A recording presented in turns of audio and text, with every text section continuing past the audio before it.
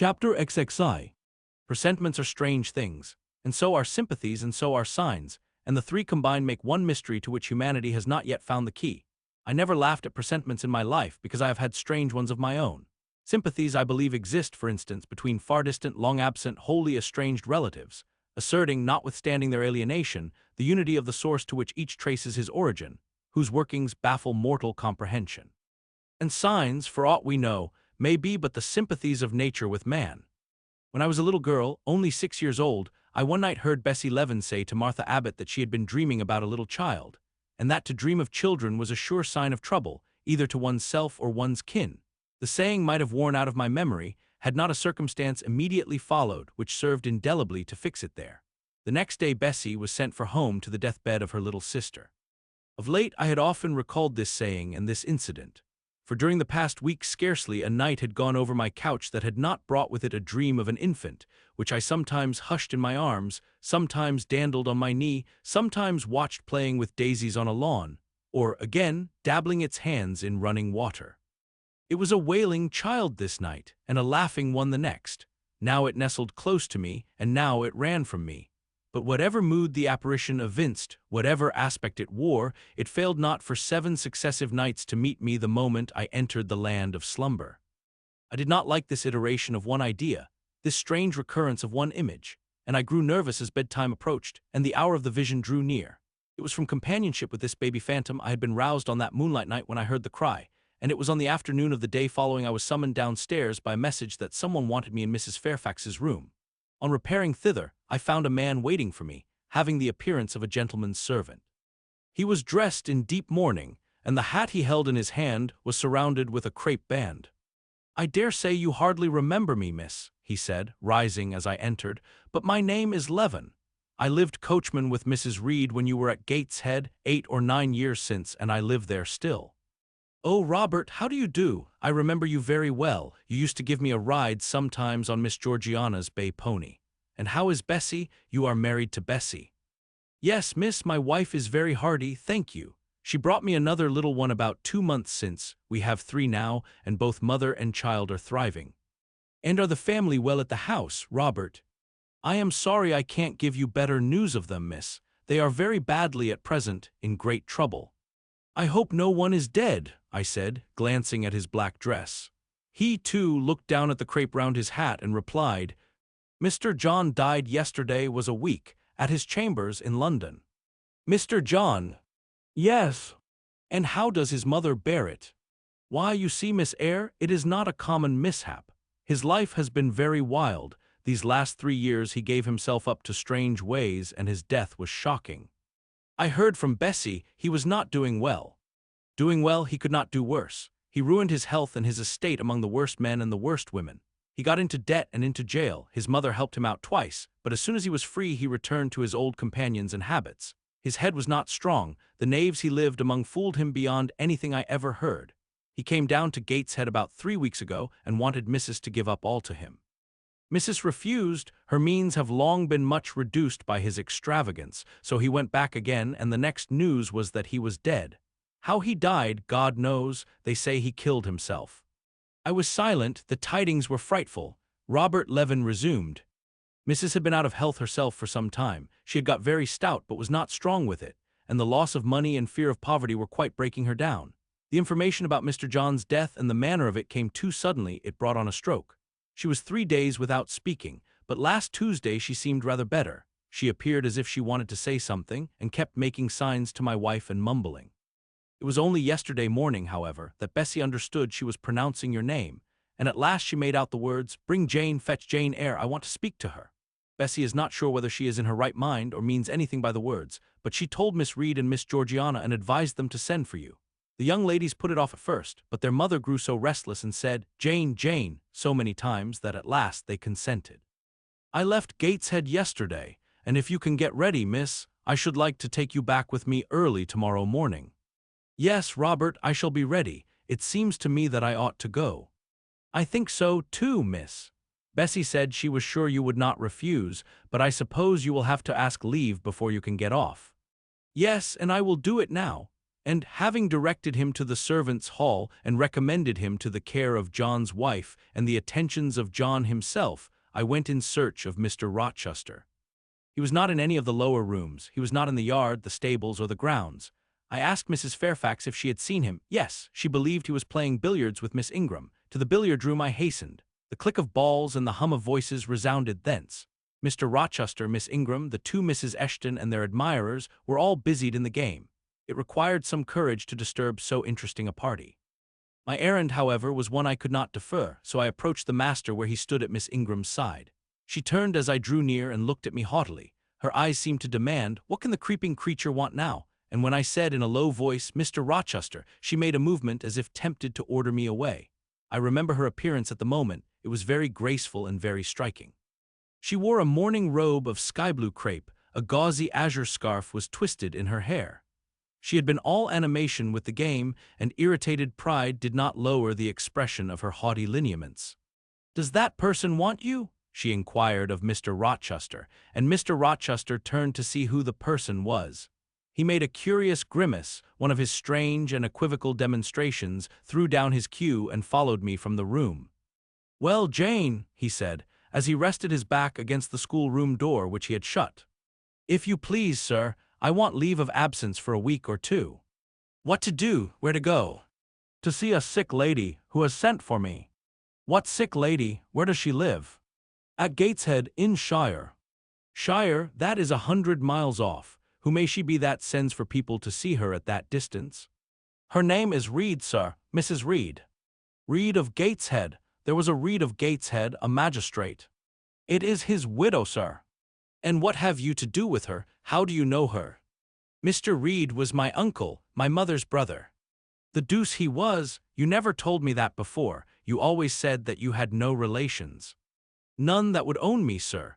Mr. Reed is dead, and his wife cast me off." "Why?" "Because I was poor and burdensome, and she disliked me." "But Reed left children. You must have cousins." "Sir George Lynn was talking of a Reed of Gateshead yesterday, who, he said, was one of the veriest rascals on town, and Ingram was mentioning a Georgiana Reed of the same place, who was much admired for her beauty a season or two ago in London." "John Reed is dead, too, sir. He ruined himself and half-ruined his family, and is supposed to have committed suicide. The news so shocked his mother that it brought on an apoplectic attack." "And what good can you do to her?" "Nonsense, Jane. I would never think of running 100 miles to see an old lady who will, perhaps, be dead before you reach her. Besides, you say she cast you off." "Yes, sir, but that is long ago, and when her circumstances were very different. I could not be easy to neglect her wishes now." "How long will you stay?" "As short a time as possible, sir." "Promise me only to stay a week." "I had better not pass my word. I might be obliged to break it." "At all events you will come back. You will not be induced under any pretext to take up a permanent residence with her." "Oh no, I shall certainly return if all be well." "And who goes with you? You don't travel 100 miles alone." "No, sir, she has sent her coachman." "A person to be trusted?" "Yes, sir, he has lived 10 years in the family." Mr. Rochester meditated. "When do you wish to go?" "Early tomorrow morning, sir." "Well, you must have money. You can't travel without money, and I dare say you have not much. I have given you no salary yet. How much have you in the world, Jane?" he asked, smiling. I drew out my purse. A meager thing it was. 5 shillings, sir." He took the purse, poured the hoard into his palm, and chuckled over it as if its scantiness pleased him. Soon he produced his pocketbook. "Here," said he, offering me a note. It was £50, and he owed me but 15. I told him I had no change. "I don't want change, you know that. Take your wages." I declined, accepting more than was my due. He scowled at first, then, as if recollecting something, he said, Right, better not give you all now. You would, perhaps, stay away 3 months if you had £50. There are 10, is it not plenty?" "Yes, sir, but now you owe me 5. "Come back for it then. I am your banker for £40. "Mr. Rochester, I may as well mention another matter of business to you while I have the opportunity." "Matter of business? I'm curious to hear it." "You have as good as informed me, sir, that you are going shortly to be married." "Yes, what then?" "In that case, sir, Adele ought to go to school. I am sure you will perceive the necessity of it." To get her out of my bride's way, who might otherwise walk over her rather too emphatically. There's sense in the suggestion, not a doubt of it. Adele, as you say, must go to school, and you, of course, must march straight to the devil. I hope not, sir, but I must seek another situation somewhere. In course, he exclaimed, with a twang of voice and a distortion of features equally fantastic and ludicrous. He looked at me some minutes. And old Madam Reed, or the Misses, her daughters, will be solicited by you to seek a place, I suppose. No, sir, I am not on such terms with my relatives as would justify me in asking favors of them, but I shall advertise. You shall walk up the pyramids of Egypt, he growled. At your peril you advertise. I wish I had only offered you a sovereign instead of £10. Give me back £9, Jane, I've a use for it. And so have I, sir, I returned, putting my hands and my purse behind me. I could not spare the money on any account. Little niggard, said he, refusing me a pecuniary request, give me £5, Jane. Not 5 shillings, sir, nor 5 pence. Just let me look at the cash. No, sir, you are not to be trusted. Jane! Sir! Promise me one thing. I'll promise you anything, sir, that I think I am likely to perform. Not to advertise, and to trust this quest of a situation to me. I'll find you one in time. I shall be glad so to do, sir, if you, in your turn, will promise that I and Adele shall be both safe out of the house before your bride enters it. Very well, I'll pledge my word on it. You go tomorrow, then? Yes, sir, early. Shall you come down to the drawing-room after dinner? No, sir, I must prepare for the journey. Then you and I must bid good-bye for a little while. I suppose so, sir. And how do people perform that ceremony of parting, Jane? Teach me, I'm not quite up to it. They say farewell, or any other form they prefer. Then say it. Farewell, Mr. Rochester, for the present. What must I say? The same, if you like, sir. Farewell, Miss Eyre, for the present. Is that all? Yes. It seems stingy to my notions and dry and unfriendly. I should like something else, a little addition to the rite, if one shook hands, for instance, but no, that would not content me either. So you'll do no more than say, farewell, Jane. It is enough, sir. As much goodwill may be conveyed in one hearty word as in many. Very likely, but it is blank and cool, farewell. How long is he going to stand with his back against that door? I asked myself. I want to commence my packing. The dinner bell rung, and suddenly away he bolted, without another syllable. I saw him no more during the day, and was off before he had risen in the morning. I reached the lodge at Gateshead about 5 o'clock in the afternoon of the 1st of May. I stepped in there before going up to the hall. It was very clean and neat. The ornamental windows were hung with little white curtains, the floor was spotless, the grate and fire irons were burnished bright, and the fire burned clear. Bessie sat on the hearth, nursing her last-born, and Robert and his sister played quietly in a corner. "Bless you, I knew you would come," exclaimed Mrs. Levin as I entered. "Yes, Bessie," said I after I had kissed her, "and I trust I am not too late. How is Mrs. Reed? Alive still, I hope." "Yes, she is alive, and more sensible and collected than she was. The doctor says she may linger a week or 2 yet, but he hardly thinks she will finally recover." "Has she mentioned me lately?" "She was talking of you only this morning and wishing you would come, but she is sleeping now or was 10 minutes ago when I was up at the house. She generally lies in a kind of lethargy all the afternoon and wakes up about 6 or 7. Will you rest yourself here an hour, miss, and then I will go up with you?" Robert here entered, and Bessie laid her sleeping child in the cradle and went to welcome him. Afterwards she insisted on my taking off my bonnet and having some tea, for she said I looked pale and tired. I was glad to accept her hospitality, and I submitted to be relieved of my traveling garb just as passively as I used to let her undress me when a child. Old times crowded fast back on me as I watched her bustling about, setting out the tea tray with her best china, cutting bread and butter, toasting a tea cake, and between whiles, giving little Robert or Jane an occasional tap or push, just as she used to give me in former days. Bessie had retained her quick temper as well as her light foot and good looks. Tea ready, I was going to approach the table, but she desired me to sit still, quite in her old, peremptory tones. I must be served at the fireside, she said, and she placed before me a little round stand with my cup and a plate of toast, absolutely as she used to accommodate me with some privately purloined dainty on a nursery chair, and I smiled and obeyed her as in bygone days. She wanted to know if I was happy at Thornfield Hall, and what sort of a person the mistress was. And when I told her there was only a master, whether he was a nice gentleman, and if I liked him. I told her he was rather an ugly man but quite a gentleman, and that he treated me kindly and I was content. Then I went on to describe to her the gay company that had lately been staying at the house, and to these details Bessie listened with interest. They were precisely of the kind she relished. In such conversation an hour was soon gone. Bessie restored to me my bonnet and sea, and accompanied by her I quitted the lodge for the hall.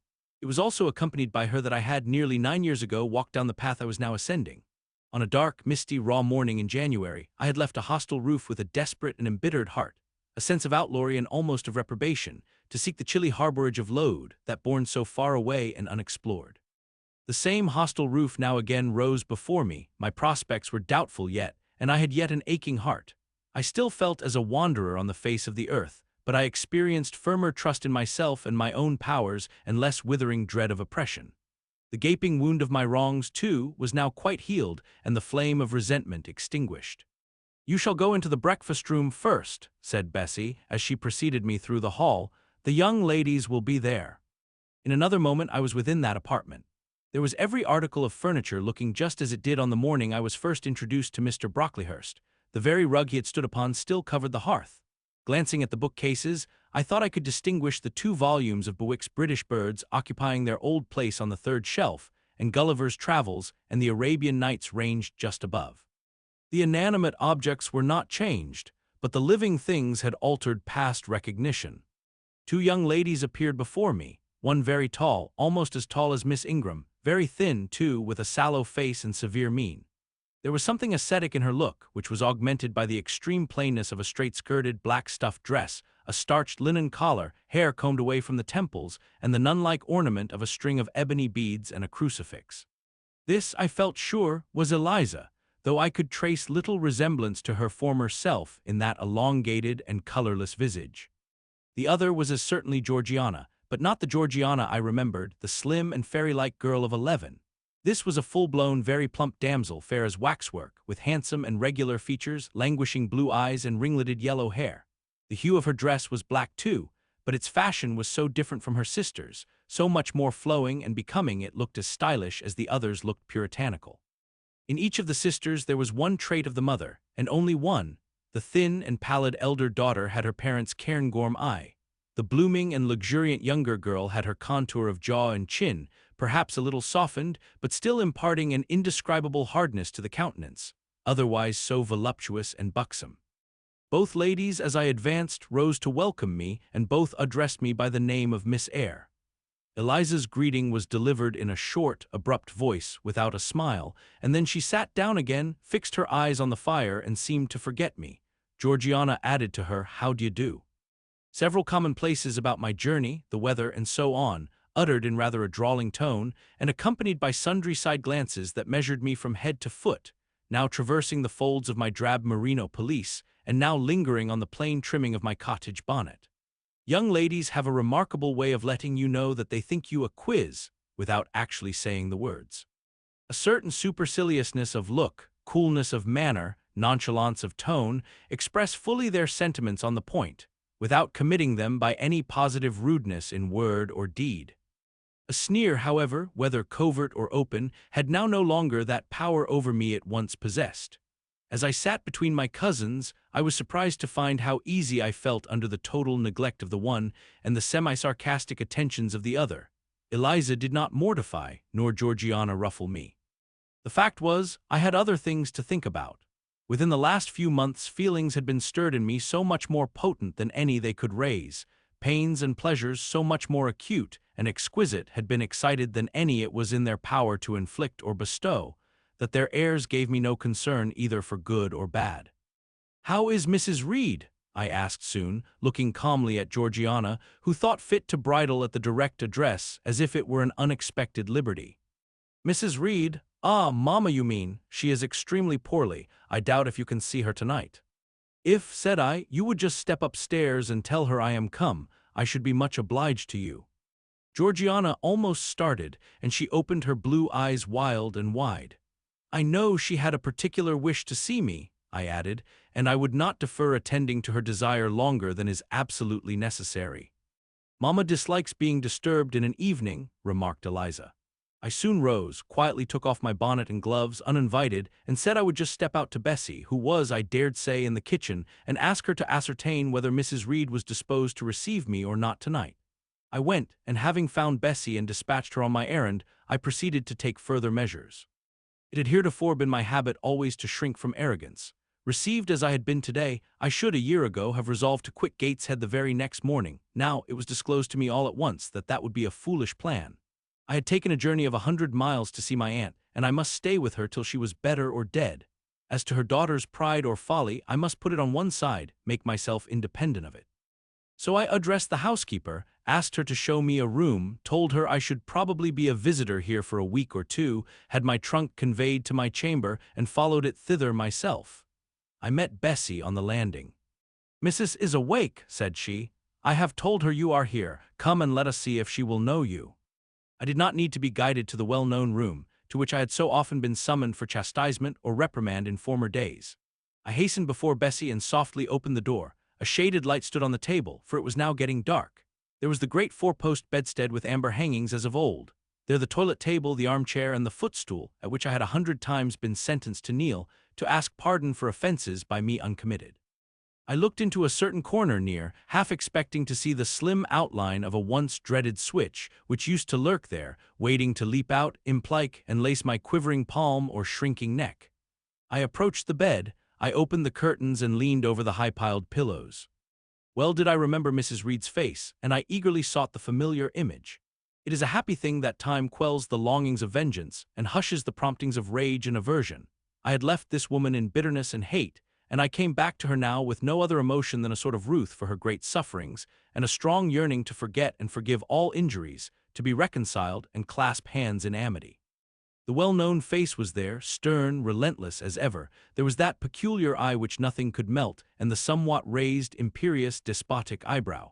How often had it lowered on me menace and hate, and how the recollection of childhood's terrors and sorrows revived as I traced its harsh line now. And yet I stooped down and kissed her. She looked at me. "Is this Jane Eyre?" she said. "Yes, Aunt Reed. How are you, dear aunt?" I had once vowed that I would never call her aunt again. I thought it no sin to forget and break that vow now. My fingers had fastened on her hand which lay outside the sheet. Had she pressed mine kindly, I should at that moment have experienced true pleasure. But unimpressionable natures are not so soon softened, nor are natural antipathies so readily eradicated. Mrs. Reed took her hand away, and turning her face rather from me, she remarked that the night was warm. Again she regarded me so icily I felt at once that her opinion of me, her feeling toward me, was unchanged and unchangeable. I knew by her stony eye, opaque to tenderness, indissoluble to tears, that she was resolved to consider me bad to the last, because to believe me good would give her no generous pleasure, only a sense of mortification. I felt pain, and then I felt ire, and then I felt a determination to subdue her, to be her mistress in spite both of her nature and her will. My tears had risen just as in childhood. I ordered them back to their source. I brought a chair to the bed head. I sat down and leaned over the pillow. "You sent for me," I said, "and I am here, and it is my intention to stay till I see how you get on." "Oh, of course, you have seen my daughters." "Yes." "Well, you may tell them I wish you to stay till I can talk some things over with you I have on my mind. Tonight it is too late, and I have a difficulty in recalling them. But there was something I wished to say. Let me see." The wandering look and changed utterance told what wreck had taken place in her once vigorous frame. Turning restlessly, she drew the bedclothes round her. My elbow, resting on a corner of the quilt, fixed it down. She was at once irritated. "Sit up," said she. "Don't annoy me with holding the clothes fast. Are you Jane Eyre?" "I am Jane Eyre." "I have had more trouble with that child than anyone would believe. Such a burden to be left on my hands, and so much annoyance as she caused me daily and hourly with her incomprehensible disposition, and her sudden starts of temper, and her continual unnatural watchings of one's movements. I declare she talked to me once like something mad or like a fiend. No child ever spoke or looked as she did. I was glad to get her away from the house. What did they do with her at Load? The fever broke out there, and many of the pupils died. She, however, did not die, but I said she did. I wish she had died." "A strange wish, Mrs. Reed. Why do you hate her so?" "I had a dislike to her mother always, for she was my husband's only sister and a great favorite with him. He opposed the family's disowning her when she made her low marriage, and when news came of her death he wept like a simpleton. He would send for the baby, though I entreated him rather to put it out to nurse and pay for its maintenance. I hated it the first time I set my eyes on it, a sickly, whining, pining thing. It would wail in its cradle all night long, not screaming heartily like any other child, but whimpering and moaning. Reed pitied it, and he used to nurse it and notice it as if it had been his own, more indeed than he ever noticed his own at that age. He would try to make my children friendly to the little beggar. The darlings could not bear it, and he was angry with them when they showed their dislike. In his last illness, he had it brought continually to his bedside, and but an hour before he died, he bound me by a vow to keep the creature. I would as soon have been charged with a pauper brat out of a workhouse, but he was weak, naturally weak. John does not at all resemble his father, and I am glad of it. John is like me, and like my brothers, he is quite a Gibson. Oh, I wish he would cease tormenting me with letters for money. I have no more money to give him. We are getting poor. I must send away half the servants and shut up part of the house or let it off. I can never submit to do that, yet how are we to get on? 2/3 of my income goes in paying the interest of mortgages. John gambles dreadfully and always loses, poor boy. He is beset by sharpers. John is sunk and degraded. His look is frightful. I feel ashamed for him when I see him. She was getting much excited. I think I had better leave her now, said I to Bessie, who stood on the other side of the bed. Perhaps you had, miss, but she often talks in this way toward night. In the morning she is calmer. I rose. Stop, exclaimed Mrs. Reed. There is another thing I wish to say. He threatens me, he continually threatens me with his own death or mine, and I dream sometimes that I see him laid out with a great wound in his throat or with a swelled and blackened face. I am come to a strange pass. I have heavy troubles. What is to be done? How is the money to be had? Bessie now endeavored to persuade her to take a sedative draught. She succeeded with difficulty. Soon after, Mrs. Reed grew more composed and sunk into a dozing state. I then left her. More than 10 days elapsed before I had again any conversation with her. She continued either delirious or lethargic, and the doctor forbade everything which could painfully excite her. Meantime, I got on as well as I could with Georgiana and Eliza. They were very cold indeed at first. Eliza would sit half the day sewing, reading, or writing, and scarcely utter a word either to me or her sister. Georgiana would chatter nonsense to her canary bird by the hour, and take no notice of me. But I was determined not to seem at a loss for occupation or amusement. I had brought my drawing materials with me, and they served me for both. Provided with a case of pencils and some sheets of paper, I used to take a seat apart from them, near the window, and busy myself in sketching fancy vignettes, representing any scene that happened momentarily to shape itself in the ever-shifting kaleidoscope of imagination. A glimpse of sea between two rocks, the rising moon and a ship crossing its disk, a group of reeds and water flags, and a naiad's head, crowned with lotus flowers, rising out of them. An elf sitting in a hedge-sparrow's nest, under a wreath of hawthorn bloom. One morning I fell to sketching a face. What sort of a face it was to be I did not care or know. I took a soft black pencil, gave it a broad point, and worked away. Soon I had traced on the paper a broad and prominent forehead and a square lower outline of visage. That contour gave me pleasure. My fingers proceeded actively to fill it with features. Strongly marked horizontal eyebrows must be traced under that brow.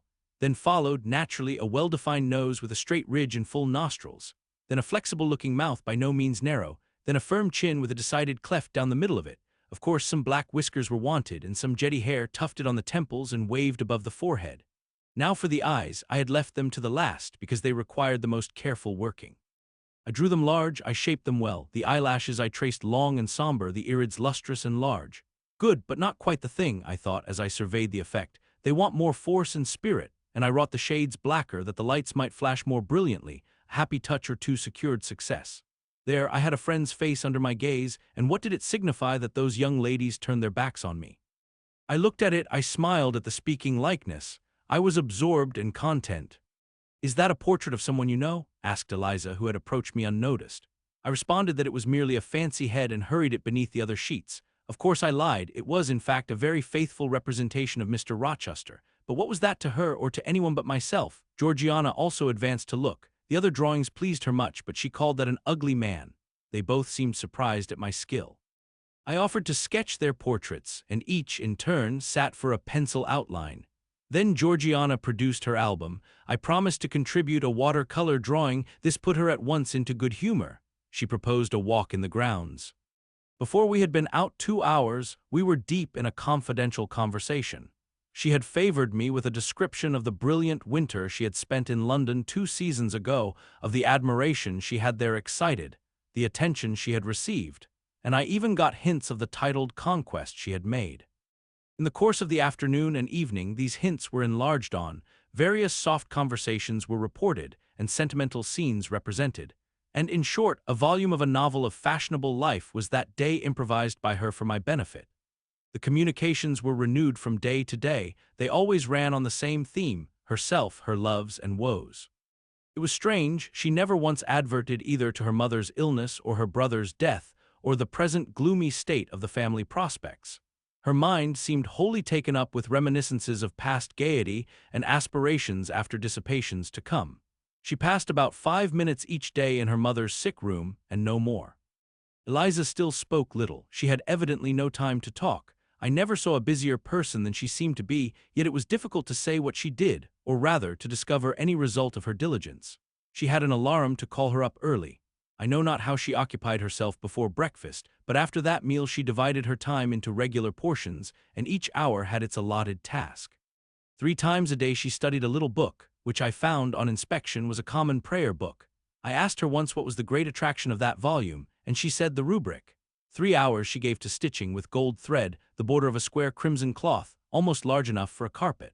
In answer to my inquiries after the use of this article, she informed me it was a covering for the altar of a new church lately erected near Gateshead. 2 hours she devoted to her diary, 2 to working by herself in the kitchen garden, and 1 to the regulation of her accounts. She seemed to want no company, no conversation. I believe she was happy in her way. This routine sufficed to her, and nothing annoyed her so much as the occurrence of any incident which forced her to vary its clockwork regularity. She told me one evening, when more disposed to be communicative than usual, that John's conduct and the threatened ruin of the family had been a source of profound affliction to her. But she had now, she said, settled her mind and formed her resolution. Her own fortune she had taken care to secure, and when her mother died, and it was wholly improbable, she tranquilly remarked that she should either recover or linger long, she would execute a long-cherished project, seek a retirement where punctual habits would be permanently secured from disturbance, and place safe barriers between herself and a frivolous world. I asked if Georgiana would accompany her. Of course not. Georgiana and she had nothing in common, they never had had. She would not be burdened with her society for any consideration. Georgiana should take her own course, and she, Eliza, would take hers. Georgiana, when not unburdening her heart to me, spent most of her time in lying on the sofa, fretting about the dullness of the house, and wishing over and over again that her Aunt Gibson would send her an invitation up to town. It would be so much better, she said, if she could only get out of the way for a month or 2 till all was over. I did not ask what she meant by all being over, but I suppose she referred to the expected decease of her mother and the gloomy sequel of funeral rites. Eliza generally took no more notice of her sister's indolence and complaints than if no such murmuring, lounging object had been before her. One day, however, as she put away her account book and unfolded her embroidery, she suddenly took her up thus. Georgiana, a more vain and absurd animal than you was certainly never allowed to cumber the earth. You had no right to be born, for you make no use of life. Instead of living for in and with yourself as a reasonable being ought, you seek only to fasten your feebleness on some other person's strength. If no one can be found willing to burden her or himself with such a fat, weak, puffy, useless thing, you cry out that you are ill-treated, neglected, miserable. Then, too, existence for you must be a scene of continual change and excitement, or else the world is a dungeon. You must be admired, you must be courted, you must be flattered, you must have music, dancing, and society, or you languish, you die away. Have you no sense to devise a system which will make you independent of all efforts and all wills but your own? Take one day, share it into sections. To each section apportion its task. Leave no stray unemployed quarters of an hour, 10 minutes, 5 minutes. Do each piece of business in its turn with method, with rigid regularity. The day will close almost before you are aware it has begun, and you are indebted to no one for helping you to get rid of one vacant moment. You have had to seek no one's company, conversation, sympathy, forbearance. You have lived, in short, as an independent being ought to do. Take this advice, the first and last I shall offer you, then you will not want me or anyone else, happen what may. Neglect it, go on as heretofore, craving, whining, and idling, and suffer the results of your idiocy, however bad and insufferable they may be. I tell you this plainly, and listen, for though I shall no more repeat what I am now about to say, I shall steadily act on it. After my mother's death, I wash my hands of you. From the day her coffin is carried to the vault in Gateshead Church, you and I will be as separate as if we had never known each other. You need not think that, because we chance to be born of the same parents, I shall suffer you to fasten me down by even the feeblest claim. I tell you this, if the whole human race ourselves excepted were swept away, and we two stood alone on the earth, I would leave you in the old world and betake myself to the new." She closed her lips. "You might have spared yourself the trouble of delivering that tirade," answered Georgiana. "Everybody knows you are the most selfish, heartless creature in existence, and I know your spiteful hatred toward me. I have had a specimen of it before in the trick you played me about Lord Edwin Vere. You could not bear me to be raised above you, to have a title, to be received into circles where you dare not show your face, and so you acted the spy and informer and ruined my prospects forever." Georgiana took out her handkerchief and blew her nose for an hour afterward. Eliza sat cold, impassible, and assiduously industrious. True, generous feeling is made small account of by some, but here were two natures rendered, the one intolerably acrid, the other despicably savorless, for the want of it. Feeling without judgment is a washy draught indeed, but judgment untempered by feeling is too bitter and husky a morsel for human deglutition. It was a wet and windy afternoon. Georgiana had fallen asleep on the sofa over the perusal of a novel. Eliza was gone to attend a Saint's Day service at the new church, for in matters of religion she was a rigid formalist. No weather ever prevented the punctual discharge of what she considered her devotional duties. Fair or foul, she went to church thrice every Sunday, and as often on weekdays as there were prayers. I bethought myself to go upstairs and see how the dying woman sped, who lay there almost unheeded. The very servants paid her but a remittent attention. The hired nurse, being little looked after, would slip out of the room whenever she could. Bessie was faithful, but she had her own family to mind and could only come occasionally to the hall. I found the sick room unwatched, as I had expected. No nurse was there. The patient lay still and seemingly lethargic, her livid face sunk in the pillows. The fire was dying in the grate. I renewed the fuel, rearranged the bedclothes, gazed a while on her who could not now gaze on me, and then I moved away to the window. The rain beat strongly against the panes, the wind blew tempestuously. One lies there, I thought, who will soon be beyond the war of earthly elements. Whither will that spirit, now struggling to quit its material tenement, flit when at length released? In pondering the great mystery, I thought of Helen Burns, recalled her dying words, her faith, her doctrine of the equality of disembodied souls. I was still listening in thought to her well-remembered tones, still picturing her pale and spiritual aspect, her wasted face and sublime gaze as she lay on her placid deathbed, and whispered her longing to be restored to her divine Father's bosom, when a feeble voice murmured from the couch behind, "Who is that?" I knew Mrs. Reed had not spoken for days. Was she reviving? I went up to her. "It is I, Aunt Reed." "Who I?" was her answer. "Who are you?" looking at me with surprise and a sort of alarm, but still not wildly. "You are quite a stranger to me. Where is Bessie?" "She is at the lodge, Aunt." "Aunt," she repeated. "Who calls me Aunt? You are not one of the Gibsons, and yet I know you. That face and the eyes and forehead are quite familiar to me. You are you are like Jane Eyre." I said nothing. I was afraid of occasioning some shock by declaring my identity.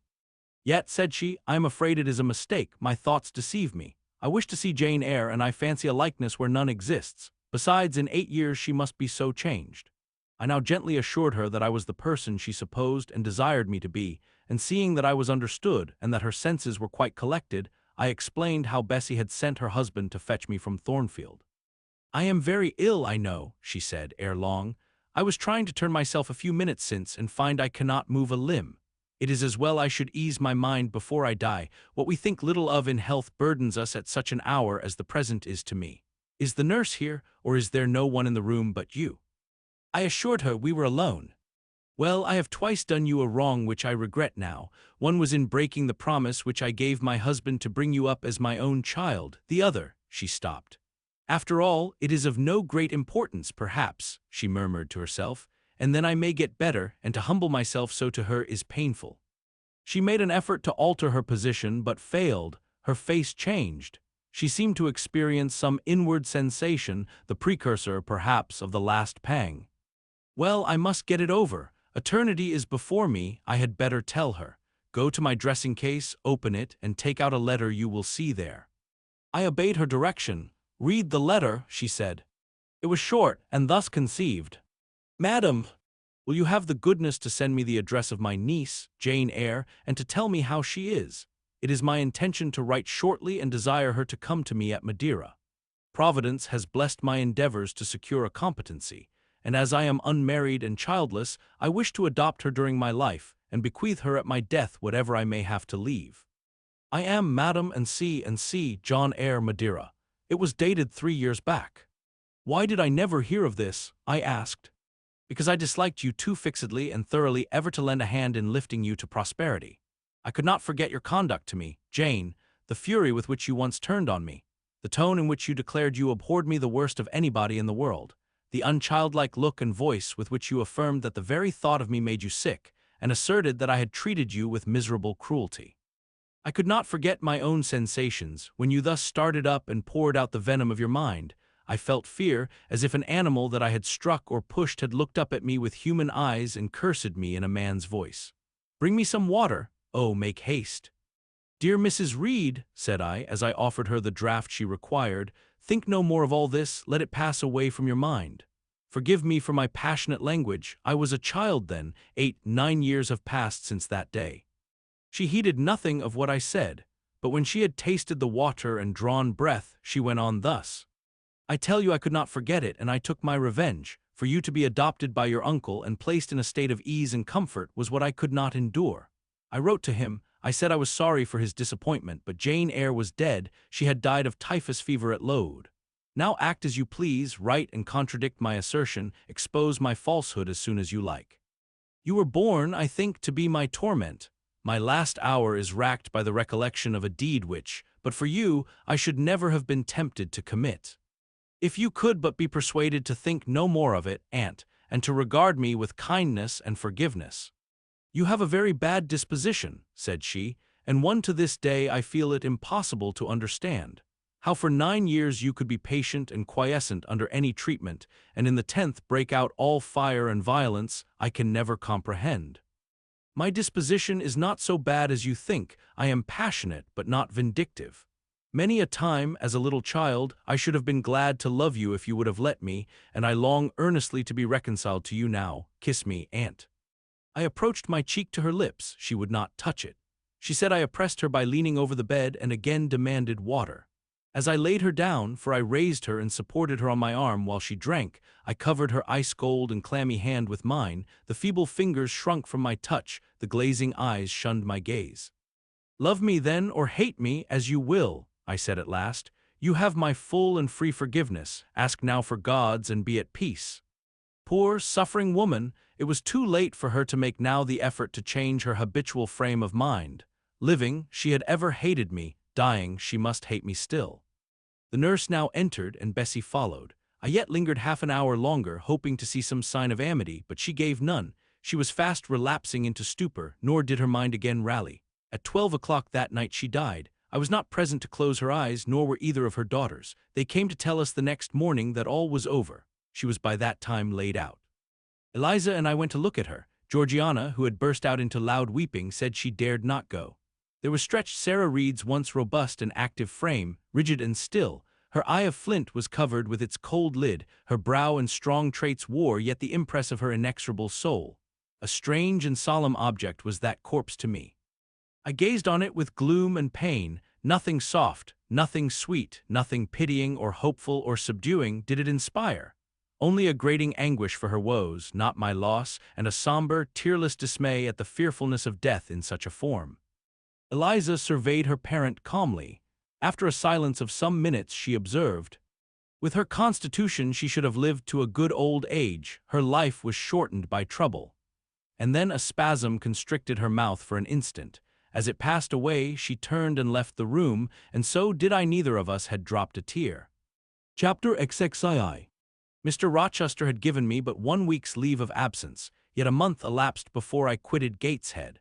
I wished to leave immediately after the funeral, but Georgiana entreated me to stay till she could get off to London, whither she was now at last invited by her uncle, Mr. Gibson, who had come down to direct his sister's interment and settle the family affairs. Georgiana said she dreaded being left alone with Eliza. From her she got neither sympathy in her dejection, support in her fears, nor aid in her preparations. So I bore with her feeble-minded quailings and selfish lamentations as well as I could, and did my best in sewing for her and packing her dresses. It is true that while I worked she would idle, and I thought to myself, if you and I were destined to live always together, cousin, we would commence matters on a different footing. I should not settle tamely down into being the forbearing party. I should assign you your share of labor, and compel you to accomplish it. or else it should be left undone. I should insist also on your keeping some of those drawling, half-insincere complaints hushed in your own breast. It is only because our connection happens to be very transitory and comes at a peculiarly mournful season that I consent thus to render it so patient and compliant on my part. At last I saw Georgiana off, but now it was Eliza's turn to request me to stay another week. Her plans required all her time and attention, she said. She was about to depart for some unknown bourne, and all day long she stayed in her own room, her door bolted within, filling trunks, emptying drawers, burning papers, and holding no communication with anyone. She wished me to look after the house, to see callers, and answer notes of condolence. One morning she told me I was at liberty. And, she added, I am obliged to you for your valuable services and discreet conduct. There is some difference between living with such a one as you and with Georgiana. You perform your own part in life and burden no one. Tomorrow, she continued, I set out for the continent. I shall take up my abode in a religious house near Lisle, a nunnery you would call it. There I shall be quiet and unmolested. I shall devote myself for a time to the examination of the Roman Catholic dogmas and to a careful study of the workings of their system. If I find it to be, as I half suspect it is, the one best calculated to ensure the doing of all things decently and in order, I shall embrace the tenets of Rome and probably take the veil. I neither expressed surprise at this resolution nor attempted to dissuade her from it. The vocation will fit you to a hair, I thought. Much good may it do you. When we parted, she said, Goodbye, cousin Jane Eyre, I wish you well, you have some sense. I then returned, You are not without sense, cousin Eliza, but what you have, I suppose, in another year will be walled up alive in a French convent. However, it is not my business, and so it suits you I don't much care. You are in the right, said she, and with these words we each went our separate way. As I shall not have occasion to refer either to her or her sister again, I may as well mention here that Georgiana made an advantageous match with a wealthy, worn-out man of fashion, and that Eliza actually took the veil and is at this day superior of the convent where she passed the period of her novitiate and which she endowed with her fortune. How people feel when they are returning home after an absence, long or short, I did not know. I had never experienced the sensation.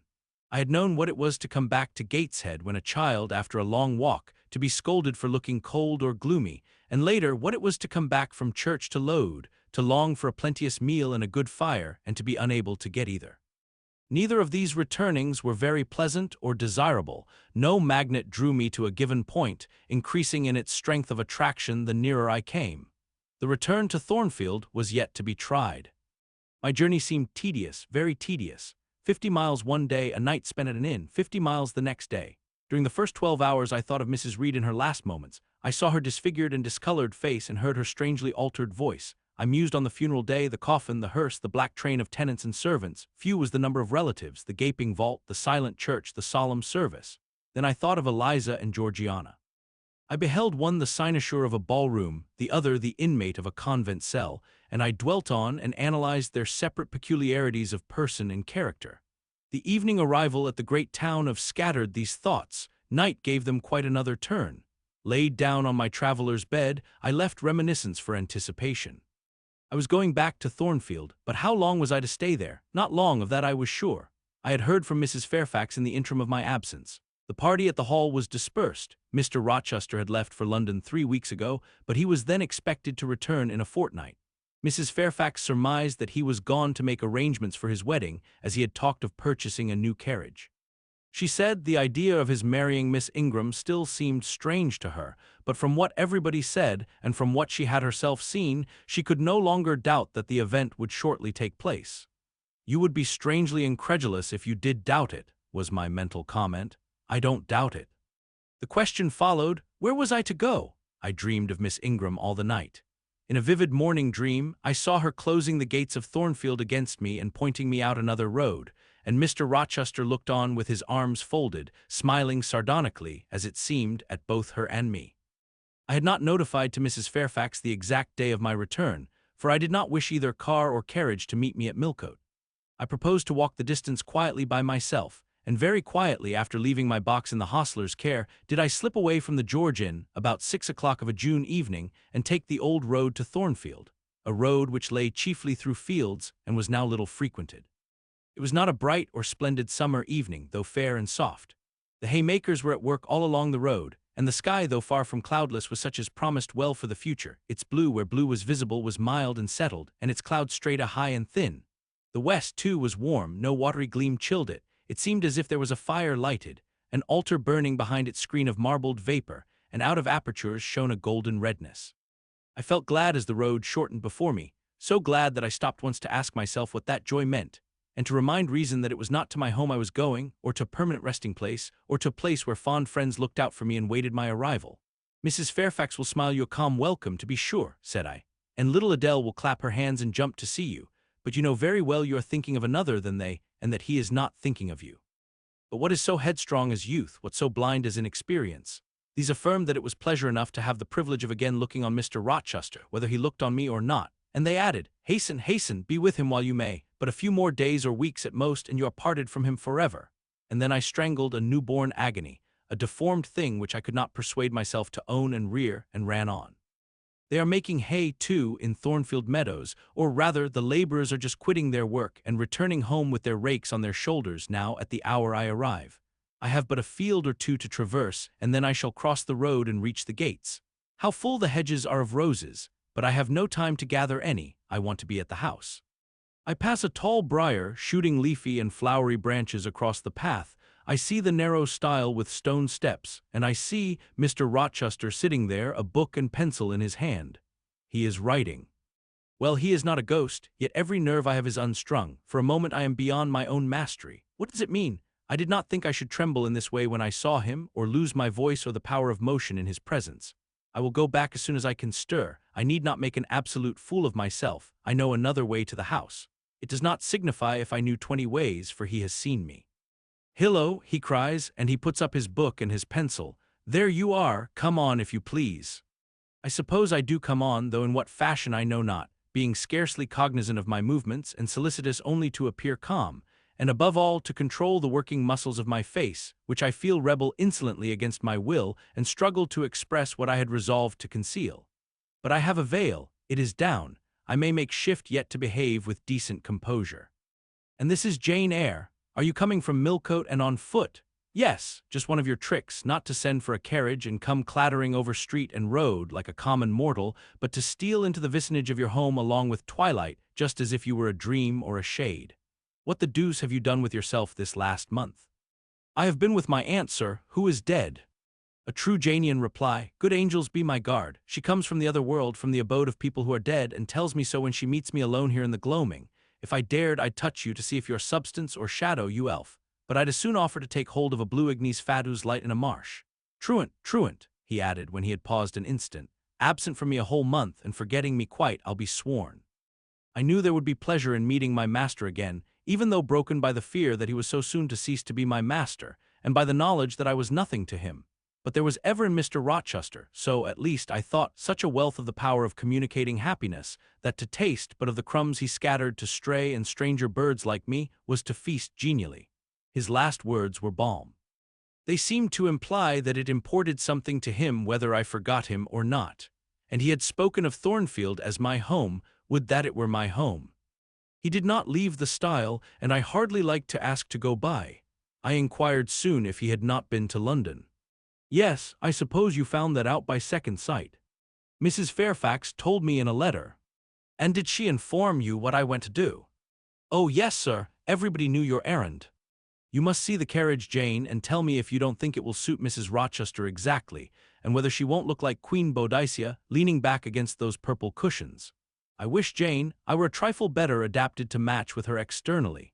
Tell me now, fairy as you are, can't you give me a charm or a philter or something of that sort to make me a handsome man?" "It would be past the power of magic, sir." And in thought I added, "A loving eye is all the charm needed, to such you are handsome enough, or, rather, your sternness has a power beyond beauty." Mr. Rochester had sometimes read my unspoken thoughts with an acumen to me incomprehensible. In the present instance, he took no notice of my abrupt vocal response, but he smiled at me with a certain smile he had of his own, and which he used but on rare occasions. He seemed to think it too good for common purposes. It was the real sunshine of feeling. He shed it over me now. "Pass, Janet," said he, making room for me to cross the stile. "Go up home, and stay your weary little wandering feet at a friend's threshold." All I had now to do was to obey him in silence, no need for me to colloquize further. I got over the stile without a word and meant to leave him calmly. An impulse held me fast, a force turned me round, I said, or something in me said for me and in spite of me. "Thank you, Mr. Rochester, for your great kindness. I am strangely glad to get back again to you, and wherever you are is my home, my only home." I walked on so fast that even he could hardly have overtaken me had he tried. Little Adele was half wild with delight when she saw me. Mrs. Fairfax received me with her usual plain friendliness. Lee smiled, and even Sophie bid me bonsoir with glee. This was very pleasant. There is no happiness like that of being loved by our fellow creatures, and feeling that your presence is an addition to their comfort. I that evening shut my eyes resolutely against the future. I stopped my ears against the voice that kept warning me of near separation and coming grief. When tea was over, and Mrs. Fairfax had taken her knitting, and I had assumed a low seat near her, and Adele, kneeling on the carpet, had nestled close up to me, and a sense of mutual affection seemed to surround us with a ring of golden peace, I uttered a silent prayer that we might not be parted far soon. But when, as we thus sat, Mr. Rochester entered unannounced and looking at us, seemed to take pleasure in the spectacle of a group so amicable. When he said he supposed the old lady was all right now that she had got her adopted daughter back again, and added that he saw Adele was près de croquer sa petite maman anglaise, I half ventured to hope that he would, even after his marriage, keep us together somewhere under the shelter of his protection, and not quite exiled from the sunshine of his presence. A fortnight of dubious calm succeeded my return to Thornfield Hall. Nothing was said of the master's marriage, and I saw no preparation going on for such an event. Almost every day I asked Mrs. Fairfax if she had yet heard anything decided. Her answer was always in the negative. Once, she said, she had actually put the question to Mr. Rochester as to when he was going to bring his bride home, but he had answered her only by a joke and one of his queer looks, and she could not tell what to make of him. One thing specially surprised me, and that was there were no journeyings backward and forward, no visits to Ingram Park. To be sure, it was 20 miles off on the borders of another county, but what was that distance to an ardent lover? To so practiced and indefatigable a horseman as Mr. Rochester, it would be but a morning's ride. I began to cherish hopes I had no right to conceive, that the match was broken off, that rumor had been mistaken, that one or both parties had changed their minds. I used to look at my master's face to see if it were sad or fierce, but I could not remember the time when it had been so uniformly clear of clouds or evil feelings. If in the moments I and my pupil spent with him I lacked spirits and sunk into inevitable dejection, he became even gay. Never had he called me more frequently to his presence, never been kinder to me when there, and alas, never had I loved him so well. Chapter XXII. A splendid midsummer shone over England. Skies so pure, suns so radiant, as were then seen in long succession, seldom favor, even singly, our wave-girt land. It was as if a band of Italian days had come from the south, like a flock of glorious passenger birds, and lighted to rest them on the cliffs of Albion. The hay was all got in. The fields round Thornfield were green and shorn, the roads white and baked. The trees were in their dark prime. Hedge and wood, full-leaved and deeply tinted, contrasted well with the sunny hue of the cleared meadows between. On Midsummer Eve, Adele, weary with gathering wild strawberries in Hay Lane half the day, had gone to bed with the sun. I watched her drop asleep, and when I left her I sought the garden. It was now the sweetest hour of the 24. Day its fervid fires had wasted, and dew fell cool on panting plain and scorched summit. Where the sun had gone down in simple state, pure of the pomp of clouds, spread a solemn purple, burning with the light of red jewel and furnace flame at one point on one hill peak, and extending high and wide, soft and still softer over half heaven. The east had its own charm of fine deep blue and its own modest gem, a rising and solitary star. Soon it would boast the moon, but she was yet beneath the horizon. I walked a while on the pavement, but a subtle, well-known scent, that of a cigar, stole from some window. I saw the library casement open a handbreadth. I knew I might be watched thence, so I went apart into the orchard. No nook in the grounds more sheltered and more Eden-like. It was full of trees, it bloomed with flowers. A very high wall shut it out from the court on one side, on the other a beech avenue screened it from the lawn. At the bottom was a sunk fence, its sole separation from lonely fields. A winding walk, bordered with laurels and terminating in a giant horse-chestnut, circled at the base by a seat, led down to the fence. Here one could wander unseen. While such honeydew fell, such silence reigned, such gloaming gathered, I felt as if I could haunt such shade forever. But in threading the flower and fruit parterres at the upper part of the enclosure, enticed there by the light the now rising moon casts on this more open quarter, my step is stayed, not by sound nor by sight, but once more by a warning fragrance. Sweetbriar and southernwood, jasmine, pink, and rose have long been yielding their evening sacrifice of incense. This new scent is neither of shrub nor flower. It is, I know it well, it is Mr. Rochester's cigar. I look round and I listen. I see trees laden with ripening fruit. I hear a nightingale warbling in a wood half a mile off. No moving form is visible, no coming step audible, but that perfume increases. I must flee. I make for the wicket leading to the shrubbery, and I see Mr. Rochester entering. I step aside into the ivy recess. He will not stay long. He will soon return whence he came, and if I sit here, he will never see me. But no, eventide is as pleasant to him as to me, and this antique garden as attractive. And he strolls on, now lifting the gooseberry tree branches to look at the fruit, large as plums with which they are laden, now taking a ripe cherry from the wall, now stooping toward a knot of flowers, either to inhale their fragrance or to admire the dew beads on their petals. A great moth goes humming by me. It alights on a plant at Mr. Rochester's feet. He sees it and bends to examine it. Now he has his back toward me, thought I, and he is occupied too. Perhaps if I walk softly I can slip away unnoticed. I trod on an edging of turf, that the crackle of the pebbly gravel might not betray me. He was standing among the beds at a yard or two distant from where I had to pass. The moth apparently engaged him. I shall get by very well, I meditated. As I crossed his shadow, thrown long over the garden by the moon, not yet risen high, he said quietly without turning, "Jane, come and look at this fellow." I had made no noise. He had not eyes behind. Could his shadow feel? I started at first, and then I approached him. "Look at his wings," said he. "He reminds me rather of a West Indian insect. One does not often see so large and gay a night trover in England. There, he is flown."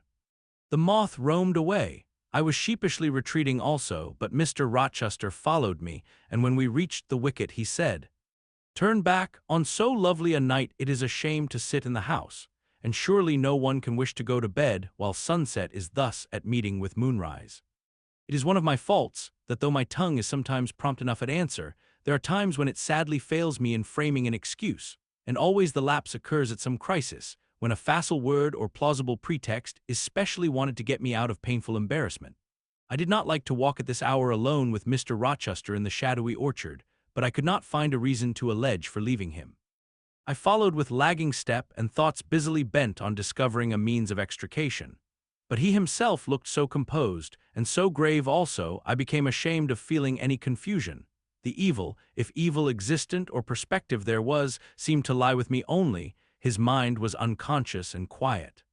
"Jane," he recommenced, as we entered the laurel walk and slowly strayed down in the direction of the sunk fence and the horse chestnut. "Thornfield is a pleasant place in summer, is it not?" "Yes, sir." "You must have become in some degree attached to the house. You, who have an eye for natural beauties and a good deal of the organ of adhesiveness." "I am attached to it indeed. And though I don't comprehend how it is, I perceive you have acquired a degree of regard for that foolish little child Adele, too, and even for simple Dame Fairfax." "Yes, sir, in different ways. I have an affection for both, and would be sorry to part with them." "Yes." "Pity," he said, and sighed and paused. "It is always the way of events in this life," he continued presently.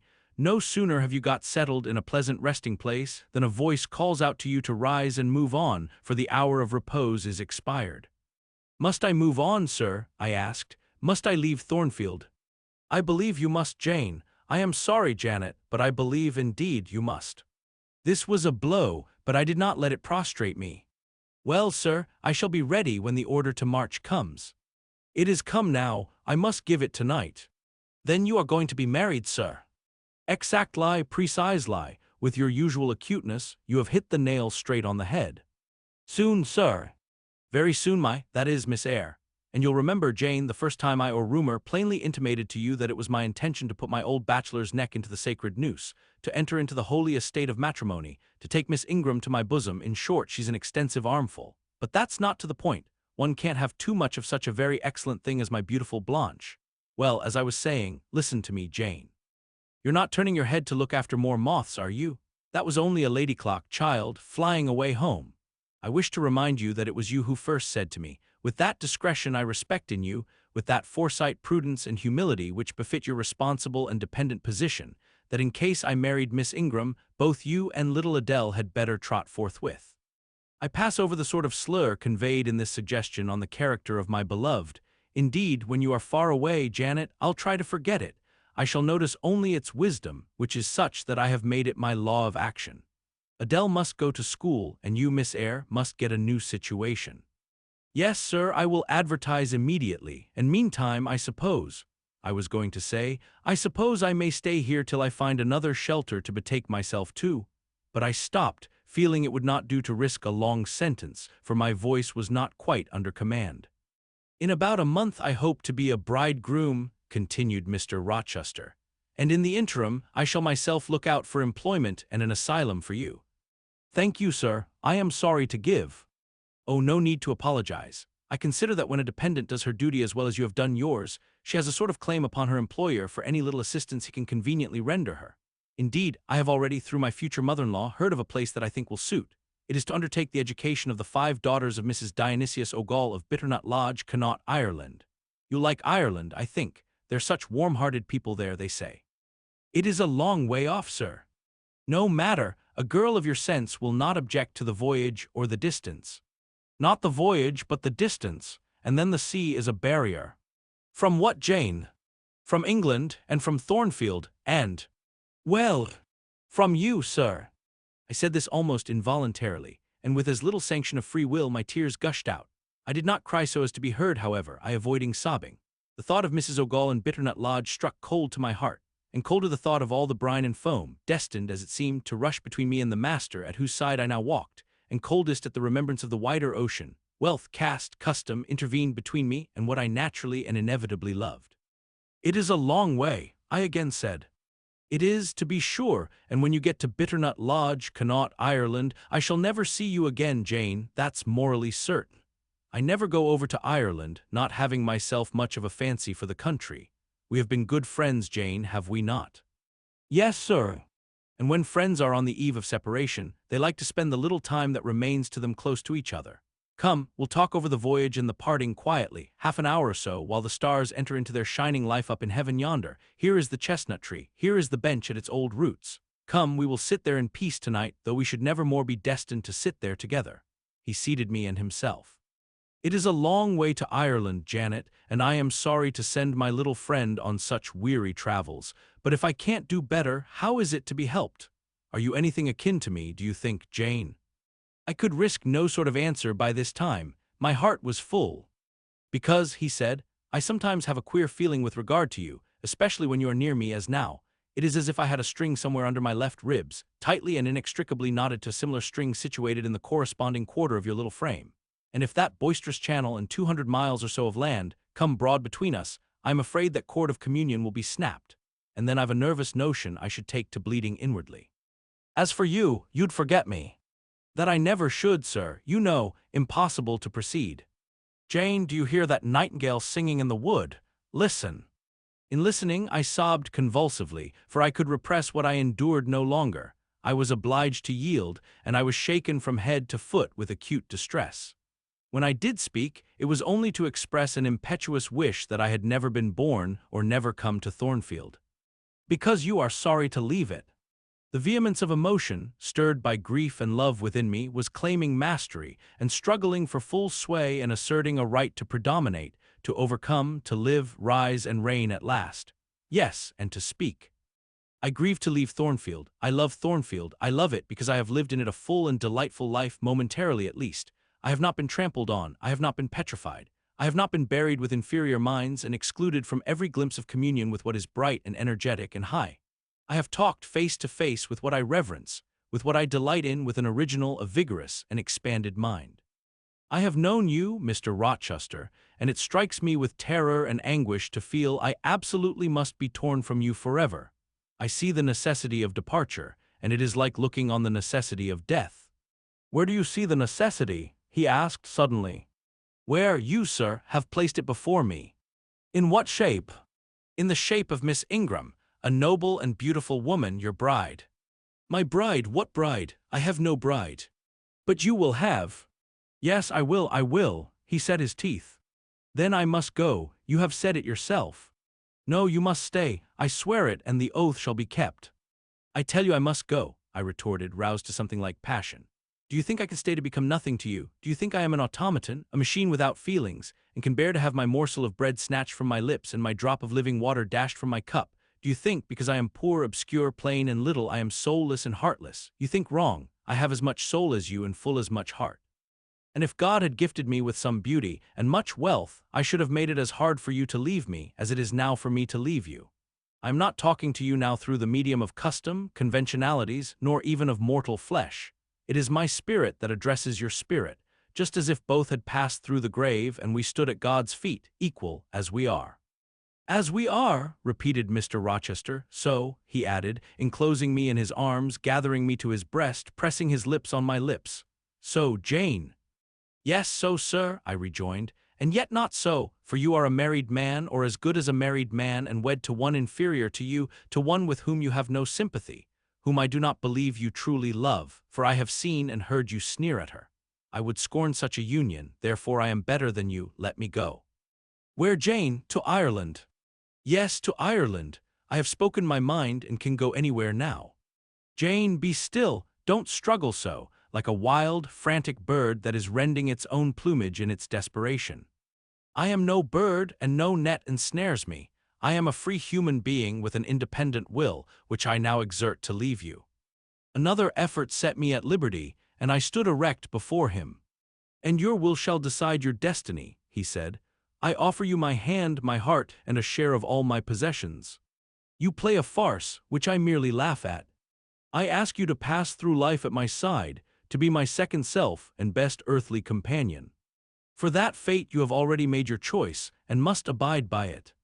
Jane, be still a few moments. You are overexcited, I will be still too. A waft of wind came sweeping down the laurel walk and trembled through the boughs of the chestnut. It wandered away, away to an indefinite distance. It died.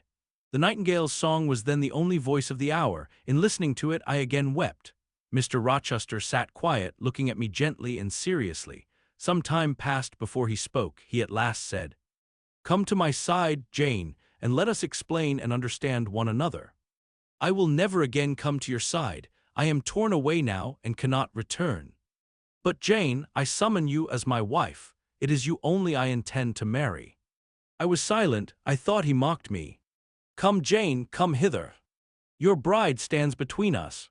He rose, and with a stride reached me. "My bride is here," he said, again drawing me to him, "because my equal is here and my likeness. Jane, will you marry me?" Still I did not answer, and still I writhed myself from his grasp, for I was still incredulous.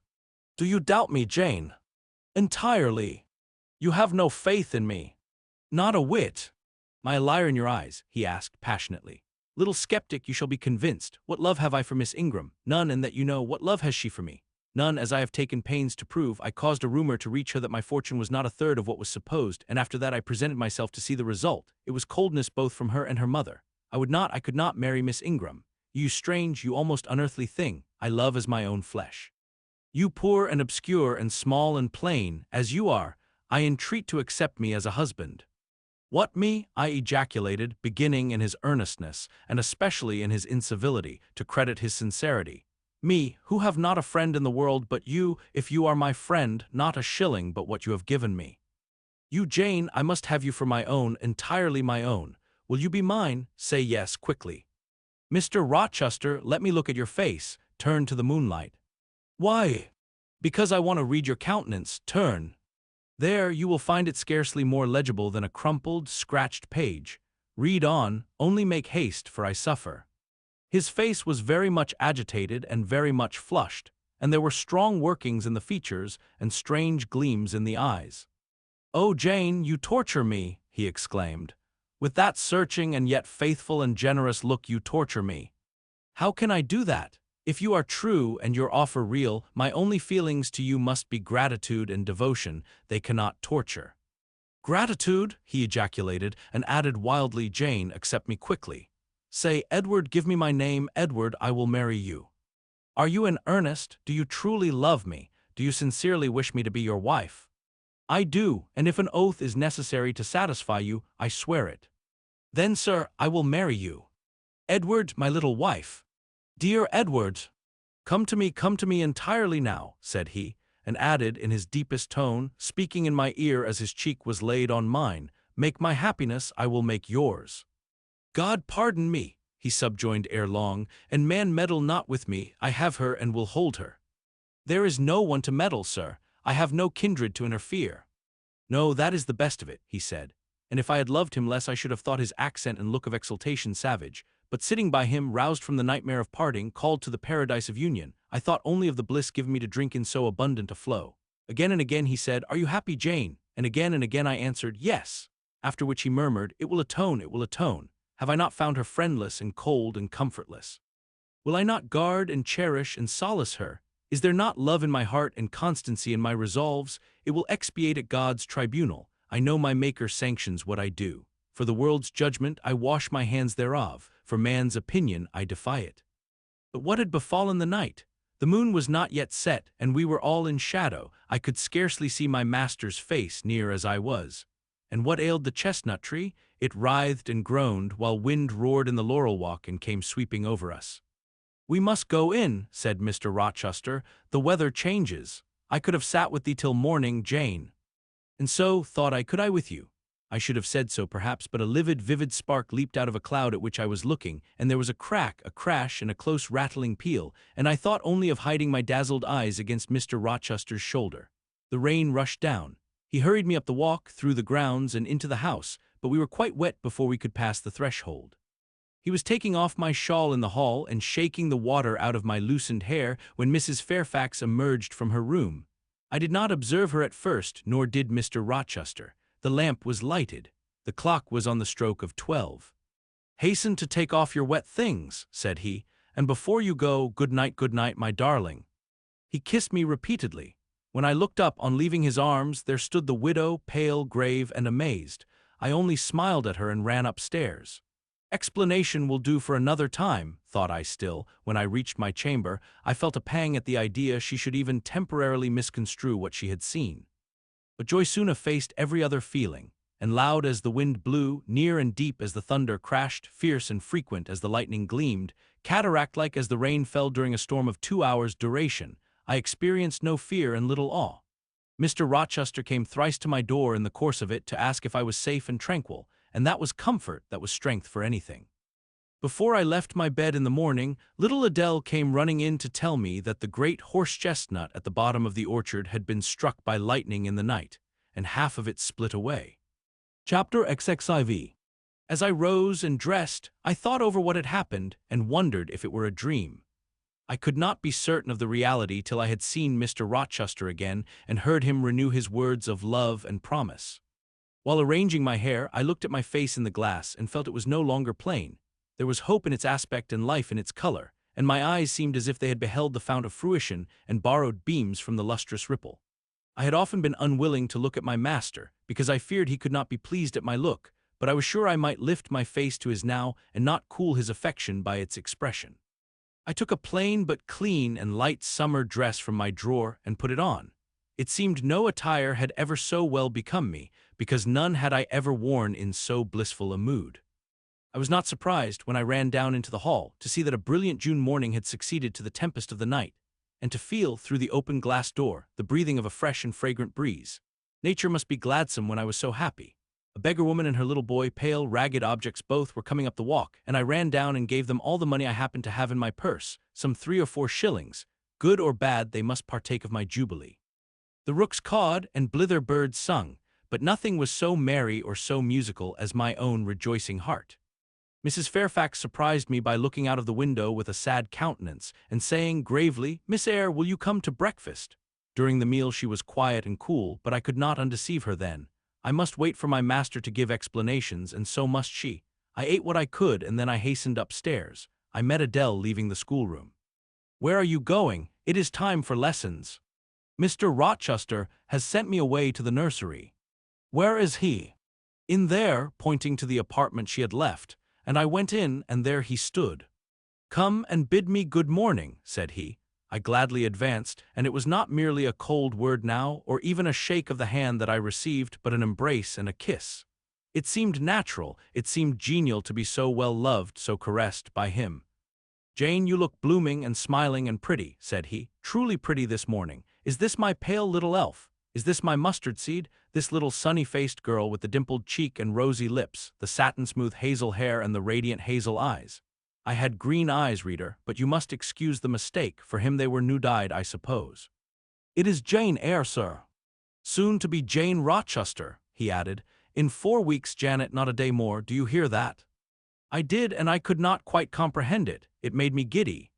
The feeling the announcement sent through me was something stronger than was consistent with joy, something that smote and stunned. It was, I think, almost fear. "You blushed, and now you are white, Jane. What is that for?" "Because you gave me a new name, Jane Rochester, and it seems so strange." "Yes, Mrs. Rochester," said he, "young Mrs. Rochester, Fairfax Rochester's girl bride." "It can never be, sir. It does not sound likely. Human beings never enjoy complete happiness in this world. I was not born for a different destiny to the rest of my species. To imagine such a lot befalling me is a fairy tale, a daydream, which I can and will realize. I shall begin today. This morning I wrote to my banker in London to send me certain jewels he has in his keeping, heirlooms for the ladies of Thornfield. In a day or two I hope to pour them into your lap, for every privilege, every attention shall be yours that I would accord to a peer's daughter if about to marry her. Oh, sir, never mind jewels. I don't like to hear them spoken of. Jewels for Jane Eyre sounds unnatural and strange. I would rather not have them. I will myself put the diamond chain round your neck and the circlet on your forehead, which it will become. For nature, at least, has stamped her patent of nobility on this brow, Jane, and I will clasp the bracelets on these fine wrists and load these fairy-like fingers with rings. No, no, sir, think of other subjects and speak of other things and in another strain. Don't address me as if I were a beauty. I am your plain, Quakerish governess. You are a beauty in my eyes, and a beauty just after the desire of my own heart, delicate and aerial. Puny and insignificant, you mean. You are dreaming, sir, or you are sneering. For God's sake, don't be ironical. I will make the world acknowledge you a beauty, too," he went on, while I really became uneasy at the strain he had adopted, because I felt he was either deluding himself or trying to delude me.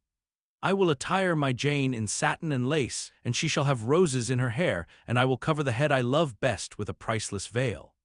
And then you won't know me, sir, and I shall not be your Jane Eyre any longer, but an ape in a harlequin's jacket, a jay in borrowed plumes. I would as soon see you, Mr. Rochester, tricked out in stage trappings, as myself clad in a court lady's robe, and I don't call you handsome, sir, though I love you most dearly, far too dearly to flatter you. Don't flatter me." He pursued his theme, however, without noticing my deprecation. "This very day I shall take you in the carriage to Millcote, and you must choose some dresses for yourself. I told you we should be married in 4 weeks. The wedding is to take place quietly, in the church down below yonder, and then I shall waft you away at once to town. After a brief stay there, I shall bear my treasure to regions nearer the sun, to French vineyards and Italian plains, and she shall see whatever is famous in old story and in modem record. She shall taste, too, of the life of cities, and she shall learn to value herself by just comparison with others. Shall I travel, and with you, sir? You shall sojourn at Paris, Rome, and Naples, at Florence, Venice, and Vienna. All the ground I have wandered over shall be retrodden by you. Wherever I stamp my hoof, your sylph's foot shall step also. 10 years since, I flew through Europe half mad with disgust, hate, and rage as my companions. Now I shall revisit it healed and cleansed, with a very angel as my comforter." I laughed at him as he said this. "I am not an angel," I asserted, "and I will not be one till I die. I will be myself, Mr. Rochester. You must neither expect nor exact anything celestial of me, for you will not get it any more than I shall get it of you, which I do not at all anticipate." "What do you anticipate of me?" "For a little while you will, perhaps, be as you are now, a very little while, and then you will turn cool, and then you will be capricious, and then you will be stern, and I shall have much ado to please you. But when you get well used to me, you will, perhaps, like me again, like me, I say, not love me. I suppose your love will effervesce in 6 months or less. I have observed in books written by men that period assigned as the farthest to which a husband's ardor extends. Yet, after all, as a friend and companion, I hope never to become quite distasteful to my dear master. Distasteful and like you again. I think I shall like you again and yet again, and I will make you confess I do not only like but love you with truth, fervor, constancy. Yet are you not capricious, sir? To women who please me only by their faces, I am the very devil when I find out they have neither souls nor hearts, when they open to me a perspective of flatness, triviality, and perhaps imbecility, coarseness, and ill temper. But to the clear eye and eloquent tongue, to the soul made of fire and the character that bends but does not break, at once supple and stable, tractable and consistent, I am ever tender and true. Had you ever experience of such a character, sir? Did you ever love such a one? I love it now. But before me, if I indeed, in any respect, come up to that difficult standard. I never met your likeness, Jane. You please me and you master me. You seem to submit, and I like the sense of pliancy you impart. And while I am twining the soft, silken skein round my finger, it sends a thrill up my arm to my heart. I am influenced, conquered, and the influence is sweeter than I can express, and the conquest I undergo has a witchery beyond any triumph I can win. Why do you smile, Jane? What does that inexplicable, that uncanny turn of countenance mean? I was thinking, sir, you will excuse the idea. It was involuntary. I was thinking of Hercules and Samson with their charm-ers. You were, you little elfish. Hush, sir, you don't talk very wisely just now, any more than those gentlemen acted very wisely. However, had they been married, they would, no doubt, by their severity as husbands, have made up for their softness as suitors, and so will you, I fear. I wonder how you will answer me a year hence, should I ask a favor it does not suit your convenience or pleasure to grant. Ask me something now, Janet, the least thing. I desire to be entreated. Indeed, I will, sir. I have my petition all ready. Speak, but if you look up and smile with that countenance, I shall swear concession before I know to what, and that will make a fool of me. Not at all, sir. I ask only this. Don't send for the jewels and don't crown me with roses. You might as well put a border of gold lace round that plain pocket handkerchief you have there. I might as well gild refined gold. I know it. Your request is granted, then, for the time. I will remand the order I dispatched to my banker, but you have not yet asked for anything. You have prayed a gift to be withdrawn. Try again. Well then, sir, have the goodness to gratify my curiosity, which is much piqued on one point. He looked disturbed. What? He said hastily. Curiosity is a dangerous petitioner. It is well I have not taken a vow to accord every request. But there can be no danger in complying with this, sir. Utter it, Jane, but I wish that instead of a mere inquiry into, perhaps, a secret, it was a wish for half my estate. Now, King Ahasuerus, what do I want with half your estate? Do you think I am a Jew usurer seeking good investment in land? I would much rather have all your confidence. You will not exclude me from your confidence if you admit me to your heart. You are welcome to all of my confidence that is worth having, Jane, but for God's sake, don't desire a useless burden. Don't long for poison. Don't turn out a downright Eve on my hands. Why not, sir? You have just been telling me how much you like to be conquered, and how pleasant overpersuasion is to you. Don't you think I had better take advantage of the confession and begin and coax and entreat, even cry and be sulky, if necessary, for the sake of a mere essay of my power? I dare you to any such experiment. Encroach, presume, and the game is up. Is it, sir? You soon give in. How stern you look now. Your eyebrows have become as thick as my finger, and your forehead resembles what, in some very astonishing poetry I once saw styled, a blue-piled thunderloft. That will be your married look, sir, I suppose? If that will be your married look, I, as a Christian, will soon give up the notion of consorting with a mere sprite or salamander. But what had you to ask? Thing? Out with it. There, you are less than civil now, and I like rudeness a great deal better than flattery. I had rather be a thing than an angel. This is what I have to ask. Why did you take such pains to make me believe you wished to marry Miss Ingram? Is that all? Thank God, it is no worse. And now he unknit his black brows, looked down, smiling at me, and stroked my hair as if well pleased at seeing a danger averted. I think I may confess, he continued, even although I should make you a little indignant, Jane, and I have seen what a fire spirit you can be when you are indignant. You glowed in the cool moonlight last night when you mutinied against fate and claimed your rank as my equal. Janet, by the by, it was you who made me the offer.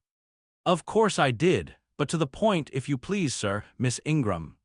Well, I feigned courtship of Miss Ingram, because I wished to render you as madly in love with me as I was with you, and I knew jealousy would be the best ally I could call in for the furtherance of that end. Excellent, now you are small, not one whit bigger than the end of my little finger. It was a burning shame and a scandalous disgrace to act in that way. Did you think nothing of Miss Ingram's feelings, sir? Her feelings are concentrated in one pride, and that needs humbling. Were you jealous, Jane? Never mind, Mr. Rochester, it is in no way interesting to you to know that. Answer me truly once more. Do you think Miss Ingram will not suffer from your dishonest coquetry? Won't she feel forsaken and deserted?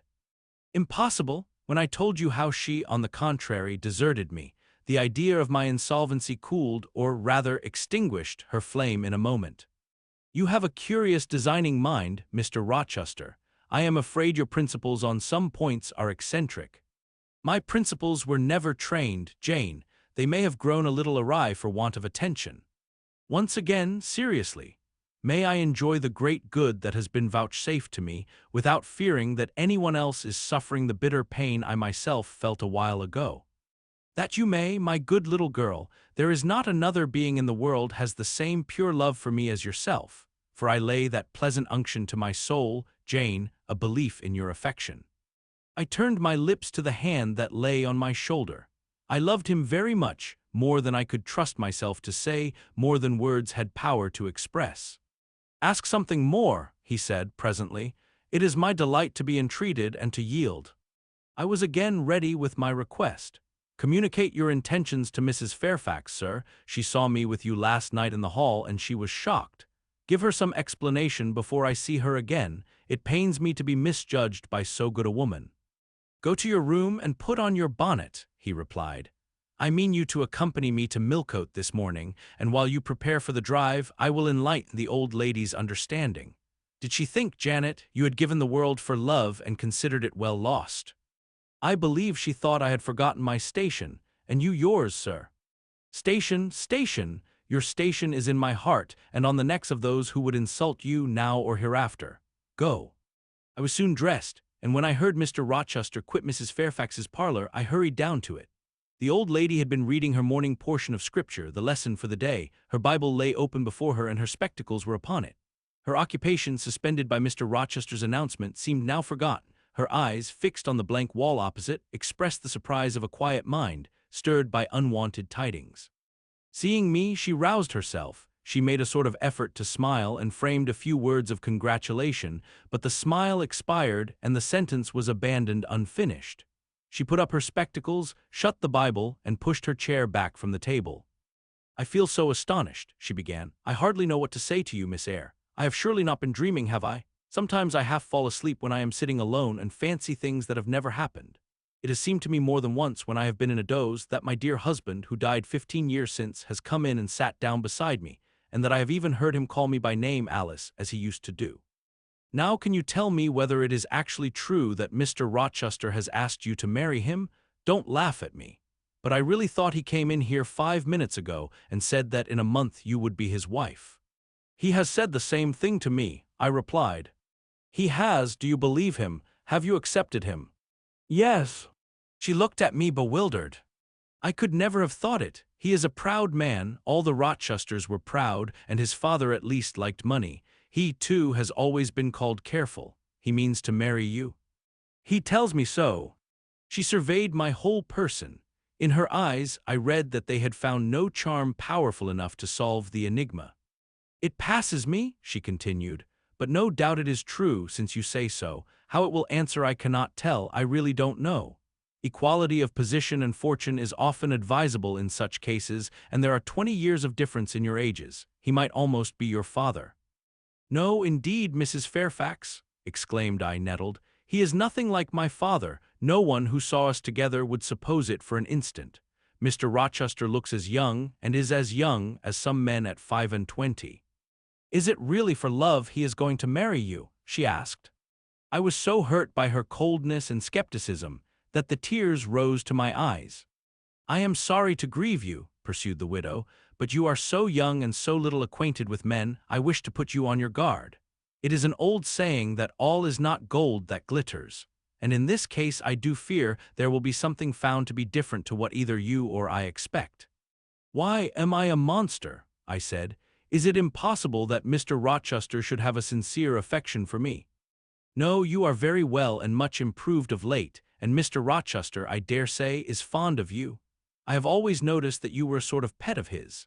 There are times when, for your sake, I have been a little uneasy at his marked preference, and have wished to put you on your guard, but I did not like to suggest even the possibility of wrong.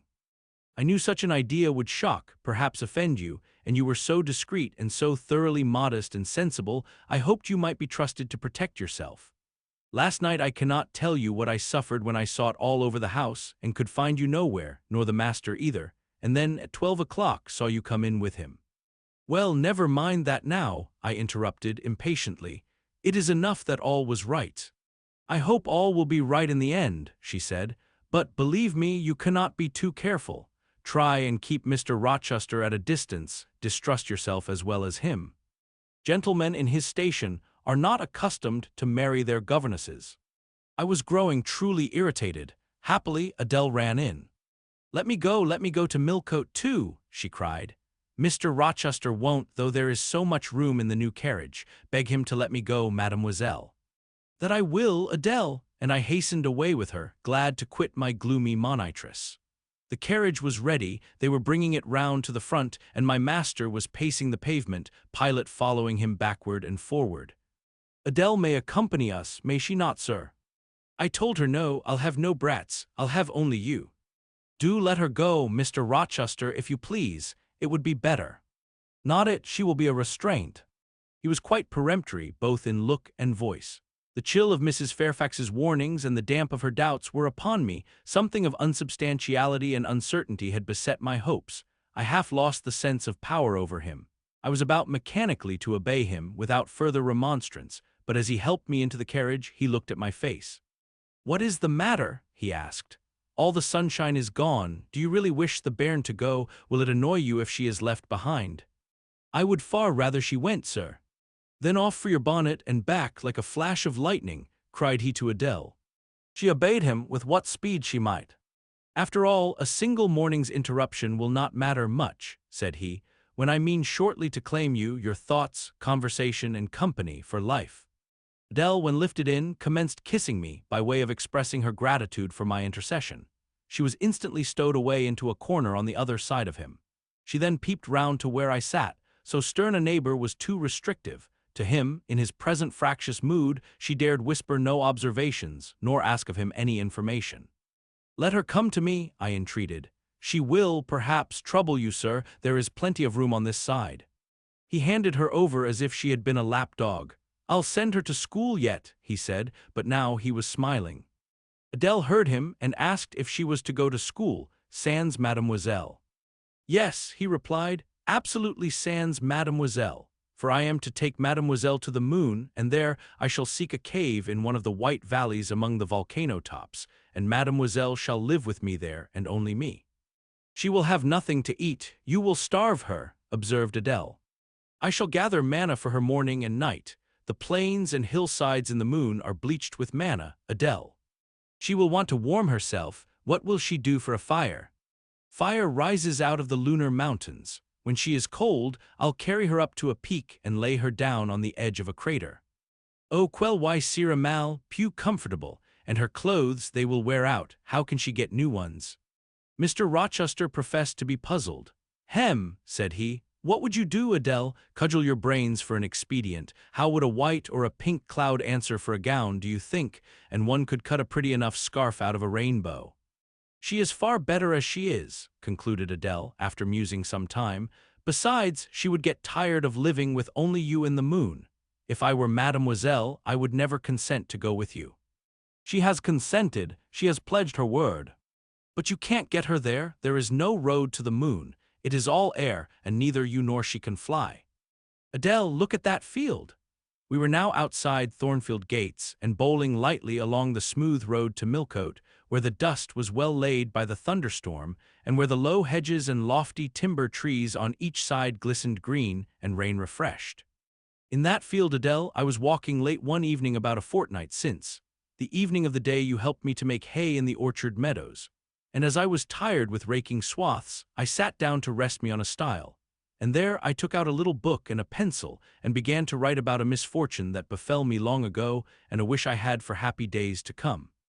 I was writing away very fast, though daylight was fading from the leaf, when something came up the path and stopped 2 yards off me. I looked at it. It was a little thing with a veil of gossamer on its head. I beckoned it to come near me. It stood soon at my knee. I never spoke to it, and it never spoke to me in words, but I read its eyes and it read mine, and our speechless colloquy was to this effect. It was a fairy and come from Elfland, it said, and its errand was to make me happy. I must go with it out of the common world to a lonely place, such as the moon, for instance, and it nodded its head towards her horn rising over Hay Hill. It told me of the alabaster cave and silver vale where we might live. I said I should like to go, but reminded it, as you did me, that I had no wings to fly. Oh, returned the fairy, that does not signify. Here is a talisman will remove all difficulties.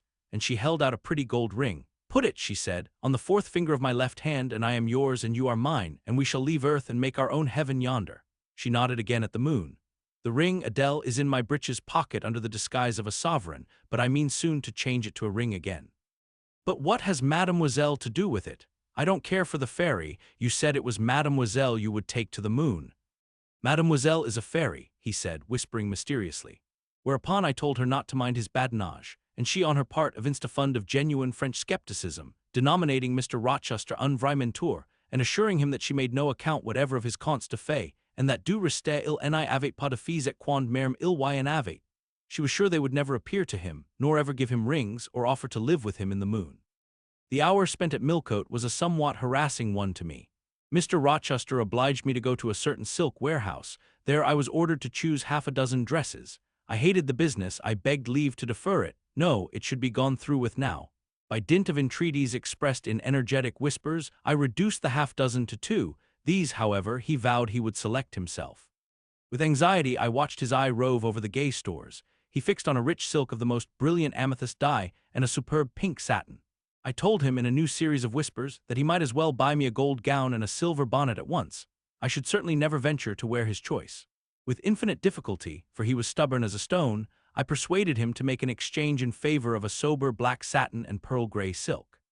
It might pass for the present, he said, but he would yet see me glittering like a parterre. Glad was I to get him out of the silk warehouse, and then out of the jeweler's shop. The more he bought me, the more my cheek burned with a sense of annoyance and degradation.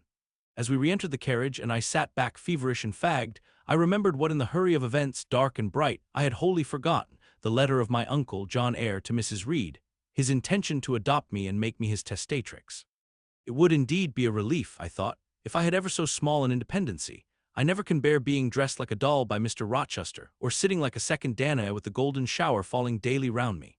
I will write to Madeira the moment I get home, and tell my Uncle John I am going to be married, and to whom, if I had but a prospect of one day bringing Mr. Rochester an accession of fortune, I could better endure to be kept by him now. And somewhat relieved by this idea, which I failed not to execute that day, I ventured once more to meet my master S. and lover's eye, which most pertinaciously sought mine, though I averted both face and gaze. He smiled, and I thought his smile was such as a sultan might, in a blissful and fond moment, bestow on a slave his gold and gems had enriched. I crushed his hand, which was ever hunting mine, vigorously, and thrust it back to him, red with the passionate pressure. "You need not look in that way," I said. "If you do, I'll wear nothing but my old load frocks to the end of the chapter. I'll be married in this lilac gingham. You may make a dressing gown for yourself out of the pearl gray silk, and an infinite series of waistcoats out of the black satin."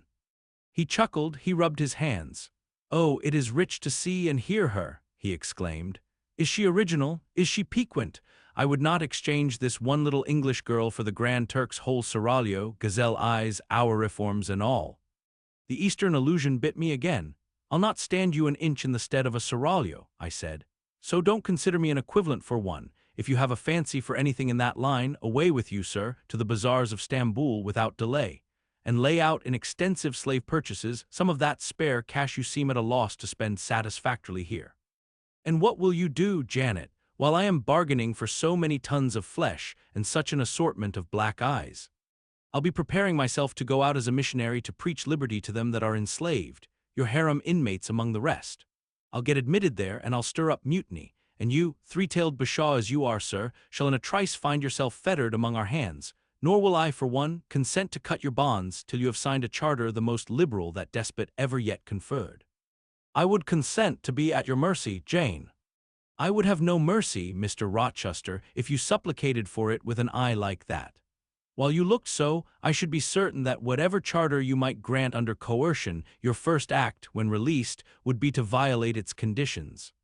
"Why, Jane, what would you have? I fear you will compel me to go through a private marriage ceremony besides that performed at the altar. You will stipulate, I see, for peculiar terms. What will they be? I only want an easy mind, sir, not crushed by crowded obligations. Do you remember what you said of Céline Varens, of the diamonds, the cashmeres you gave her? I will not be your English Céline Varens. I shall continue to act as Adele's governess. By that I shall earn my board and lodging and £30 a year besides. I'll furnish my own wardrobe out of that money, and you shall give me nothing but— Well, but what? Your regard, and if I give you mine in return, that debt will be quits. Well, for cool native impudence and pure innate pride you haven't your equal, said he. We are now approaching Thorn Field. Will it please you to dine with me today? He asked, as we re-entered the gates. No, thank you, sir. And what for no thank you, if one may inquire? I never have dined with you, sir, and I see no reason why I should now, till what? You delight in half-phrases. Till I can't help it. Do you suppose I eat like an ogre, or a ghoul, that you dread being the companion of my repast? I have formed no suppositions on the subject, sir, but I want to go on as usual for another month. You will give up your governessing slavery at once. Indeed, begging your pardon, sir, I shall not. I shall just go on with it as usual. I shall keep out of your way all day, as I have been accustomed to do. You may send for me in the evening when you feel disposed to see me, and I'll come then, but at no other time. I want a smoke, Jane, or a pinch of snuff to comfort me under all this. Pour me donner une contenance, as Adele would say, and unfortunately I have neither my cigar case nor my snuff-box. But listen, whisper, it is your time now, little tyrant, but it will be mine presently. And when once I have fairly seized you to have and to hold, I'll just, figuratively speaking, attach you to a chain like this, touching his watch-guard. Yes, bonny wee thing, I'll wear you in my bosom, lest my jewel I should tine. He said this as he helped me to alight from the carriage, and while he afterward lifted out Adele, I entered the house and made good my retreat upstairs. He duly summoned me to his presence in the evening. I had prepared an occupation for him, for I was determined not to spend the whole time in a tete-a-tete conversation. I remembered his fine voice. I knew he liked to sing. Good singers generally do. I was no vocalist myself, and in his fastidious judgment no musician either, but I delighted in listening when the performance was good. No sooner had twilight, that hour of romance, begun to lower her blue and starry banner over the lattice, than I rose, opened the piano, and entreated him, for the love of heaven, to give me a song. He said I was a capricious witch, and that he would rather sing another time, but I averred that no time was like the present. Did I like his voice? He asked. Very much. I was not fond of pampering that susceptible vanity of his, but for once, and from motives of expediency, I would e'en soothe and stimulate it. Then, Jane, you must play the accompaniment. Very well, sir, I will try. I did try, but was presently swept off the stool and denominated a little bungler. Being pushed unceremoniously to one side, which was precisely what I wished, he usurped my place and proceeded to accompany himself, for he could play as well as sing. I hied me to the window recess, and while I sat there and looked out on the still trees and dim lawn, to a sweet air was sung in mellow tones the following strain. The truest love that ever heart felt at its kindled core did through each vein, in quickened start, the tide of being pour. Her coming was my hope each day, her parting was my pain. The chance that did her steps delay was ice in every vein. I dreamed it would be nameless bliss, as I loved to be, and to this object did I press as blind as eagerly. But wide as pathless was the space that lay our lives between, and dangerous as the foamy race of ocean surges green, and haunted as a robber path through wilderness or wood, for might and right and woe and wrath between our spirits stood. I dangers dared, I hindrance scorned, I omens did defy, whatever menaced, harassed, warned, I passed impetuous by. On sped my rainbow, fast as light, I flew as in a dream, far glorious rose upon my sight that child of shower and gleam. Still bright on clouds of suffering dim shines that soft solemn joy, nor care I now how dense and grim disasters gather nigh. I care not in this moment sweet, though all I have rushed o'er should come, on pinions strong and fleet, proclaiming vengeance sore. Though haughty hate should strike me down, right bar approach to me, and grinding might, with furious frown, swear endless enmity. My love has placed her little hand with noble faith in mine, and vowed that wedlock's sacred hand our natures shall entwine. My love has sworn with sealing kiss with me to live to die. I have at last my nameless bliss, As I loved him I, 64 he rose and came toward me, and I saw his face all kindled, and his full falcon eye flashing, and tenderness and passion in every lineament. I quailed momentarily, then I rallied. Soft scene, daring demonstration I would not have, and I stood in peril of both. A weapon of defense must be prepared. I wetted my tongue. As he reached me, I asked with asperity whom he was going to marry now. That was a strange question, to be put by his darling Jane. Indeed, I considered it a very natural and necessary one. He had talked of his future wife dying with him. What did he mean by such a pagan idea? I had no intention of dying with him, he might depend on that. Oh, all he longed, all he prayed for was that I might live with him. Death was not for such as I. Indeed it was. I had as good a right to die when my time came as he had, but I should bide that time and not be hurried away in a suttee. Would I forgive him for the selfish idea, and prove my pardon by a reconciling kiss? No, I would rather be excused. Here I heard myself apostrophized as a hard little thing, and it was added, any other woman would have been melted to marrow at hearing such stanzas crooned in her praise.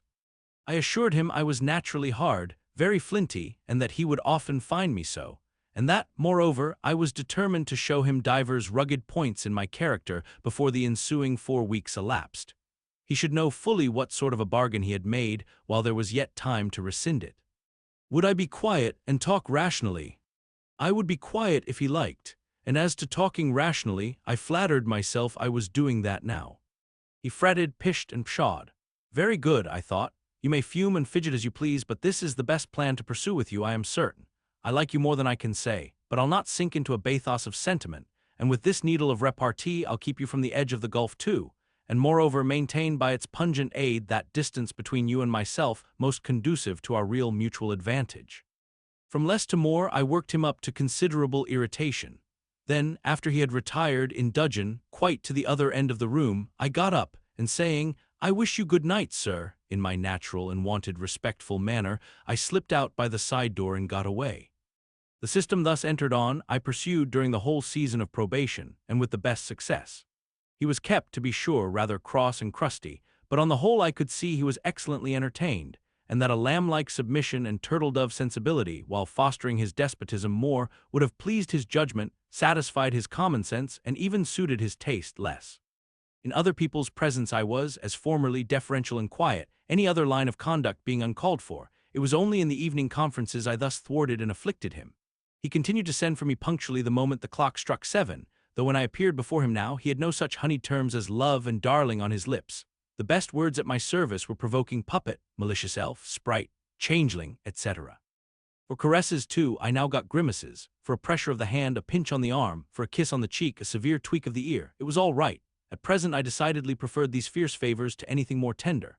Mrs. Fairfax, I saw, approved me. Her anxiety on my account vanished. Therefore I was certain I did well. Meantime, Mr. Rochester affirmed I was wearing him to skin and bone, and threatened awful vengeance for my present conduct at some period fast coming. I laughed in my sleeve at his menaces. I can keep you in reasonable check now, I reflected, and I don't doubt to be able to do it hereafter. If one expedient loses its virtue, another must be devised. Yet after all, my task was not an easy one. Often I would rather have pleased than teased him. My future husband was becoming to me my whole world, and more than the world, almost my hope of heaven. He stood between me and every thought of religion, as an eclipse intervenes between man and the broad sun. I could not, in those days, see God for his creature, of whom I had made an idol. Chapter XXV. The month of courtship had wasted. Its very last hours were being numbered. There was no putting off the day that advanced, the bridal day, and all preparations for its arrival were complete. I at least had nothing more to do. There were my trunks packed, locked, corded, ranged in a row along the wall of my little chamber. Tomorrow at this time they will be far on their road to London, and so should I DV, or rather not I but one Jane Rochester, a person whom as yet I knew not. The cards of address alone remained to nail on. They lay, 4 little squares, on the drawer. Mr. Rochester had himself written the direction, Mrs. Rochester, Hotel London, on each. I could not persuade myself to affix them or to have them affixed. Mrs. Rochester, she did not exist. She would not be born till tomorrow, some time after 8 o'clock a.m., and I would wait to be assured she had come into the world alive before I assigned to her all that property. It was enough that, in yonder closet, opposite my dressing table, garments said to be hers had already displaced my black stuff load frock and straw bonnet. For not to me appertained that suit of wedding raiment, the pearl-colored robe, the vapory veil pendant from the usurped portmanteau. I shut the closet to conceal the strange, wraith-like apparel it contained, which at this evening hour, 9 o'clock, gave out certainly a most ghostly shimmer through the shadow of my apartment. "I will leave you by yourself, white dream," I said. "I am feverish. I hear the wind blowing. I will go out of doors and feel it." It was not only the hurry of preparation that made me feverish, not only the anticipation of the great change, the new life which was to commence tomorrow. Both these circumstances had their share, doubtless, in producing that restless, excited mood which hurried me forth at this late hour into the darkening grounds, but a third cause influenced my mind more than they. I had at heart a strange and anxious thought.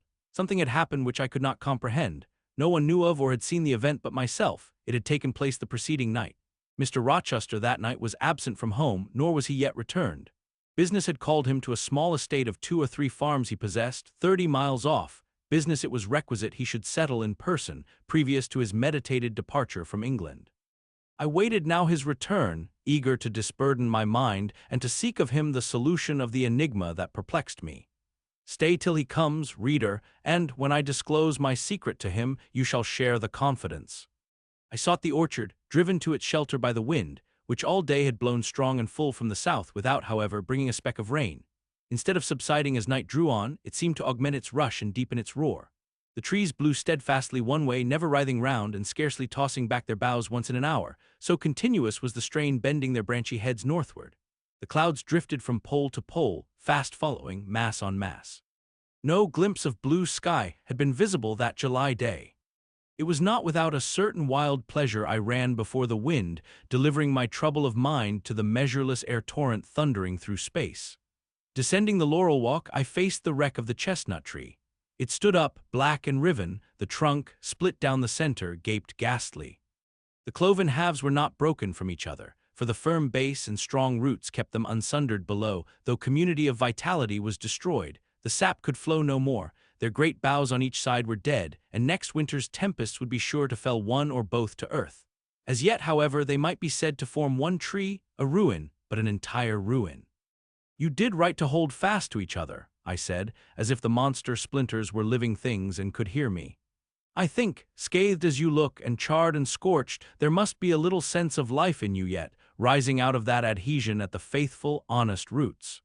You will never have green leaves more, never more see birds making nests and singing idyls in your boughs. The time of pleasure and love is over with you, but you are not desolate. Each of you has a comrade to sympathize with him in his decay." As I looked up at them, the moon appeared momentarily in that part of the sky which filled their fissure. Her disk was blood-red and half overcast. She seemed to throw on me one bewildered, dreary glance, and buried herself again instantly in the deep drift of cloud. The wind fell for a second round Thornfield, but far away, over wood and water, poured a wild, melancholy wail. It was sad to listen to, and I ran off again.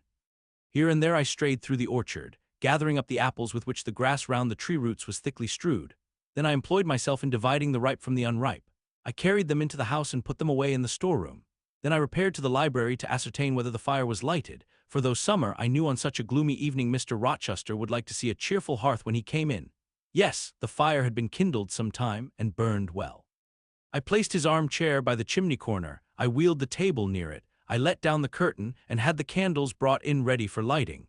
More restless than ever, when I had completed these arrangements, I could not sit still, nor even remain in the house. A little timepiece in the room and the old clock in the hall simultaneously struck 10. "How late it grows," I said. "I will run down to the gates. It is moonlight at intervals. I can see a good way on the road. He may be coming now, and to meet him will save some minutes of suspense." The wind roared high in the great trees which embowered the gates, but the road, as far as I could see, to the right hand and the left, was all still and solitary. Save for the shadows of clouds crossing it at intervals, as the moon looked out, it was but a long, pale line, unvaried by one moving speck. A puerile tear dimmed my eye while I looked, a tear of disappointment and impatience. Ashamed of it, I wiped it away. I lingered. The moon shut herself wholly within her chamber and drew close her curtain of dense cloud. The night grew dark. Rain came driving fast on the gale.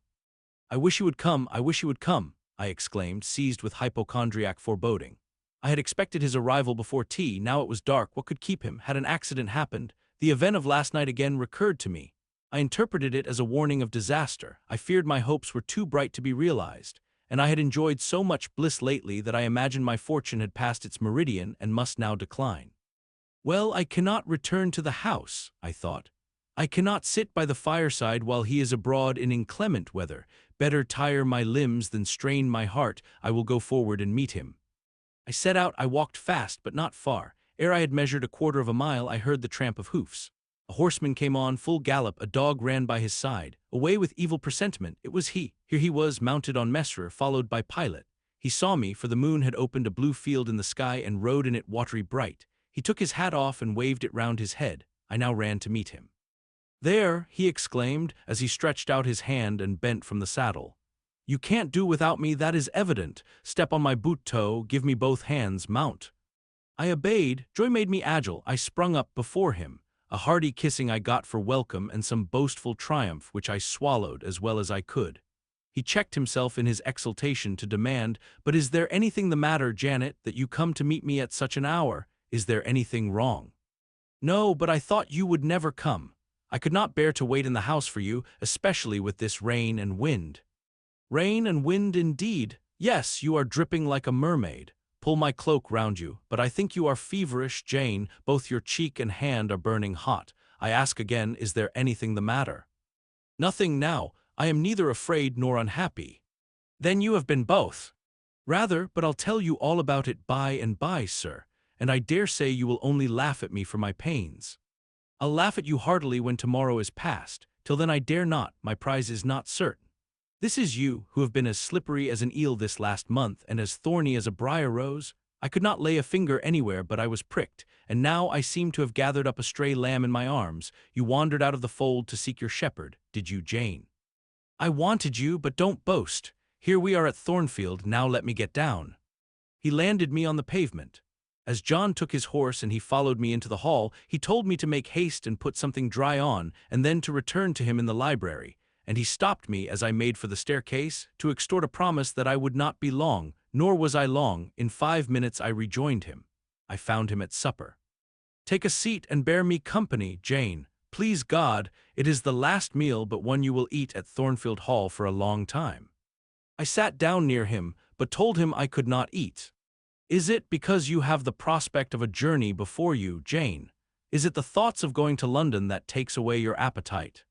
"I cannot see my prospects clearly tonight, sir, and I hardly know what thoughts I have in my head. Everything in life seems unreal. Except me, I am substantial enough. Touch me. You, sir, are the most phantom-like of all. You are a mere dream." He held out his hand, laughing.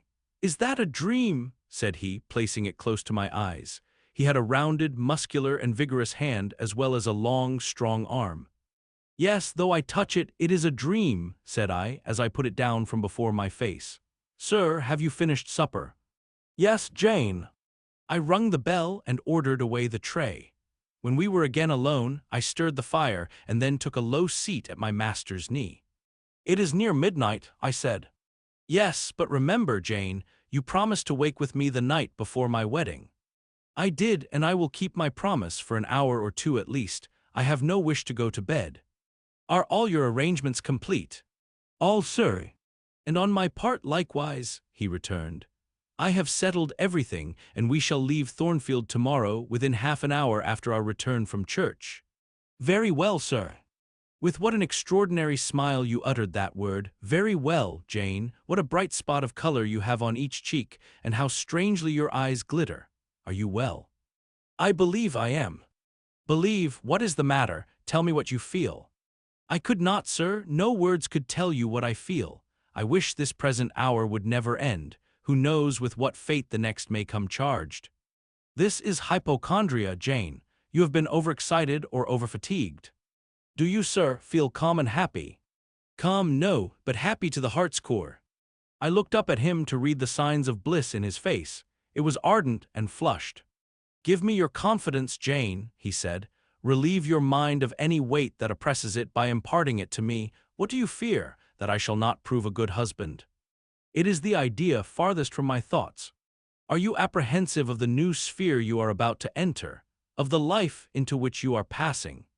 "No." "You puzzle me, Jane. Your look and tone of sorrowful audacity perplex and pain me. I want an explanation." Then, sir, listen, you were from home last night. I know that, and you hinted a while ago at something which had happened in my absence. Nothing, probably, of consequence, but in short, it has disturbed you. Let me hear it. Mrs. Fairfax has said something, perhaps, or you have overheard the servants talk. Your sensitive self-respect has been wounded. No, sir. It struck 12. I waited till the timepiece had concluded its silver chime, and the clock its hoarse, vibrating stroke, and then I proceeded. All day yesterday I was very busy and very happy in my ceaseless bustle, for I am not, as you seem to think, troubled by any haunting fears about the new sphere, etc. I think it a glorious thing to have the hope of living with you because I love you. No, sir, don't caress me now, let me talk undisturbed. Yesterday I trusted well in Providence, and believed that events were working together for your good and mine. It was a fine day, if you recollect. The calmness of the air and sky forbade apprehensions respecting your safety or comfort on your journey. I walked a little while on the pavement after tea, thinking of you, and I beheld you in imagination so near me, I scarcely missed your actual presence. I thought of the life that lay before me, your life, sir, an existence more expansive and stirring than my own, as much more so as the depths of the sea to which the brook runs are than the shallows of its own straight channel. I wondered why moralists call this world a dreary wilderness. For me it blossomed like a rose. Just at sunset, the air turned cold and the sky cloudy. I went in. Sophie called me upstairs to look at my wedding dress, which they had just brought, and under it in the box I found your present, the veil which in your princely extravagance you sent for from London, resolved, I suppose, since I would not have jewels, to cheat me into accepting something as costly. I smiled as I unfolded it, and devised how I would tease you about your aristocratic tastes and your efforts to mask your plebeian bride in the attributes of a peeress. I thought how I would carry down to you the square of unembroidered blonde I had myself prepared as a covering for my low-born head, and ask if that was not good enough for a woman who could bring her husband neither fortune, beauty, nor connections. I saw plainly how you would look, and heard your impetuous republican answers, and your haughty disavowal of any necessity on your part to augment your wealth, or elevate your standing, by marrying either a purse or a coronet. How well you read me, you witch, interposed Mr. Rochester. But what did you find in the veil besides its embroidery? Did you find poison or a dagger that you look so mournful now? No, no, sir. Besides the delicacy and richness of the fabric, I found nothing save Fairfax Rochester's pride, and that did not scare me because I am used to the sight of the demon. But, sir, as it grew dark, the wind rose. It blew yesterday evening, not as it blows now, wild and high, but with a sullen moaning sound far more eerie. I wished you were at home. I came into this room, and the sight of the empty chair and fireless hearth chilled me. For some time after I went to bed, I could not sleep. A sense of anxious excitement distressed me. The gale, still rising, seemed to my ear to muffle a mournful undersound. Whether in the house or abroad I could not at first tell, but it recurred, doubtful yet doleful, at every lull. At last I made out it must be some dog howling at a distance. I was glad when it ceased. On sleeping, I continued in dreams the idea of a dark and gusty night. I continued also the wish to be with you, and experienced a strange, regretful consciousness of some barrier dividing us. During all my first sleep I was following the windings of an unknown road. Total obscurity environed me. Rain pelted me. I was burdened with the charge of a little child, a very small creature, too young and feeble to walk, and which shivered in my cold arms and wailed piteously in my ear. I thought, sir, that you were on the road a long way before me, and I strained every nerve to overtake you, and made effort on effort to utter your name and entreat you to stop, but my movements were fettered, and my voice still died away inarticulate, while you, I felt, withdrew further and further every moment. These dreams weigh on your spirits now, Jane, when I am close to you. Little nervous subject, forget visionary woe and think only of real happiness. You say you love me, Janet. Yes, I will not forget that, and you cannot deny it. Those words did not die inarticulate on your lips. I heard them clear and soft, a thought too solemn perhaps, but sweet as music. I think it is a glorious thing to have the hope of living with you, Edward, because I love you. Do you love me, Jane? Repeat it. I do, sir, I do, with my whole heart.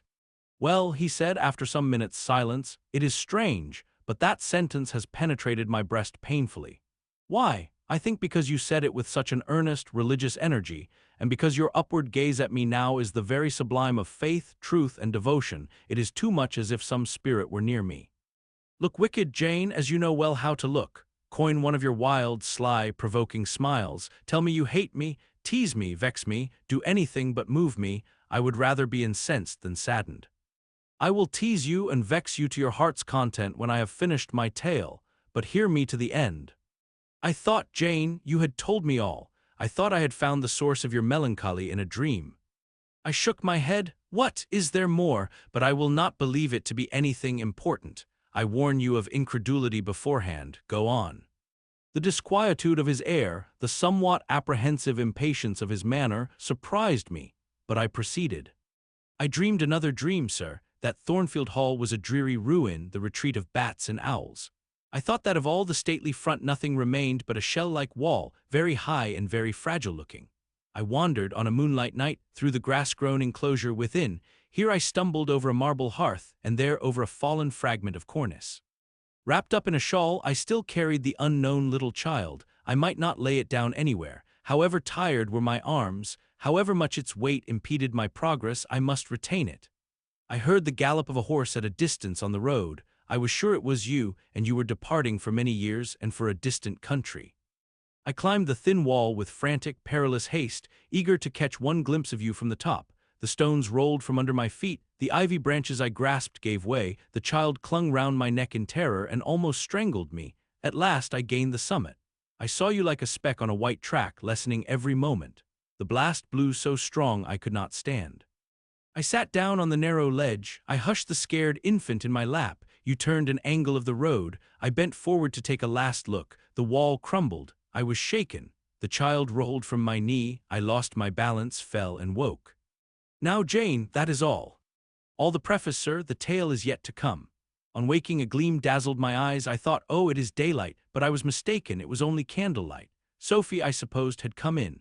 There was a light on the dressing table, and the door of the closet, where before going to bed I had hung my wedding dress and veil, stood open. I heard a rustling there. I asked, Sophie, what are you doing? No one answered, but a form emerged from the closet. It took the light, held it aloft, and surveyed the garments pendant from the portmanteau. Sophie, Sophie, I again cried, and still it was silent. I had risen up in bed. I bent forward. First surprise, then bewilderment came over me, and then my blood crept cold through my veins. Mr. Rochester, this was not Sophie, it was not Leigh, it was not Mrs. Fairfax. It was not, no, I was sure of it, and am still, it was not even that strange woman, Grace Poole. It must have been one of them, interrupted my master. No, sir, I solemnly assure you to the contrary. The shape standing before me had never crossed my eyes within the precincts of Thornfield Hall before. The height, the contour, were new to me. Describe it, Jane. It seemed, sir, a woman, tall and large, with thick and dark hair hanging long down her back. I know not what dress she had on. It was white and straight, but whether gown, sheet, or shroud I cannot tell. Did you see her face? Not at first, but presently she took my veil from its place. She held it up, gazed at it long, and then she threw it over her own head and turned to the mirror. At that moment I saw the reflection of the visage and features quite distinctly in the dark, oblong glass. And how were they? Fearful and ghastly to me. Oh, sir, I never saw a face like it. It was a discolored face. It was a savage face. I wish I could forget the roll of the red eyes and the fearful blackened inflation of the lineaments. Ghosts are usually pale, Jane. This, sir, was purple. The lips were swelled and dark, the brow furrowed, the black eyebrows widely raised over the bloodshot eyes. Shall I tell you of what it reminded me? You may.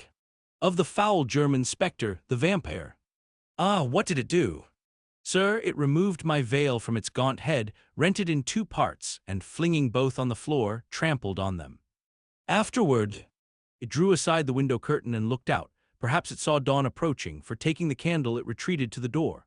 Just at my bedside the figure stopped. The fiery eye glared upon me. She thrust up her candle close to my face and extinguished it under my eyes. I was aware her wild visage flamed over mine, and I lost consciousness. For the second time in my life, only the second time, I became insensible from terror. Who was with you when you revived? No one, sir, but the broad day. I rose, bathed my head and face in water, drank a long draught, felt that though enfeebled, I was not ill, and determined that to none but you would I impart this vision. Now, sir, tell who and what that woman was. The creature of an overstimulated brain, that is certain. I must be careful of you, my treasure. Nerves like yours were not made for rough handling. Sir, depend on it, my nerves were not in fault. The thing was real, the transaction actually took place. And your previous dreams, were they real too? Is Thornfield Hall a ruin? Am I severed from you by insuperable obstacles? Am I leaving you without a tear, without a kiss, without a word? Not yet. Am I about to do it? Why, the day has already commenced which is to bind us indissolubly, and when we are once united, there shall be no recurrence of these mental terrors, I guarantee that. Mental terrors, sir, I wish I could believe them to be only such. I wish it more now than ever, since even you cannot explain to me the mystery of that awful visitant. And since I cannot do it, Jane, it must have been unreal. But, sir, when I said so to myself on rising this morning, and when I looked round the room to gather courage and comfort from the cheerful aspect of each familiar object in full daylight, there, on the carpet, I saw what gave the distinct lie to my hypothesis: the veil, torn from top to bottom in two halves. I felt Mr. Rochester start and shudder. He hastily flung his arms around me. "Thank God," he exclaimed, "that, if anything malignant did come near you last night, it was only the veil that was harmed. Oh, to think what might have happened!" He drew his breath short and strained me so close to him I could scarcely pant. After some minutes' silence, he continued cheerily, "Now, Janet, I'll explain to you all about it. It was half dream, half reality. A woman did, I doubt not, enter your room, and that woman must have been Grace Poole.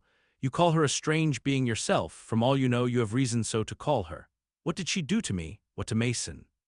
In a state between sleeping and waking, you noticed her entrance and her actions. But feverish, almost delirious, as you were, you ascribed to her a goblin appearance different from her own. The long disheveled hair, the swelled black face, the exaggerated stature were fragments of imagination, results of nightmare. The spiteful tearing of the veil was real, and it is like her. I see you would ask why I keep such a woman in my house. When we have been married a year and a day I will tell you, but not now. Are you satisfied, Jane? Do you accept my solution of the mystery?" I reflected, and in truth it appeared to me the only possible one. Satisfied I was not, but to please him I endeavored to appear so. Relieved I certainly did feel, so I answered him with a contented smile. And now, as it was long past 1, I prepared to leave him. "Does not Sophie sleep with Adele in the nursery?" he asked, as I lighted my candle. "Yes, sir. And there is room enough in Adele's little bed for you. You must share it with her tonight, Jane. It is no wonder that the incident you have related should make you nervous, and I would rather you did not sleep alone. Promise me to go to the nursery." "I shall be very glad to do so, sir." "And fasten the door securely on the inside. Wake Sophie when you go upstairs, under pretense of requesting her to rouse you in good time tomorrow, for you must be dressed and have finished breakfast before 8. And now no more somber thoughts. Chase dull care away, Janet. Don't you hear to what soft whispers the wind has fallen, and there is no more beating of rain against the window panes? Look here," he lifted up the curtain. "It is a lovely night." It was. Half heaven was pure and stainless. The clouds, now trooping before the wind, which had shifted to the west, were filing off eastward in long, silvered columns. The moon shone peacefully. "Well," said Mr. Rochester, gazing inquiringly into my eyes, "how is my Janet now?" "The night is serene, sir, and so am I. And you will not dream of separation and sorrow tonight, but of happy love and blissful union." This prediction was but half fulfilled. I did not indeed dream of sorrow, but as little did I dream of joy, for I never slept at all. With little Adele in my arms, I watched the slumber of childhood, so tranquil, so passionless, so innocent, and waited for the coming day. All my life was awake and astir in my frame, and as soon as the sun rose, I rose too. I remember Adele clung to me as I left her. I remember I kissed her as I loosened her little hands from my neck, and I cried over her with strange emotion, and quitted her because I feared my sobs would break her still sound repose. She seemed the emblem of my past life, and here I was now to array myself to meet the dread but adored type of my unknown future day. Chapter XXVI. Sophie came at 7 to dress me. She was very long indeed in accomplishing her task, so long that Mr. Rochester, grown, I suppose, impatient of my delay, sent up to ask why I did not come. She was just fastening my veil, the plain square of blonde, after all, to my hair with a brooch. I hurried from under her hands as soon as I could. "Stop," she cried in French. "Look at yourself in the mirror. You have not taken one peep." So I turned at the door. I saw a robed and veiled figure, so unlike my usual self that it seemed almost the image of a stranger. "Jane!" called a voice, and I hastened down. I was received at the foot of the stairs by Mr. Rochester. "Lingerer," he said, "my brain is on fire with impatience, and you tarry so long." He took me into the dining room, surveyed me keenly all over, pronounced me fair as a lily, and not only the pride of his life but the desire of his eyes, and then telling me he would give me but 10 minutes to eat some breakfast, he rang the bell. One of his lately hired servants, a footman, answered it. "Is John getting the carriage ready?" "Yes, sir." "Is the luggage brought down?" "They are bringing it down now, sir." "Go you to the church, see if Mr. Wood, the clergyman, and the clerk are there, return and tell me." The church, as the reader knows, was but just beyond the gates. The footman soon returned. "Mr. Wood is in the vestry, sir, putting on his surplice." "And the carriage?" "The horses are harnessing. We shall not want it to go to church, but it must be ready the moment we return, all the boxes and luggage arranged and strapped on, and the coachman in his seat." "Yes, sir." "Jane, are you ready?" I rose. There were no groomsmen, no bridesmaids, no relatives to wait for or marshal. None but Mr. Rochester and I. Mrs. Fairfax stood in the hall as we passed. I would fain have spoken to her, but my hand was held by a grasp of iron. I was hurried along by a stride I could hardly follow, and to look at Mr. Rochester's face was to feel that not a second of delay would be tolerated for any purpose. I wonder what other bridegroom ever looked as he did, so bent up to a purpose, so grimly resolute, or who, under such steadfast brows, ever revealed such flaming and flashing eyes. I know not whether the day was fair or foul. In descending the drive, I gazed neither on sky nor earth. My heart was with my eyes, and both seemed migrated into Mr. Rochester's frame. I wanted to see the invisible thing on which, as we went along, he appeared to fasten a glance fierce and fell. I wanted to feel the thoughts whose force he seemed breasting and resisting. At the churchyard wicket he stopped. He discovered I was quite out of breath. "Am I cruel in my love?" he said. "Delay an instant, lean on me, Jane." And now I can recall the picture of the grey old house of God rising calm before me, of a rook wheeling round the steeple, of a ruddy morning sky beyond. I remember something, too, of the green grave mounds, and I have not forgotten either, two figures of strangers, straying among the low hillocks and reading the mementos graven on the few mossy headstones. I noticed them because, as they saw us, they passed round to the back of the church, and I doubted not they were going to enter by the side-aisle door and witness the ceremony. By Mr. Rochester they were not observed. He was earnestly looking at my face, from which the blood had, I dare say, momentarily fled, for I felt my forehead dewy and my cheeks and lips cold.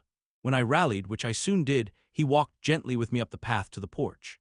We entered the quiet and humble temple. The priest waited in his white surplice at the lowly altar, the clerk beside him. All was still. Two shadows only moved in a remote corner. My conjecture had been correct. The strangers had slipped in before us, and they now stood by the vault of the Rochesters, their backs toward us, viewing through the rails the old, time-stained marble tomb, where a kneeling angel guarded the remains of Damer de Rochester, slain at Marston Moor in the time of the Civil Wars, and of Elizabeth, his wife. Our place was taken at the communion rails. Hearing a cautious step behind me, I glanced over my shoulder. One of the strangers, a gentleman evidently, was advancing up the chancel. The service began. The explanation of the intent of matrimony was gone through, and then the clergyman came a step further forward and, bending slightly toward Mr. Rochester, went on. "I require and charge you both, as you will answer at the dreadful day of judgment, when the secrets of all hearts shall be disclosed, that if either of you know any impediment why ye may not lawfully be joined together in matrimony, ye do now confess it. For be ye well assured that so many as are coupled together otherwise than God's word doth allow are not joined together by God, neither is their matrimony lawful." He paused, as the custom is. When is the pause after that sentence ever broken by reply? Not perhaps once in 100 years. And the clergyman, who had not lifted his eyes from his book and had held his breath but for a moment, was proceeding. His hand was already stretched toward Mr. Rochester as his lips unclosed to ask, "Wilt thou have this woman for thy wedded wife?" when a distinct and near voice said, "The marriage cannot go on. I declare the existence of an impediment." The clergyman looked up at the speaker and stood mute. The clerk did the same. Mr. Rochester moved slightly, as if an earthquake had rolled under his feet. Taking a firmer footing and not turning his head or eyes, he said, "Proceed." Profound silence fell when he had uttered that word, with deep but low intonation. Presently Mr. Wood said, "I cannot proceed without some investigation into what has been asserted, and evidence of its truth or falsehood." "The ceremony is quite broken off," subjoined the voice behind us. "I am in a condition to prove my allegation. An insuperable impediment to this marriage exists." Mr. Rochester heard, but heeded not. He stood stubborn and rigid, making no movement but to possess himself of my hand. What a hot and strong grasp he had, and how like quarried marble was his pale, firm, massive front at this moment. How his eyes shone, still watchful and yet wild, beneath.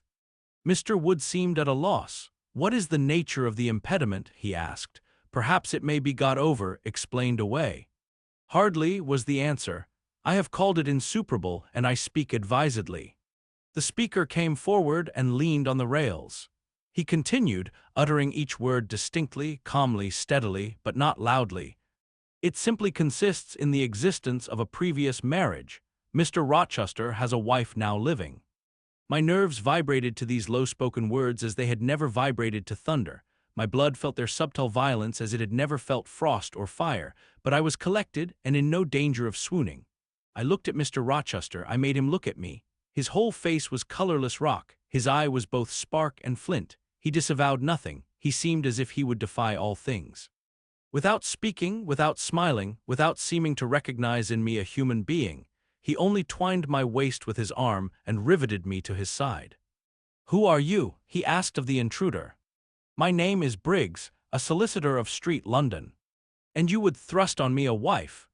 "I would remind you of your lady's existence, sir, which the law recognizes if you do not. Favor me with an account of her, with her name, her parentage, her place of abode." "Certainly." Mr. Briggs calmly took a paper from his pocket and read out in a sort of official nasal voice. "I affirm and can prove that on the 20th of October A.D., a date of 15 years back, Edward Fairfax Rochester of Thornfield Hall in the county of Annaferndian Manor in Shire, England, was married to my sister Bertha Antonetta Mason, daughter of Jonas Mason, merchant, and of Antonetta his wife, a Creole at Church, Spanish Town, Jamaica. The record of the marriage will be found in the register of that church. A copy of it is now in my possession. Signed, Richard Mason. That, if a genuine document, may prove I have been married, but it does not prove that the woman mentioned therein as my wife is still living." "She was living 3 months ago," returned the lawyer. "How do you know?" "I have a witness to the fact, whose testimony even you, sir, will scarcely controvert." "Produce him, or go to hell." "I will produce him first. He is on the spot. Mr. Mason, have the goodness to step forward." Mr. Rochester, on hearing the name, set his teeth. He experienced, too, a sort of strong convulsive quiver. Near to him as I was, I felt the spasmodic movement of fury or despair run through his frame. The second stranger, who had hitherto lingered in the background, now drew near. A pale face looked over the solicitor's shoulder. Yes, it was Mason himself. Mr. Rochester turned and glared at him. His eye, as I have often said, was a black eye. It had now a tawny, nay, a bloody light in its gloom, and his face flushed, olive cheek and hueless forehead received a glow as from spreading, ascending heart fire. And he stirred, lifted his strong arm. He could have struck Mason, dashed him on the church floor, shocked by ruthless blow the breath from his body. But Mason shrank away and cried faintly, "Good God!" Contempt fell cool on Mr. Rochester. His passion died as if a blight had shriveled it up. He only asked, "What have you to say?" An inaudible reply escaped Mason's white lips. "The devil is in it if you cannot answer distinctly. I again demand, what have you to say?" Sir," interrupted the clergyman, "do not forget you are in a sacred place." Then addressing Mason, he inquired gently, "Are you aware, sir, whether or not this gentleman's wife is still living?" "Courage," urged the lawyer, "speak out." "She is now living at Thornfield Hall," said Mason in more articulate tones. "I saw her there last April. I am her brother." "At Thornfield Hall!" ejaculated the clergyman. "Impossible! I am an old resident in this neighborhood, sir, and I never heard of a Mrs. Rochester at Thornfield Hall." I saw a grim smile contort Mr. Rochester's lip, and he muttered, "No, by God, I took care that none should hear of it or of her under that name." He mused. For 10 minutes he held counsel with himself. He formed his resolve and announced it. "Enough, all shall bolt out at once like the bullet from the barrel. Wood, close your book and take off your surplice. John Green, to the clerk, leave the church. There will be no wedding today." The man obeyed.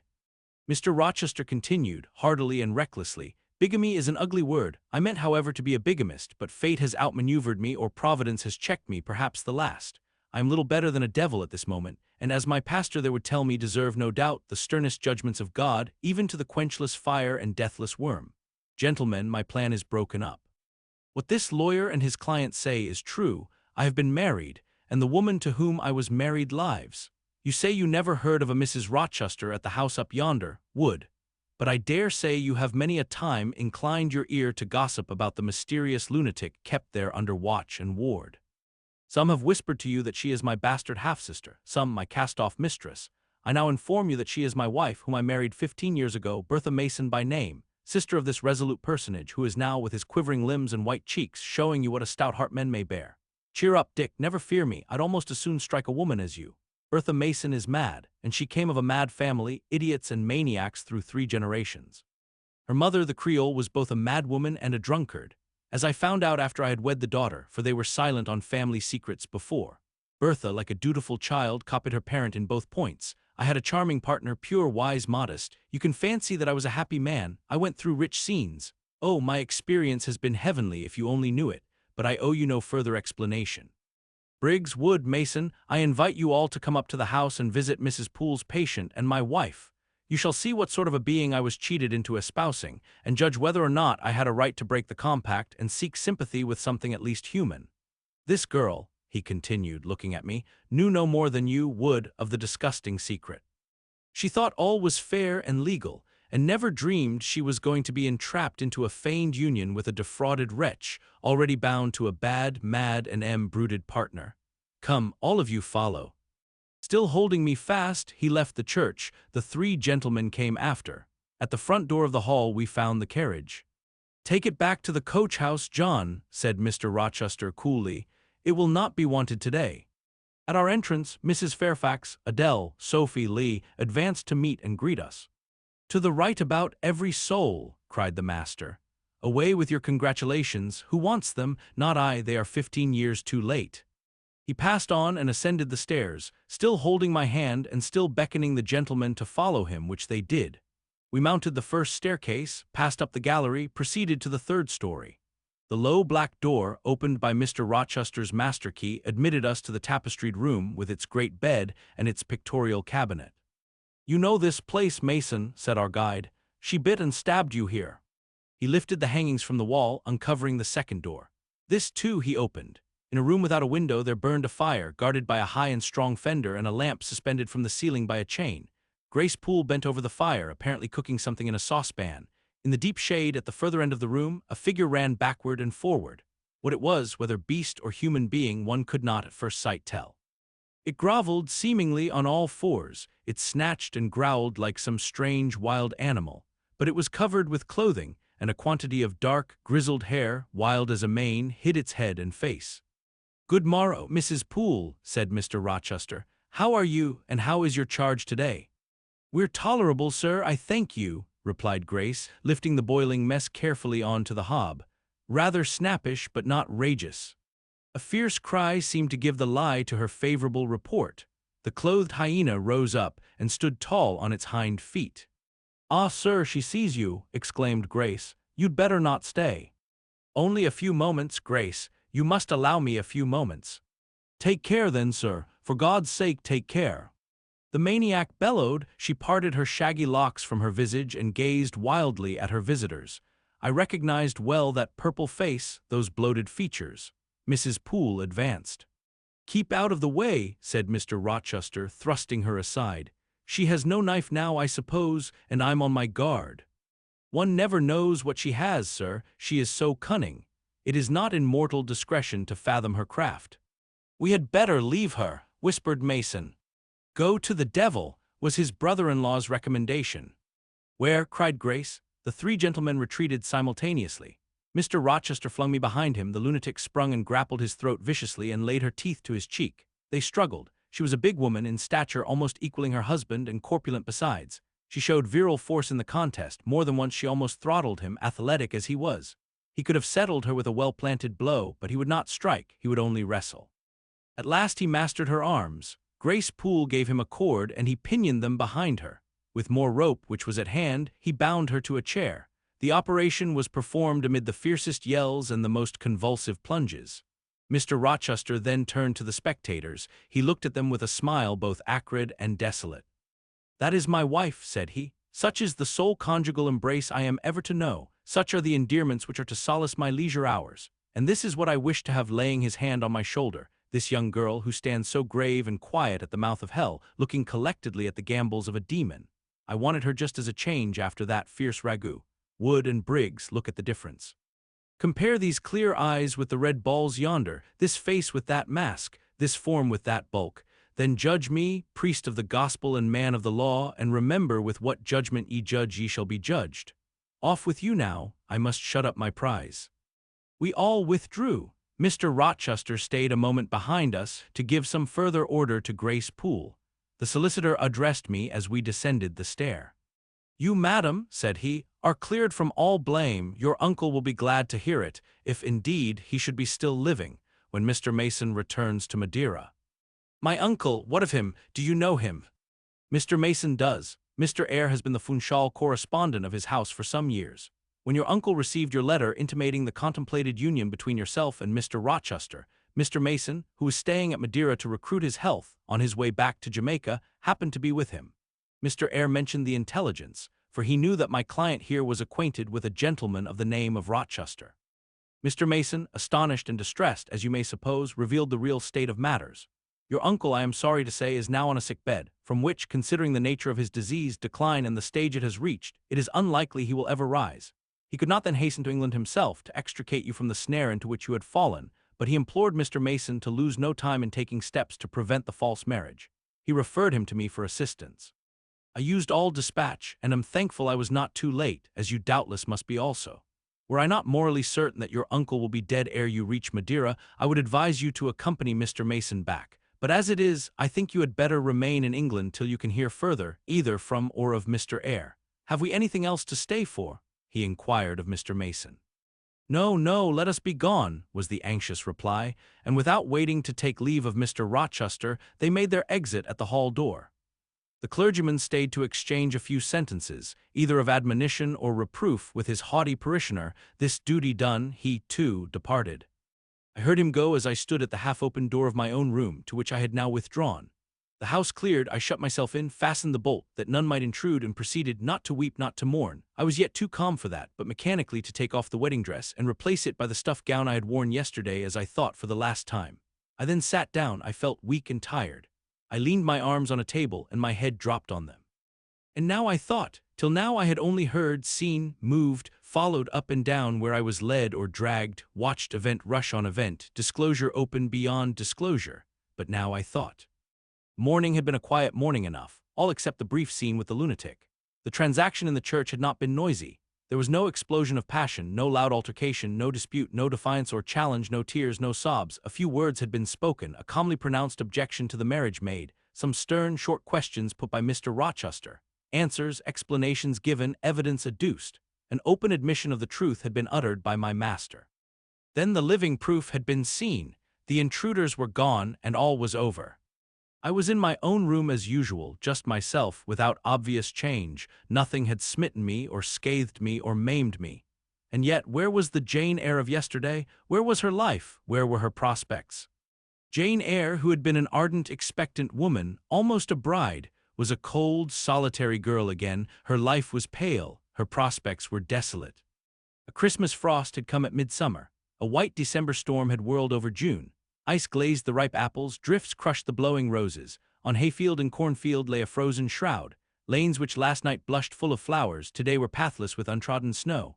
And the woods which 12 hours since waved leafy and fragrant as groves between the tropics, now spread, waste, wild, and white as pine forests in wintry Norway. My hopes were all dead, struck with a subtle doom, such as, in one night, fell on all the firstborn in the land of Egypt. I looked on my cherished wishes, yesterday so blooming and glowing, they lay stark, chill, livid corpses that could never revive. I looked at my love, that feeling which was my master's, which he had created. It shivered in my heart like a suffering child in a cold cradle. Sickness and anguish had seized it. It could not seek Mr. Rochester's arms, it could not derive warmth from his breast. Oh, never more could it turn to him, for faith was blighted, confidence destroyed. Mr. Rochester was not to me what he had been, for he was not what I had thought him. I would not ascribe vice to him, I would not say he had betrayed me, but the attribute of stainless truth was gone from his idea, and from his presence I must go, that I perceived well. When how whither I could not yet discern, but he himself I doubted not would hurry me from Thornfield. Real affection, it seemed, he could not have for me. It had been only fitful passion that was balked. He would want me no more. I should fear even to cross his path now. My view must be hateful to him. Oh, how blind had been my eyes, how weak my conduct! My eyes were covered and closed, eddying darkness seemed to swim round me, and reflection came in as black and confused a flow.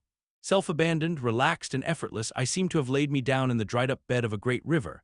I heard a flood loosened in remote mountains. I felt the torrent come. To rise I had no will, to flee I had no strength. I lay faint, longing to be dead. One idea only still throbbed lifelike within me, a remembrance of God. It begot an unuttered prayer. These words went wandering up and down in my rayless mind as something that should be whispered, but no energy was found to express them. Be not far from me, for trouble is near, there is none to help. It was near, and as I had lifted no petition to heaven to avert it, as I had neither joined my hands, nor bent my knees, nor moved my lips, it came, in full heavy swing the torrent poured over me. The whole consciousness of my life lorn, my love lost, my hope quenched, my faith death-struck, swayed full and mighty above me in one sullen mass. That bitter hour cannot be described. In truth, the waters came into my soul, I sunk into deep mire, I felt no standing, I came into deep waters, the floods overflowed me. Chapter XXVI. Some time in the afternoon I raised my head, and looking round and seeing the westering sun gilding the sign of its decline on the wall, I asked, "What am I to do?" But the answer my mind gave, "Leave Thornfield at once," was so prompt, so dread, that I stopped my ears. I said I could not bear such words now. That I am not Edward Rochester's bride is the least part of my woe, I alleged. That I have wakened out of most glorious dreams and found them all void and vain is a horror I could bear and master, but that I must leave him decidedly, instantly, entirely, is intolerable. I cannot do it. But then a force within me averred that I could do it, and foretold that I should do it. I wrestled with my own resolution. I wanted to be weak that I might avoid the awful passage of further suffering I saw laid out for me. And conscience, turned tyrant, held passion by the throat, told her tauntingly she had yet but dipped her dainty foot in the slough, and swore that with that arm of iron he would thrust her down to unsounded depths of agony. "Let me be torn away, then," I cried. "Let another help me." "No, you shall tear yourself away, none shall help you, you shall yourself pluck out your right eye, yourself cut off your right hand, your heart shall be the victim, and you the priest to transfix it." I rose up suddenly, terror-stricken at the solitude which so ruthless a judge haunted, at the silence which so awful a voice filled. My head swam as I stood erect. I perceived that I was sickening from excitement and inanition. Neither meat nor drink had passed my lips that day, for I had taken no breakfast. And with a strange pang I now reflected that long as I had been shut up here, no message had been sent to ask how I was or to invite me to come down. Not even little Adele had tapped at the door, not even Mrs. Fairfax had sought me. "Friends always forget those whom fortune forsakes," I murmured as I undrew the bolt and passed out. I stumbled over an obstacle. My head was still dizzy, my sight was dim, and my limbs were feeble. I could not soon recover myself. I fell, but not to the ground. An outstretched arm caught me. I looked up. I was supported by Mr. Rochester, who sat in a chair across my chamber threshold. "You come out at last," he said. "Well, I have been waiting for you long and listening, yet not one movement have I heard nor one sob. 5 minutes more of that death-like hush and I should have forced the lock like a burglar. So you shun me, you shut yourself up and grieve alone. I would rather you had come and upbraided me with vehemence. You are passionate. I expected a scene of some kind. I was prepared for the hot rain of tears, only I wanted them to be shed on my breast. Now a senseless floor has received them, or your drenched handkerchief. But I err, you have not wept at all. I see a white cheek and a faded eye, but no trace of tears. I suppose, then, your heart has been weeping blood. Well, Jane, not a word of reproach, nothing bitter, nothing poignant, nothing to cut a feeling or sting a passion. You sit quietly where I have placed you and regard me with a weary, passive look. Jane, I never meant to wound you thus. If the man who had but one little ewe lamb that was dear to him as a daughter, that ate of his bread and drank of his cup, and lay in his bosom, had by some mistake slaughtered it at the shambles, he would not have rued his bloody blunder more than I now rue mine. Will you ever forgive me? Reader, I forgave him at the moment and on the spot. There was such deep remorse in his eye, such true pity in his tone, such manly energy in his manner, and besides, there was such unchanged love in his whole look and mien. I forgave him all, yet not in words, not outwardly, only at my heart's core. "You know I am a scoundrel, Jane?" Ere long he inquired wistfully, wondering, I suppose, at my continued silence and tameness, the result rather of weakness than of will. "Yes, sir." "Then tell me so roundly and sharply, don't spare me." "I cannot, I am tired and sick, I want some water." He heaved a sort of shuddering sigh and, taking me in his arms, carried me downstairs. At first I did not know to what room he had borne me. All was cloudy to my glazed sight. Presently I felt the reviving warmth of a fire. For summer as it was, I had become icy cold in my chamber. He put wine to my lips. I tasted it and revived. Then I ate something he offered me and was soon myself. I was in the library, sitting in his chair. He was quite near. If I could go out of life now without too sharp a pang, it would be well for me, I thought. Then I should not have to make the effort of cracking my heartstrings in rending them from Mr. Rochester's. I must leave him, it appears. I do not want to leave him. I cannot leave him. How are you now, Jane? Much better, sir. I shall be well soon. Taste the wine again, Jane. I obeyed him. Then he put the glass on the table, stood before me, and looked at me attentively. Suddenly he turned away with an inarticulate exclamation, full of passionate emotion of some kind. He walked fast through the room and came back. He stooped toward me as if to kiss me, but I remembered caresses were now forbidden. I turned my face away and put his aside. "What, how is this?" he exclaimed hastily. "Oh, I know, you won't kiss the husband of Bertha Mason. You consider my arms filled and my embraces appropriated. At any rate, there is neither room nor claim for me, sir." "Why, Jane, I will spare you the trouble of much talking. I will answer for you, because I have a wife already," you would reply. I guess rightly. "Yes. If you think so, you must have a strange opinion of me. You must regard me as a plotting profligate, a base and low rake, who has been simulating disinterested love in order to draw you into a snare deliberately laid, and strip you of honor and rob you of self-respect. What do you say to that? I see you can say nothing. In the first place, you are faint still and have enough to do to draw your breath. In the second place, you cannot yet accustom yourself to abuse and revile me. And besides, the floodgates of tears are opened, and they would rush out if you spoke much. And you have no desire to expostulate, to upbraid, to make a scene. You are thinking how to act. Talking, you consider, is of no use. I know you. I am on my guard. "Sir, I do not wish to act against you," I said, and my unsteady voice warned me to curtail my sentence. "Not in your sense of the word, but in mine you are scheming to destroy me. You have as good as said that I am a married man. As a married man you will shun me, keep out of my way. Just now you have refused to kiss me. You intend to make yourself a complete stranger to me, to live under this roof only as Adele's governess. If ever I say a friendly word to you, if ever a friendly feeling inclines you again to me, you will say, 'That man had nearly made me his mistress. I must be ice and rock to him,' and ice and rock you will accordingly become." I cleared and steadied my voice to reply, "All is changed about me, sir. I must change too, there is no doubt of that. And to avoid fluctuations of feeling and continual combats with recollections and associations, there is only one way. Adele must have a new governess, sir." "Oh, Adele will go to school. I have settled that already. Nor do I mean to torment you with the hideous associations and recollections of Thornfield Hall, this accursed place, this tent of a chan, this insolent vault offering the ghastliness of living death to the light of the open sky, this narrow stone hell with its one real fiend, worse than a legion of such as we imagine. Jane, you shall not stay here, nor will I. I was wrong ever to bring you to Thornfield Hall, knowing as I did how it was haunted. I charged them to conceal from you, before I ever saw you, all knowledge of the curse of the place. Merely because I feared Adele never would have a governess to stay if she knew with what inmate she was housed, and my plans would not permit me to remove the maniac elsewhere. Though I possess an old house, Ferndean Manor, even more retired and hidden than this, where I could have lodged her safely enough, had not a scruple about the unhealthiness of the situation, in the heart of a wood, made my conscience recoil from the arrangement. Probably those damp walls would soon have eased me of her charge, but to each villain his own vice, and mine is not a tendency to indirect assassination, even of what I most hate. Concealing the madwoman's neighborhood from you, however, was something like covering a child with a cloak and laying it down near a upas tree. That demon's vicinage is poisoned and always was.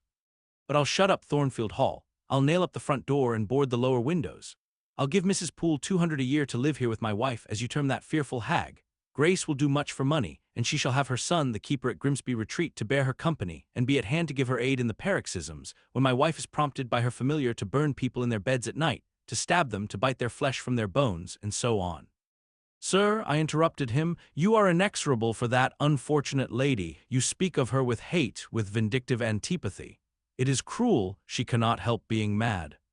Jane, my little darling, so I will call you, for so you are. You don't know what you are talking about. You misjudge me again. It is not because she is mad I hate her. If you were mad, do you think I should hate you?" "I do indeed, sir." Then you are mistaken, and you know nothing about me and nothing about the sort of love of which I am capable. Every atom of your flesh is as dear to me as my own. In pain and sickness it would still be dear. Your mind is my treasure, and if it were broken it would be my treasure still. If you raved, my arms should confine you, and not a strait waistcoat. Your grasp, even in fury, would have a charm for me. If you flew at me as wildly as that woman did this morning, I should receive you in an embrace, at least as fond as it would be restrictive. I should not shrink from you with disgust, as I did from her. In your quiet moments you should have no watcher and no nurse but me, and I could hang over you with untiring tenderness, though you gave me no smile in return, and never weary of gazing into your eyes, though they had no longer a ray of recognition for me. But why do I follow that train of ideas? I was talking of removing you from Thornfield. All you know is prepared for prompt departure. Tomorrow you shall go.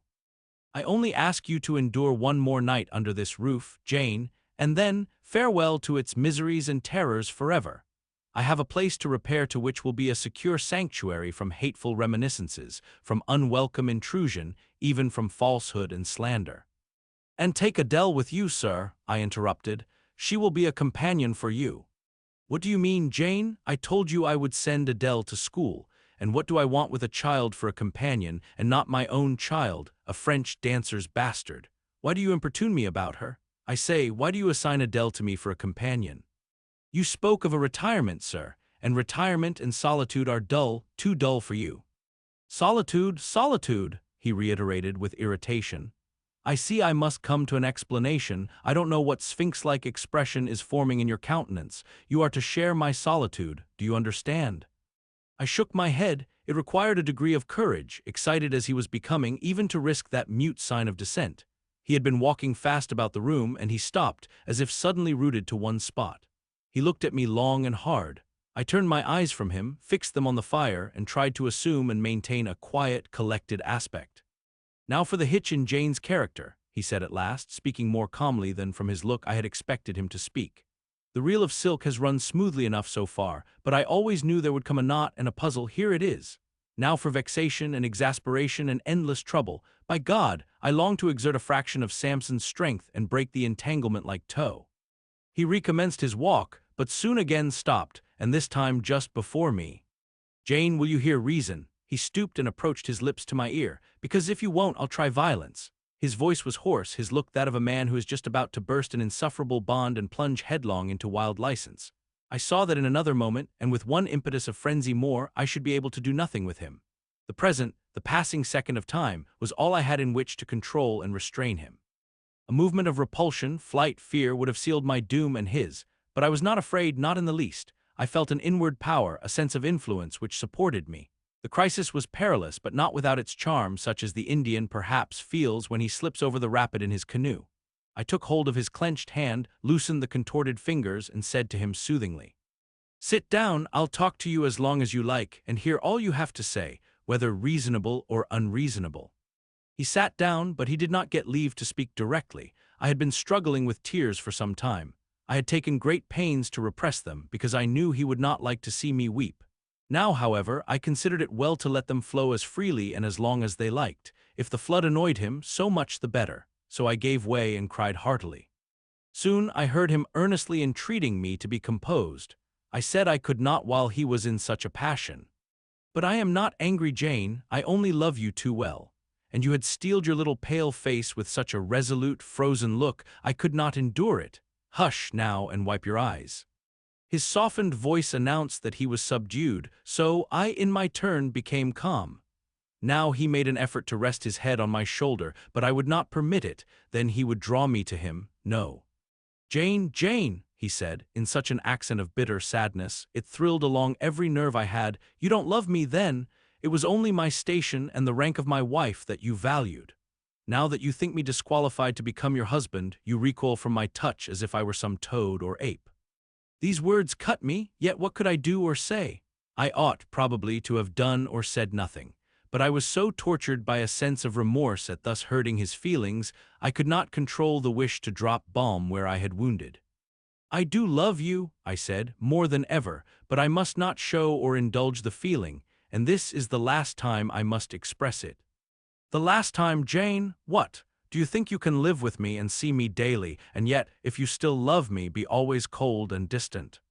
No, sir, that I am certain I could not, and therefore I see there is but one way, but you will be furious if I mention it. Oh, mention it! If I storm, you have the art of weeping. Mr. Rochester, I must leave you. For how long, Jane? For a few minutes, while you smooth your hair, which is somewhat disheveled, and bathe your face, which looks feverish. I must leave Adele and Thornfield. I must part with you for my whole life. I must begin a new existence among strange faces and strange scenes. Of course, I told you should. I pass over the madness about parting from me. You mean you must become a part of me. As to the new existence, it is all right. You shall yet be my wife. I am not married. You shall be Mrs. Rochester, both virtually and nominally.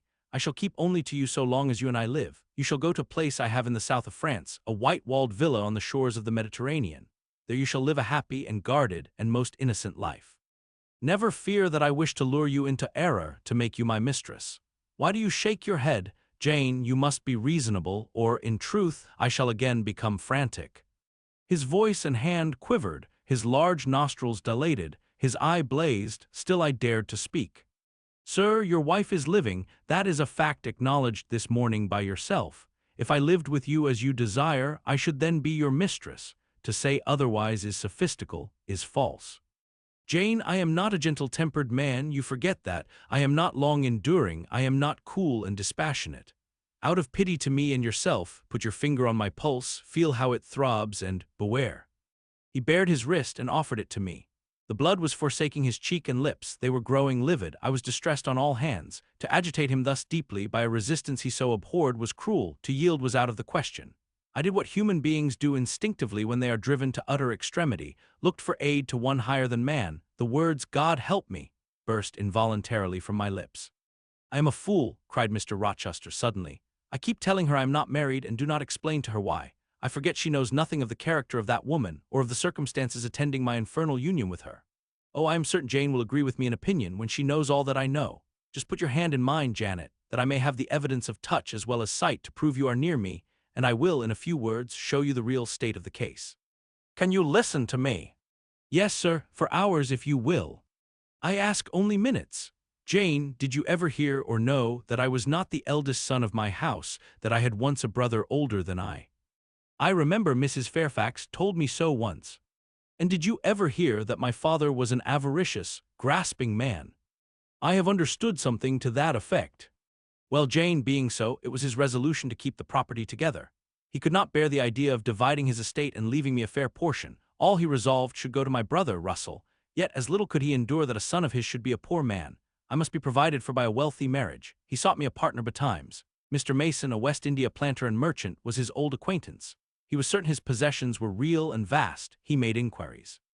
Mr. Mason, he found, had a son and daughter, and he learned from him that he could and would give the latter a fortune of £30,000. That sufficed.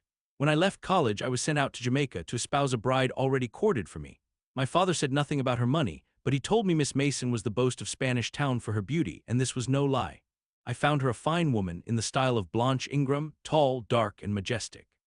Her family wished to secure me because I was of a good race, and so did she. They showed her to me in parties, splendidly dressed. I seldom saw her alone and had very little private conversation with her. She flattered me and lavishly displayed for my pleasure her charms and accomplishments. All the men in her circle seemed to admire her and envy me. I was dazzled, stimulated, my senses were excited, and being ignorant, raw, and inexperienced, I thought I loved her. There is no folly so besotted that the idiotic rivalries of society, the prurience, the rashness, the blindness of youth will not hurry a man to its commission. Her relatives encouraged me, competitors piqued me, she allured me, a marriage was achieved almost before I knew where I was. Oh, I have no respect for myself when I think of that act. An agony of inward contempt masters me. I never loved, I never esteemed, I did not even know her. I was not sure of the existence of one virtue in her nature. I had marked neither modesty, nor benevolence, nor candor, nor refinement in her mind or manners, and I married her, gross, groveling, mole-eyed blockhead that I was. With less sin I might have, but let me remember to whom I am speaking. My bride's mother I had never seen, I understood she was dead. The honeymoon over, I learned my mistake, she was only mad and shut up in a lunatic asylum. There was a younger brother, too, a complete dumb idiot. The elder one whom you have seen, and whom I cannot hate, while I abhor all his kindred because he has some grains of affection in his feeble mind, shown in the continued interest he takes in his wretched sister, and also in a dog-like attachment he once bore me, will probably be in the same state one day. My father and my brother, Russell, knew all this, but they thought only of the £30,000 and joined in the plot against me. These were vile discoveries, but except for the treachery of concealment, I should have made them no subject of reproach to my wife. Even when I found her nature wholly alien to mine, her tastes obnoxious to me, her cast of mind common, low, narrow, and singularly incapable of being led to anything higher, expanded to anything larger, when I found that I could not pass a single evening, nor even a single hour of the day, with her in comfort. That kindly conversation could not be sustained between us, because whatever topic I started, immediately received from her turn at once coarse and trite, perverse and imbecile. When I perceived that I should never have a quiet or settled household, because no servant would bear the continued outbreaks of her violent and unreasonable temper, or the vexations of her absurd, contradictory, exacting orders, even then I restrained myself. I eschewed upbraiding, I curtailed remonstrance. I tried to devour my repentance and disgust in secret. I repressed the deep antipathy I felt. Jane, I will not trouble you with abominable details. Some strong words shall express what I have to say. I lived with that woman upstairs 4 years, and before that time she had tried me indeed. Her character ripened and developed with frightful rapidity. Her vices sprung up fast and rank. They were so strong only cruelty could check them, and I would not use cruelty. What a pigmy intellect she had, and what giant propensities! How fearful were the curses those propensities entailed on me!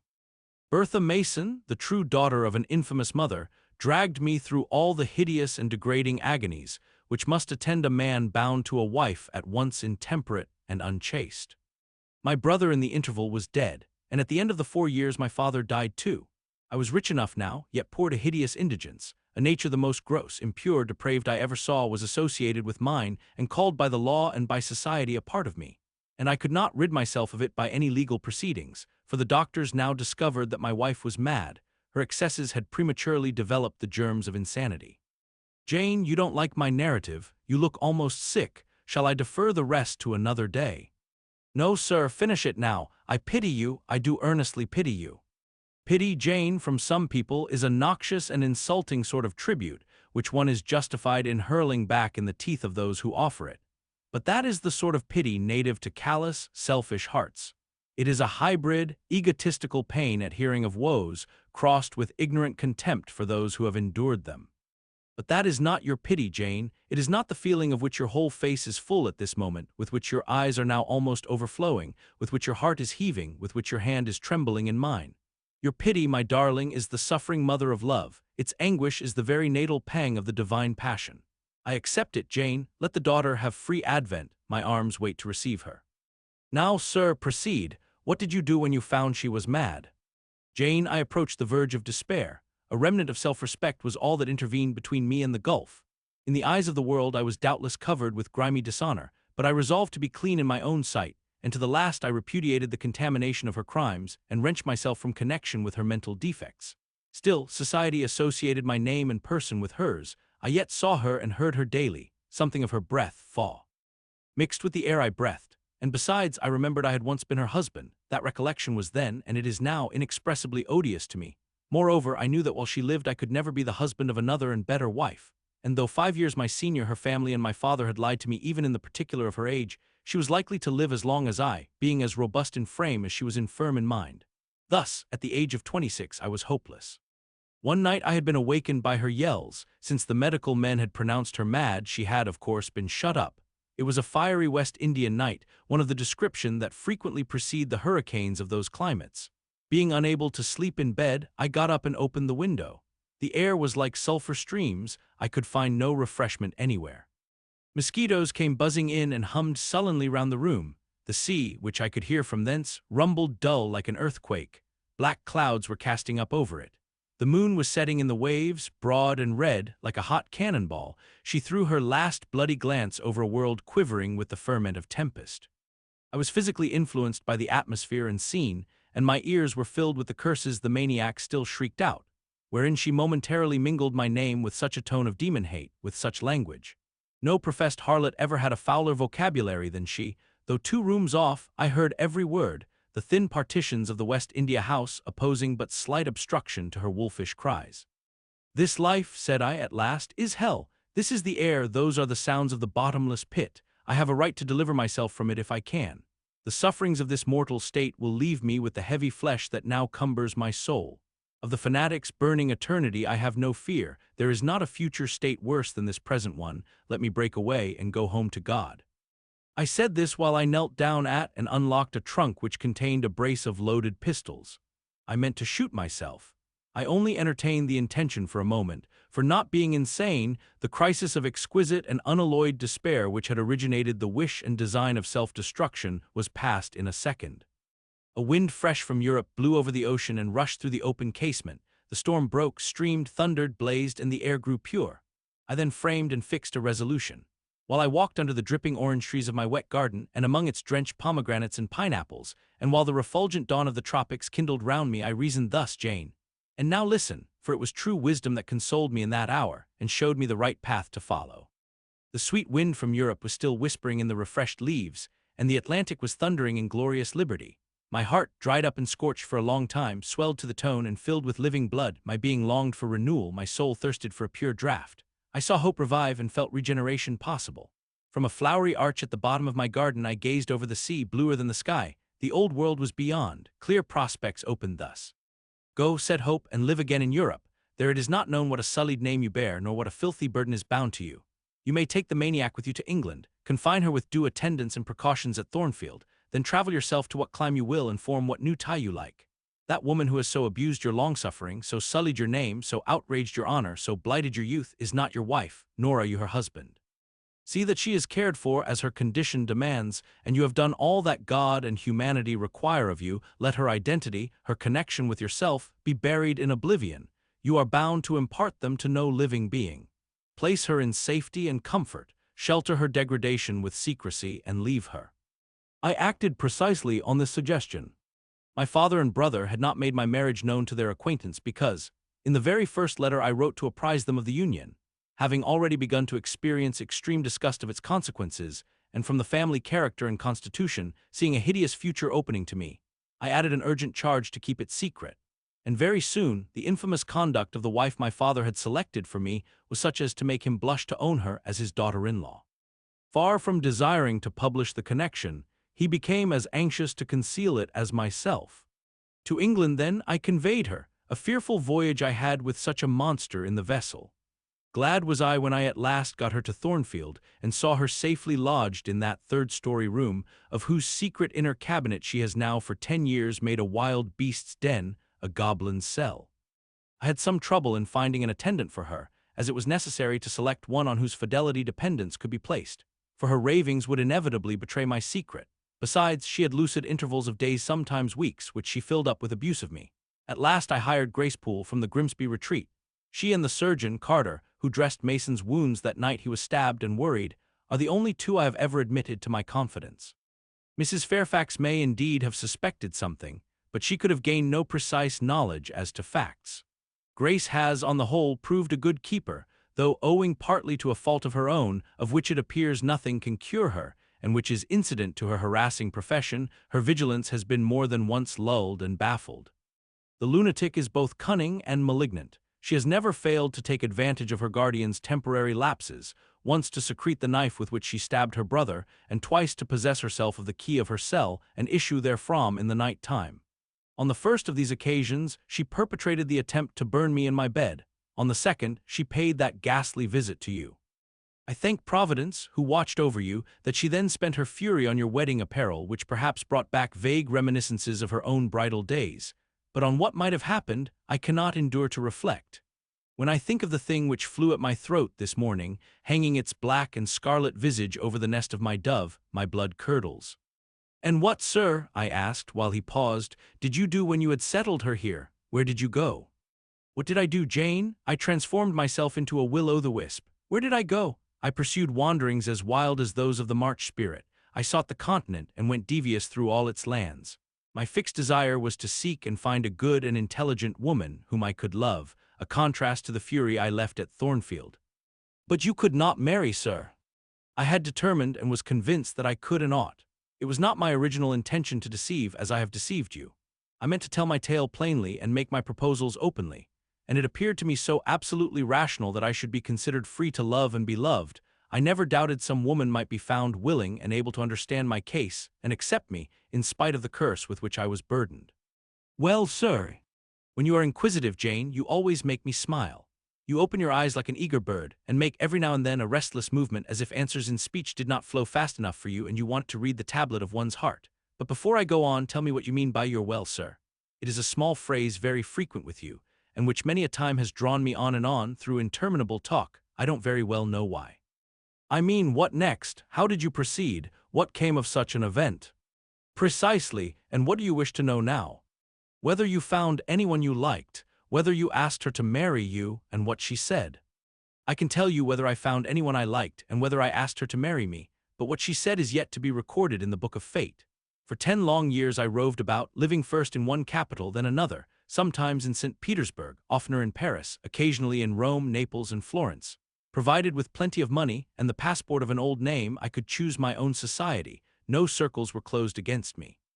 I sought my ideal of a woman among English ladies, French countesses, Italian signoras, and German Gräfinnen. I could not find her. Sometimes, for a fleeting moment, I thought I caught a glance, heard a tone, beheld a form which announced the realization of my dream, but I was presently undeceived. You are not to suppose that I desired perfection, either of mind or person. I longed only for what suited me, for the antipodes of the Creole, and I longed vainly. Among them all I found not one whom, had I been ever so free, I warned as I was of the risks, the horrors, the loathings of incongruous unions, would have asked to marry me. Disappointment made me reckless. I tried dissipation, never debauchery, that I hated and hate. That was my Indian Messalina's attribute. Rooted disgust at it, and her restrained me much, even in pleasure. Any enjoyment that bordered on riot seemed to approach me to her and her vices, and I eschewed it. Yet I could not live alone, so I tried the companionship of mistresses. The first I chose was Céline Varens, another of those steps which make a man spurn himself when he recalls them. You already know what she was and how my liaison with her terminated. She had 2 successors, an Italian, Jacinta, and a German, Clara, both considered singularly handsome. What was their beauty to me in a few weeks? Jacinta was unprincipled and violent. I tired of her in 3 months. Clara was honest and quiet, but heavy, mindless, unimpressible, not one whit to my taste. I was glad to give her a sufficient sum to set her up in a good line of business, and so get decently rid of her. But Jane, I see by your face you are not forming a very favorable opinion of me just now. You think me an unfeeling, loose-principled rake, don't you? I don't like you so well as I have done sometimes, indeed, sir. Did it not seem to you in the least wrong to live in that way, first with one mistress and then another? You talk of it as a mere matter of course. It was with me, and I did not like it. It was a groveling fashion of existence. I should never wish to return to it. Hiring a mistress is the next worst thing to buying a slave. Both are often by nature, and always by position, inferior, and to live familiarly with inferiors is degrading. I now hate the recollection of the time I passed with Céline, Jacinta, and Clara. I felt the truth of these words, and I drew from them the certain inference that, if I were so far to forget myself and all the teaching that had ever been instilled into me, as under any pretext, with any justification, through any temptation, to become the successor of these poor girls, he would one day regard me with the same feeling which now in his mind desecrated their memory. I did not give utterance to this conviction. It was enough to feel it. I impressed it on my heart, that it might remain there to serve me as aid in the time of trial. Now, Jane, why don't you say, well, sir? I have not done. You are looking grave. You disapprove of me still, I see, but let me come to the point. Last January, rid of all mistresses, in a harsh, bitter frame of mind, the result of a useless, roving, lonely life, corroded with disappointment, sourly disposed against all men, and especially against all womankind.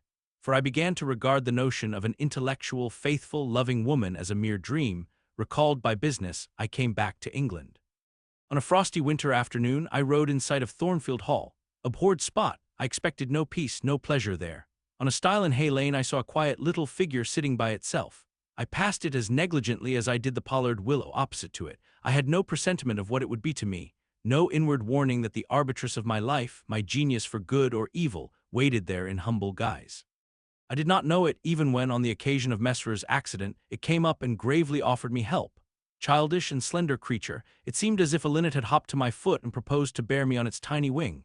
I was surly, but the thing would not go. It stood by me with strange perseverance and looked and spoke with a sort of authority.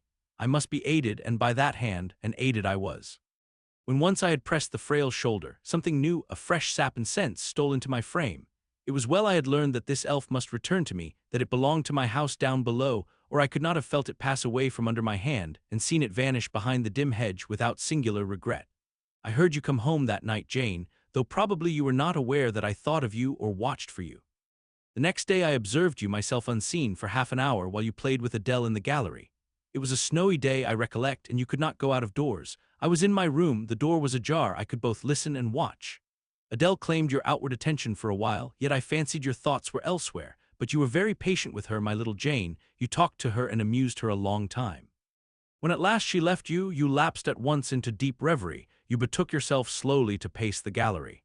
Now and then, in passing a casement, you glanced out at the thick falling snow, you listened to the sobbing wind, and again you paced gently on and dreamed.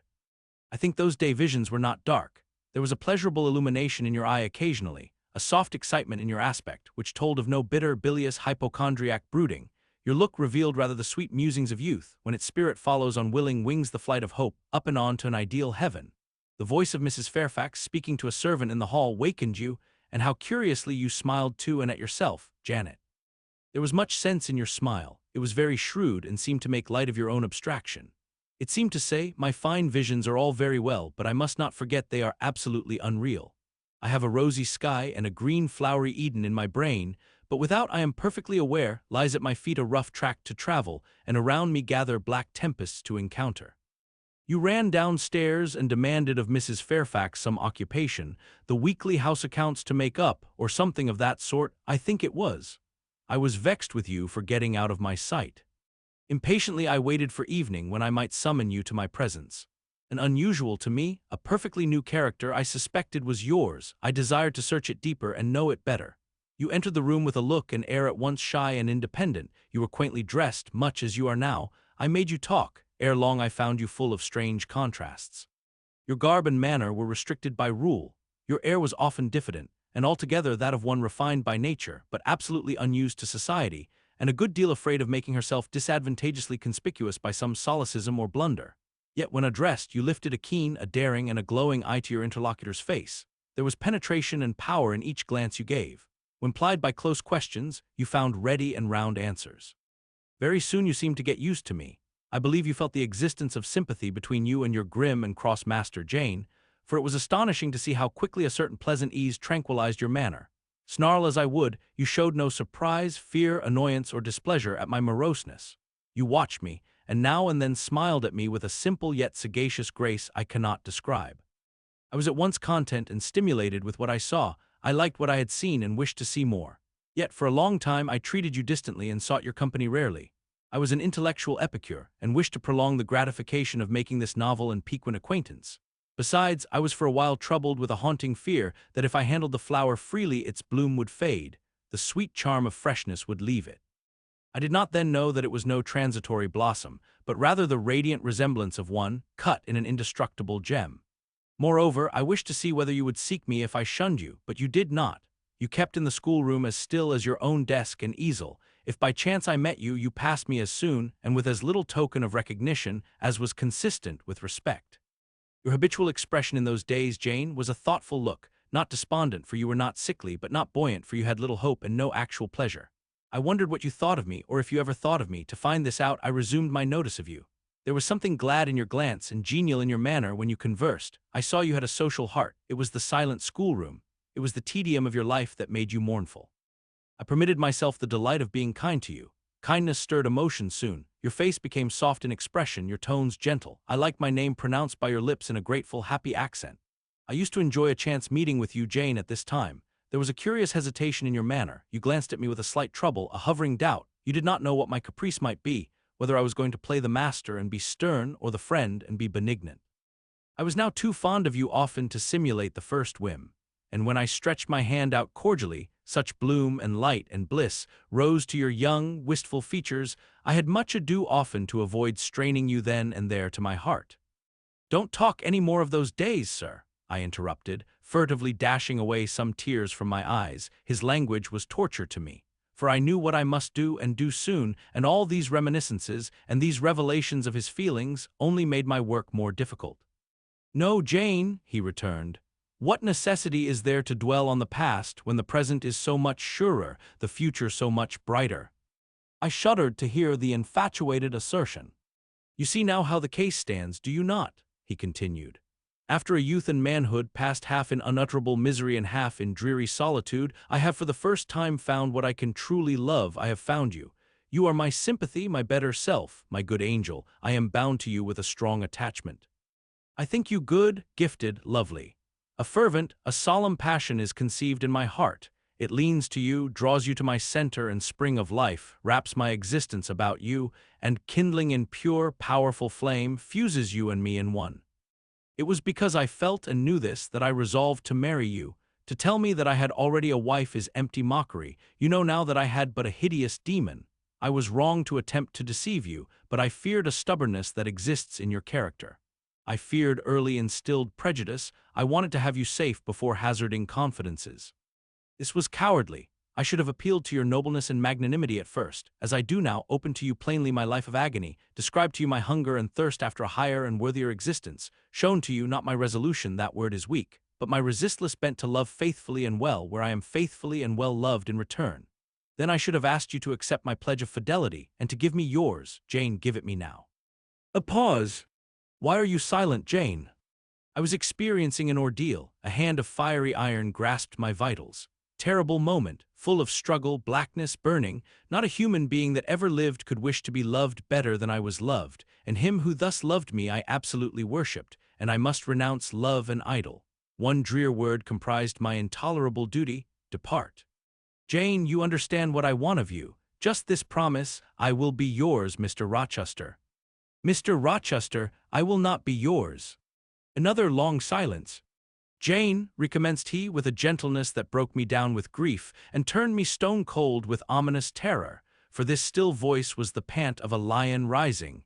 Jane, do you mean to go one way in the world and to let me go another? I do. Jane, bending toward and embracing me, do you mean it now? I do. And now, softly kissing my forehead and cheek. I do, extricating myself from restraint rapidly and completely. Oh, Jane, this is bitter, this is wicked. It would not be wicked to love me. It would to obey you. A wild look raised his brows, crossed his features. He rose, but he forbore yet. I laid my hand on the back of a chair for support. I shook, I feared, but I resolved.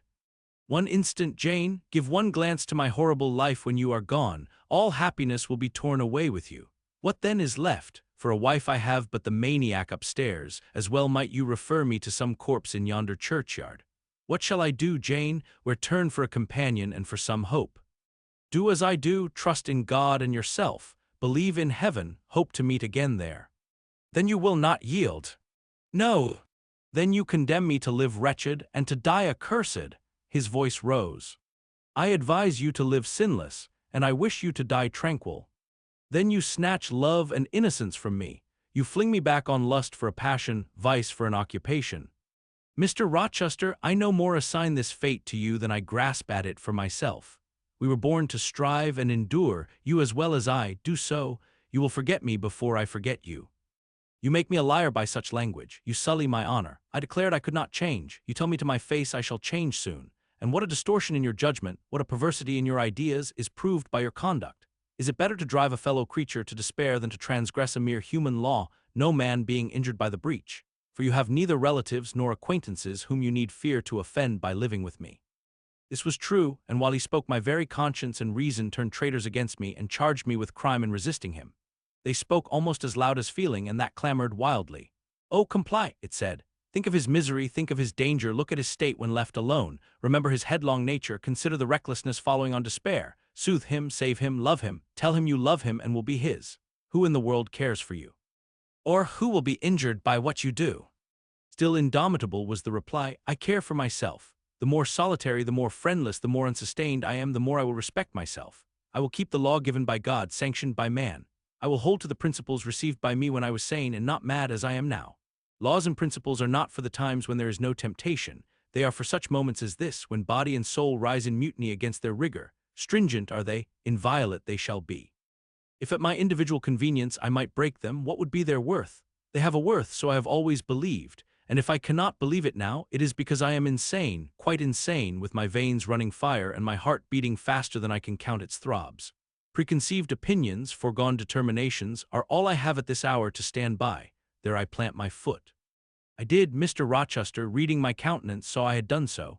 His fury was wrought to the highest. He must yield to it for a moment, whatever followed. He crossed the floor and seized my arm and grasped my waist. He seemed to devour me with his flaming glance. Physically, I felt at the moment powerless as stubble exposed to the draft and glow of a furnace. Mentally, I still possessed my soul, and with it the certainty of ultimate safety. The soul, fortunately, has an interpreter, often an unconscious but still a truthful interpreter in the eye. My eye rose to his, and while I looked in his fierce face, I gave an involuntary sigh. His gripe was painful, and my overtasked strength almost exhausted. "Never," said he as he ground his teeth, "never was anything at once so frail and so indomitable. A mere reed she feels in my hand." And he shook me with the force of his hold. I could bend her with my finger and thumb, and what good would it do if I bent, if I upped her, if I crushed her? Consider that eye. Consider the resolute, wild, free thing looking out of it, defying me with more than courage, with a stern triumph. Whatever I do with its cage, I cannot get at it, the savage, beautiful creature. If I tear, if I rend the slight prison, my outrage will only let the captive loose. Conqueror I might be of the house, but the inmate would escape to heaven before I could call myself possessor of its clay dwelling place. And it is you, spirit, with will and energy and virtue and purity, that I want, not alone your brittle frame. Of yourself you could come, with soft flight, and nestle against my heart, if you would. Seized against your will, you will elude the grasp like an essence. You will vanish ere I inhale your fragrance. Oh, come, Jane, come. As he said this, he released me from his clutch and only looked at me. The look was far worse to resist than the frantic strain. Only an idiot, however, would have succumbed now. I had dared and baffled his fury. I must elude his sorrow. I retired to the door. "You are going, Jane." "I am going, sir." "You are leaving me." "Yes." "You will not come. You will not be my comforter, my rescuer. My deep love, my wild woe, my frantic prayer are all nothing to you." What unutterable pathos was in his voice! How hard it was to reiterate firmly, "I am going." "Jane!" "Mr. Rochester." "Withdraw then, I consent, but remember you leave me here in anguish. Go up to your own room, think over all I have said, and Jane, cast a glance on my sufferings, think of me." He turned away, he threw himself on his face on the sofa. "Oh, Jane, my hope, my love, my life," broke in anguish from his lips. Then came a deep, strong sob. I had already gained the door, but reader, I walked back as determinedly as I had retreated. I knelt down by him, I turned his face from the cushion to me, I kissed his cheek, I smoothed his hair with my hand. "God bless you, my dear master," I said. "God keep you from harm and wrong, direct you, solace you, reward you well for your past kindness to me." "Little Jane's love would have been my best reward," he answered. "Without it my heart is broken, but Jane will give me her love, yes, nobly, generously." Up the blood rushed to his face. Forth flashed the fire from his eyes. Erect he sprung. He held his arms out, but I evaded the embrace and at once quitted the room. "Farewell," was the cry of my heart as I left him. Despair added, "Farewell forever." That night I never thought to sleep, but a slumber fell on me as soon as I lay down in bed. I was transported in thought to the scenes of childhood. I dreamed that I lay in the Red Room at Gateshead, that the night was dark and my mind impressed with strange fears. The light that long ago had struck me into syncope, recalled in this vision, seemed glidingly to mount the wall and tremblingly to pause in the center of the obscured ceiling. I lifted up my head to look. The roof resolved to clouds, high and dim. The gleam was such as the moon imparts to vapors she is about to sever. I watched her come, watched with the strangest anticipation, as though some word of doom were to be written on her disk. She broke forth as never moon yet burst from cloud. A hand first penetrated the sable folds and waved them away, then not a moon but a white human form shone in the azure, inclining a glorious brow earthward. It gazed and gazed on me. It spoke to my spirit. Immeasurably distant was the tone, yet so near, it whispered in my heart. "My daughter, flee temptation." "Mother, I will." So I answered after I had waked from the trance-like dream. It was yet night, but July nights are short. Soon after midnight, dawn comes. It cannot be too early to commence the task I have to fulfill, thought I. I rose, I was dressed, for I had taken off nothing but my shoes. I knew where to find in my drawers some linen, a locket, a ring. In seeking these articles, I encountered the beads of a pearl necklace Mr. Rochester had forced me to accept a few days ago. I left that. It was not mine, it was the visionary bride's who had melted in air. The other articles I made up in a parcel. My purse, containing 20 shillings, it was all I had, I put in my pocket. I tied on my straw bonnet, pinned my shawl, took the parcel and my slippers, which I would not put on yet, and stole from my room.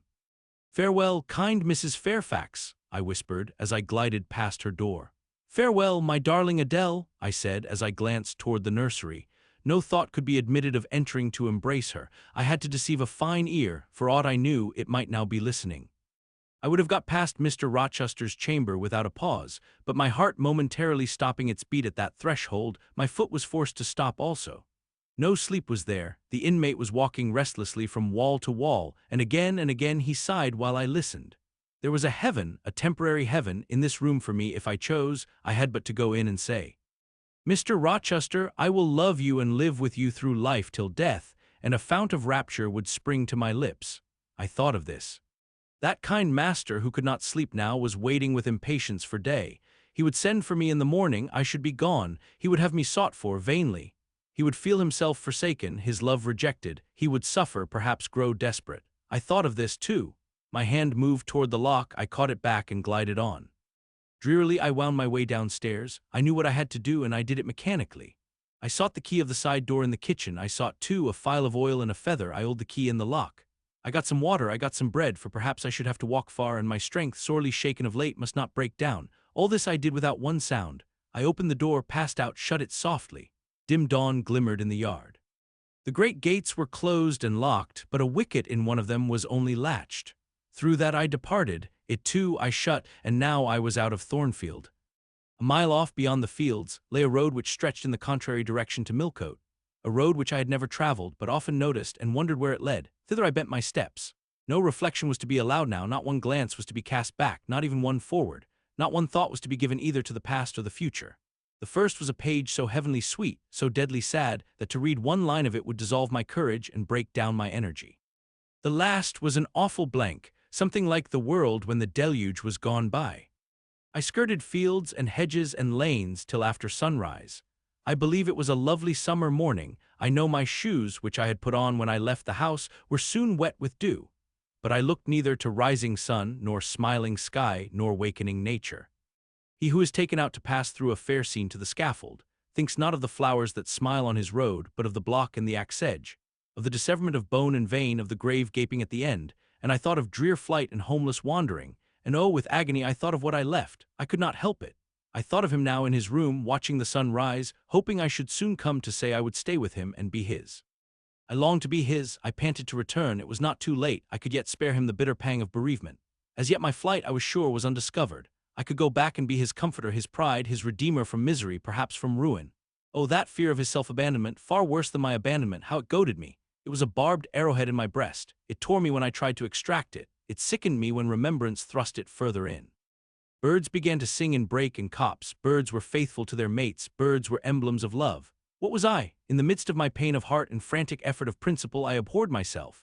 I had no solace from self-approbation, none even from self-respect. I had injured, wounded, left my master. I was hateful in my own eyes. Still I could not turn nor retrace one step. God must have led me on. As to my own will or conscience, impassioned grief had trampled one and stifled the other. I was weeping wildly as I walked along my solitary way. Fast, fast I went, like one delirious. A weakness, beginning inwardly, extending to the limbs, seized me, and I fell. I lay on the ground some minutes, pressing my face to the wet turf. I had some fear or hope that here I should die. But I was soon up, crawling forward on my hands and knees, and then again raised to my feet, as eager and as determined as ever to reach the road. When I got there, I was forced to sit to rest me under the hedge, and while I sat, I heard wheels and saw a coach come on. I stood up and lifted my hand. It stopped. I asked where it was going. The driver named a place a long way off and where I was sure Mr. Rochester had no connections. I asked for what sum he would take me there. He said 30 shillings. I answered I had but 20. Well, he would try to make it do. He further gave me leave to get into the inside, as the vehicle was empty. I entered, was shut in, and it rolled on its way. Gentle reader, may you never feel what I then felt. May your eyes never shed such stormy, scalding, heart-wrung tears as poured from mine. May you never appeal to heaven in prayers so hopeless and so agonized as in that hour left my lips. For never may you, like me, dread to be the instrument of evil to what you wholly love. Chapter XXVII. 2 days are past. It is a summer evening. The coachman has set me down at a place called Whitcross. He could take me no further for the sum I had given, and I was not possessed of another shilling in the world. The coach is a mile off by this time. I am alone. At this moment I discover that I forgot to take my parcel out of the pocket of the coach where I had placed it for safety. There it remains, there it must remain, and now I am absolutely destitute. Whitcross is no town, nor even a hamlet. It is but a stone pillar set up where four roads meet, whitewashed, I suppose, to be more obvious at a distance and in darkness. 4 arms spring from its summit. The nearest town to which these point is, according to the inscription, distant 10 miles, the furthest above 20. From the well-known names of these towns I learn in what county I have lighted, a North Midland shire, dusk with moorland, ridged with mountain, this I see. There are great moors behind and on each hand of me. There are waves of mountains far beyond that deep valley at my feet. The population here must be thin, and I see no passengers on these roads. They stretch out east, west, north, and south, white, broad, lonely. They are all cut in the moor, and the heather grows deep and wild to their very verge. Yet a chance traveler might pass by, and I wish no eye to see me now. Strangers would wonder what I am doing, lingering here at the signpost, evidently objectless and lost. I might be questioned. I could give no answer but what would sound incredible and excite suspicion. Not a tie holds me to human society at this moment. Not a charm or hope calls me where my fellow creatures are. None that saw me would have a kind thought or a good wish for me. I have no relative but the universal mother, nature. I will seek her breast and ask repose. I struck straight into the heath. I held on to a hollow I saw deeply furrowing the brown moorside. I waded, knee-deep in its dark growth. I turned with its turnings, and finding a moss-blackened granite crag in a hidden angle, I sat down under it. High banks of moor were about me. The crag protected my head. The sky was over that. Some time passed before I felt tranquil even here. I had a vague dread that wild cattle might be near, or that some sportsman or poacher might discover me. If a gust of wind swept the waste, I looked up, fearing it was the rush of a bull. If a plover whistled, I imagined it a man. Finding my apprehensions unfounded, however, and calmed by the deep silence that reigned as evening declined to nightfall, I took confidence. As yet I had not thought. I had only listened, watched, dreaded. Now I regained the faculty of reflection. What was I to do? Where to go? Oh, intolerable questions, when I could do nothing and go nowhere. When a long way must yet be measured by my weary, trembling limbs before I could reach human habitation. When cold charity must be entreated before I could get a lodging. Reluctant sympathy importuned. Almost certain repulse incurred before my tale could be listened to or one of my wants relieved. I touched the heath. It was dry and yet warm with the heat of the summer day. I looked at the sky. It was pure. A kindly star twinkled just above the chasm ridge. The dew fell, but with propitious softness. No breeze whispered. Nature seemed to me benign and good. I thought she loved me, outcast as I was, and I, who from man could anticipate only mistrust, rejection, insult, clung to her with filial fondness. Tonight, at least, I would be her guest, as I was her child. My mother would lodge me without money and without price. I had one morsel of bread yet, the remnant of a roll I had bought in a town we passed through at noon with a stray penny, my last coin. I saw ripe bilberries gleaming here and there like jet beads in the heath. I gathered a handful and eat them with the bread.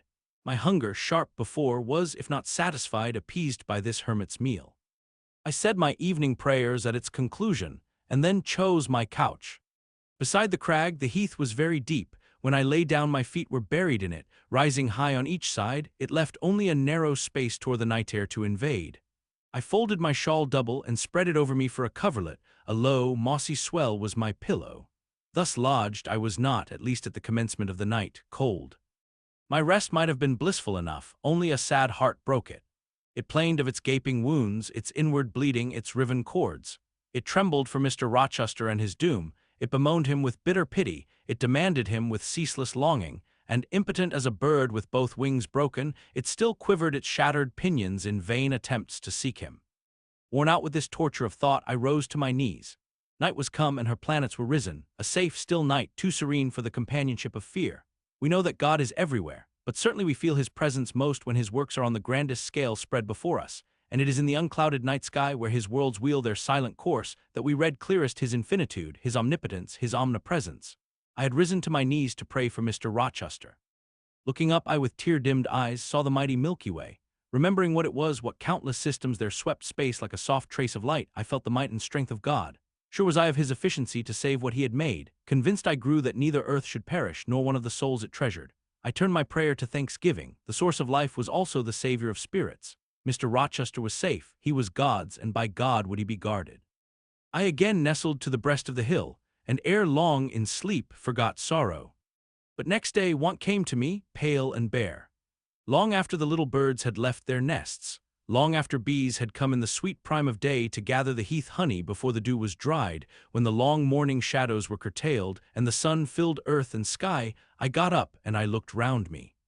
What a still, hot, perfect day! What a golden desert this spreading moor, everywhere sunshine. I wished I could live in it and on it. I saw a lizard run over the crag, I saw a bee busy among the sweet bilberries.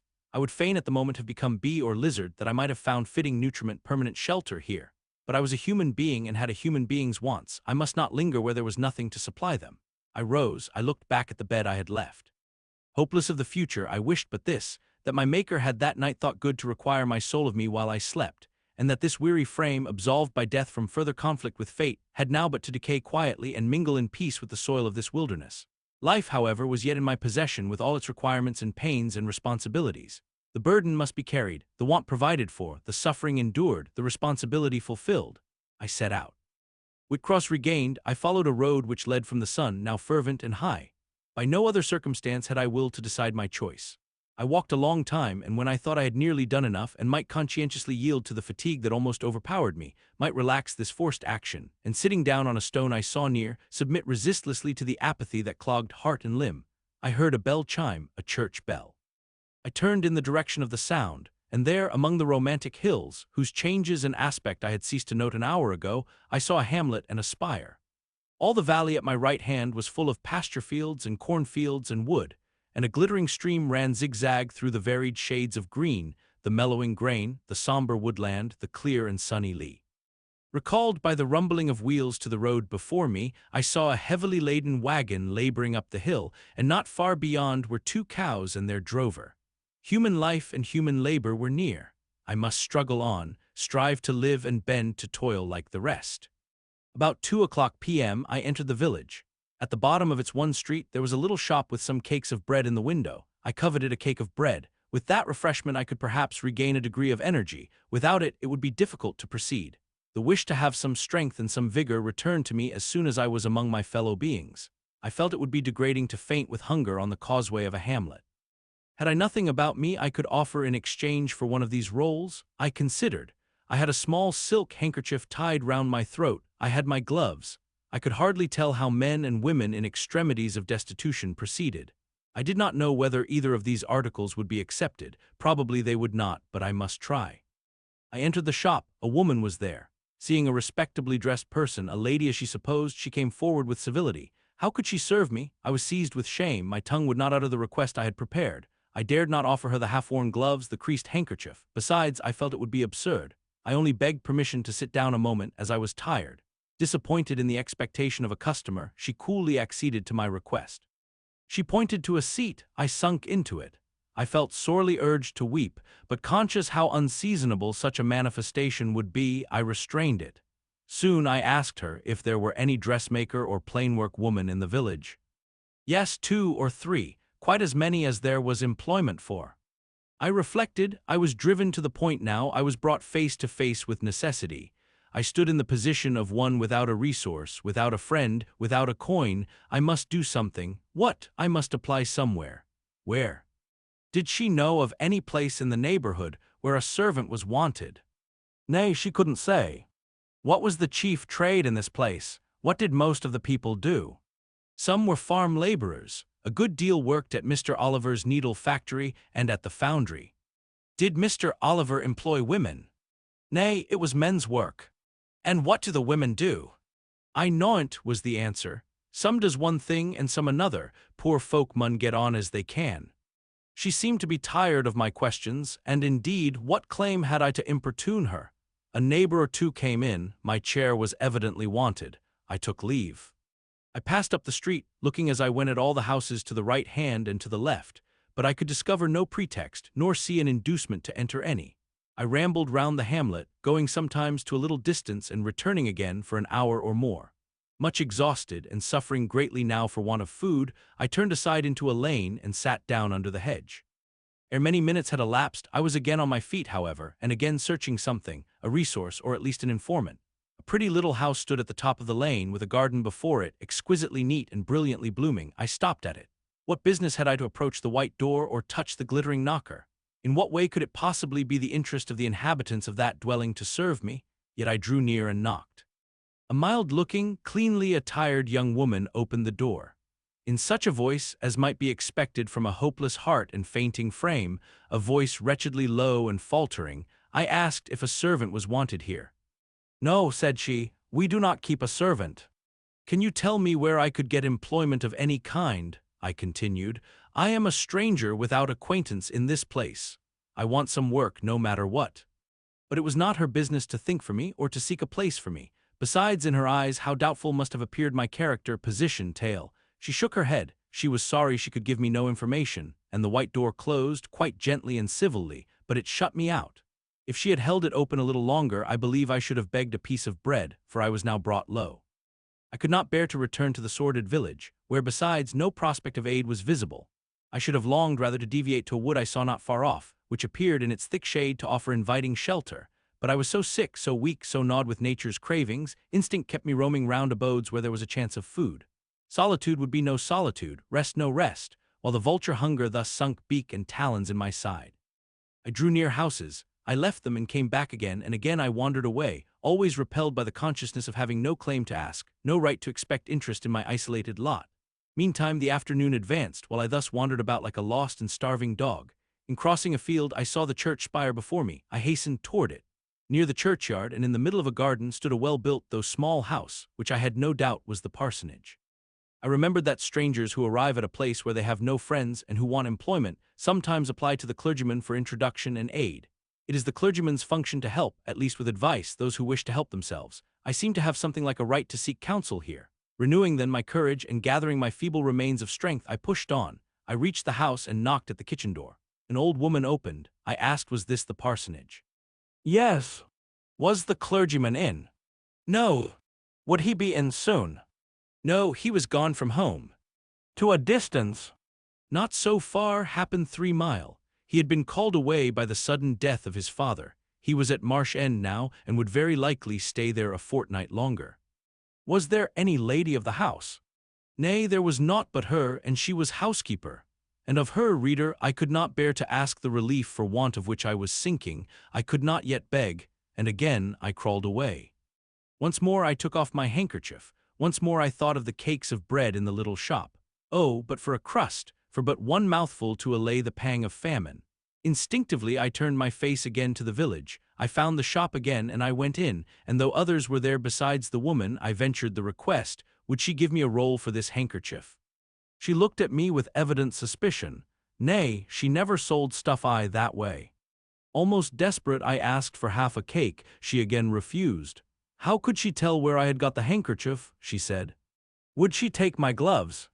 No, what could she do with them? Reader, it is not pleasant to dwell on these details. Some say there is enjoyment in looking back to painful experience past, but at this day I can scarcely bear to review the times to which I allude. The moral degradation, blent with the physical suffering, form too distressing a recollection ever to be willingly dwelt on. I blamed none of those who repulsed me. I felt it was what was to be expected, and what could not be helped. An ordinary beggar is frequently an object of suspicion, a well-dressed beggar inevitably so. To be sure, what I begged was employment, but whose business was it to provide me with employment? Not certainly that of persons who saw me then for the first time and who knew nothing about my character. And as to the woman who would not take my handkerchief in exchange for her bread, why, she was right, if the offer appeared to her sinister or the exchange unprofitable. Let me condense now. I am sick of the subject. A little before dark I passed a farmhouse, at the open door of which the farmer was sitting, eating his supper of bread and cheese. I stopped and said, "Will you give me a piece of bread, for I am very hungry?" He cast on me a glance of surprise, but without answering he cut a thick slice from his loaf and gave it to me. I imagine he did not think I was a beggar, but only an eccentric sort of lady who had taken a fancy to his brown loaf. As soon as I was out of sight of his house, I sat down and ate it. I could not hope to get a lodging under a roof, and sought it in the wood I have before alluded to. But my night was wretched, my rest broken, the ground was damp, the air cold. Besides, intruders passed near me more than once, and I had again and again to change my quarters. No sense of safety or tranquility befriended me. Toward morning it rained. The whole of the following day was wet. Do not ask me, reader, to give a minute account of that day. As before I sought work, as before I was repulsed, as before I starved, but once did food pass my lips. At the door of a cottage I saw a little girl about to throw a mess of cold porridge into a pig trough. "Will you give me that?" I asked. She stared at me. "Mother," she exclaimed, "there is a woman wants me to give her these porridge." "Well, lass," replied a voice within, "give it her if she's a beggar. Pig doesn't want it." The girl emptied the stiffened mold into my hand, and I devoured it ravenously. As the wet twilight deepened, I stopped in a solitary bridle path, which I had been pursuing an hour or more. "My strength is quite failing me," I said in soliloquy. "I feel I cannot go much further. Shall I be an outcast again this night? While the rain descends, so must I lay my head on the cold, drenched ground? I fear I cannot do otherwise, for who will receive me? But it will be very dreadful, with this feeling of hunger, faintness, chill, and this sense of desolation, this total prostration of hope. In all likelihood, though, I should die before morning. And why cannot I reconcile myself to the prospect of death? Why do I struggle to retain a valueless life? Because I know or believe Mr. Rochester is still living, and then to die of want and cold is a fate to which nature cannot submit passively. Oh, Providence, sustain me a little longer. Aid, direct me." My glazed eye wandered over the dim and misty landscape. I saw I had strayed far from the village. It was quite out of sight. The very cultivation surrounding it had disappeared. I had, by crossways and by paths, once more drawn near the tract of moorland, and now only a few fields, almost as wild and unproductive as the heath from which they were scarcely reclaimed, lay between me and the dusky hill. Well, I would rather die yonder than in a street or on a frequented road, I reflected. And far better that crows and ravens, if any ravens there be in these regions, should pick my flesh from my bones, than that they should be imprisoned in a workhouse coffin and moulder in a pauper's grave. To the hill, then, I turned. I reached it. It remained now only to find a hollow where I could lie down and feel at least hidden, if not secure. But all the surface of the waste looked level. It showed no variation but of tint, green where rush and moss overgrew the marshes, black where the dry soil bore only heath. Dark as it was getting, I could still see these changes, though but as mere alternations of light and shade, for color had faded with the daylight. My eye still roved over the sullen swell, and along the moor edge, vanishing amid the wildest scenery, when at one dim point far in among the marshes and the ridges a light sprung up. "That is an ignis fatuus," was my first thought, and I expected it would soon vanish. It burned on, however, quite steadily, neither receding nor advancing. "Is it, then, a bonfire just kindled?" I questioned. I watched to see whether it would spread, but no, as it did not diminish, so it did not enlarge. "It may be a candle in a house," I then conjectured, "but if so, I can never reach it. It is much too far away, and were it within a yard of me, what would it avail? I should but knock at the door to have it shut in my face." And I sunk down where I stood and hid my face against the ground. I lay still a while. The night wind swept over the hill and over me and died moaning in the distance. The rain fell fast, wetting me afresh to the skin. Could I but have stiffened to the still frost, the friendly numbness of death it might have pelted on, I should not have felt it, but my yet living flesh shuddered to its chilling influence. I rose ere long. The light was yet there, shining dim but constant through the rain. I tried to walk again. I dragged my exhausted limbs slowly toward it. It led me aslant over the hill through a wide bog which would have been impassable in winter and was splashy and shaking even now in the height of summer. Here I fell twice, but as often I rose and rallied my faculties. This light was my forlorn hope. I must gain it. Having crossed the marsh, I saw a trace of white over the moor. I approached it. It was a road or a track. It led straight up to the light, which now beamed from a sort of knoll, amid a clump of trees, firs, apparently, from what I could distinguish of the character of their forms and foliage through the gloom. My star vanished as I drew near. Some obstacle had intervened between me and it. I put out my hand to feel the dark mass before me. I discriminated the rough stones of a low wall, above it something like palisades, and within a high and prickly hedge. I groped on. Again a whitish object gleamed before me. It was a gate, a wicket. It moved on its hinges as I touched it. On each side stood a sable bush, holly or yew. Entering the gate and passing the shrubs, the silhouette of a house rose to view, black, low, and rather long, but the guiding light shone nowhere. All was obscurity. Were the inmates retired to rest? I feared it must be so. In seeking the door, I turned an angle. There shot out the friendly gleam again, from the lozenged panes of a very small latticed window, within a foot of the ground, made still smaller by the growth of ivy or some other creeping plant, whose leaves clustered thick over the portion of the house wall in which it was set. The aperture was so screened and narrow that curtain or shutter had been deemed unnecessary, and when I stooped down and put aside the spray of foliage shooting over it, I could see all within. I could see clearly a room with a sanded floor clean scoured, a dresser of walnut with pewter plates ranged in rows reflecting the redness and radiance of a glowing peat fire. I could see a clock, a white deal table, some chairs. The candle, whose ray had been my beacon, burned on the table, and by its light an elderly woman, somewhat rough-looking but scrupulously clean like all about her, was knitting a stocking. I noticed these objects cursorily, only in them there was nothing extraordinary. A group of more interest appeared near the hearth, sitting still amid the rosy peace and warmth suffusing it. Two young, graceful women, ladies in every point, sat, one in a low rocking chair, the other on a lower stool. Both wore deep mourning of crepe and bombazin, which somber garb singularly set off their very fair necks and faces. A large old pointer dog rested its massive head on the knee of one girl. In the lap of the other was cushioned a black cat. A strange place was this humble kitchen for such occupants. Who are they? They could not be the daughters of the elderly person at the table, for she looked like a rustic and they were all delicacy and cultivation. I had nowhere seen such faces as theirs, and yet as I gazed on them I seemed intimate with every lineament. I cannot call them handsome, they were too pale and grave for the word. As they each bent over a book, they looked thoughtful almost to severity. A stand between them supported a second candle and two great volumes, to which they frequently referred, comparing them seemingly with the smaller books they held in their hands, like people consulting a dictionary to aid them in the task of translation. This scene was as silent as if all the figures had been shadows and the firelit apartment a picture. So hushed was it, I could hear the cinders fall from the grate, the clock tick in its obscure corner, and I even fancied I could distinguish the click-click of the woman's knitting needles. When therefore a voice broke the strange stillness at last, it was audible enough to me. "Listen, Diana," said one of the absorbed students. "France and old Daniel are together in the night time, and France is telling a dream from which he has wakened in terror. Listen." And in a low voice she read something of which not one word was intelligible to me, for it was in an unknown tongue, neither French nor Latin. Whether it were Greek or German I could not tell. "That is strong," she said when she had finished. "I relish it." The other girl, who had lifted her head to listen to her sister, repeated, while she gazed at the fire, a line which had been read. At a later day I knew the language and the book, therefore I will here quote the line, though when I first heard it, it was only like a stroke on sounding brass to me, conveying no meaning. "De trat herver einer, anzusehen wie die Sternen nacht." "Good, good," she exclaimed, while her dark and deep eyes sparkled. "There you have a dim and mighty archangel fitly set before you. The line is worth 100 pages of fustian. Ich wage die Gedenken in der Schale Mains Zorns und die Work mit dem Jewicht Mains Grimms." I like it. Both were again silent. "Is there any country where they talk that way?"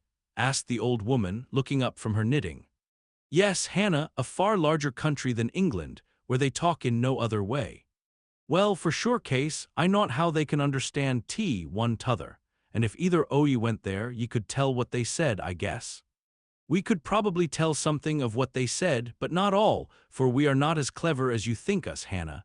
We don't speak German, and we cannot read it without a dictionary to help us." "And what good does it do you?" "We mean to teach it some time, or at least the elements, as they say, and then we shall get more money than we do now." "Very like, but give o'er studying, ye have done enough for tonight." "I think we have, at least I'm tired. Merry are you?" "Mortally, after all, it's tough work fagging away at a language with no master but a lexicon. It is, especially such a language as this crabbed but glorious Deutsch. I wonder when St. John will come home. Surely he will not be long now, it is just 10, looking at a little gold watch she drew from her girdle. "It rains fast. Hannah, will you have the goodness to look at the fire in the parlor?" The woman rose, she opened a door through which I dimly saw a passage. Soon I heard her stir a fire in an inner room. She presently came back.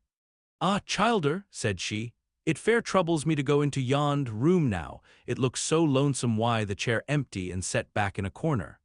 She wiped her eyes with her apron. The two girls, grave before, looked sad now. "But he is in a better place," continued Hannah. "We shouldn't wish him here again, and then nobody need to have a quieter death nor he had." "You say he never mentioned us?" inquired one of the ladies. "He hadn't time, bairn, he was gone in a minute, was your father. He had been a bit ailing like the day before, but naught to signify, and when Mr. St. John asked if he would like either o' ye to be sent for, he fair laughed at him. He began again with a bit of heaviness in his head the next day, that is, a fortnight sin, and he went to sleep and never wakened. He were a most stark when your brother went into tea chamber and fanned him." Ah, childer. That's tea last o' tea old stock, for ye and Mr. St. John is like of a different sort to them at's gone, for all your mother were mich I your way and a most as book learned. She were the picter o' ye, Mary, Diana is more like your father. I thought them so similar I could not tell where the old servant, for such I now concluded her to be, saw the difference. Both were fair-complexioned and slenderly made, both possessed faces full of distinction and intelligence. One, to be sure, had hair a shade darker than the other, and there was a difference in their style of wearing it. Mary's pale brown locks were parted and braided smooth. Diana's duskier tresses covered her neck with their curls. The clock struck 10. "Ye'll want your supper, I'm sure," observed Hannah, "and so will Mr. St. John when he comes in." And she proceeded to prepare the meal. The ladies rose, they seemed about to withdraw to the parlor. Till this moment I had been so intent on watching them, their appearance and conversation had excited in me so keen an interest, I had half forgotten my own wretched position. Now it recurred to me. More desolate, more desperate than ever, it seemed from contrast. And how impossible did it appear to touch the inmates of this house with concern on my behalf, to make them believe in the truth of my wants and woes, to induce them to vouchsafe a rest for my wanderings. As I groped out the door and knocked at it hesitatingly, I felt that last idea to be indeed a mere chimera. Hannah opened. "What do you want?" she inquired, in a voice of surprise, as she surveyed me by the light of the candle she held. "May I speak to your mistresses?" I said. "You had better tell me what you have to say to them. Where do you come from?" "I am a stranger." "What is your business here at this hour?" "I want a night's shelter in an outhouse or anywhere, and a morsel of bread to eat." Distrust, the very feeling I dreaded, appeared in Hannah's face. "I'll give you a piece of bread," she said, after a pause, "but we can't take in a vagrant to lodge, it isn't likely." "Do let me speak to your mistresses." "No, not I. What can they do for you? You should not be roving about now, it looks very ill." "But where shall I go if you drive me away? What shall I do?" "Oh, I'll warrant you know where to go and what to do. Mind you don't do wrong, that's all. Here is a penny, now go." "A penny cannot feed me, and I have no strength to go further." "Don't shut the door, oh don't, for God's sake." "I must, the rain is driving in." "Tell the young ladies, let me see them." "Indeed, I will not. You are not what you ought to be, or you wouldn't make such a noise. Move off." "But I must die if I am turned away." "Not you. I'm feared you have some ill plans agate that bring you about folks' houses at this time o' night. If you've any followers, housebreakers, or such like, anywhere near, you may tell them we are not by ourselves in the house. We have a gentleman and dogs and guns." Here the honest but inflexible servant clapped the door to, and bolted it within. This was the climax. A pang of exquisite suffering, a throe of true despair rent and heaved my heart. Worn out indeed I was, not another step could I stir. I sunk on the wet doorstep, I groaned, I wrung my hands, I wept in utter anguish. Oh, this spectre of death, oh, this last hour approaching in such horror! Alas, this isolation, this banishment from my kind! Not only the anchor of hope but the footing of fortitude was gone, at least, for a moment, but the last I soon endeavored to regain.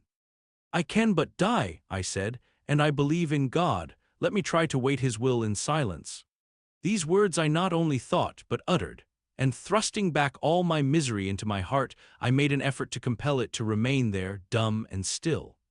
"All men must die," said a voice, quite close at hand. "But all are not condemned to meet a lingering and premature doom, such as yours would be if you perished here of want." "Who or what speaks?" I asked, terrified at the unexpected sound, and incapable now of deriving from any occurrence a hope of aid. A form was near. What form, the pitch-dark night and my enfeebled vision prevented me from distinguishing. With a loud, long knock, the newcomer appealed to the door. "Is it you, Mr. St. John?" cried Hannah. "Yes, yes, open quickly." "Well, how wet and cold you must be, such a wild night as it is. Come in, your sisters are quite uneasy about you, and I believe there are bad folks about. There has been a beggar woman, I declare, she is not gone yet, laid down there. Get up, for shame, move off, I say." "Hush, Hannah, I have a word to say to the woman. You have done your duty in excluding, now let me do mine in admitting her. I was near and listened to both you and her. I think this is a peculiar case. I must at least examine into it. Young woman, rise and pass before me into the house." With difficulty I obeyed him. Presently I stood within that clean, bright kitchen on the very hearth, trembling, sickening, conscious of an aspect in the last degree ghastly, wild, and weather-beaten. The two ladies, their brother, Mr. St. John, the old servant, were all gazing at me. "St. John, who is it?" I heard one ask. I cannot tell, I found her at the door, was the reply. She does look white, said Hannah. As white as clay or death, was responded. She will fall, let her sit. And indeed my head swam, I dropped, but a chair received me. I still possessed my senses, though just now I could not speak. Perhaps a little water would restore her. Hannah, fetch some, but she is worn to nothing, how very thin and how very bloodless. A mere spectre. Is she ill, or only famished? Famished, I think. Hannah, is that milk? Give it me and a piece of bread. Diana, I knew her by the long curls which I saw drooping between me and the fire as she bent over me, broke some bread, dipped it in milk and put it to my lips. Her face was near mine, I saw there was pity in it, and I felt sympathy in her hurried breathing. In her simple words, too, the same balm-like emotion spoke, try to eat. Yes, try, repeated Mary gently, and Mary's hand removed my sodden bonnet and lifted my head. I tasted what they offered me, feebly at first, eagerly soon. Not too much at first, restrain her, said the brother, she has had enough. And he withdrew the cup of milk and the plate of bread. A little more, St. John, look at the avidity in her eyes. No more at present, sister, try if she can speak now, ask her name. I felt I could speak, and I answered, my name is Jane Elliot. Anxious as ever to avoid discovery, I had before resolved to assume an alias. And where do you live? Where are your friends? I was silent. Can we send for anyone you know? I shook my head. What account can you give of yourself? Somehow, now that I had once crossed the threshold of this house, and once was brought face to face with its owners, I felt no longer outcast, vagrant, and disowned by the wide world. I dared to put off the mendicant, to resume my natural manner and character. I began once more to know myself, and when Mr. St. John demanded an account, which at present I was far too weak to render, I said after a brief pause, Sir, I can give you no details tonight. But what then, said he, do you expect me to do for you? Nothing, I replied, my strength sufficed for but short answers. Diana took the word. Do you mean, she asked, that we have now given you what aid you require, and that we may dismiss you to the moor and the rainy night? I looked at her. She had, I thought, a remarkable countenance, instinct both with power and goodness.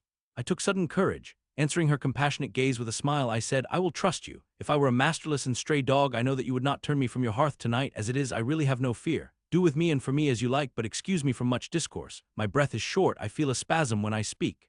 All three surveyed me, and all three were silent. Hannah, said Mr. St. John at last, let her sit there at present and ask her no questions. In 10 minutes more, give her the remainder of that milk and bread. Mary and Diana, let us go into the parlor and talk the matter over. They withdrew. Very soon one of the ladies returned, I could not tell which. A kind of pleasant stupor was stealing over me as I sat by the genial fire. In an undertone she gave some directions to Hannah. Ere long, with the servant's aid, I contrived to mount a staircase. My dripping clothes were removed. Soon a warm, dry bed received me. I thanked God, experienced amid unutterable exhaustion a glow of grateful joy, and slept. Chapter XXIX. The recollection of about 3 days and nights succeeding this is very dim in my mind. I can recall some sensations felt in that interval, but few thoughts framed and no actions performed. I knew I was in a small room and in a narrow bed. To that bed I seemed to have grown. I lay on it motionless as a stone, and to have torn me from it would have been almost to kill me. I took no note of the lapse of time, of the change from morning to noon, from noon to evening. I observed when anyone entered or left the apartment. I could even tell who they were. I could understand what was said when the speaker stood near me, but I could not answer. To open my lips or move my limbs was equally impossible. Hannah the servant was my most frequent visitor. Her coming disturbed me. I had a feeling that she wished me away, that she did not understand me or my circumstances, that she was prejudiced against me. Diana and Mary appeared in the chamber once or twice a day. They would whisper sentences of this sort at my bedside. It is very well we took her in. Yes, she would certainly have been found dead at the door in the morning had she been left out all night. I wonder what she has gone through. Strange hardships, I imagine, poor, emaciated, pallid wanderer. She is not an uneducated person, I should think, by her manner of speaking. Her accent was quite pure, and the clothes she took off, though splashed and wet, were little worn and fine. She has a peculiar face, fleshless and haggard as it is, I rather like it, and when in good health and animated, I can fancy her physiognomy would be agreeable. Never once in their dialogues did I hear a syllable of regret at the hospitality they had extended to me, or of suspicion of, or aversion to myself. I was comforted. Mr. St. John came but once. He looked at me and said my state of lethargy was the result of reaction from excessive and protracted fatigue. He pronounced it needless to send for a doctor. Nature, he was sure, would manage best, left to herself. He said every nerve had been overstrained in some way and the whole system must sleep torpid a while. There was no disease. He imagined my recovery would be rapid enough when once commenced. These opinions he delivered in few words, in a quiet, low voice, and added, after a pause, in the tone of a man little accustomed to expansive comment, rather an unusual physiognomy, certainly not indicative of vulgarity or degradation. Far otherwise, responded Diana. To speak truth, St. John, my heart rather warms to the poor little soul. I wish we may be able to benefit her permanently. That is hardly likely, was the reply. You will find she is some young lady who has had a misunderstanding with her friends and has probably injudiciously left them. We may perhaps succeed in restoring her to them if she is not obstinate, but I trace lines of force in her face which make me skeptical of her tractability. He stood considering me some minutes, then added, She looks sensible, but not at all handsome. She is so ill, St. John. Ill or well, she would always be plain. The grace and harmony of beauty are quite wanting in those features. On the third day I was better. On the fourth I could speak, move, rise in bed, and turn. Hannah had brought me some gruel and dry toast about, as I supposed, the dinner hour. I had eaten with relish. The food was good, void of the feverish flavor which had hitherto poisoned what I had swallowed. When she left me I felt comparatively strong and revived. Ere long satiety of repose and desire for action stirred me. I wished to rise, but what could I put on? Only my damp and bemired apparel, in which I had slept on the ground and fallen in the marsh. I felt ashamed to appear before my benefactors so clad. I was spared the humiliation. On a chair by the bedside were all my own things, clean and dry. My black silk frock hung against the wall. The traces of the bog were removed from it, the creases left by the wet smoothed out. It was quite decent. My very shoes and stockings were purified and rendered presentable. There were the means of washing in the room, and a comb and a brush to smooth my hair. After a weary process and resting every 5 minutes, I succeeded in dressing myself. My clothes hung loose on me, for I was much wasted, but I covered deficiencies with a shawl, and once more clean and respectable-looking, no speck of the dirt, no trace of the disorder I so hated, and which seemed so to degrade me, left. I crept down a stone staircase with the aid of the banisters to a narrow, low passage, and found my way presently to the kitchen. It was full of the fragrance of new bread and the warmth of a generous fire. Hannah was baking. Prejudices, it is well known, are most difficult to eradicate from the heart whose soil has never been loosened or fertilized by education. They grow there firm as weeds among stones. Hannah had been cold and stiff indeed at the first. Latterly she had begun to relent a little, and when she saw me come in tidy and well-dressed, she even smiled. "What, you have got up," she said. "You are better, then. You may sit down in my chair on the hearthstone if you will." She pointed to the rocking-chair. I took it. She bustled about, examining me every now and then with the corner of her eye. Turning to me, as she took some loaves from the oven, she asked bluntly, "Did you ever go a-begging afore you came here?" I was indignant for a moment, but remembering that anger was out of the question, and that I had indeed appeared as a beggar to her, I answered quietly, but still not without a certain marked firmness. "You are mistaken in supposing me a beggar. I am no beggar, any more than yourself or your young ladies." After a pause, she said, "I do not understand that. You've like no house nor no brass, I guess." "The want of house or brass, by which I suppose you mean money, does not make a beggar in your sense of the word." "Are you book-learned?" she inquired presently. "Yes, very." "But you've never been to boarding school." "I was at a boarding school 8 years." She opened her eyes wide. "Whatever cannot ye keep yourseln for then?" "I have kept myself, and, I trust, shall keep myself again. What are you going to do with those gooseberries?" I inquired, as she brought out a basket of the fruit. "Mak 'em into pies." "Give them to me, and I'll pick them." "Nay, I do not want you to do naught." "But I must do something. Let me have them." She consented, and she even brought me a clean towel to spread over my dress, lest, as she said, I should mucky it. "Ye have not been used to sarvant's work, I see by your hands," she remarked. "Happen ye have been a dressmaker." "No, you are wrong. And now, never mind what I have been. Don't trouble your head further about me, but tell me the name of the house where we are." "Some calls it Marsh End, and some calls it Moor House. And the gentleman who lives here is called Mr. St. John." "Nay, he doesn't live here. He is only staying a while. When he is at home, he is in his own parish at Morton, that village a few miles off. Aye. And what is he? He is a parson. I remembered the answer of the old housekeeper at the parsonage when I had asked to see the clergyman. This, then, was his father's residence? Old Mr. Rivers lived here, and his father and grandfather, and great-grandfather afore him. The name, then, of that gentleman is Mr. St. John Rivers. St. John is like his Kirsten name. And his sisters are called Diana and Mary Rivers. Yes. Their father is dead. Dead 3 weeks sin, of a stroke. They have no mother. The mistress has been dead this many a year. Have you lived with the family long? I've lived here 30 year. I nursed them all 3.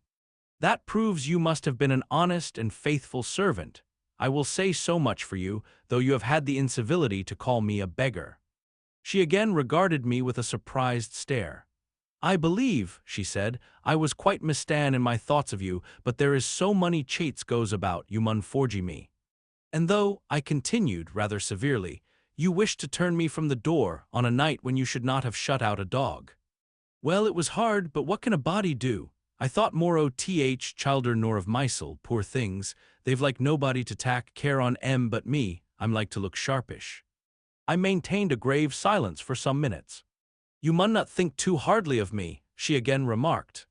But I do think hardly of you, I said, and I'll tell you why, not so much because you refused to give me shelter or regarded me as an impostor, as because you just now made it a species of reproach that I had no brass and no house. Some of the best people that ever lived have been as destitute as I am, and if you are a Christian, you ought not to consider poverty a crime. No more I ought, said she. Mr. St. John tells me so too, and I see I were wrang, but I've clear a different notion on you now to what I had. You look a rate down dacent little crater. That will do, I forgive you now. Shake hands. She put her flowery and horny hand into mine. Another and heartier smile illumined her rough face, and from that moment we were friends. Hannah was evidently fond of talking. While I picked the fruit and she made the paste for the pies, she proceeded to give me sundry details about her deceased master and mistress, and the childer, as she called the young people. Old Mr. Rivers, she said, was a plain man enough, but a gentleman, and of as ancient a family as could be found.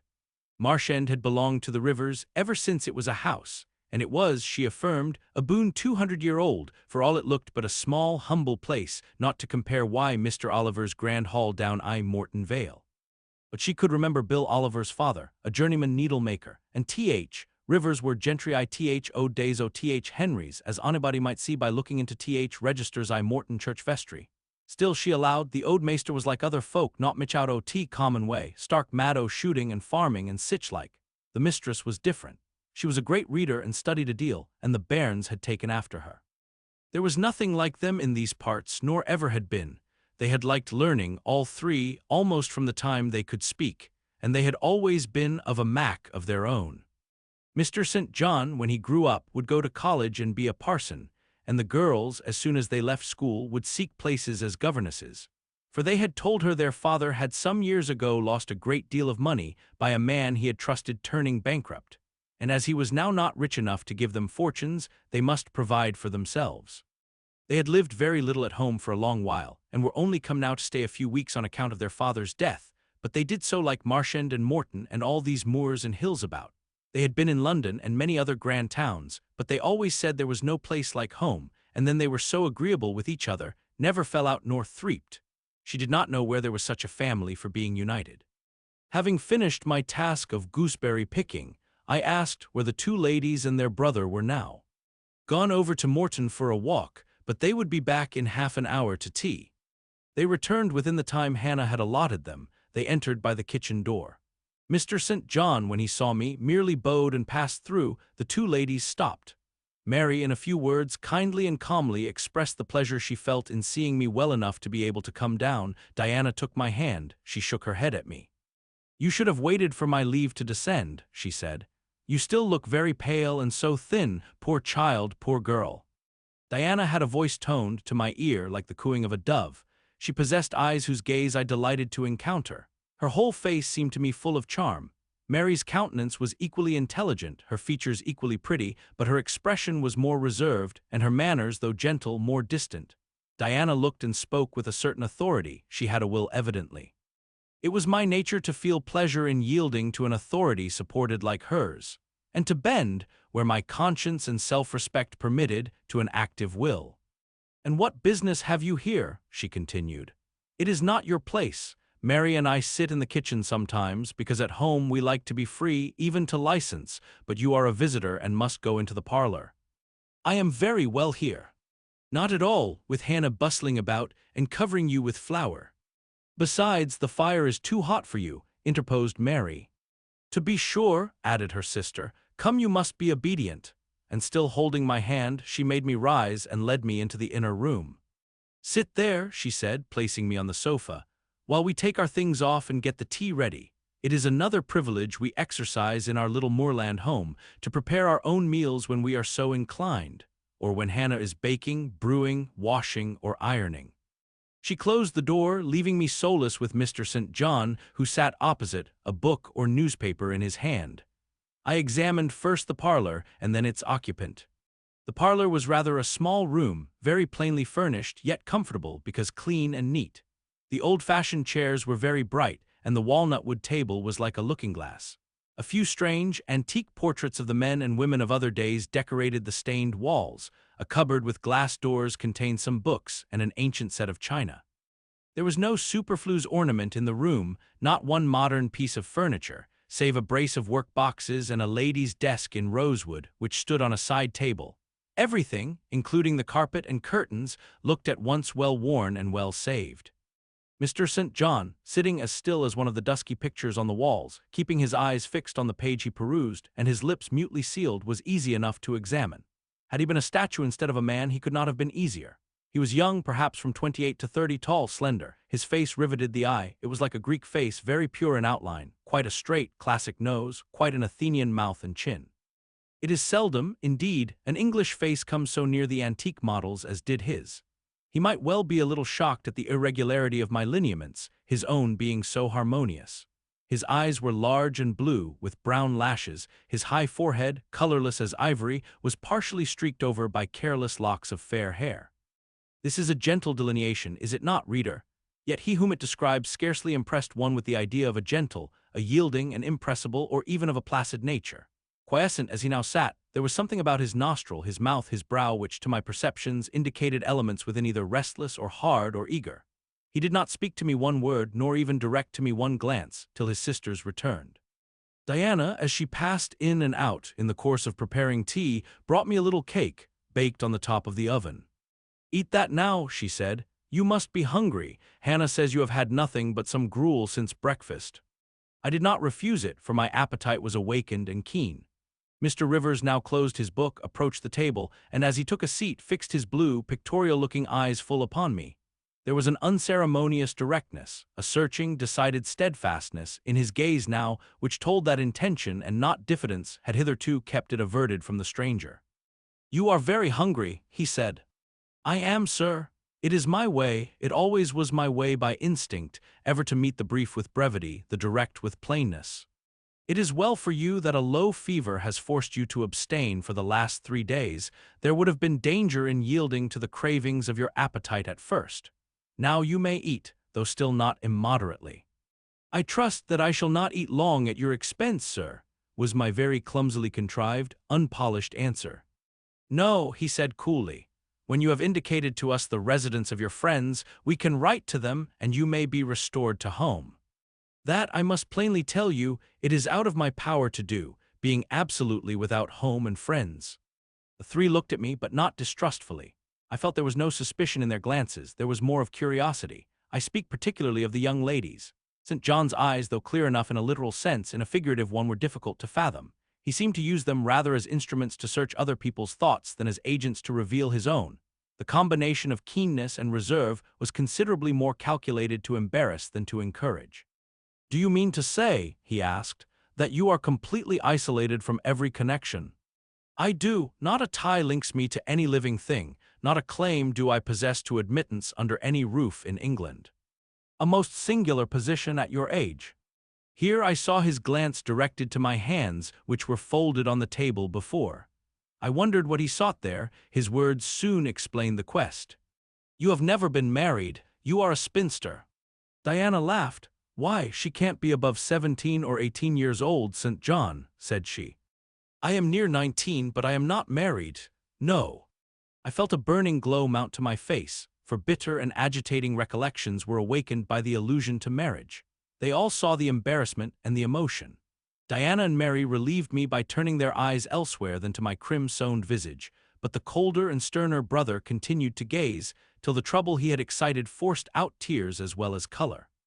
"Where did you last reside?" he now asked. "You are too inquisitive, St. John," murmured Mary in a low voice. But he leaned over the table and required an answer by a second firm and piercing look. "The name of the place where, and of the person with whom I lived, is my secret," I replied concisely. "Which, if you like, you have, in my opinion, a right to keep, both from St. John and every other questioner," remarked Diana. "Yet if I know nothing about you or your history, I cannot help you," he said. "And you need help, do you not?" "I need it and I seek it. So far, sir, that some true philanthropist will put me in the way of getting work which I can do, and the remuneration for which will keep me, if but in the barest necessaries of life. I know not whether I am a true philanthropist, yet I am willing to aid you to the utmost of my power in a purpose so honest. First, then, tell me what you have been accustomed to do, and what you can do." I had now swallowed my tea. I was mightily refreshed by the beverage, as much so as a giant with wine. It gave new tone to my unstrung nerves and enabled me to address this penetrating young judge steadily. "Mr. Rivers," I said, turning to him and looking at him as he looked at me openly and without diffidence, "you and your sisters have done me a great service, the greatest man can do a fellow being. You have rescued me by your noble hospitality from death. This benefit conferred gives you an unlimited claim on my gratitude and a claim, to a certain extent, on my confidence.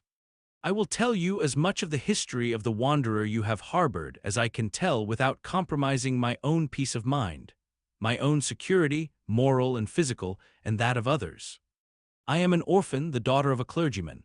My parents died before I could know them. I was brought up a dependent, educated at a charitable institution.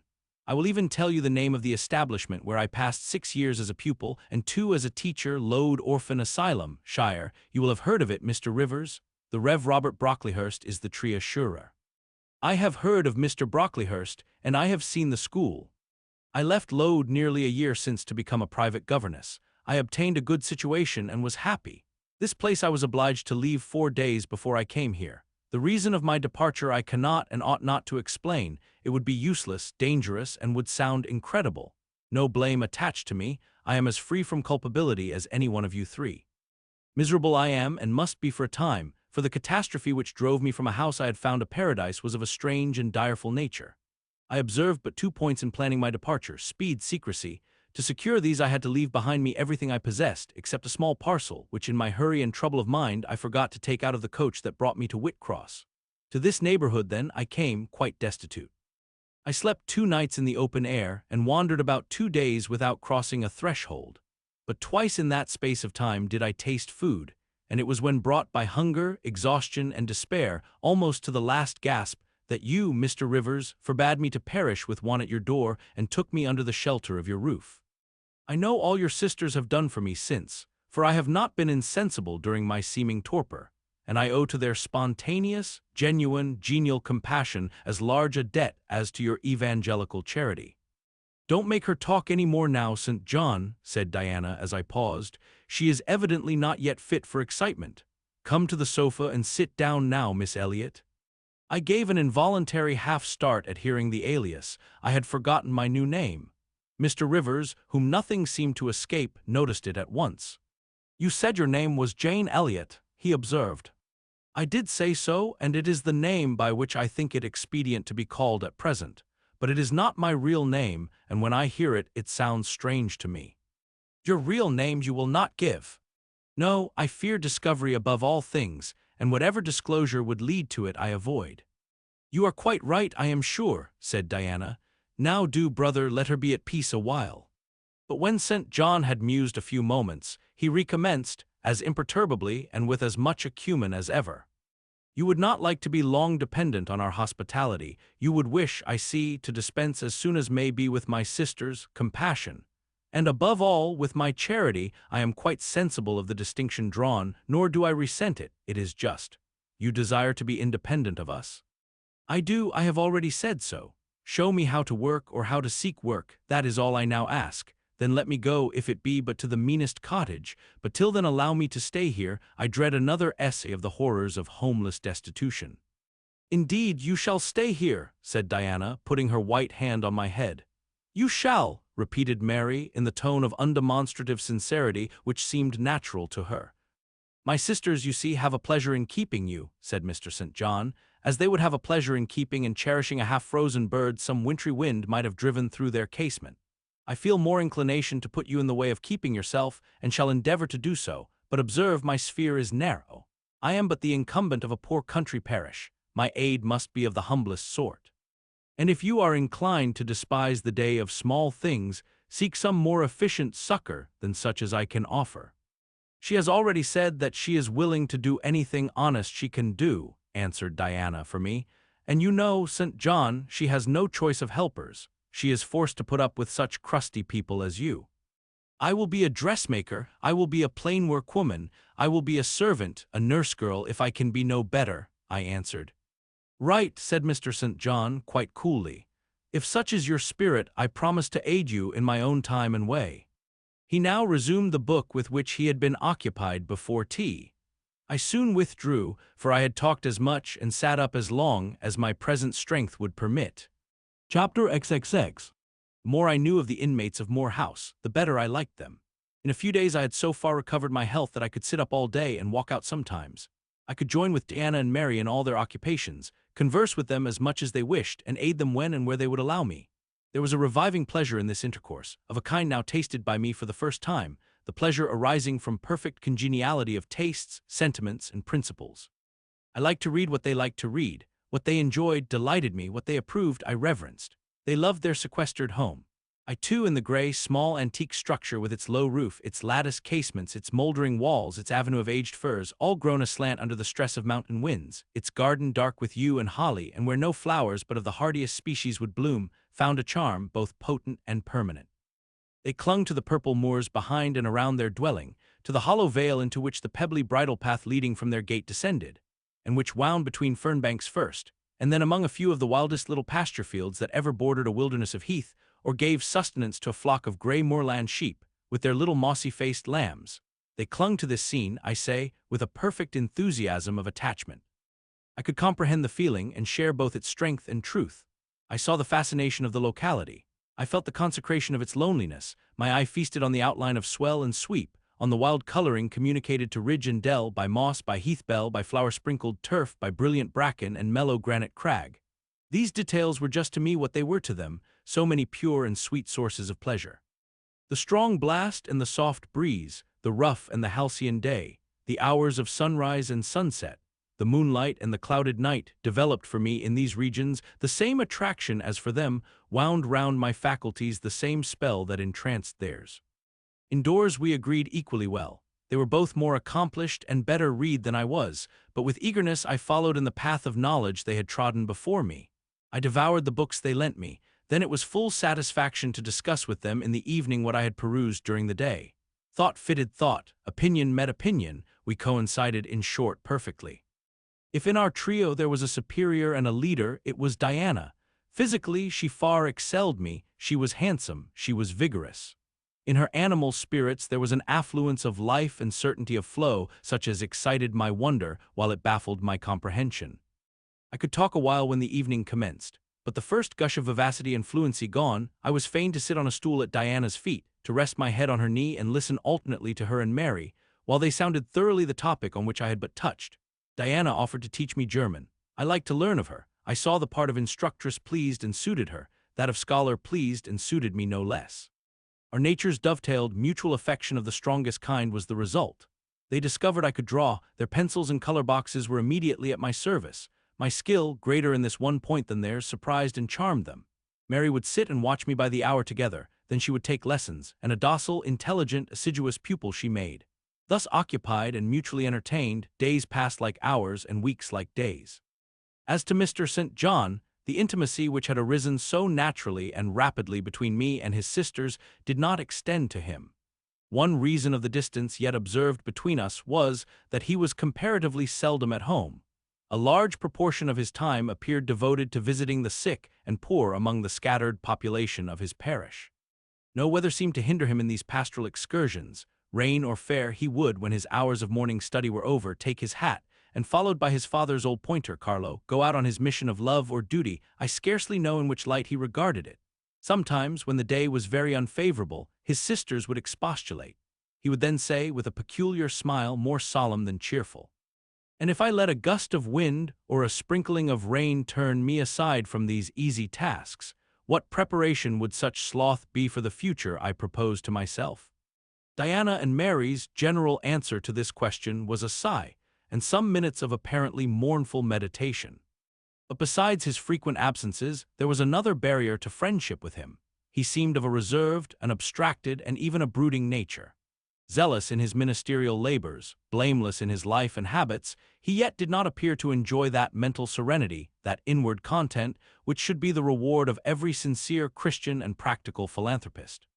Often of an evening, when he sat at the window, his desk and papers before him, he would cease reading or writing, rest his chin on his hand, and deliver himself up to I know not what course of thought.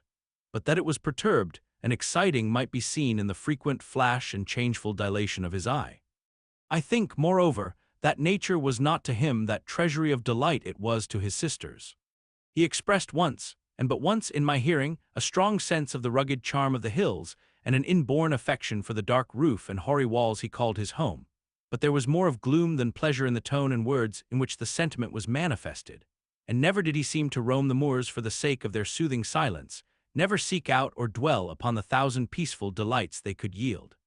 Incommunicative as he was, some time elapsed before I had an opportunity of gauging his mind.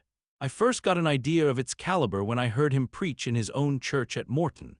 I wish I could describe that sermon, but it is past my power. I cannot even render faithfully the effect it produced on me. It began calm, and indeed, as far as delivery and pitch of voice went, it was calm to the end.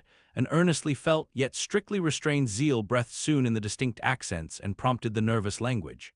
This grew to force, compressed, condensed, controlled. The heart was thrilled, the mind astonished by the power of the preacher, neither were softened. Throughout there was a strange bitterness, an absence of consolatory gentleness. Stern allusions to Calvinistic doctrines, election, predestination, reprobation were frequent, and each reference to these points sounded like a sentence pronounced for doom. When he had done, instead of feeling better, calmer, more enlightened by his discourse, I experienced an inexpressible sadness. For it seemed to me, I know not whether equally so to others, that the eloquence to which I had been listening had sprung from a depth where lay turbid dregs of disappointment, where moved troubling impulses of insatiate yearnings and disquieting aspirations. I was sure St. John Rivers, pure-lived, conscientious, zealous as he was, had not yet found that peace of God which passeth all understanding. He had no more found it, I thought, than had I, with my concealed and racking regrets for my broken idol and lost Elysium, regrets to which I have latterly avoided referring, but which possessed me and tyrannized over me ruthlessly. Meantime, a month was gone. Diana and Mary were soon to leave Moor House, and return to the far different life and scene which awaited them, as governesses in a large, fashionable, south of England city, where each held a situation in families, by whose wealthy and haughty members they were regarded only as humble dependents, and who neither knew nor sought one of their innate excellences, and appreciated only their acquired accomplishments as they appreciated the skill of their cook, or the taste of their waiting woman. Mr. St. John had said nothing to me yet about the employment he had promised to obtain for me. Yet it became urgent that I should have a vocation of some kind. One morning, being left alone with him a few minutes in the parlor, I ventured to approach the window recess, which his table, chair, and desk consecrated as a kind of study, and I was going to speak, though not very well knowing in what words to frame my inquiry, for it is at all times difficult to break the ice of reserve glassing over such natures as his, when he saved me the trouble by being the first to commence a dialogue. Looking up as I drew near, "You have a question to ask of me," he said. "Yes, I wish to know whether you have heard of any service I can offer myself to undertake. I found or devised something for you 3 weeks ago, But as you seemed both useful and happy here, as my sisters had evidently become attached to you, and your society gave them unusual pleasure, I deemed it inexpedient to break in on your mutual comfort till their approaching departure from Marshend should render yours necessary. And they will go in 3 days now, I said. Yes, and when they go, I shall return to the parsonage at Morton. Hannah will accompany me, and this old house will be shut up. I waited a few moments, expecting he would go on with the subject first broached, but he seemed to have entered another train of reflection. His look denoted abstraction from me and my business. I was obliged to recall him to a theme which was of necessity one of close and anxious interest to me. What is the employment you had in view, Mr. Rivers? I hope this delay will not have increased the difficulty of securing it. Oh no, since it is an employment which depends only on me to give, and you to accept. He again paused. There seemed a reluctance to continue. I grew impatient. A restless movement or two, and an eager and exacting glance fastened on his face, conveyed the feeling to him as effectually as words could have done, and with less trouble. You need be in no hurry to hear, he said. Let me frankly tell you I have nothing eligible or profitable to suggest. Before I explain, recall, if you please, my notice, clearly given, that if I helped you it must be as the blind man would help the lame. I'm poor, for I find that when I have paid my father's debts, all the patrimony remaining to me will be this crumbling grange, the row of scathed firs behind, and the patch of moorish soil, with the yew trees and holly bushes in front. I am obscure. Rivers is an old name, but of the 3 sole descendants of the race, 2 earn the dependent's crust among strangers, and the 3rd considers himself an alien from his native country, not only for this life, but in death. Yes, and deems, and is bound to deem himself honored by the lot, and aspires, but after the day when the cross of separation from fleshly ties shall be laid on his shoulders, and when the head of that church militant of whose humblest members he is one shall give the word, "Rise, follow me." St. John said these words as he pronounced his sermons with a quiet, deep voice, with an unflushed cheek and a coruscating radiance of glance. He resumed, "And since I am myself poor and obscure, I can offer you but a service of poverty and obscurity. You may even think it degrading, for I see now your habits have been what the world calls refined, your tastes lean to the ideal, and your society has at least been among the educated. But I consider that no service degrades which can better our race. I hold that the more arid and unreclaimed the soil where the Christian laborer's task of tillage is appointed him, the scantier the meed his toil brings, the higher the honor. His, under such circumstances, is the destiny of the pioneer, and the first pioneers of the gospel were the apostles. Their captain was Jesus, the Redeemer himself." "Well," I said as he again paused, "proceed." He looked at me before he proceeded. Indeed, he seemed leisurely to read my face, as if its features and lines were characters on a page. The conclusions drawn from this scrutiny he partially expressed in his succeeding observations. "I believe you will accept the post I offer you," said he, "and hold it for a while, not permanently though, any more than I could permanently keep the narrow and narrowing, the tranquil, hidden office of English country incumbent. For in your nature is an alloy as detrimental to repose as that in mine, though of a different kind." "Do explain," I urged, when he halted once more. "I will, and you shall hear how poor the proposal is, how trivial, how cramping. I shall not stay long at Morton now that my father is dead and that I am my own master. I shall leave the place probably in the course of a 12-month, but while I do stay I will exert myself to the utmost for its improvement. Morton, when I came to it 2 years ago, had no school. The children of the poor were excluded from every hope of progress. I established one for boys. I mean now to open a second school for girls. I have hired a building for the purpose, with a cottage of 2 rooms attached to it for the mistress' house. Her salary would be £30 a year. Her house is already furnished, very simply but sufficiently, by the kindness of a lady, Miss Oliver, the only daughter of the sole rich man in my parish, Mr. Oliver, the proprietor of a needle factory and iron foundry in the valley. The same lady pays for the education and clothing of an orphan from the workhouse, on condition that she shall aid the mistress in such menial offices connected with her own house and the school, as her occupation of teaching will prevent her having time to discharge in person. Will you be this mistress?" He put the question rather hurriedly. He seemed half to expect an indignant, or at least a disdainful, rejection of the offer. Not knowing all my thoughts and feelings, though guessing some, he could not tell in what light the lot would appear to me. In truth it was humble, but then it was sheltered, and I wanted a safe asylum. It was plodding. But then, compared with that of a governess in a rich house, it was independent, and the fear of servitude with strangers entered my soul like iron. It was not ignoble, not unworthy, not mentally degrading. I made my decision. "I thank you for the proposal, Mr. Rivers, and I accept it with all my heart." "But you comprehend me," he said. "It is a village school. Your scholars will be only poor girls, cottagers' children, at the best, farmers' daughters. Knitting, sewing, reading, writing, ciphering will be all you will have to teach. What will you do with your accomplishments? What with the largest portion of your mind, sentiments, tastes? Save them till they are wanted. They will keep. You know what you undertake then." "I do." He now smiled, and not a bitter or a sad smile, but one well-pleased and deeply gratified. "And when will you commence the exercise of your function?" "I will go to my house tomorrow, and open the school, if you like, next week." "Very well, so be it." He rose and walked through the room. Standing still, he again looked at me. He shook his head. "What do you disapprove of, Mr. Rivers?" I asked. "You will not stay at Morton long." "No, no." "Why, what is your reason for saying so?" "I read it in your eye. It is not of that description which promises the maintenance of an even tenor in life." "I am not ambitious." He started at the word ambitious. He repeated, "No, what made you think of ambition? Who is ambitious? I know I am, but how did you find it out?" "I was speaking of myself." "Well, if you are not ambitious, you are." He paused. "What?" "I was going to say impassioned, but perhaps you would have misunderstood the word and been displeased. I mean that human affections and sympathies have a most powerful hold on you.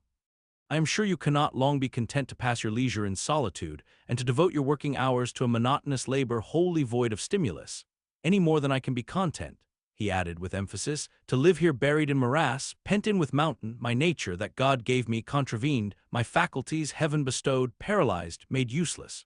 You hear now how I contradict myself. I who preached contentment with a humble lot and justified the vocation even of hewers of wood and drawers of water in God's service, I, his ordained minister, almost rave in my restlessness. Well, propensities and principles must be reconciled by some means." He left the room. In this brief hour I had learned more of him than in the whole previous month, yet still he puzzled me. Diana and Mary Rivers became more sad and silent as the day approached for leaving their brother and their home. They both tried to appear as usual, but the sorrow they had to struggle against was one that could not be entirely conquered or concealed. Diana intimated that this would be a different parting from any they had ever yet known. It would probably, as far as St. John was concerned, be a parting for years. It might be a parting for life. "He will sacrifice all to his long-framed resolves," she said, "natural affection and feelings more potent still. St. John looks quiet, Jane, but he hides a fever in his vitals. You would think him gentle, yet in some things he is inexorable as death, and the worst of it is my conscience will hardly permit me to dissuade him from his severe decision. Certainly I cannot for a moment blame him for it. It is right, noble, Christian, yet it breaks my heart." And the tears gushed to her fine eyes. Mary bent her head low over her work. "We are now without father. We shall soon be without home and brother," she murmured. At that moment a little accident supervened, which seemed decreed by fate purposely to prove the truth of the adage that misfortunes never come singly, and to add to their distresses the vexing one of the slip between the cup and the lip. St. John passed the window reading a letter. He entered.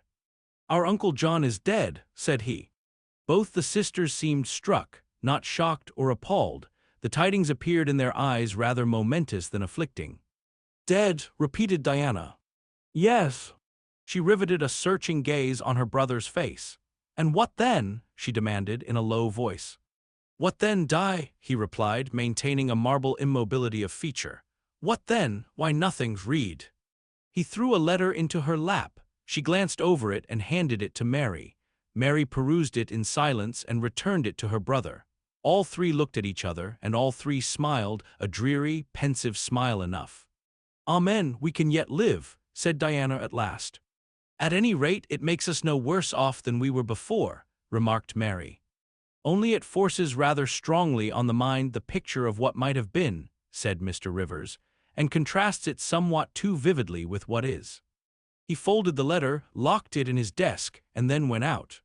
For some minutes no one spoke. Diana then turned to me. "Jane, you will wonder at us and our mysteries," she said, and think us hard-hearted beings not to be more moved at the death of so near a relation as an uncle, but we have never seen him or known him. He was my mother's brother. My father and he quarreled long ago. It was by his advice that my father risked most of his property in the speculation that ruined him. Mutual recriminations passed between them. They parted in anger and were never reconciled. My uncle engaged afterward in more prosperous undertakings. It appears he realized a fortune of £20,000. He was never married and had no near kindred but ourselves and one other person not more closely related than we. My father always cherished the idea that he would atone for his error by leaving his possessions to us. That letter informs us that he has bequeathed every penny to the other relation, with the exception of 30 guineas, to be divided between St. John, Diana, and Mary Rivers for the purchase of 3 mourning rings. He had a right, of course, to do as he pleased, and yet a momentary damp is cast on the spirits by the receipt of such news. Mary and I would have esteemed ourselves rich with £1,000 each, and to St. John such a sum would have been valuable, for the good it would have enabled him to do.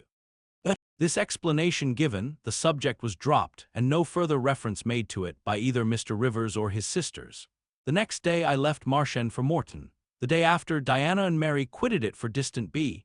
In a week, Mr. Rivers and Hannah repaired to the parsonage, and so the old grange was abandoned. Chapter XXXI. My home, then, when I at last find a home, is a cottage. A little room with whitewashed walls and a sanded floor, containing 4 painted chairs and a table, a clock, a cupboard with 2 or 3 plates and dishes, and a set of tea-things in delf. Above, a chamber of the same dimensions as the kitchen, with a deal bedstead and chest of drawers.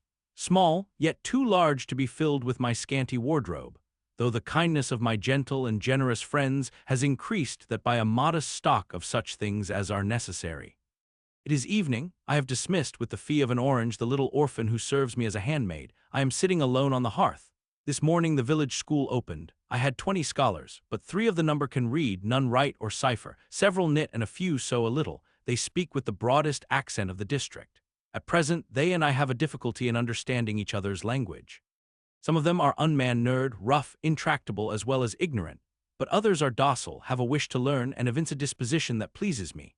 I must not forget that these coarsely clad little peasants are of flesh and blood as good as the scions of gentlest genealogy, and that the germs of native excellence, refinement, intelligence, kind feeling are as likely to exist in their hearts as in those of the best-born.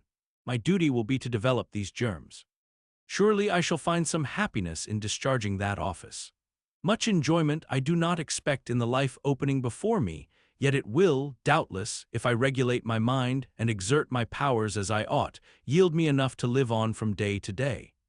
Was I very gleeful, settled, content, during the hours I passed in yonder bare, humble schoolroom this morning and afternoon? Not to deceive myself, I must reply no. I felt desolate to a degree. I felt, yes, idiot that I am, I felt degraded. I doubted I had taken a step which sunk instead of raising me in the scale of social existence. I was weakly dismayed at the ignorance, the poverty, the coarseness of all I heard and saw round me.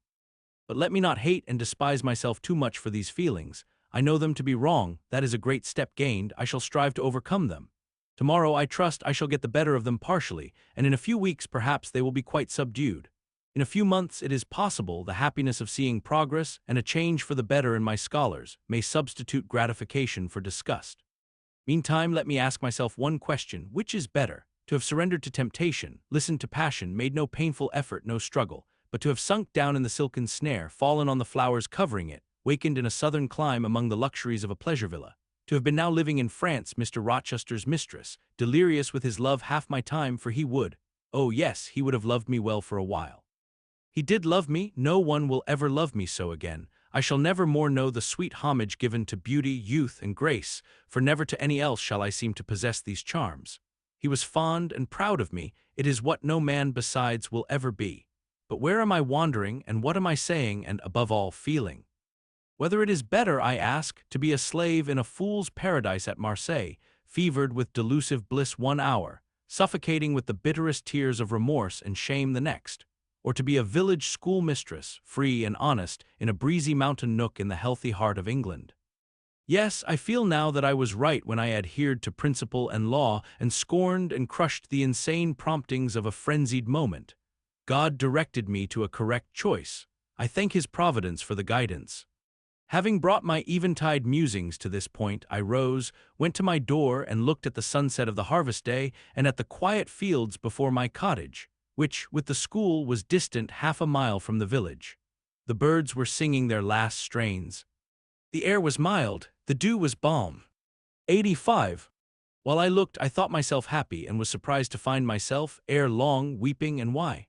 For the doom which had reft me from adhesion to my master. For him I was no more to see, for the desperate grief and fatal fury, consequences of my departure, which might now perhaps be dragging him from the path of right, too far to leave hope of ultimate restoration thither.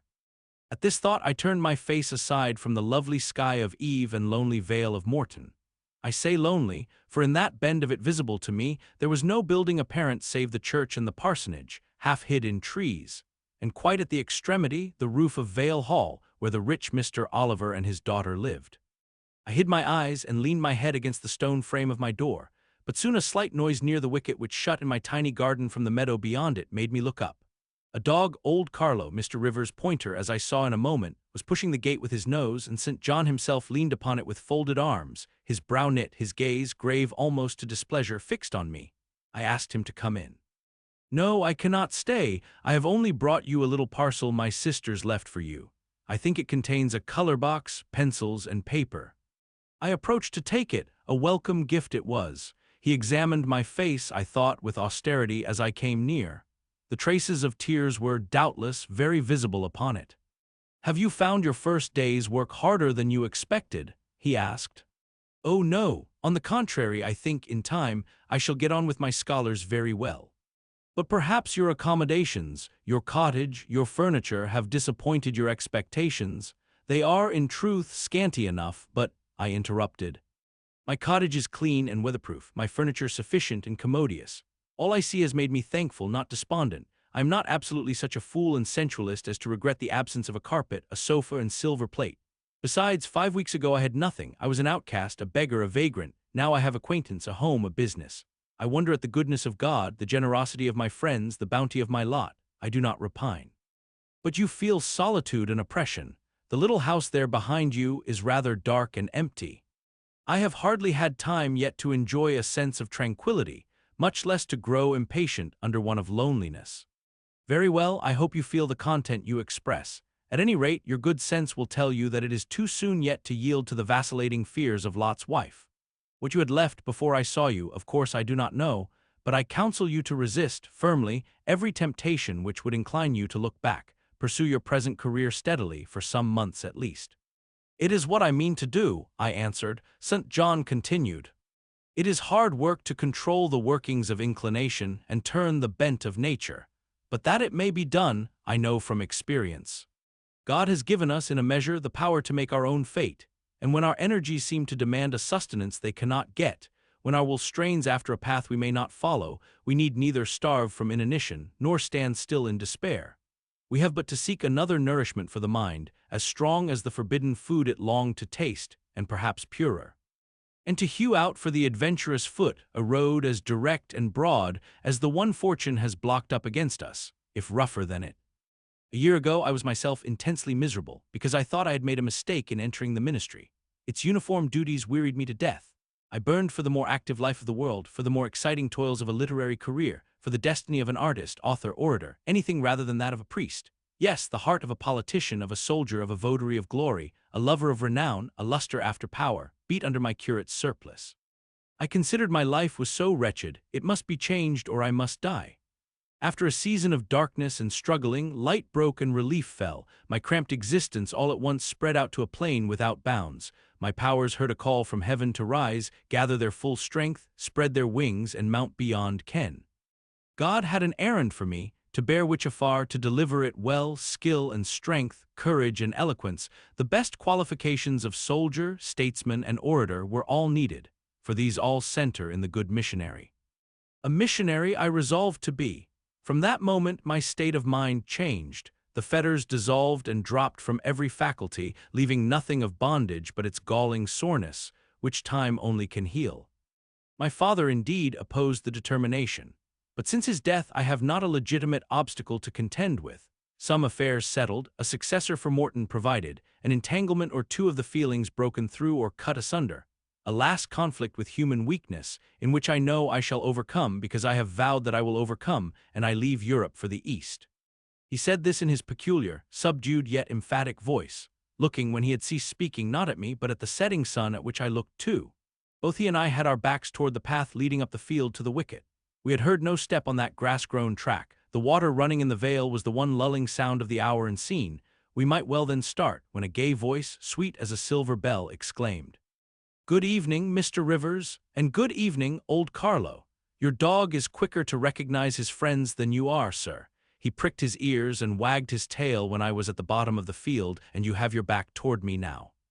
It was true, though Mr. Rivers had started at the first of those musical accents, as if a thunderbolt had split a cloud over his head, he stood yet at the close of the sentence in the same attitude in which the speaker had surprised him, his arm resting on the gate, his face directed toward the west. He turned at last with measured deliberation. A vision, as it seemed to me, had risen at his side. There appeared within 3 feet of him a form clad in pure white, a youthful, graceful form, full yet fine in contour. And when, after bending to caress Carlo, it lifted up its head and threw back a long veil, there bloomed under his glance a face of perfect beauty. Perfect beauty is a strong expression, but I do not retrace or qualify it. As sweet features as ever the temperate clime of Albion molded, as pure hues of rose and lily as ever her humid gales and vapory skies generated and screened, justified, in this instance, the term. No charm was wanting, no defect was perceptible.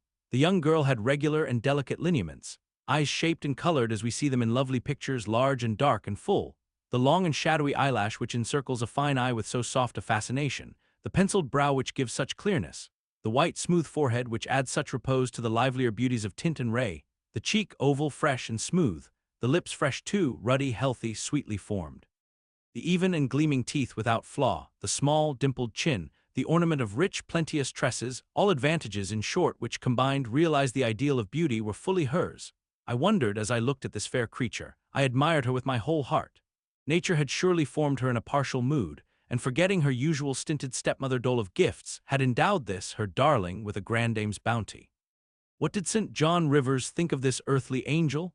I naturally asked myself that question as I saw him turn to her and look at her, and, as naturally, I sought the answer to the inquiry in his countenance. He had already withdrawn his eye from the Peri, and was looking at a humble tuft of daisies which grew by the wicket. "A lovely evening, but late for you to be out alone," he said, as he crushed the snowy heads of the closed flowers with his foot. "Oh, I only came home from S." She mentioned the name of a large town some 20 miles distant this afternoon. "Papa told me you had opened your school and that the new mistress was come, and so I put on my bonnet after tea and ran up the valley to see her. This is she," pointing to me. "It is," said St. John. "Do you think you shall like Morton?" she asked of me, with a direct and naive simplicity of tone and manner, pleasing if childlike.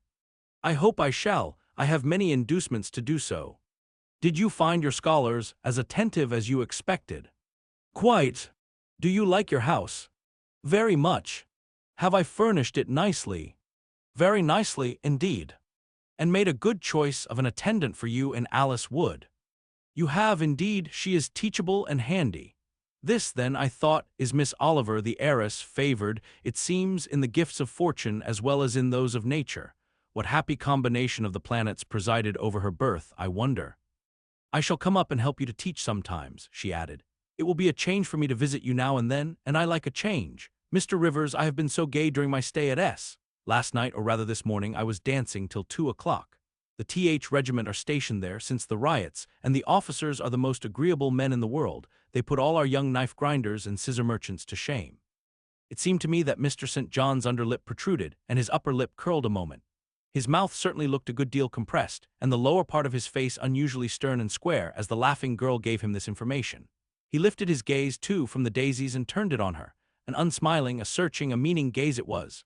She answered it with a second laugh, and laughter well became her youth, her roses, her dimples, her bright eyes. As he stood, mute and grave, she again fell to caressing Carlo. "Poor Carlo loves me," said she. "He is not stern and distant to his friends, and if he could speak, he would not be silent." As she patted the dog's head, bending with native grace before his young and austere master, I saw a glow rise to that master's face. I saw his solemn eye melt with sudden fire and flicker with resistless motion. Flushed and kindled thus, he looked nearly as beautiful for a man as she for a woman. His chest heaved once as if his large heart, weary of despotic constriction, had expanded, despite the will, and made a vigorous bound for the attainment of liberty. But he curbed it, I think, as a resolute rider would curb a rearing steed.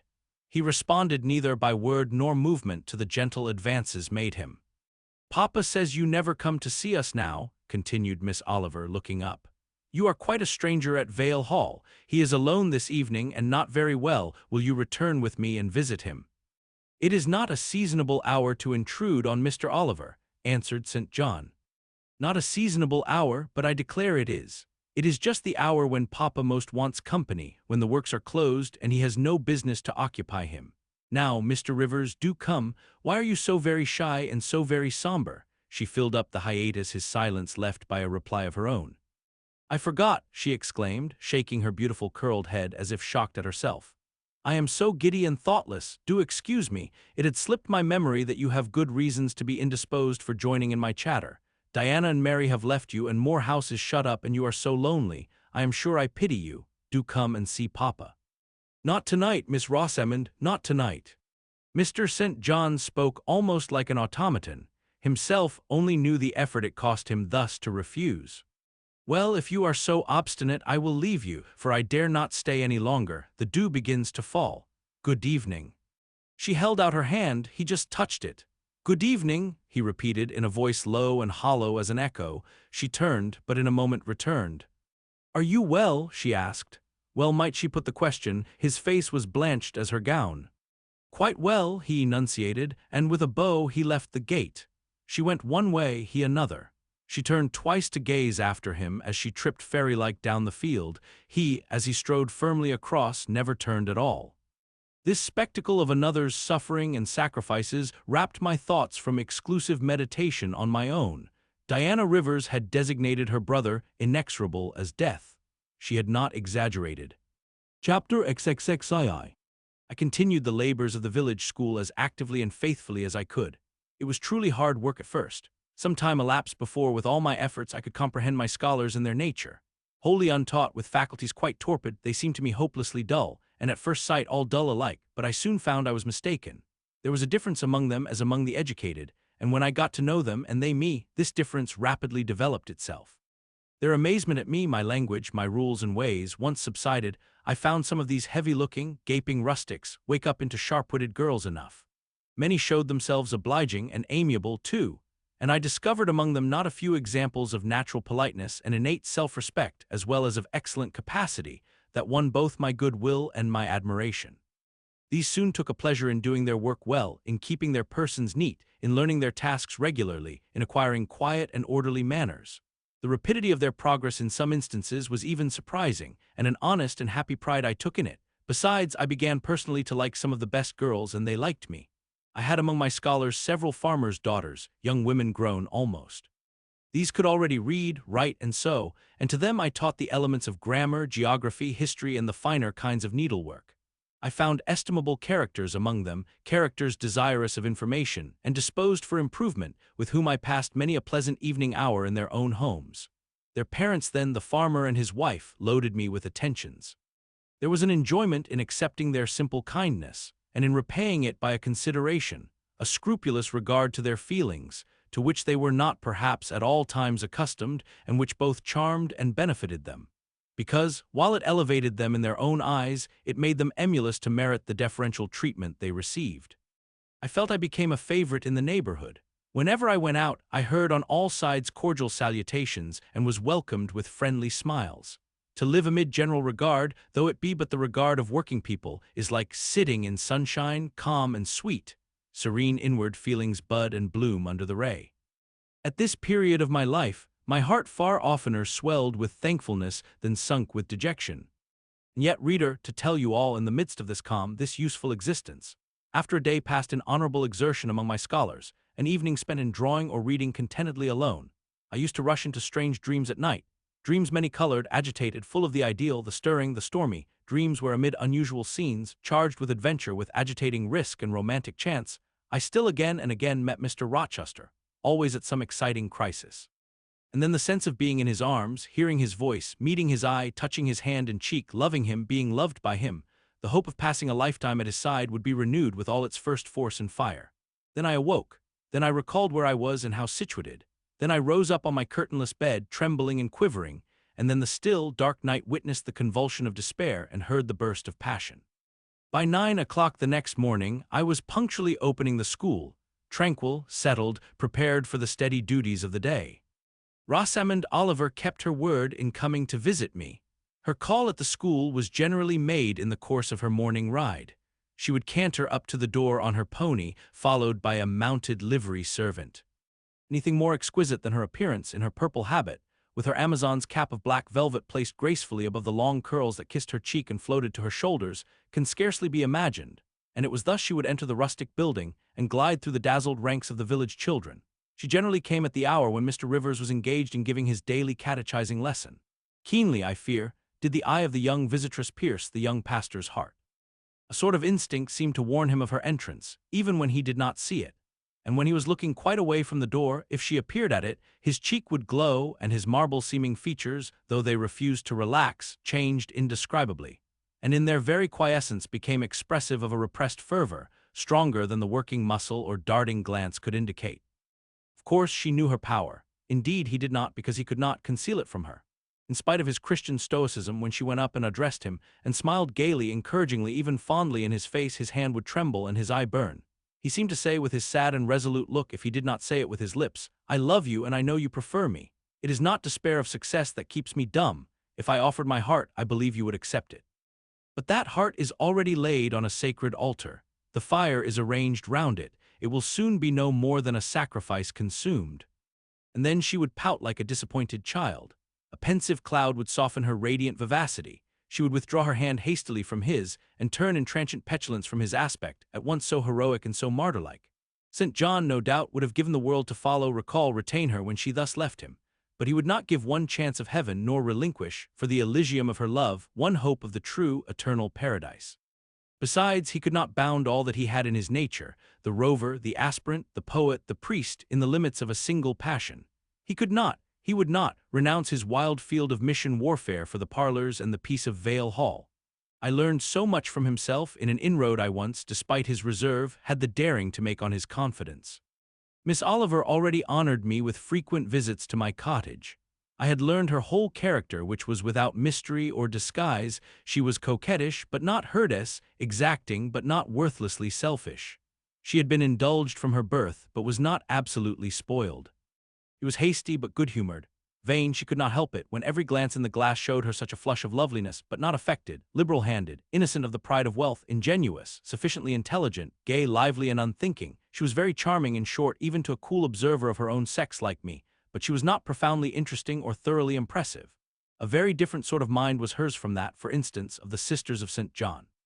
Still, I liked her almost as I liked my pupil Adele, except that, for a child whom we have watched over and taught, a closer affection is engendered than we can give an equally attractive adult acquaintance. She had taken an amiable caprice to me. She said I was like Mr. Rivers, only certainly, she allowed, not 1/10 so handsome, though I was a nice, neat little soul enough, but he was an angel. I was, however, good, clever, composed, and firm like him. I was a lusus naturae, she affirmed, as a village schoolmistress. She was sure my previous history, if known, would make a delightful romance. One evening, while with her usual childlike activity and thoughtless yet not offensive inquisitiveness, she was rummaging the cupboard and the table drawer of my little kitchen, she discovered first 2 French books, a volume of Schiller, a German grammar and dictionary, and then my drawing materials and some sketches, including a pencil head of a pretty little cherub-like girl, one of my scholars, and sundry views from nature, taken in the Vale of Morton and on the surrounding moors. She was first transfixed with surprise, and then electrified with delight. Had I done these pictures? Did I know French and German? What a love, what a miracle I was! I drew better than her master in the first school in S. Would I sketch a portrait of her to show to Papa? With pleasure, I replied, and I felt a thrill of artist's delight at the idea of copying from so perfect and radiant a model. She had then on a dark blue silk dress, her arms and her neck were bare, her only ornament was her chestnut tresses, which waved over her shoulders with all the wild grace of natural curls. I took a sheet of fine cardboard and drew a careful outline. I promised myself the pleasure of coloring it, and as it was getting late then, I told her she must come and sit another day. She made such a report of me to her father that Mr. Oliver himself accompanied her next evening, a tall, massive-featured, middle-aged, and gray-headed man, at whose side his lovely daughter looked like a bright flower near a hoary turret. He appeared a taciturn and perhaps a proud personage, but he was very kind to me. The sketch of Rosamond's portrait pleased him highly. He said I must make a finished picture of it. He insisted, too, on my coming the next day to spend the evening at Vale Hall. I went. I found it a large, handsome residence, showing abundant evidences of wealth in the proprietor. Rosamond was full of glee and pleasure all the time I stayed. Her father was affable, and when he entered into conversation with me after tea, he expressed in strong terms his approbation of what I had done in Morton's school, and said he only feared from what he saw and heard I was too good for the place, and would soon quit it for one more suitable. "Indeed," cried Rosamond, "she is clever enough to be a governess in a high family, papa. I thought I would far rather be where I am than in any high family in the land."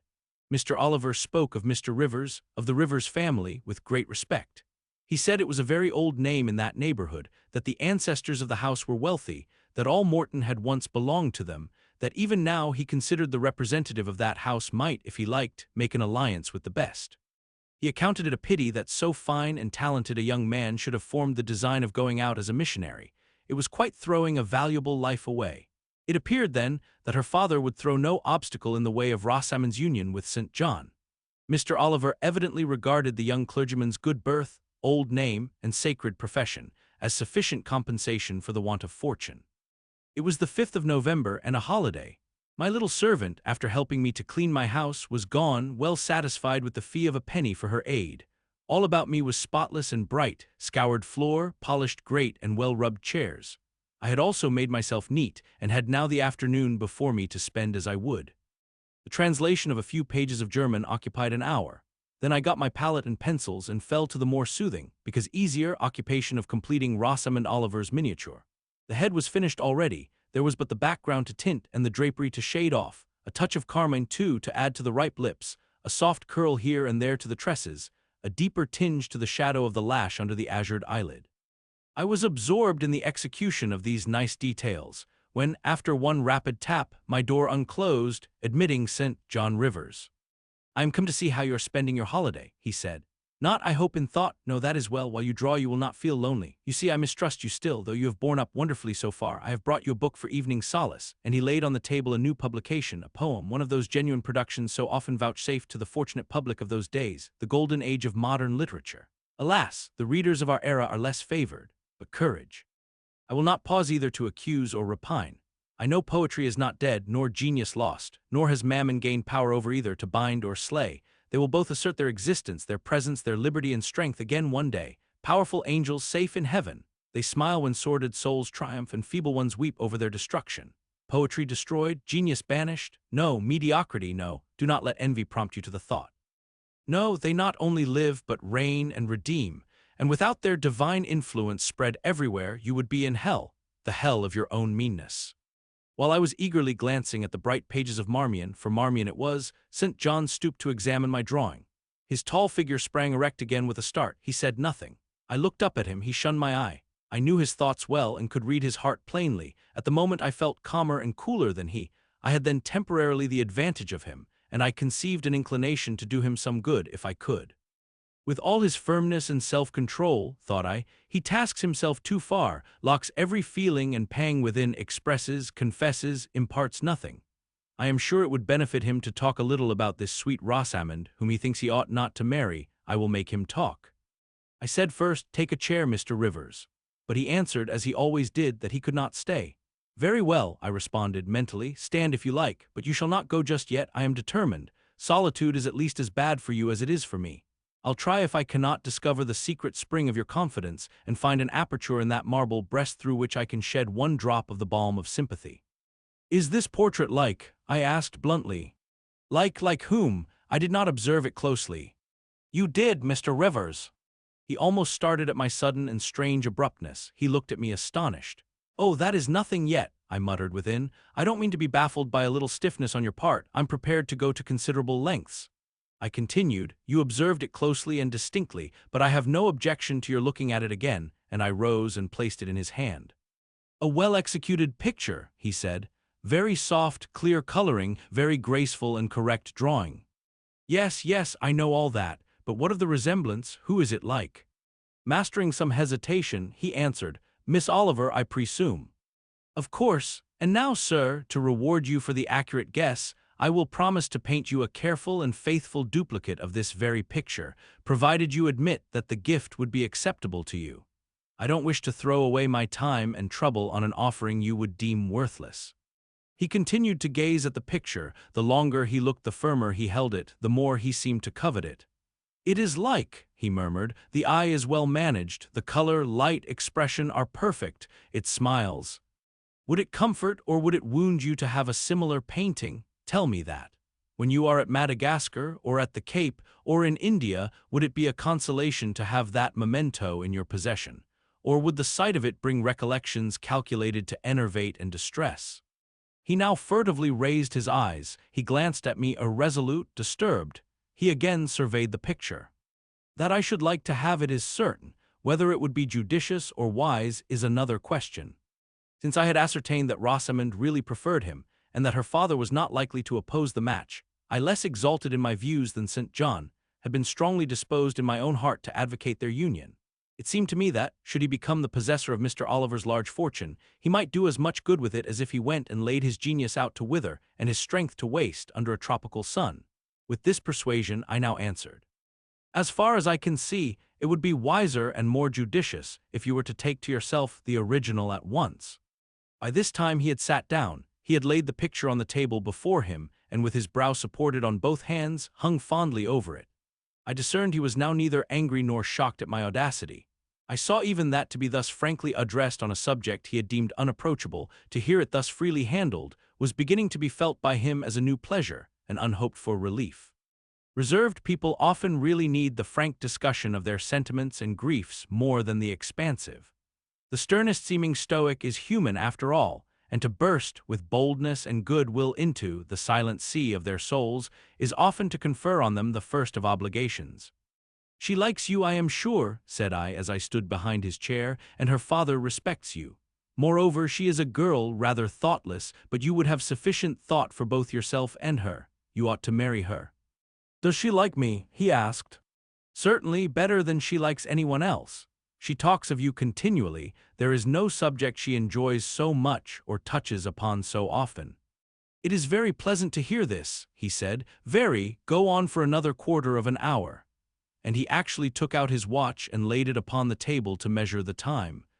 "But where is the use of going on," I asked, "when you are probably preparing some iron blow of contradiction or forging a fresh chain to fetter your heart? Don't imagine such hard things. Fancy me yielding and melting, as I am doing, human love rising like a freshly opened fountain in my mind, and overflowing with sweet inundation all the field I have so carefully and with such labor prepared, so assiduously sown with the seeds of good intentions, of self-denying plans. And now it is deluged with a nectareous flood, the young germs swamped, delicious poison cankering them. Now I see myself stretched on an ottoman in the drawing-room at Vale Hall, at my bride Rosamond Oliver's feet. She is talking to me with her sweet voice, gazing down on me with those eyes your skillful hand has copied so well, smiling at me with these coral lips. She is mine, I am hers, this present life and passing world suffice to me. Hush! Say nothing, my heart is full of delight, my senses are entranced. Let the time I marked pass in peace." I humored him, the watch ticked on, he breathed fast and low, I stood silent. Amid this hush the quarter sped. He replaced the watch, laid the picture down, rose and stood on the hearth. "Now," said he, "that little space was given to delirium and delusion. I rested my temples on the breast of temptation, and put my neck voluntarily under her yoke of flowers. I tasted her cup. The pillow is burning, there is an asp in the garland, the wine has a bitter taste, her promises are hollow, her offers false. I see and know all this." I gazed at him in wonder. "It is strange," pursued he, "that while I love Rosamond Oliver so wildly, with all the intensity indeed of a first passion, the object of which is exquisitely beautiful, graceful, and fascinating, I experience at the same time a calm, unwarped consciousness that she would not make me a good wife, that she is not the partner suited to me, that I should discover this within a year after marriage, and that to 12 months, rapture would succeed a lifetime of regret. This I know." "Strange indeed," I could not help ejaculating. "While something in me," he went on, "is acutely sensible to her charms, something else is as deeply impressed with her defects.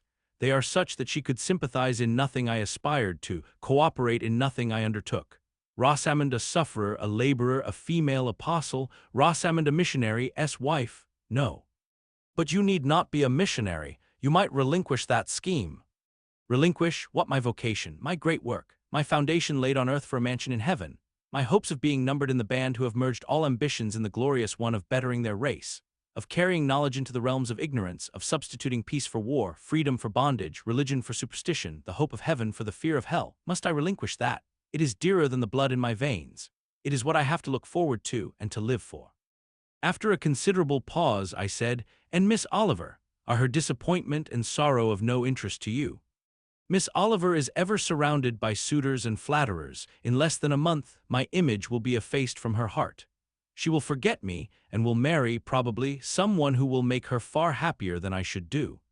"You speak coolly enough, but you suffer in the conflict. You are wasting away." "No, if I get a little thin, it is with anxiety about my prospects, yet unsettled, my departure continually procrastinated. Only this morning I received intelligence that the successor, whose arrival I have been so long expecting, cannot be ready to replace me for 3 months to come yet, and perhaps the 3 months may extend to 6. You tremble and become flushed whenever Miss Oliver enters the schoolroom. Again the surprised expression crossed his face. He had not imagined that a woman would dare to speak so to a man. For me, I felt at home in this sort of discourse.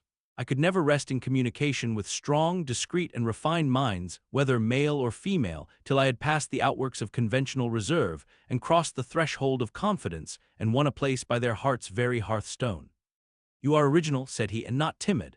There is something brave in your spirit as well as penetrating in your eye, but allow me to assure you that you partially misinterpret my emotions. You think them more profound and potent than they are.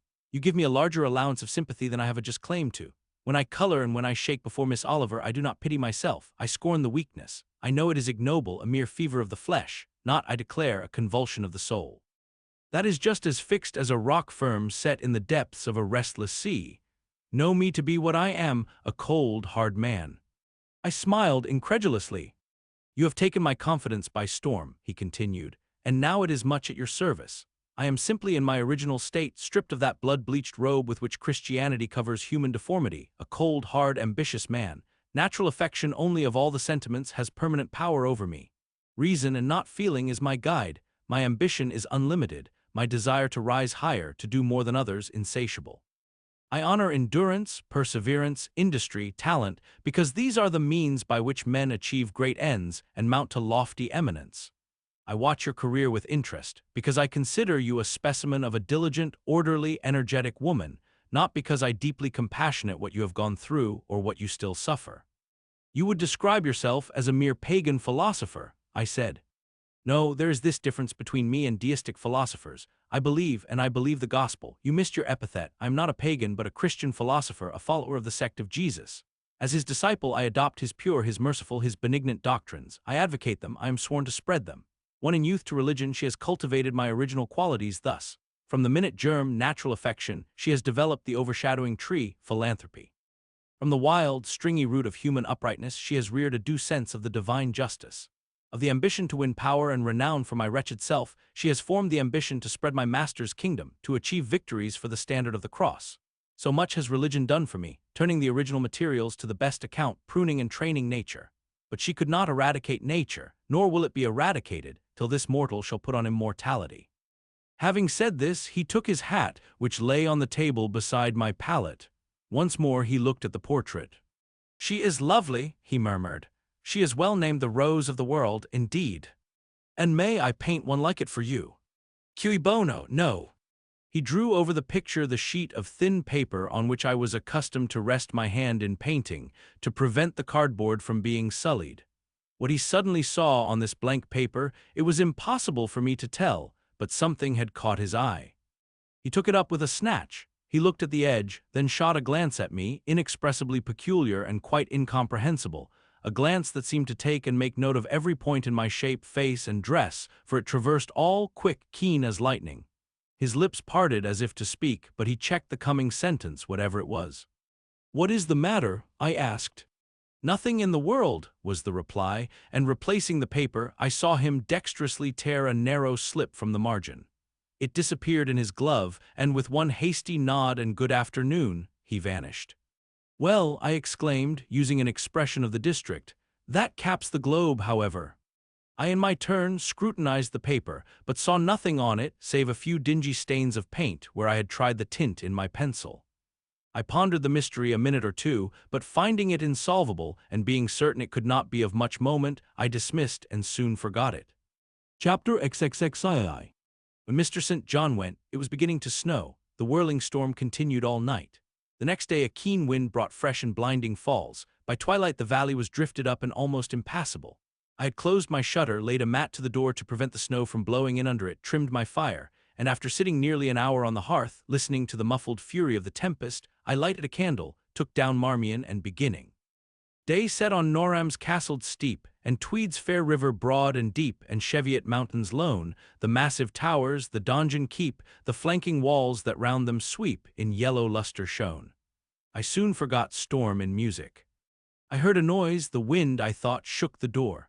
No, it was St. John Rivers who, lifting the latch, came in out of the frozen hurricane, the howling darkness, and stood before me, the cloak that covered his tall figure all white as a glacier. I was almost in consternation, so little had I expected any guest from the Blocktop Vale that night.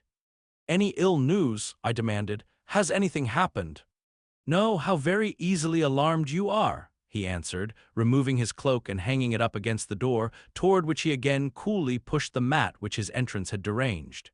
He stamped the snow from his boots. "I shall sully the purity of your floor," said he, "but you must excuse me for once." Then he approached the fire. "I have had hard work to get here, I assure you," he observed, as he warmed his hands over the flame.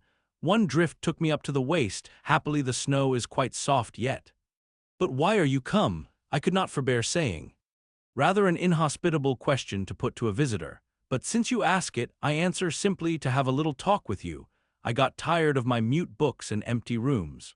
Besides, since yesterday, I have experienced the excitement of a person to whom a tale has been half told and who is impatient to hear the sequel." He sat down. I recalled his singular conduct of yesterday, and really I began to fear his wits were touched. If he were insane, however, his was a very cool and collected insanity. I had never seen that handsome-featured face of his look more like chiseled marble than it did just now, as he put aside his snow-wet hair from his forehead and let the firelight shine free on his pale brow and cheek as pale, where it grieved me to discover the hollow trace of care or sorrow now so plainly graved. I waited, expecting he would say something I could at least comprehend, but his hand was now at his chin, his finger on his lip. He was thinking. It struck me that his hand looked wasted like his face.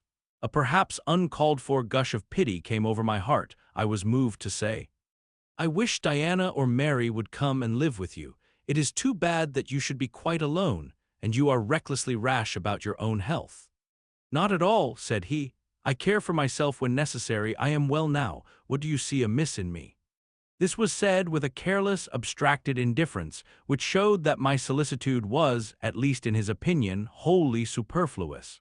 I was silenced. He still slowly moved his finger over his upper lip, and still his eye dwelt dreamily on the glowing grate. Thinking it urgent to say something, I asked him presently if he felt any cold draught from the door, which was behind him. "No, no," he responded, shortly and somewhat testily. "Well," I reflected, "if you won't talk, you may be still. I'll let you alone now and return to my book." So I snuffed the candle and resumed the perusal of Marmion. He soon stirred. My eye was instantly drawn to his movements. He only took out a morocco pocketbook, thence produced a letter which he read in silence, folded it, put it back, relapsed into meditation. It was vain to try to read with such an inscrutable fixture before me, nor could I in my impatience consent to be dumb. He might rebuff me if he liked, but talk I would. "Have you heard from Diana and Mary lately?" "Not since the letter I showed you a week ago." "There has not been any change made about your own arrangements. You will not be summoned to leave England sooner than you expected." "I fear not, indeed. Such chance is too good to befall me." Baffled so far, I changed my ground. I bethought myself to talk about the school and my scholars. "Mary Garrett's mother is better, and Mary came back to the school this morning, and I shall have 4 new girls next week from the Foundry Close. They would have come today but for the snow." "Indeed." "Mr. Oliver pays for 2. "Does he?" "He means to give the whole school a treat at Christmas." "I know." "Was it your suggestion?" "No." "Whose then?" "His daughter's, I think." It is like her, she is so good-natured. Yes. Again came the blank of a pause. The clock struck 8 strokes. It roused him. He uncrossed his legs, sat erect, turned to me. "Leave your book a moment, and come a little nearer the fire," he said. Wondering, and of my wonder finding no end, I complied. "Half an hour ago," he pursued, "I spoke of my impatience to hear the sequel of a tale. On reflection, I find the matter will be better managed by my assuming the narrator's part, and converting you into a listener. Before commencing, it is but fair to warn you that the story will sound somewhat hackneyed in your ears, but stale details often regain a degree of freshness when they pass through new lips. For the rest, whether trite or novel, it is short.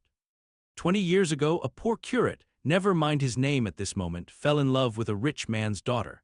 She fell in love with him and married him against the advice of all her friends, who consequently disowned her immediately after the wedding.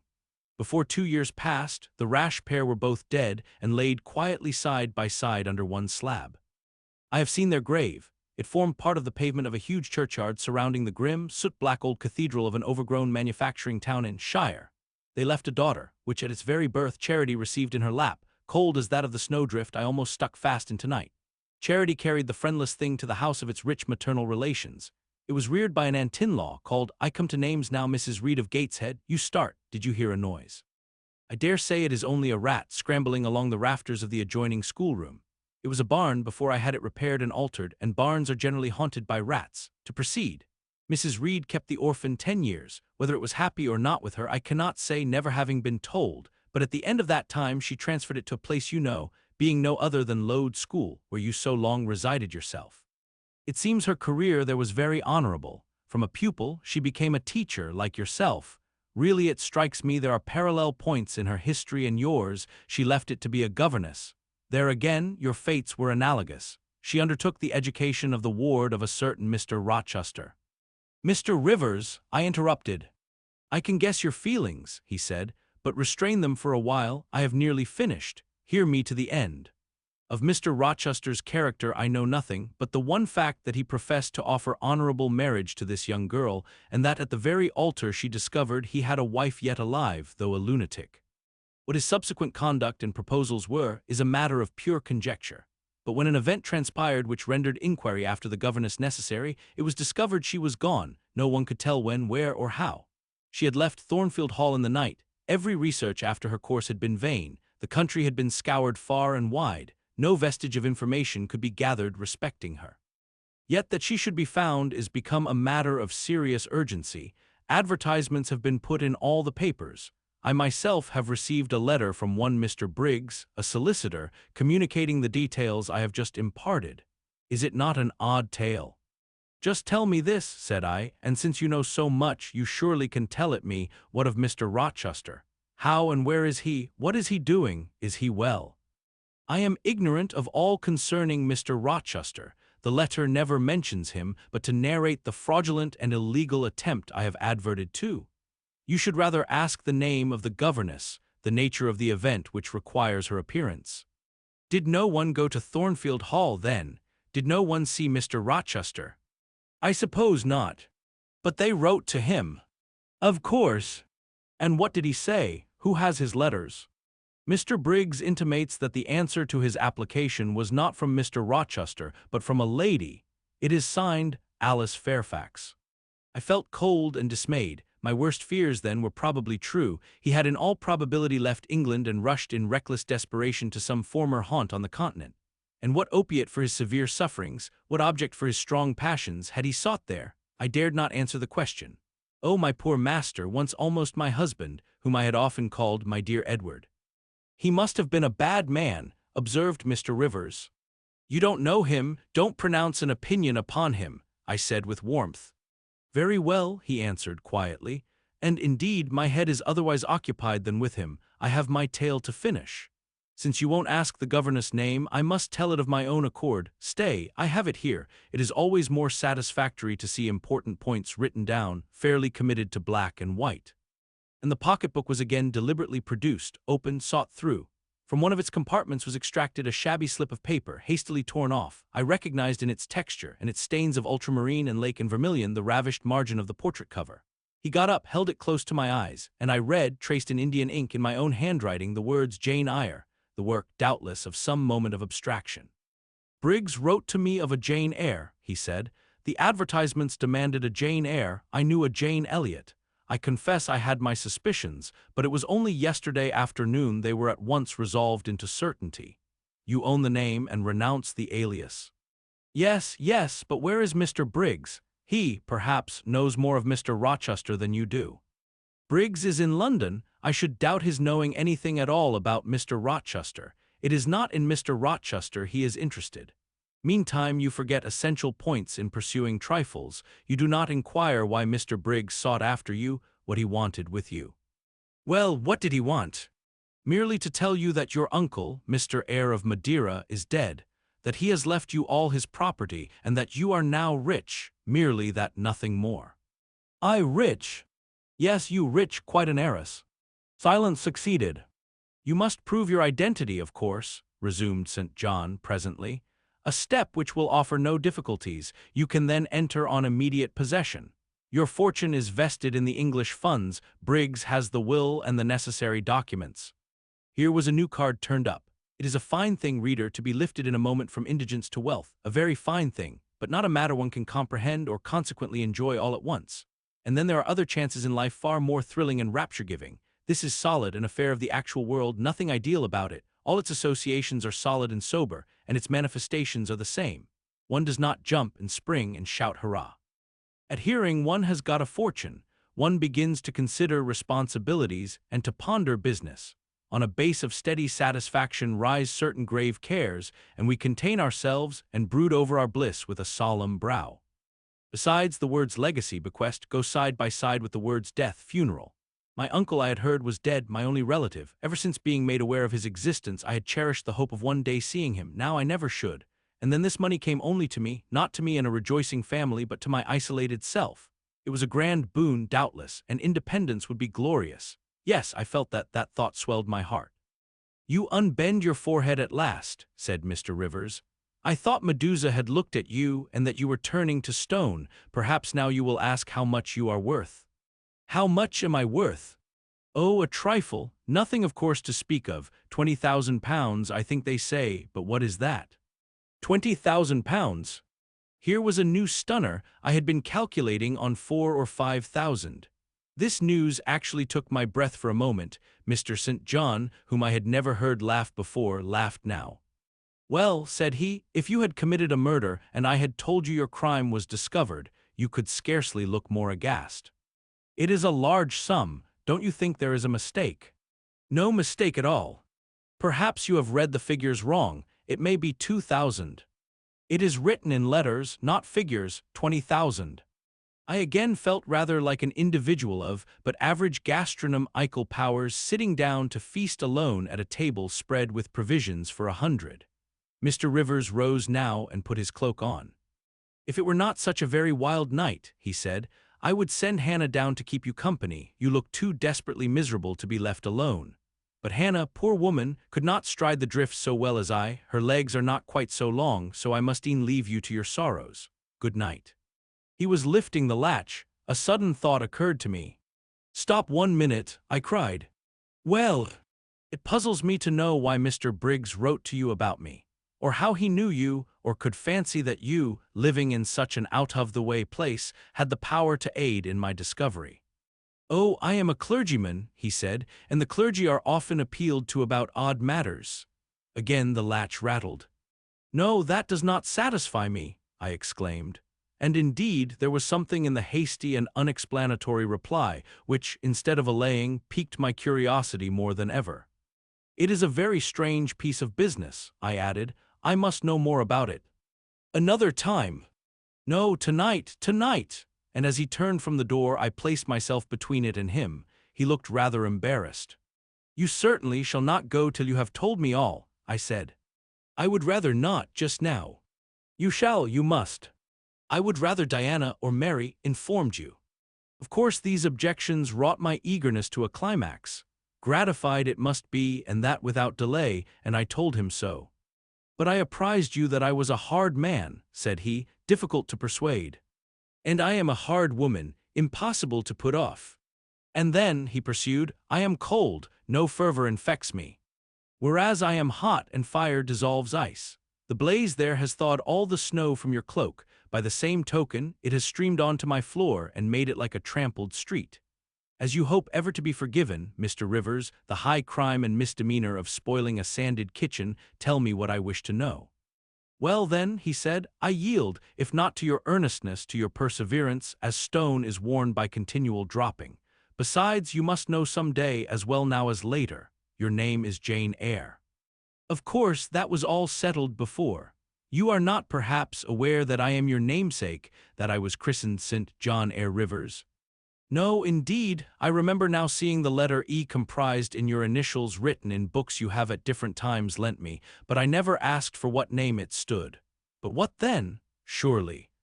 I stopped. I could not trust myself to entertain, much less to express, the thought that rushed upon me, that embodied itself, that in a second stood out a strong, solid probability. Circumstances knit themselves, fitted themselves, shot into order. The chain that had been lying hitherto a formless lump of links was drawn out straight. Every ring was perfect, the connection complete. I knew by instinct how the matter stood before St. John had said another word. But I cannot expect the reader to have the same intuitive perception, so I must repeat his explanation. My mother's name was Eyre. She had two brothers, one a clergyman who married Miss Jane Reed of Gateshead, the other John Eyre, Esquire, merchant late of Funchal, Madeira. Mr. Briggs, being Mr. Eyre's solicitor, wrote to us last August to inform us of our uncle's death, and to say that he had left his property to his brother, the clergyman's orphan daughter, overlooking us, in consequence of a quarrel never forgiven between him and my father. He wrote again a few weeks since to intimate that the heiress was lost, and asking if we knew anything of her. A name casually written on a slip of paper has enabled me to find her out. You know the rest. Again he was going, but I set my back against the door. Do let me speak, I said. Let me have one moment to draw breath and reflect. I paused. He stood before me, hat in hand, looking composed enough. I resumed. Your mother was my father's sister. Yes. My aunt, consequently. He bowed. My Uncle John was your Uncle John. You, Diana and Mary, are his sister's children, as I am his brother's child. Undeniably. You three, then, are my cousins. Half our blood on each side flows from the same source. We are cousins, yes. I surveyed him. It seemed I had found a brother, one I could be proud of, one I could love, and two sisters whose qualities were such that when I knew them but as mere strangers, they had inspired me with genuine affection and admiration. Two girls on whom, kneeling down on the wet ground, and looking through the low, latticed window of Moore House kitchen, I had gazed with so bitter a mixture of interest and despair, were my near kinswomen, and the young and stately gentleman who had found me almost dying at his threshold was my blood relation. Glorious discovery to a lonely wretch! This was wealth indeed, wealth to the heart, a mine of pure, genial affections. This was a blessing, bright, vivid, and exhilarating, not like the ponderous gift of gold, rich and welcome enough in its way, but sobering from its weight. I now clapped my hands in sudden joy, my pulse bounded, my veins thrilled. Oh, I am glad, I exclaimed. St. John smiled. Did I not say you neglected essential points to pursue trifles? He asked. You were serious when I told you had got a fortune, and now, for a matter of no moment, you are excited. What can you mean? It may be of no moment to you. You have sisters and don't care for a cousin, but I had nobody, and now three relations, or two, if you don't choose to be counted, are born into my world full grown. I say again, I am glad. I walked fast through the room. I stopped, half suffocated with the thoughts that rose faster than I could receive, comprehend, settle them, thoughts of what might, could, would, and should be in that ere long. I looked at the blank wall. It seemed a sky thick with ascending stars. Everyone lighted me to a purpose or delight. Those who had saved my life, whom till this hour I had loved barrenly, I could now benefit. They were under a yoke, I could free them. They were scattered, I could reunite them. The independence, the affluence which was mine might be theirs too. Were we not four? £20,000 shared equally would be 5,000 each, enough and to spare. Justice would be done, mutual happiness secured. Now the wealth did not weigh on me. Now it was not a mere bequest of coin. It was a legacy of life, hope, enjoyment. How I looked while these ideas were taking my spirit by storm, I cannot tell. But I perceived soon that Mr. Rivers had placed a chair behind me and was gently attempting to make me sit down on it. He also advised me to be composed. I scorned the insinuation of helplessness and distraction, shook off his hand, and began to walk about again. Write to Diana and Mary tomorrow, I said, and tell them to come home directly. Diana said they would both consider themselves rich with £1,000, so with 5,000 they will do very well.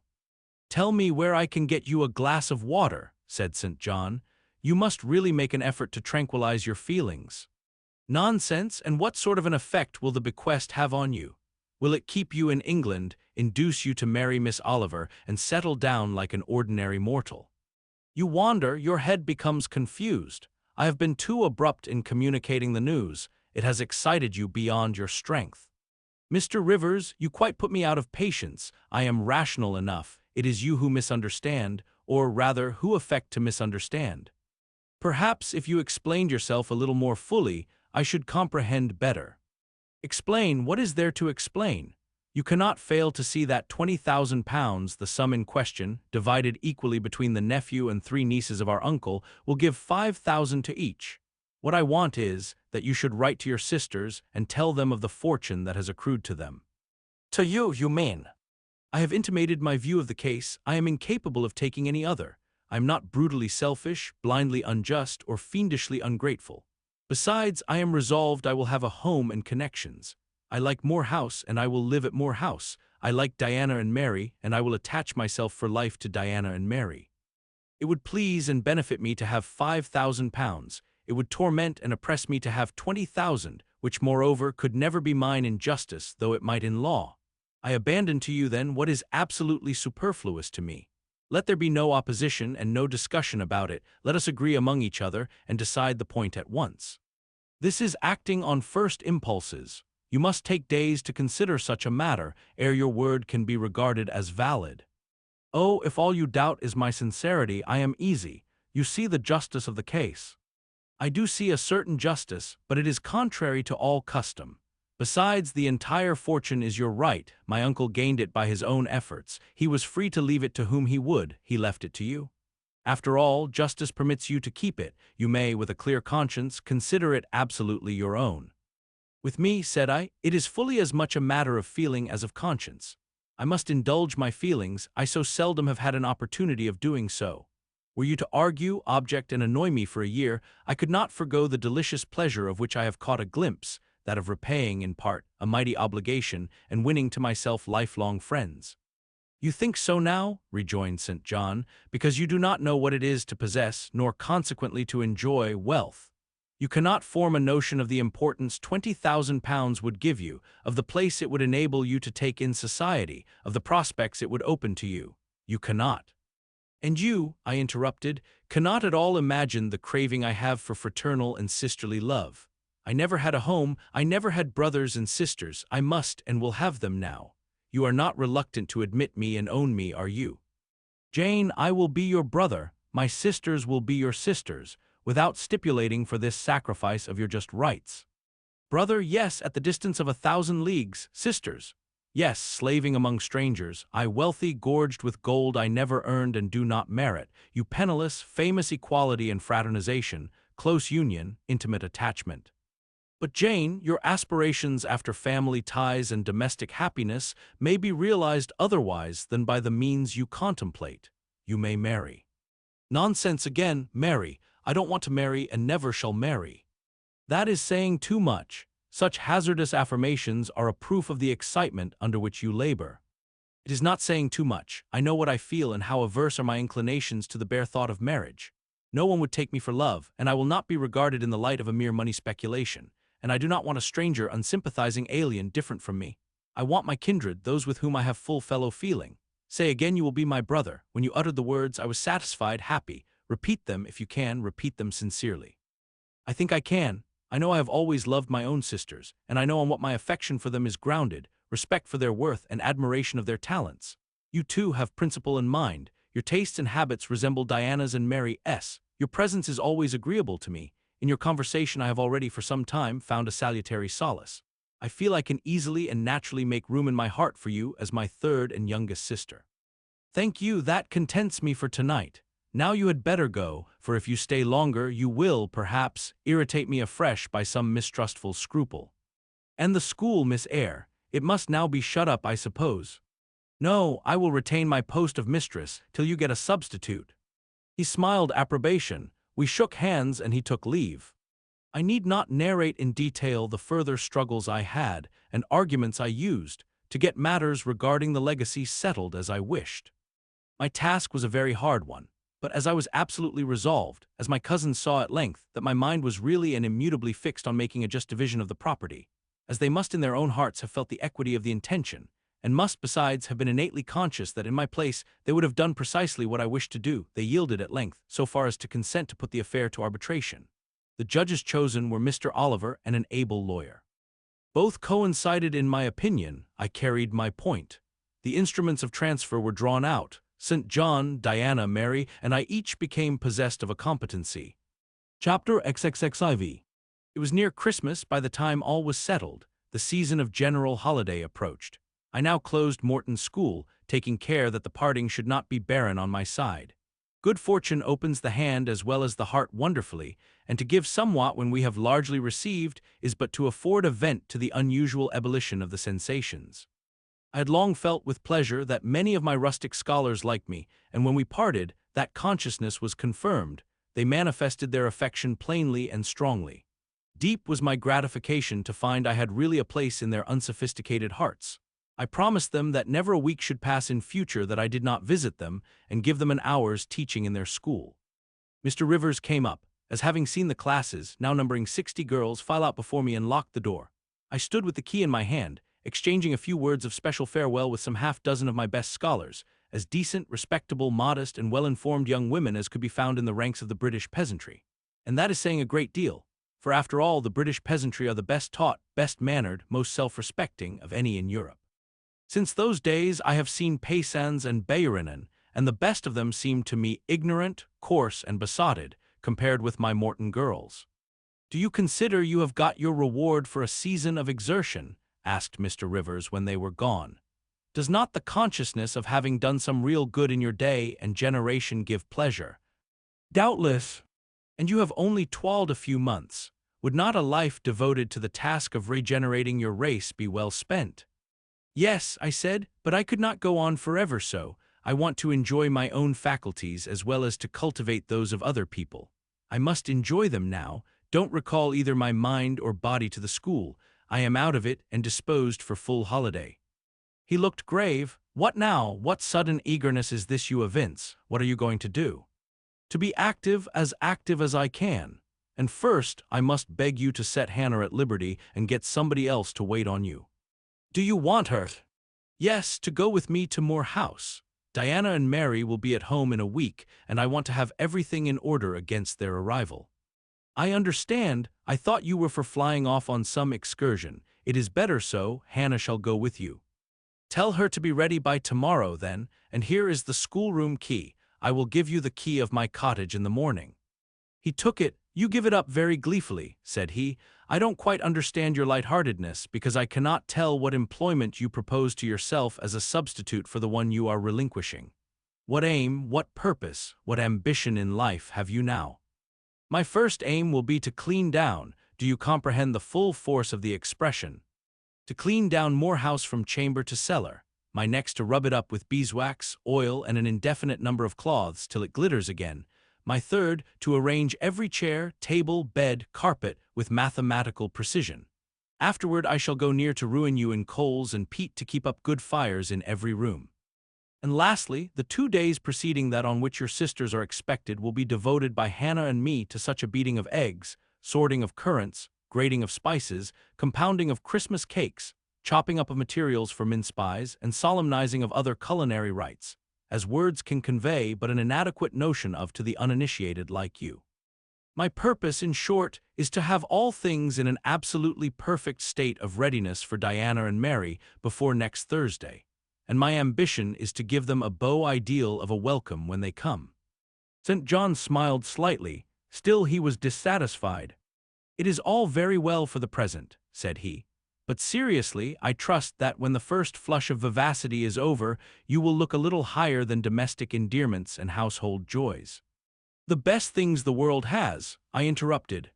"No, Jane, no, this world is not the scene of fruition. Do not attempt to make it so, nor of rest. Do not turn slothful. I mean, on the contrary, to be busy. Jane, I excuse you for the present. 2 months' grace I allow you for the full enjoyment of your new position and for pleasing yourself with this late-found charm of relationship. But then I hope you will begin to look beyond Morehouse and Morton and sisterly society and the selfish calm and sensual comfort of civilized affluence. I hope your energies will then once more trouble you with their strength." I looked at him with surprise.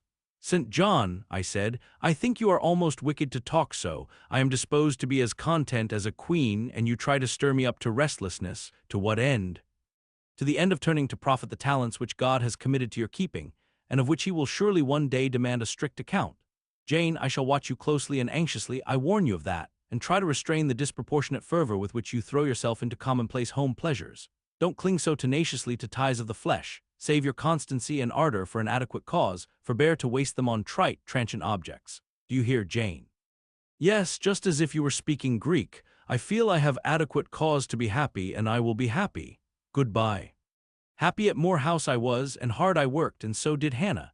She was charmed to see how jovial I could be amid the bustle of a house turned topsy-turvy, how I could brush and dust and clean and cook. And really, after a day or two of confusion worse confounded, it was delightful, by degrees, to invoke order from the chaos ourselves had made.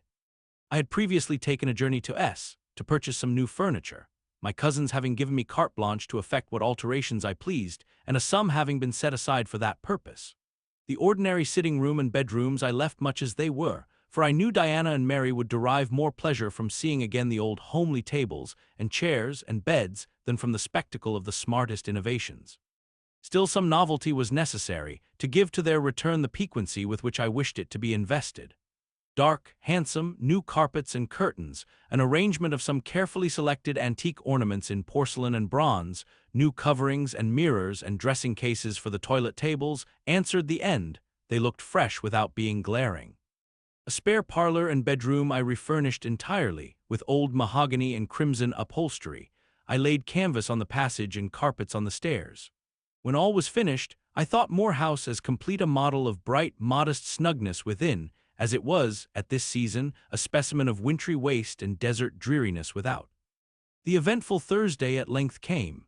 They were expected about dark, and ere dusk fires were lighted upstairs and below. The kitchen was in perfect trim, Hannah and I were dressed, and all was in readiness. St. John arrived first. I had entreated him to keep quite clear of the house till everything was arranged, and indeed the bare idea of the commotion, at once sordid and trivial, going on within its walls, sufficed to scare him to estrangement. He found me in the kitchen, watching the progress of certain cakes for tea, then baking. Approaching the hearth, he asked if I was at last satisfied with housemaid's work. I answered by inviting him to accompany me on a general inspection of the result of my labors. With some difficulty, I got him to make the tour of the house. He just looked in at the doors I opened, and when he had wandered upstairs and downstairs, he said I must have gone through a great deal of fatigue and trouble to have effected such considerable changes in so short a time. But not a syllable did he utter indicating pleasure in the improved aspect of his abode. This silence damped me. I thought perhaps the alterations had disturbed some old associations he valued. I inquired whether this was the case, no doubt in a somewhat crestfallen tone. Not at all. He had, on the contrary, remarked that I had scrupulously respected every association. He feared, indeed, I must have bestowed more thought on the matter than it was worth. How many minutes, for instance, had I devoted to studying the arrangement of this very room? By the by, could I tell him where such a book was? I showed him the volume on the shelf. He took it down, and, withdrawing to his accustomed window recess, he began to read it. Now I did not like this, reader. St. John was a good man, but I began to feel he had spoken truth of himself when he said he was hard and cold.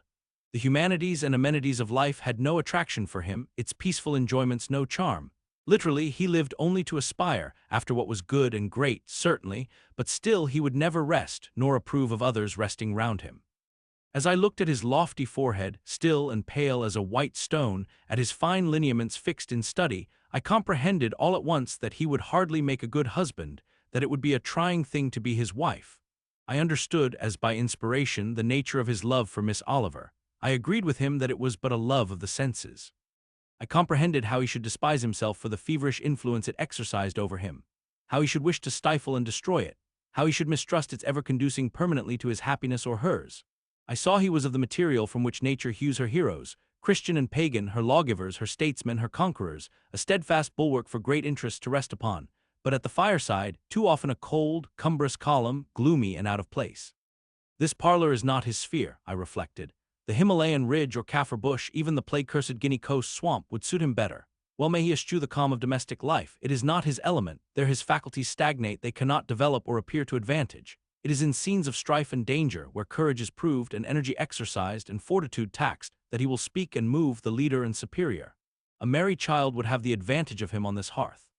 He is right to choose a missionary's career. I see it now.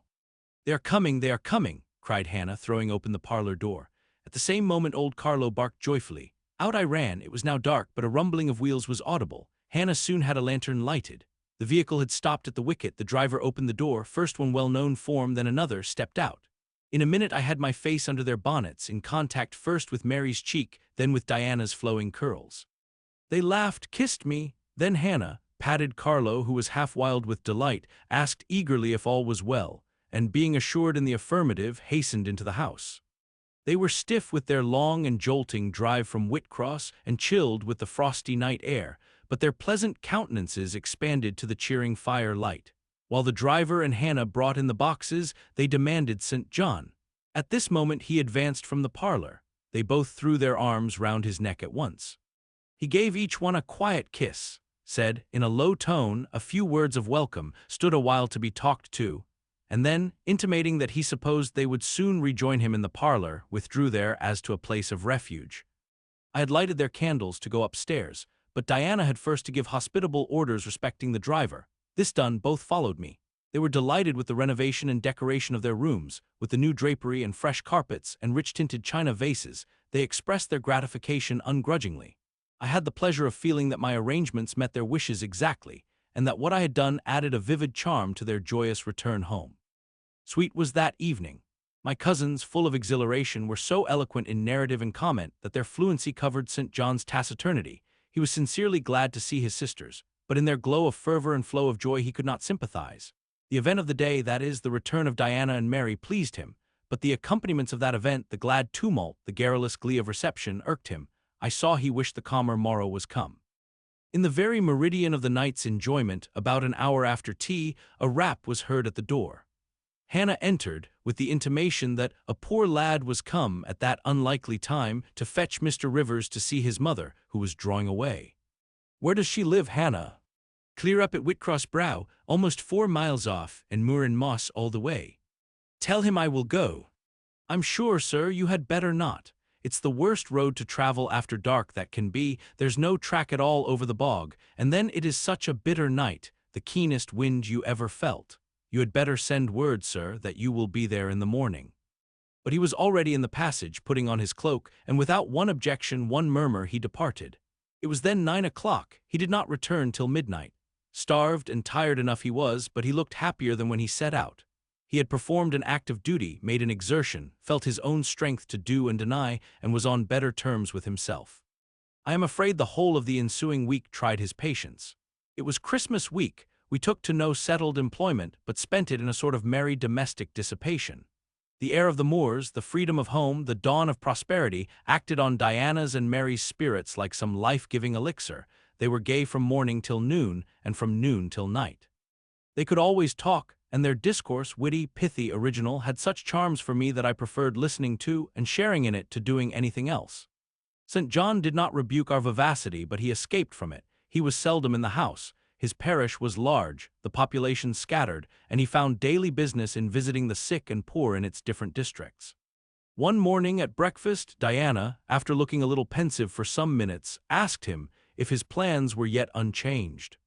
"Unchanged and unchangeable," was the reply, and he proceeded to inform us that his departure from England was now definitively fixed for the ensuing year. "And Rosamond Oliver?" suggested Mary, the words seeming to escape her lips involuntarily, for no sooner had she uttered them than she made a gesture as if wishing to recall them. St. John had a book in his hand. It was his unsocial custom to read at meals. He closed it and looked up. "Rosamond Oliver," said he, "is about to be married to Mr. Granby, one of the best connected and most estimable residents in S. Grandson and heir to Sir Frederick Granby. I had the intelligence from her father yesterday." His sisters looked at each other and at me. We all three looked at him. He was serene as glass. "The match must have been got up hastily," said Diana. "They cannot have known each other long." "But 2 months, they met in October at the county ball at S. But where there are no obstacles to a union, as in the present case, where the connection is in every point desirable, delays are unnecessary. They will be married as soon as S. place, which Sir Frederick gives up to them, can be refitted for their reception." The first time I found St. John alone after this communication, I felt tempted to inquire if the event distressed him. But he seemed so little to need sympathy that, so far from venturing to offer him more, I experienced some shame at the recollection of what I had already hazarded. Besides, I was out of practice in talking to him. His reserve was again frozen over, and my frankness was congealed beneath it. He had not kept his promise of treating me like his sisters. He continually made little chilling differences between us, which did not at all tend to the development of cordiality. In short, now that I was acknowledged his kinswoman and lived under the same roof with him, I felt the distance between us to be far greater than when he had known me only as the village schoolmistress. When I remembered how far I had once been admitted to his confidence, I could hardly comprehend his present frigidity. Such being the case, I felt not a little surprised when he raised his head suddenly from the desk over which he was stooping, and said, "You see, Jane, the battle is fought and the victory won." Startled at being thus addressed, I did not immediately reply. After a moment's hesitation, I answered, "But are you sure you are not in the position of those conquerors whose triumphs have cost them too dear? Would not such another ruin you?" "I think not, and if I were, it does not much signify. I shall never be called upon to contend for such another. The event of the conflict is decisive. My way is now clear. I thank God for it." So saying, he returned to his papers and his silence. As our mutual happiness, i.e., Diana's, Mary's, and mine, settled into a quieter character, and we resumed our usual habits and regular studies, St. John stayed more at home. He sat with us in the same room, sometimes for hours together. While Mary drew, Diana pursued a course of encyclopedic reading she had, to my awe and amazement, undertaken, and I fagged away at German. He pondered a mystic lore of his own, that of some Eastern tongue, the acquisition of which he thought necessary to his plans. Thus engaged, he appeared, sitting in his own recess, quiet and absorbed enough. But that blue eye of his had a habit of leaving the outlandish-looking grammar and wandering over and sometimes fixing upon us, his fellow students, with a curious intensity of observation. If caught, it would be instantly withdrawn, yet ever and anon it returned searchingly to our table. I wondered what it meant. I wondered, too, at the punctual satisfaction he never failed to exhibit on an occasion that seemed to me of small moment, namely, my weekly visit to Morton School. And still more was I puzzled when, if the day was unfavorable, if there was snow or rain or high wind, and his sisters urged me not to go, he would invariably make light of their solicitude and encourage me to accomplish the task without regard to the elements. "Jane is not such a weakling as you would make her," he would say. "She can bear a mountain blast or a shower or a few flakes of snow as well as any of us. Her constitution is both sound and elastic, better calculated to endure variations of climate than many more robust." And when I returned, sometimes a good deal tired and not a little weather-beaten, I never dared complain, because I saw that to murmur would be to vex him. On all occasions fortitude pleased him. The reverse was a special annoyance. One afternoon, however, I got leave to stay at home because I really had a cold. His sisters were gone to Morton in my stead. I sat reading Schiller, he deciphering his crabbed oriental scrolls. As I exchanged a translation for an exercise, I happened to look his way. There I found myself under the influence of the ever-watchful blue eye. How long it had been searching me through and over, I cannot tell. So keen was it, and yet so cold, I felt for the moment superstitious, as if I were sitting in the room with something uncanny. "Jane, what are you doing?" "Learning German." "I want you to give up German and learn Hindustani." "You are not in earnest." "In such earnest that I must have it so, and I will tell you why." He then went on to explain that Hindustani was the language he was himself at present studying, that as he advanced he was apt to forget the commencement, that it would assist him greatly to have a pupil with whom he might again and again go over the elements, and so fix them thoroughly in his mind, that his choice had hovered for some time between me and his sisters, but that he had fixed it on me because he saw I could sit at a task the longest of the three. Would I do him this favor? I should not, perhaps, have to make the sacrifice long, as it wanted now barely 3 months to his departure. St. John was not a man to be lightly refused. You felt that every impression made on him, either for pain or pleasure, was deep-graved and permanent. I consented. When Diana and Mary returned, the former found her scholar transferred from her to her brother. She laughed, and both she and Mary agreed that St. John should never have persuaded them to such a step. He answered quietly, "I knew it." I found him a very patient, very forbearing, and yet an exacting master. He expected me to do a great deal, and when I fulfilled his expectations, he, in his own way, fully testified his approbation. By degrees, he acquired a certain influence over me that took away my liberty of mind. His praise and notice were more restraining than his indifference. I could no longer talk or laugh freely when he was by, because a tiresomely importunate instinct reminded me that vivacity, at least in me, was distasteful to him. I was so fully aware that only serious moods and occupations were acceptable that in his presence every effort to sustain or follow any other became vain. I fell under a freezing spell. When he said go, I went. Come, I came. Do this, I did it. But I did not love my servitude. I wished, many a time, he had continued to neglect me. One evening when, at bedtime, his sisters and I stood round him bidding him good night, he kissed each of them, as was his custom, and as was equally his custom, he gave me his hand. Diana, who chanced to be in a frolicsome humor, she was not painfully controlled by his will, for hers in another way was as strong, exclaimed, "St. John, you used to call Jane your third sister, but you don't treat her as such. You should kiss her too." She pushed me toward him. I thought Diana very provoking and felt uncomfortably confused. And while I was thus thinking and feeling, St. John bent his head, his Greek face was brought to a level with mine, his eyes questioned my eyes piercingly, he kissed me. There are no such things as marble kisses or ice kisses, or I should say my ecclesiastical cousin's salute belonged to one of these classes, but there may be experiment kisses, and his was an experiment kiss. When given, he viewed me to learn the result. It was not striking. I am sure I did not blush. Perhaps I might have turned a little pale, for I felt as if this kiss were a seal affixed to my fetters. He never omitted the ceremony afterward, and the gravity and quiescence with which I underwent it seemed to invest it for him with a certain charm. As for me, I daily wished more to please him. But to do so, I felt daily more and more that I must disown half my nature, stifle half my faculties, wrest my tastes from their original bent, force myself to the adoption of pursuits for which I had no natural vocation. He wanted to train me to an elevation I could never reach. It racked me hourly to aspire to the standard he uplifted. The thing was as impossible as to mold my irregular features to his correct and classic pattern, to give to my changeable green eyes the sea-blue tint and solemn luster of his own. Not his ascendancy alone, however, held me in thrall at present. Of late it had been easy enough for me to look sad. A cankering evil sat at my heart and drained my happiness at its source, the evil of suspense. Perhaps you think I had forgotten Mr. Rochester, reader, amid these changes of place and fortune. Not for a moment. His idea was still with me, because it was not a vapor sunshine could disperse, nor a sand-traced effigy storms could wash away. It was a name graven on a tablet, fated to last as long as the marble it inscribed. The craving to know what had become of him followed me everywhere. When I was at Morton, I re-entered my cottage every evening to think of that, and now at Moor House, I sought my bedroom each night to brood over it. In the course of my necessary correspondence with Mr. Briggs about the will, I had inquired if he knew anything of Mr. Rochester's present residence and state of health, but as St. John had conjectured, he was quite ignorant of all concerning him. I then wrote to Mrs. Fairfax, entreating information on the subject.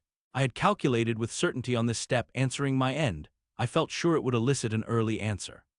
I was astonished when a fortnight passed without reply. But when 2 months wore away, and day after day the post arrived and brought nothing for me, I fell a prey to the keenest anxiety. I wrote again. There was a chance of my first letter having missed. Renewed hope followed renewed effort. It shone like the former for some weeks, then, like it faded, flickered, not a line, not a word reached me. When half a year wasted in vain expectancy, my hope died out, and then I felt dark indeed. A fine spring shone round me which I could not enjoy. Summer approached. Diana tried to cheer me. She said I looked ill and wished to accompany me to the seaside. This St. John opposed. He said I did not want dissipation, I wanted employment. My present life was too purposeless, I required an aim. And I suppose by way of supplying deficiencies, he prolonged still further my lessons in Hindustani and grew more urgent in requiring their accomplishment. And I, like a fool, never thought of resisting him. I could not resist him. One day I had come to my studies in lower spirits than usual. The ebb was occasioned by a poignantly felt disappointment. Hannah had told me in the morning there was a letter for me, and when I went down to take it, almost certain that the long-looked-for tidings were vouchsafed me at last, I found only an unimportant note from Mr. Briggs on business. The bitter check had wrung from me some tears, and now, as I sat poring over the crabbed characters and flourishing tropes of an Indian scribe, my eyes filled again. St. John called me to his side to read. In attempting to do this, my voice failed me, words were lost in sobs. He and I were the only occupants of the parlor. Diana was practicing her music in the drawing-room, Mary was gardening. It was a very fine May day, clear, sunny, and breezy.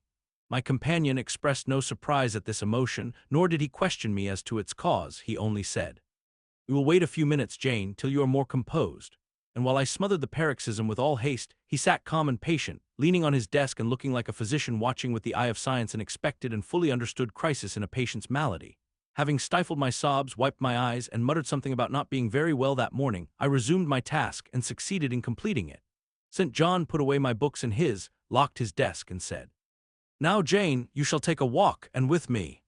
I will call Diana and Mary. No, I want only one companion this morning, and that must be you. Put on your things, go out by the kitchen door, take the road toward the head of Marsh Glen. I will join you in a moment. I know no medium. I never in my life have known any medium in my dealings with positive hard characters, antagonistic to my own, between absolute submission and determined revolt. I have always faithfully observed the one, up to the very moment of bursting, sometimes with volcanic vehemence, into the other. And as neither present circumstances warranted, nor my present mood inclined me to mutiny, I observed careful obedience to St. John's directions, and in 10 minutes I was treading the wild track of the glen, side by side with him. The breeze was from the west. It came over the hills, sweet with scents of heath and rush. The sky was of stainless blue. The stream descending the ravine, swelled with past spring rains, poured along plentiful and clear, catching golden gleams from the sun and sapphire tints from the firmament. As we advanced and left the tract, we trod a soft turf, mossy, fine, and emerald green, minutely enameled with a tiny white flower and spangled with a star-like yellow blossom. The hills, meantime, shut us quite in, for the glen, toward its head, wound to their very core. "Let us rest here," said St. John, as we reached the first stragglers of a battalion of rocks, guarding a sort of pass, beyond which the beck rushed down a waterfall, and where still a little further the mountain shook off turf and flower, had only heath for raiment and crag for gem, where it exaggerated the wild to the savage, and exchanged the fresh for the frowning, where it guarded the forlorn hope of solitude and a last refuge for silence. I took a seat. St. John stood near me. He looked up the pass and down the hollow. His glance wandered away with the stream and returned to traverse the unclouded heaven which colored it. He removed his hat, let the breeze stir his hair and kiss his brow. He seemed in communion with the genius of the haunt. With his eye he bade farewell to something. "And I shall see it again," he said aloud, "in dreams when I sleep by the Ganges, and again in a more remote hour when another slumber overcomes me on the shore of a darker stream." Strange words of a strange love, an austere patriot's passion for his fatherland. He sat down. For half an hour we never spoke, neither he to me nor I to him. That interval past, he recommenced. "Jane, I go in 6 weeks. I have taken my berth in an East Indiaman which sails on the 20th of June. God will protect you, for you have undertaken his work," I answered. "Yes," said he, "there is my glory and joy. I am the servant of an infallible master. I am not going out under human guidance, subject to the defective laws and erring control of my feeble fellow-worms. My king, my lawgiver, my captain, is the all-perfect. It seems strange to me that all round me do not burn to enlist under the same banner, to join in the same enterprise. All have not your powers, and it would be folly for the feeble to wish to march with the strong. I do not speak to the feeble or think of them. I address only such as are worthy of the work and competent to accomplish it. Those are few in number and difficult to discover. You say truly, but when found, it is right to stir them up, to urge and exhort them to the effort, to show them what their gifts are and why they were given, to speak heaven's message in their ear, to offer them, direct from God, a place in the ranks of his chosen. If they are really qualified for the task, will not their own hearts be the first to inform them of it?" I felt as if an awful charm was framing round and gathering over me. I trembled to hear some fatal words spoken which would at once declare and rivet the spell. "And what does your heart say?" demanded St. John. My heart is mute, my heart is mute, I answered, struck and thrilled. Then I must speak for it, continued the deep, relentless voice. Jane, come with me to India, come as my helpmeet and fellow laborer. The glen and sky spun round, the hills heaved. It was as if I had heard a summons from heaven, as if a visionary messenger, like him of Macedonia, had announced, "Come over and help us." But I was no apostle, I could not behold the herald, I could not receive his call. "O St. John," I then cried, "have some mercy." I appealed to one who, in the discharge of what he believed his duty, knew neither mercy nor remorse. He continued, "God and nature intended you for a missionary's wife. It is not personal but mental endowments they have given you. You are formed for labor, not for love. A missionary's wife you shall be. You shall be mine. I claim you not for my pleasure but for my sovereign's service." "I am not fit for it. I have no vocation," I said. He had calculated on these first objections. He was not irritated by them. Indeed, as he leaned back against the crag behind him, folded his arms on his chest, and fixed his countenance, I saw he was prepared for a long and trying opposition, and had taken in a stock of patience to last him to its close, resolved, however, that that close should be conquest for him. "Humility, Jane," said he, "is the groundwork of Christian virtues. You say right that you are not fit for the work. Who is fit for it? Or who that ever was truly called believed himself worthy of the summons? I, for instance, am but dust and ashes. With St. Paul I acknowledge myself the chiefest of sinners, but I do not suffer this sense of my personal vileness to daunt me. I know my leader, that he is just as well as mighty, and while he has chosen a feeble instrument to perform a great task, he will, from the boundless stores of his providence, supply the inadequacy of the means to the end. Think like me, Jane, trust like me. It is the rock of ages I ask you to lean on. Do not doubt, but it will bear the weight of your human weakness. I do not understand a missionary life. I have never studied missionary labors. There I, humble as I am, can give you the aid you want. I can set your task from hour to hour, stand by you always, help you from moment to moment. This I could do in the beginning. Soon, for I know your powers, you would be as strong and apt as myself, and would not require my help. But my powers, where are they for this undertaking? I do not feel them. Nothing speaks or stirs in me while you talk. I am sensible of no light kindling, no life quickening, no voice counseling or cheering. Oh, I wish I could make you see how much my mind is at this moment like a rayless dungeon, with one shrinking fear fettered in its depths, the fear of being persuaded by you to attempt what I cannot accomplish. I have an answer for you, hear it. I have watched you ever since we first met. I have made you my study for 10 months. I have proved you in that time by sundry tests, and what have I seen and elicited? In the village school I found you could perform well, punctually, uprightly, labor uncongenial to your habits and inclinations. I saw you could perform it with capacity and tact. You could win while you controlled. In the calm with which you learned you had become suddenly rich, I read a mind clear of the vice of Damas. Lucre had no undue power over you. In the resolute readiness with which you cut your wealth into 4 shares, keeping but one to yourself, and relinquishing the 3 others to the claim of abstract justice, I recognized a soul that reveled in the flame and excitement of sacrifice. In the tractability with which, at my wish, you forsook a study in which you were interested, and adopted another because it interested me, in the untiring assiduity with which you have since persevered in it, in the unflagging energy and unshaken temper with which you have met its difficulties, I acknowledge the complement of qualities I seek. Jane, you are docile, diligent, disinterested, faithful, constant, and courageous, very gentle and very heroic. Cease to mistrust yourself. I can trust you unreservedly. As a conductress of Indian schools and a helper among Indian women, your assistance will be to me invaluable. My iron shroud contracted round me. Persuasion advanced with slow, sure step. Shut my eyes as I would, these last words of his succeeded in making the way, which had seemed blocked up, comparatively clear. My work, which had appeared so vague, so hopelessly diffuse, condensed itself as he proceeded, and assumed a definite form under his shaping hand. He waited for an answer. I demanded a quarter of an hour to think before I again hazarded a reply. "Very willingly," he rejoined, and rising, he strode a little distance up the pass, threw himself down on a swell of heath, and there lay still. I can do what he wants me to do. I am forced to see and acknowledge that, I meditated, that is, if life be spared me, but I feel mine is not the existence to be long protracted under an Indian sun. What then? He does not care for that. When my time came to die, he would resign me in all serenity and sanctity to the God who gave me to him. The case is very plain before me. In leaving England, I should leave a loved but empty land. Mr. Rochester is not there, and if he were, what can that ever be to me? My business is to live without him now, nothing so absurd, so weak, as to drag on from day to day as if I were waiting some impossible change in circumstances which might reunite me to him. Of course, as St. John once said, I must seek another interest in life to replace the one lost. Is not the occupation he now offers me truly the most glorious man can adopt or God assign? Is it not, by its noble cares and sublime results, the one best calculated to fill the void left by uptorn affections and demolished hopes? I believe I must say yes, and yet I shudder. Alas! If I join St. John, I abandon half myself. If I go to India, I go to premature death. And how will the interval between leaving England for India and India for the grave be filled? Oh, I know well. That too is very clear to my vision. By straining to satisfy St. John till my sinews ache, I shall satisfy him to the finest central point and furthest outward circle of his expectations. If I do go with him, if I do make the sacrifice he urges, I will make it absolutely. I will throw all on the altar, heart, vitals, the entire victim. He will never love me, but he shall approve me. I will show him energies he has not yet seen, resources he has never suspected.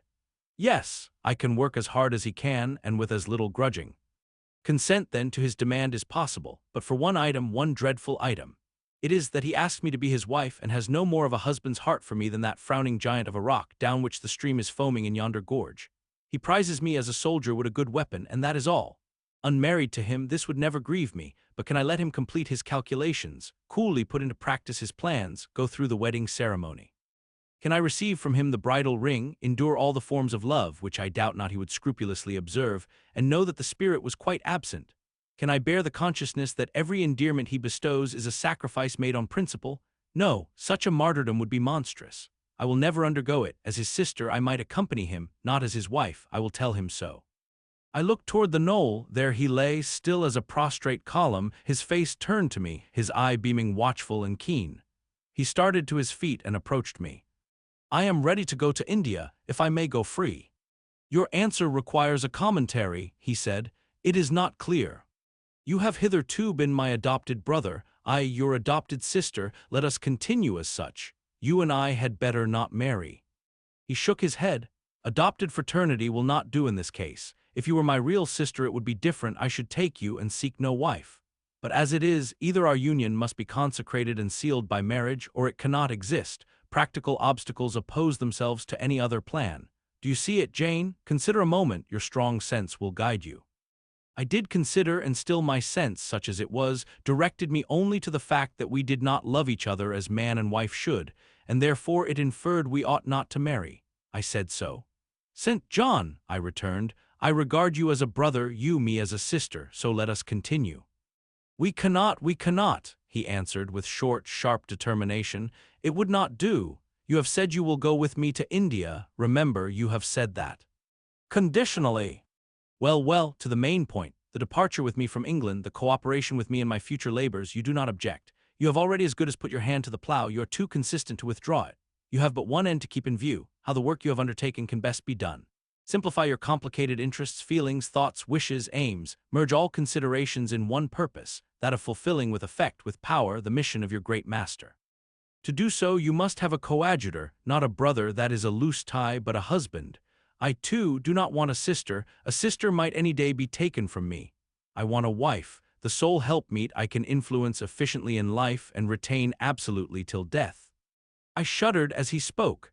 I felt his influence in my marrow, his hold on my limbs. Seek one elsewhere than in me, St. John. Seek one fitted to you. One fitted to my purpose, you mean, fitted to my vocation. Again, I tell you, it is not the insignificant private individual, the mere man with the man's selfish senses, I wish to mate. It is the missionary. And I will give the missionary my energies. It is all he wants, but not myself. That would be only adding the husk and shell to the kernel. For them he has no use, I retain them. You cannot, you ought not. Do you think God will be satisfied with half an oblation? Will he accept a mutilated sacrifice? It is the cause of God I advocate. It is under his standard I enlist you. I cannot accept on his behalf a divided allegiance. It must be entire. Oh, I will give my heart to God, I said. You do not want it. I will not swear, reader, that there was not something of repressed sarcasm both in the tone in which I uttered this sentence and in the feeling that accompanied it. I had silently feared St. John till now because I had not understood him. He had held me in awe because he had held me in doubt. How much of him was saint, how much mortal, I could not heretofore tell, but revelations were being made in this conference. The analysis of his nature was proceeding before my eyes. I saw his fallibilities, I comprehended them. I understood that, sitting there where I did on the bank of heath, and with that handsome form before me, I sat at the feet of a man erring as the veil fell from his hardness and despotism. Having felt in him the presence of these qualities, I felt his imperfection and took courage. I was with an equal, one with whom I might argue, one whom, if I saw good, I might resist. He was silent after I had uttered the last sentence, and I presently risked an upward glance at his countenance. His eye, bent on me, expressed at once stern surprise and keen inquiry. "Is she sarcastic, and sarcastic to me?" it seemed to say. "What does this signify?" "Do not let us forget that this is a solemn matter," he said, ere long, "one of which we may neither think nor talk lightly without sin. I trust, Jane, you are in earnest when you say you will give your heart to God. It is all I want. Once rent your heart from man and fix it on your Maker, the advancement of that Maker's spiritual kingdom on earth will be your chief delight and endeavor. You will be ready to do at once whatever furthers that end. You will see what impetus would be given to your efforts and mine by our physical and mental union in marriage, the only union that gives a character of permanent conformity to the destinies and designs of human beings, and passing over all minor caprices, all trivial difficulties and delicacies of feeling, all scruple about the degree, kind, strength, or tenderness of mere personal inclination, you will hasten to enter into that union at once." "Shall I said briefly, and I looked at his features, beautiful in their harmony but strangely formidable in their still severity, at his brow commanding but not open, at his eyes bright and deep and searching but never soft, at his tall, imposing figure, and fancied myself in idea his wife. Oh, it would never do. As his curate, his comrade, all would be right. I would cross oceans with him in that capacity, toil under eastern suns in Asian deserts with him in that office, admire and emulate his courage and devotion and vigor, accommodate quietly to his masterhood, smile undisturbed at his ineradicable ambition, discriminate the Christian from the man, profoundly esteem the one and freely forgive the other. I should suffer often, no doubt, attached to him only in this capacity. My body would be under rather a stringent yoke, but my heart and mind would be free. I should still have my unblighted self to turn to, my natural unenslaved feelings with which to communicate in moments of loneliness. There would be recesses in my mind, which would be only mine, to which he never came, and sentiments growing there fresh and sheltered, which his austerity could never blight, nor his measured warrior march trample down.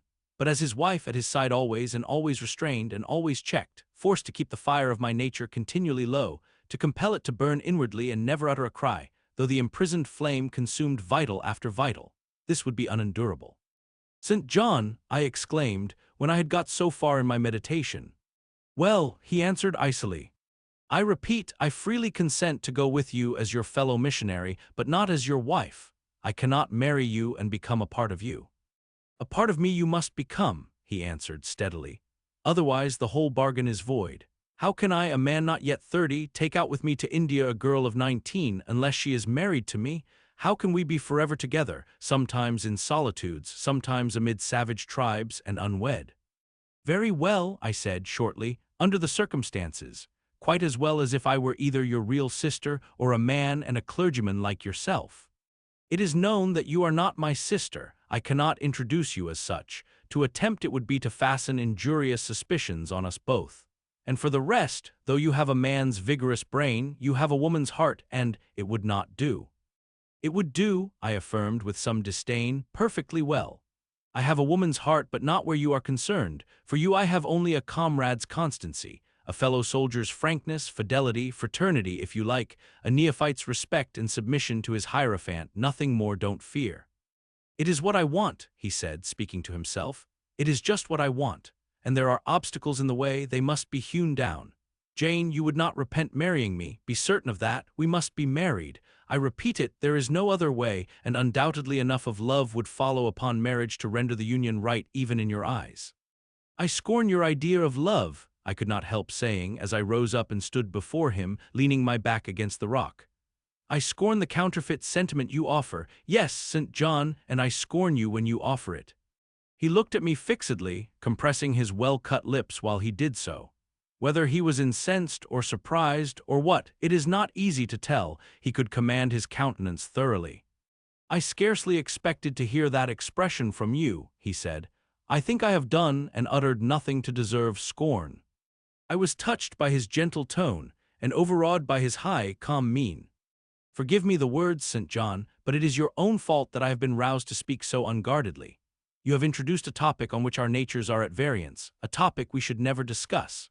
The very name of love is an apple of discord between us. If the reality were required, what should we do? How should we feel? My dear cousin, abandon your scheme of marriage, forget it." "No," said he, "it is a long-cherished scheme and the only one which can secure my great end, but I shall urge you no further at present. Tomorrow I leave home for Cambridge. I have many friends there to whom I should wish to say farewell. I shall be absent a fortnight. Take that space of time to consider my offer, and do not forget that if you reject it, it is not me you deny but God. Through my means he opens to you a noble career. As my wife only can you enter upon it. Refuse to be my wife, and you limit yourself forever to a track of selfish ease and barren obscurity. Tremble, lest in that case you should be numbered with those who have denied the faith and are worse than infidels." He had done. Turning from me, he once more, but this time his feelings were all pent in his heart. I was not worthy to hear them uttered. As I walked by his side homeward, I read well in his iron silence all he felt toward me. The disappointment of an austere and despotic nature which has met resistance where it expected submission. The disapprobation of a cool, inflexible judgment which has detected in another feelings and views in which it has no power to sympathize. In short, as a man, he would have wished to coerce me into obedience. It was only as a sincere Christian he bore so patiently with my perversity, and allowed so long a space for reflection and repentance. Look to river, look to hill 101 that night. After he had kissed his sisters, he thought proper to forget even to shake hands with me, but left the room in silence. I who, though I had no love, had much friendship for him, was hurt by the marked omission, so much hurt that tears started to my eyes. "I see you and St. John have been quarreling, Jane," said Diana, "during your walk on the moor. But go after him. He is now lingering in the passage, expecting you. He will make it up."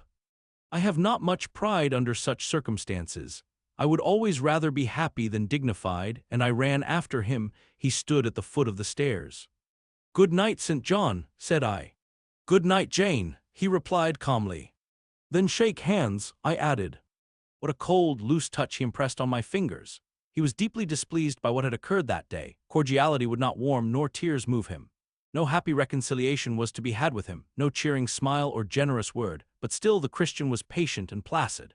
And when I asked him if he forgave me, he answered that he was not in the habit of cherishing the remembrance of vexation, that he had nothing to forgive, not having been offended. And with that answer he left me. I would much rather he had knocked me down. Chapter XXXV. He did not leave for Cambridge the next day, as he had said he would. He deferred his departure a whole week, and during that time he made me feel what severe punishment a good, yet stern, a conscientious, yet implacable man can inflict on one who has offended him. Without one overt act of hostility, one upbraiding word, he contrived to impress me momently with the conviction that I was put beyond the pale of his favor. Not that St. John harbored a spirit of unchristian vindictiveness, not that he would have injured a hair of my head if it had been fully in his power to do so. Both by nature and principle he was superior to the mean gratification of vengeance. He had forgiven me for saying I scorned him and his love, but he had not forgotten the words, and as long as he and I lived, he never would forget them.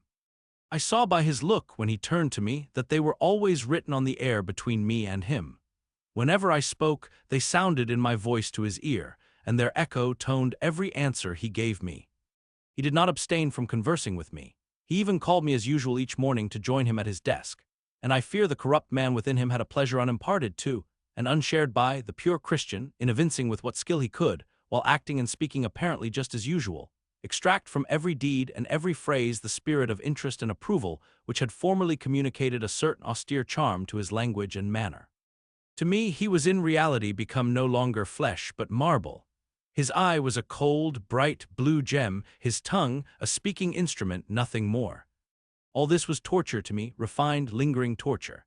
It kept up a slow fire of indignation and a trembling trouble of grief, which harassed and crushed me altogether. I felt how if I were his wife, this good man, pure as the deep sunless source, could soon kill me without drawing from my veins a single drop of blood or receiving on his own crystal conscience the faintest stain of crime. Especially I felt this when I made any attempt to propitiate him. No ruth met my ruth. He experienced no suffering from estrangement, no yearning after reconciliation. And though, more than once, my fast-falling tears blistered the page over which we both bent, they produced no more effect on him than if his heart had been really a matter of stone or metal. To his sisters, meantime, he was somewhat kinder than usual. As if afraid that mere coldness would not sufficiently convince me how completely I was banished and banned, he added the force of contrast, and this I am sure he did not by malice, but on principle. The night before he left home, happening to see him walking in the garden about sunset and remembering, as I looked at him, that this man, alienated as he now was, had once saved my life, and that we were near relations, I was moved to make a last attempt to regain his friendship. I went out and approached him as he stood leaning over the little gate. I spoke to the point at once. "St. John, I am unhappy because you are still angry with me. Let us be friends." "I hope we are friends," was the unmoved reply, while he still watched the rising of the moon, which he had been contemplating as I approached. "No, St. John, we are not friends as we were, you know that." "Are we not? That is wrong. For my part, I wish you no ill and all good." "I believe you, St. John, for I am sure you are incapable of wishing anyone ill. But, as I am your kinswoman, I should desire somewhat more of affection than that sort of general philanthropy you extend to mere strangers." "Of course," he said, "your wish is reasonable, and I am far from regarding you as a stranger." This, spoken in a cool, tranquil tone, was mortifying and baffling enough. Had I attended to the suggestions of pride and ire, I should immediately have left him, but something worked within me more strongly than those feelings could. I deeply venerated my cousin's talent and principle. His friendship was of value to me. To lose it tried me severely. I would not so soon relinquish the attempt to reconquer it. "Must we part in this way, St. John? And when you go to India, will you leave me so, without a kinder word than you have yet spoken?" He now turned quite from the moon, and faced me. "When I go to India, Jane, will I leave you? What, do you not go to India? You said I could not, unless I married you. And you will not marry me. You adhere to that resolution. Reader, do you know, as I do, what terror those cold people can put into the ice of their questions? How much of the fall of the avalanche is in their anger, of the breaking up of the frozen sea in their displeasure? No, St. John, I will not marry you. I adhere to my resolution." The avalanche had shaken and slid a little forward, but it did not yet crash down. "Once more, why this refusal?" he asked. "Formerly," I answered, "because you did not love me. Now I reply, because you almost hate me. If I were to marry you, you would kill me. You are killing me now." His lips and cheeks turned white, quite white. "I should kill, I am killing you.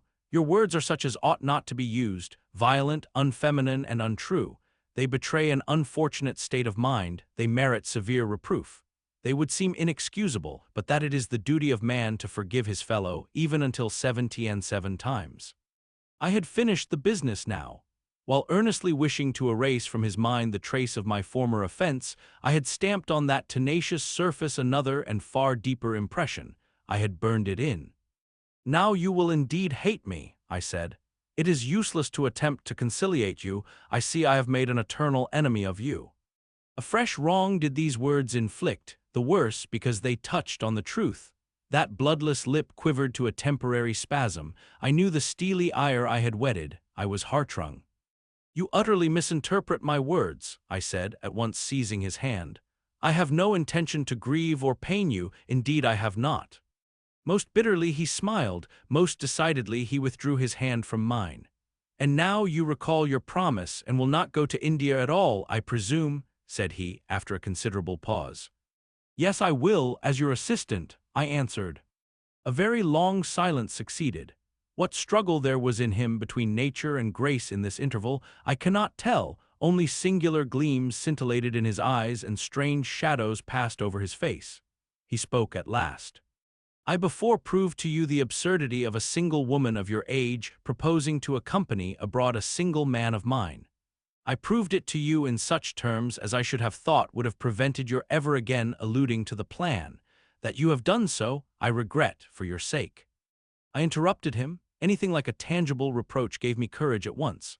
"Keep to common sense, St. John, you are verging on nonsense. You pretend to be shocked by what I have said. You are not really shocked, for with your superior mind you cannot be either so dull or so conceited as to misunderstand my meaning.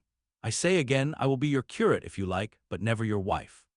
Again he turned lividly pale, but, as before, controlled his passion perfectly. He answered emphatically but calmly, A female curate who is not my wife would never suit me. With me, then, it seems you cannot go, but if you are sincere in your offer I will, while in town, speak to a married missionary whose wife needs a coadjutor. Your own fortune will make you independent of the society's aid, and thus you may still be spared the dishonor of breaking your promise and deserting the band you engaged to join. Now I never had, as the reader knows, either given any formal promise or entered into any engagement, and this language was all much too hard and much too despotic for the occasion. I replied, "There is no dishonor, no breach of promise, no desertion in the case. I am not under the slightest obligation to go to India, especially with strangers. With you I would have ventured much, because I admire, confide in, and as a sister I love you, but I am convinced that, go when and with whom I would, I should not live long in that climate." "Ah, you are afraid of yourself," he said, curling his lip. "I am. God did not give me my life to throw away, and to do as you wish me would, I begin to think, be almost equivalent to committing suicide. Moreover, before I definitely resolve on quitting England, I will know for certain whether I cannot be of greater use by remaining in it than by leaving it." "What do you mean?" "It would be fruitless to attempt to explain, but there is a point on which I have long endured painful doubt, and I can go nowhere till by some means that doubt is removed. I know where your heart turns and to what it clings. The interest you cherish is lawless and unconsecrated. Long since you ought to have crushed it, now you should blush to allude to it. You think of Mr. Rochester?" It was true, I confessed it by silence. "Are you going to seek Mr. Rochester?" "I must find out what has become of him."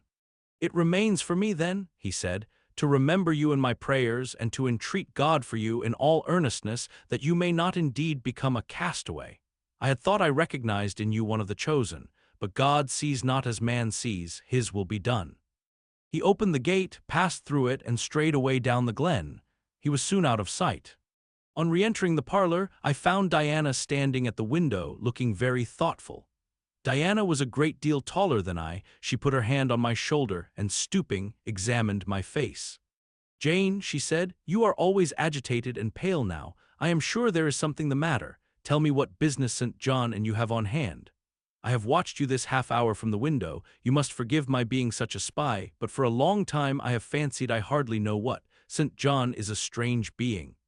She paused. I did not speak. Soon she resumed.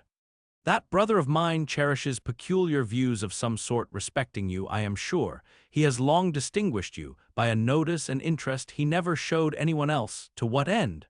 I wish he loved you, does he, Jane?" I put her cool hand to my hot forehead.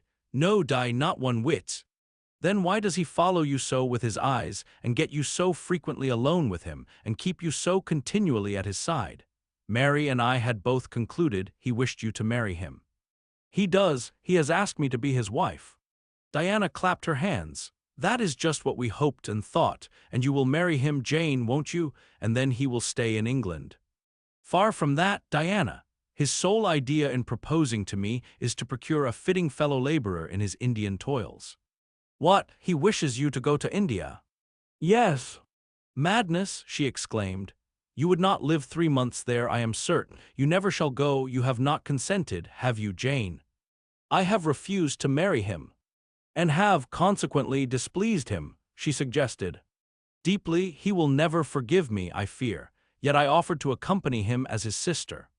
"It was frantic folly to do so, Jane. Think of the task you undertook, one of incessant fatigue, where fatigue kills even the strong, and you are weak. St. John, you know him, would urge you to impossibilities. With him there would be no permission to rest during the hot hours, and unfortunately I have noticed whatever he exacts you force yourself to perform. I am astonished you found courage to refuse his hand. You do not love him then, Jane?" "Not as a husband. And yet he is a handsome fellow.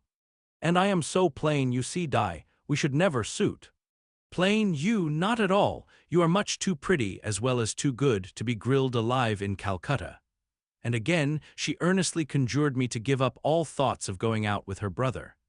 "I must indeed," I said, "for when, just now, I repeated the offer of serving him for a deacon, he expressed himself shocked at my want of decency. He seemed to think I had committed an impropriety in proposing to accompany him unmarried, as if I had not from the first hoped to find in him a brother and habitually regarded him as such." "What makes you say he does not love you, Jane?" "You should hear himself on the subject. He has again and again explained that it is not himself but his office he wishes to mate. He has told me I am formed for labor, not for love, which is true, no doubt. But in my opinion, if I am not formed for love, it follows that I am not formed for marriage. Would it not be strange, Di, to be chained for life to a man who regarded one but as a useful tool? Insupportable, unnatural, out of the question. And then, I continued, though I have only sisterly affection for him now, yet if forced to be his wife, I can imagine the possibility of conceiving an inevitable, strange, torturing kind of love for him, because he is so talented, and there is often a certain heroic grandeur in his look, manner, and conversation. In that case, my lot would become unspeakably wretched.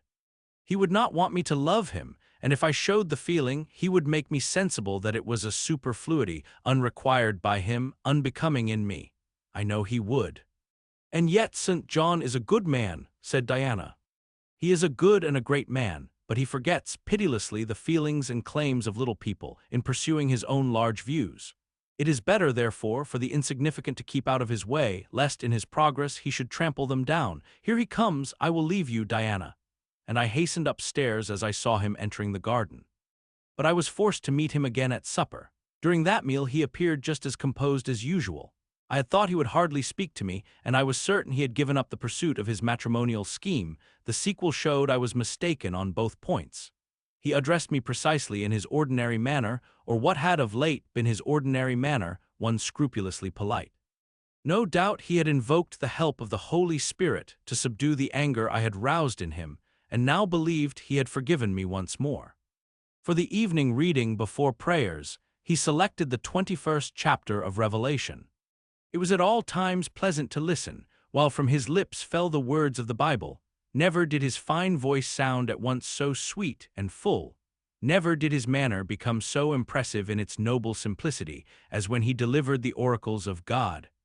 And tonight that voice took a more solemn tone, that manner a more thrilling meaning, as he sat in the midst of his household circle, the May moon shining in through the uncurtained window, and rendering almost unnecessary the light of the candle on the table.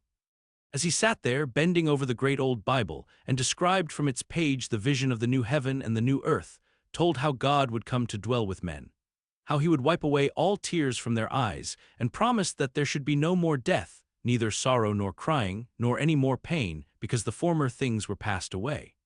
The succeeding words thrilled me strangely as he spoke them, especially as I felt, by the slight, indescribable alteration in sound, that in uttering them his eye had turned on me.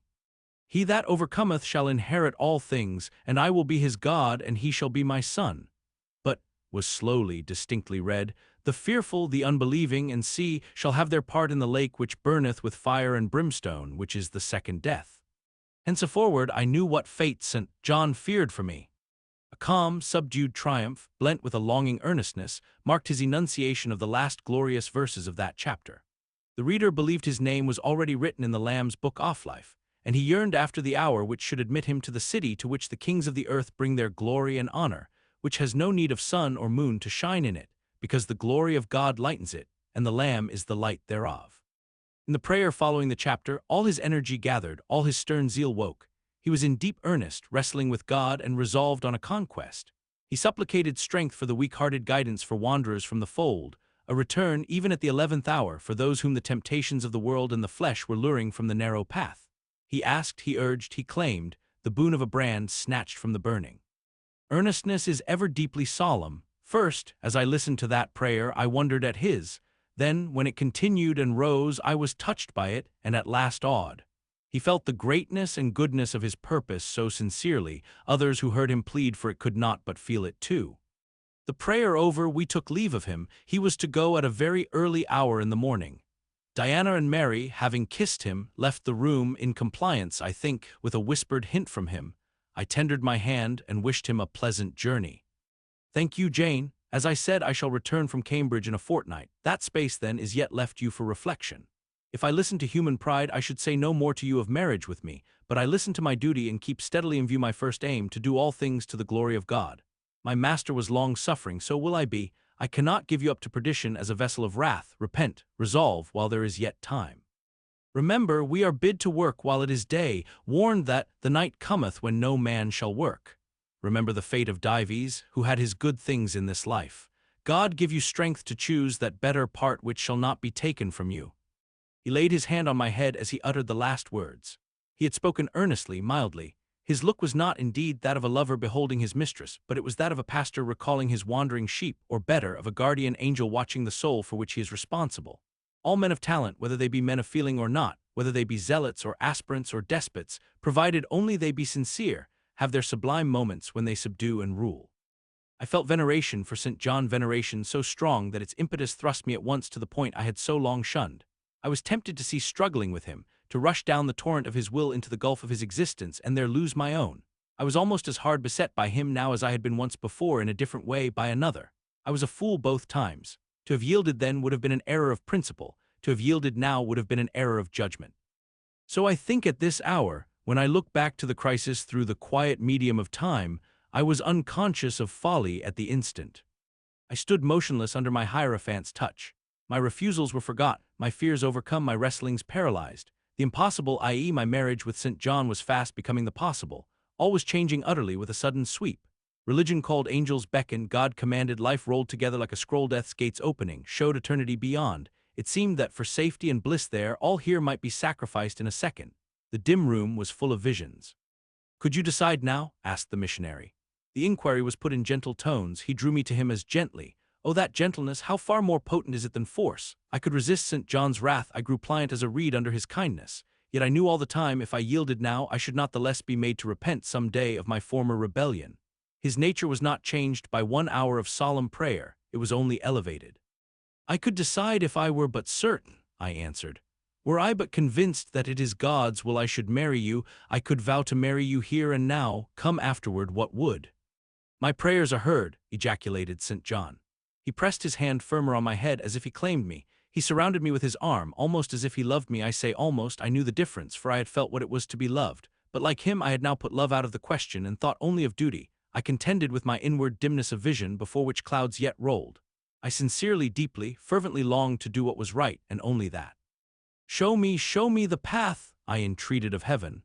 I was excited more than I had ever been, and whether what followed was the effect of excitement, the reader shall judge. All the house was still, for I believe all except St. John and myself were now retired to rest. The one candle was dying out, the room was full of moonlight. My heart beat fast and thick, I heard it throb. Suddenly it stood still to an inexpressible feeling that thrilled it through and passed at once to my head and extremities. The feeling was not like an electric shock, but it was quite as sharp, as strange, as startling. It acted on my senses as if their utmost activity hitherto had been but torpor, from which they were now summoned and forced to wake. They rose expectant, eye and ear waited, while the flesh quivered on my bones. "What have you heard? What do you see?" asked St. John. I saw nothing, but I heard a voice somewhere cry, "Jane, Jane, Jane, nothing more." "Oh God, what is it?" I gasped. I might have said, "Where is it?" For it did not seem in the room, nor in the house, nor in the garden. It did not come out of the air, nor from under the earth, nor from overhead. I had heard it, where or whence, forever impossible to know. And it was the voice of a human being, a known, loved, well-remembered voice, that of Edward Fairfax Rochester, and it spoke in pain and woe, wildly, eerily, urgently. "I am coming," I cried. "Wait for me. Oh, I will come." I flew to the door and looked into the passage. It was dark. I ran out into the garden. It was void. "Where are you?" I exclaimed. The hills beyond Marsh Glen sent the answer faintly back. "Where are you?" I listened. The wind sighed low in the firs. All was moorland loneliness and midnight hush. "Down superstition," I commented, as that spectre rose up black by the black yew at the gate. "This is not thy deception, nor thy witchcraft. It is the work of nature. She was roused and did no miracle but her best." I broke from St. John, who had followed and would have detained me. It was my turn to assume ascendancy. My powers were in play and in force. I told him to forbear question or remark. I desired him to leave me. I must and would be alone. He obeyed at once. Where there is energy to command well enough, obedience never fails. I mounted to my chamber, locked myself in, fell on my knees and prayed in my way, a different way to St. John's, but effective in its own fashion. I seemed to penetrate very near a mighty spirit, and my soul rushed out in gratitude at his feet. I rose from the thanksgiving, took a resolve, and lay down, unscared, enlightened, eager but for the daylight. Chapter XXXVI. The daylight came. I rose at dawn. I busied myself for an hour or two with arranging my things in my chamber, drawers, and wardrobe in the order wherein I should wish to leave them during a brief absence. Meantime, I heard St. John quit his room. He stopped at my door. I feared he would knock. No, but a slip of paper was passed under the door. I took it up. It bore these words: "You left me too suddenly last night. Had you stayed but a little longer, you would have laid your hand on the Christian's cross and the angel's crown. I shall expect your clear decision when I return this day fortnight. Meantime, watch and pray that you enter not into temptation. The spirit, I trust, is willing, but the flesh, I see, is weak. I shall pray for you hourly. Yours, St. John." My spirit, I answered mentally, is willing to do what is right, and my flesh, I hope, is strong enough to accomplish the will of heaven when once that will is distinctly known to me. At any rate, it shall be strong enough to search, inquire, to grope an outlet from this cloud of doubt, and find the open day of certainty. It was the 1st of June, yet the morning was overcast and chilly. Rain beat fast on my casement. I heard the front door open and St. John pass out. Looking through the window, I saw him traverse the garden. He took the way over the misty moors in the direction of Whitcross. There he would meet the coach. In a few more hours I shall succeed you in that track, cousin, thought I. I too have a coach to meet at Whitcross. I too have some to see and ask after in England before I depart forever. It wanted yet 2 hours of breakfast time. I filled the interval in walking softly about my room and pondering the visitation which had given my plans their present bent. I recalled that inward sensation I had experienced, for I could recall it with all its unspeakable strangeness. I recalled the voice I had heard. Again I questioned whence it came. As vainly as before, it seemed to me not in the external world. I asked, was it a mere nervous impression, a delusion? I could not conceive or believe it. It was more like an inspiration. The wondrous shock of feeling had come like the earthquake which shook the foundations of Paul and Silas's prison. It had opened the doors of the soul's cell and loosed its bands. It had wakened it out of its sleep, whence it sprung trembling, listening, aghast. Then vibrated thrice a cry on my startled ear and in my quaking heart and through my spirit, which neither feared nor shook, but exulted as if in joy over the success of one effort it had been privileged to make, independent of the cumbrous body. "Ere many days," I said, as I terminated my musings, "I will know something of him whose voice seemed last night to summon me. Letters have proved of no avail. Personal inquiry shall replace them." At breakfast, I announced to Diana and Mary that I was going on a journey and should be absent at least 4 days. "Alone, Jane?" they asked. Yes, it was to see, or hear news of, a friend about whom I had for some time been uneasy. They might have said, as I have no doubt they thought, that they had believed me to be without any friends save them, for indeed I had often said so, but with their true natural delicacy they abstained from comment, except that Diana asked me if I was sure I was well enough to travel. I looked very pale, she observed. I replied that nothing ailed me save anxiety of mind, which I hoped soon to alleviate. It was easy to make my further arrangements, for I was troubled with no inquiries, no surmises. Having once explained to them that I could not now be explicit about my plans, they kindly and wisely acquiesced in the silence with which I pursued them. According to me, the privilege of free action I should, under similar circumstances, have accorded them. I left Moor House at 3:00 p.m., and soon after 4 I stood at the foot of the signpost at Whitcross, waiting the arrival of the coach which was to take me to distant Thornfield. Amid the silence of those solitary roads and desert hills, I heard it approach from a great distance. It was the same vehicle whence, a year ago, I had alighted one summer evening on this very spot. How desolate and hopeless and objectless! It stopped as I beckoned.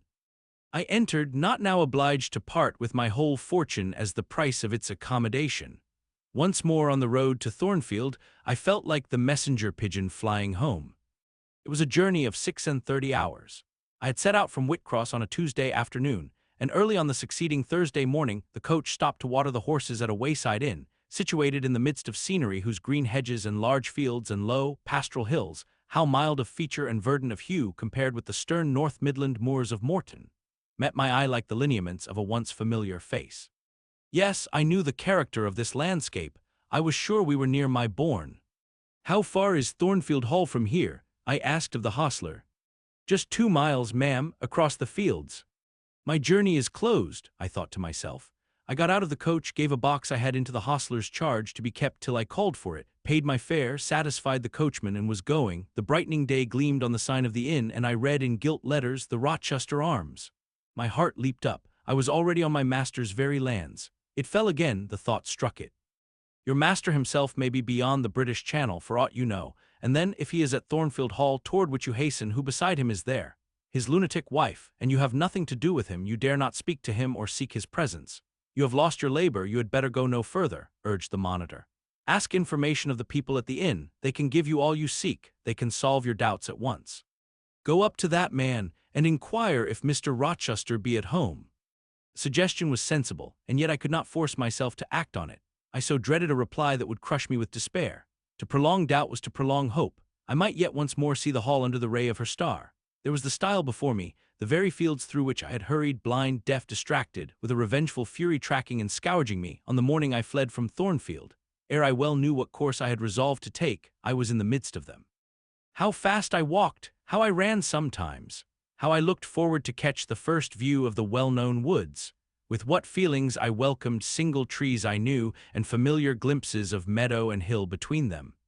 At last the woods rose, the rookery clustered dark, a loud cawing broke the morning stillness. Strange delight inspired me, on I hastened. Another field crossed, a lane threaded, and there were the courtyard walls, the back offices, the house itself, the rookery still hid. My first view of it shall be in front, I determined, where its bold battlements will strike the eye nobly at once, and where I can single out my master's very window. Perhaps he will be standing at it, he rises early, perhaps he is now walking in the orchard or on the pavement in front. Could I but see him but a moment, surely in that case I should not be so mad as to run to him. I cannot tell, I am not certain, and if I did, what then? God bless him, what then? Who would be hurt by my once more tasting the life his glance can give me? I rave. Perhaps at this moment he is watching the sun rise over the Pyrenees or on the tideless sea of the south. I had coasted along the lower wall of the orchard, turned its angle. There was a gate just there, opening into the meadow between two stone pillars crowned by stone balls. From behind one pillar I could peep round quietly at the full front of the mansion. I advanced my head with precaution, desirous to ascertain if any bedroom window blinds were yet drawn up. Battlements, windows, long front, all from this sheltered station were at my command. The crows sailing overhead perhaps watched me while I took this survey. I wonder what they thought. They must have considered I was very careful and timid at first, and that gradually I grew very bold and reckless. A peep, and then a long stare, and then a departure from my niche and a straying out into the meadow, and a sudden stop full in front of the great mansion, and a protracted, hardy gaze toward it. What affectation of diffidence was this at first? They might have demanded. What stupid regardlessness now? Here an illustration, reader. A lover finds his mistress asleep on a mossy bank. He wishes to catch a glimpse of her fair face without waking her. He steals softly over the grass, careful to make no sound. He pauses, fancying she has stirred. He withdraws, not for worlds would he be seen. All is still. He again advances. He bends above her. A light veil rests on her features. He lifts it, bends lower. Now his eyes anticipate the vision of beauty, warm and blooming and lovely in rest. How hurried was their first glance! But how they fix, how he starts! How he suddenly and vehemently clasps in both arms the form he dare not, a moment since, touch with his finger! How he calls aloud a name and drops his burden and gazes on it wildly! He thus grasps and cries and gazes because he no longer fears to waken by any sound he can utter, by any movement he can make. He thought his love slept sweetly. He finds she is stone dead. I looked with timorous joy toward a stately house. I saw a blackened ruin. No need to cower behind a gate-post, indeed. To peep up at chamber lattices, fearing life was astir behind them. No need to listen for doors opening, to fancy steps on the pavement or the gravel walk. The lawn, the grounds were trodden and waste. The portal yawned void. The front was, as I had once seen it in a dream, but a shell-like wall, very high and very fragile-looking, perforated with paneless windows. No roof, no battlements, no chimneys, all had crashed in. And there was the silence of death about it, the solitude of a lonesome wild. No wonder that letters addressed to people here had never received an answer, as well dispatch epistles to a vault in a church aisle. The grim blackness of the stones told by what fate the hall had fallen by conflagration, but how kindled? What story belonged to this disaster? What loss, besides mortar and marble and woodwork, had followed upon it? Had life been wrecked as well as property? If so, whose?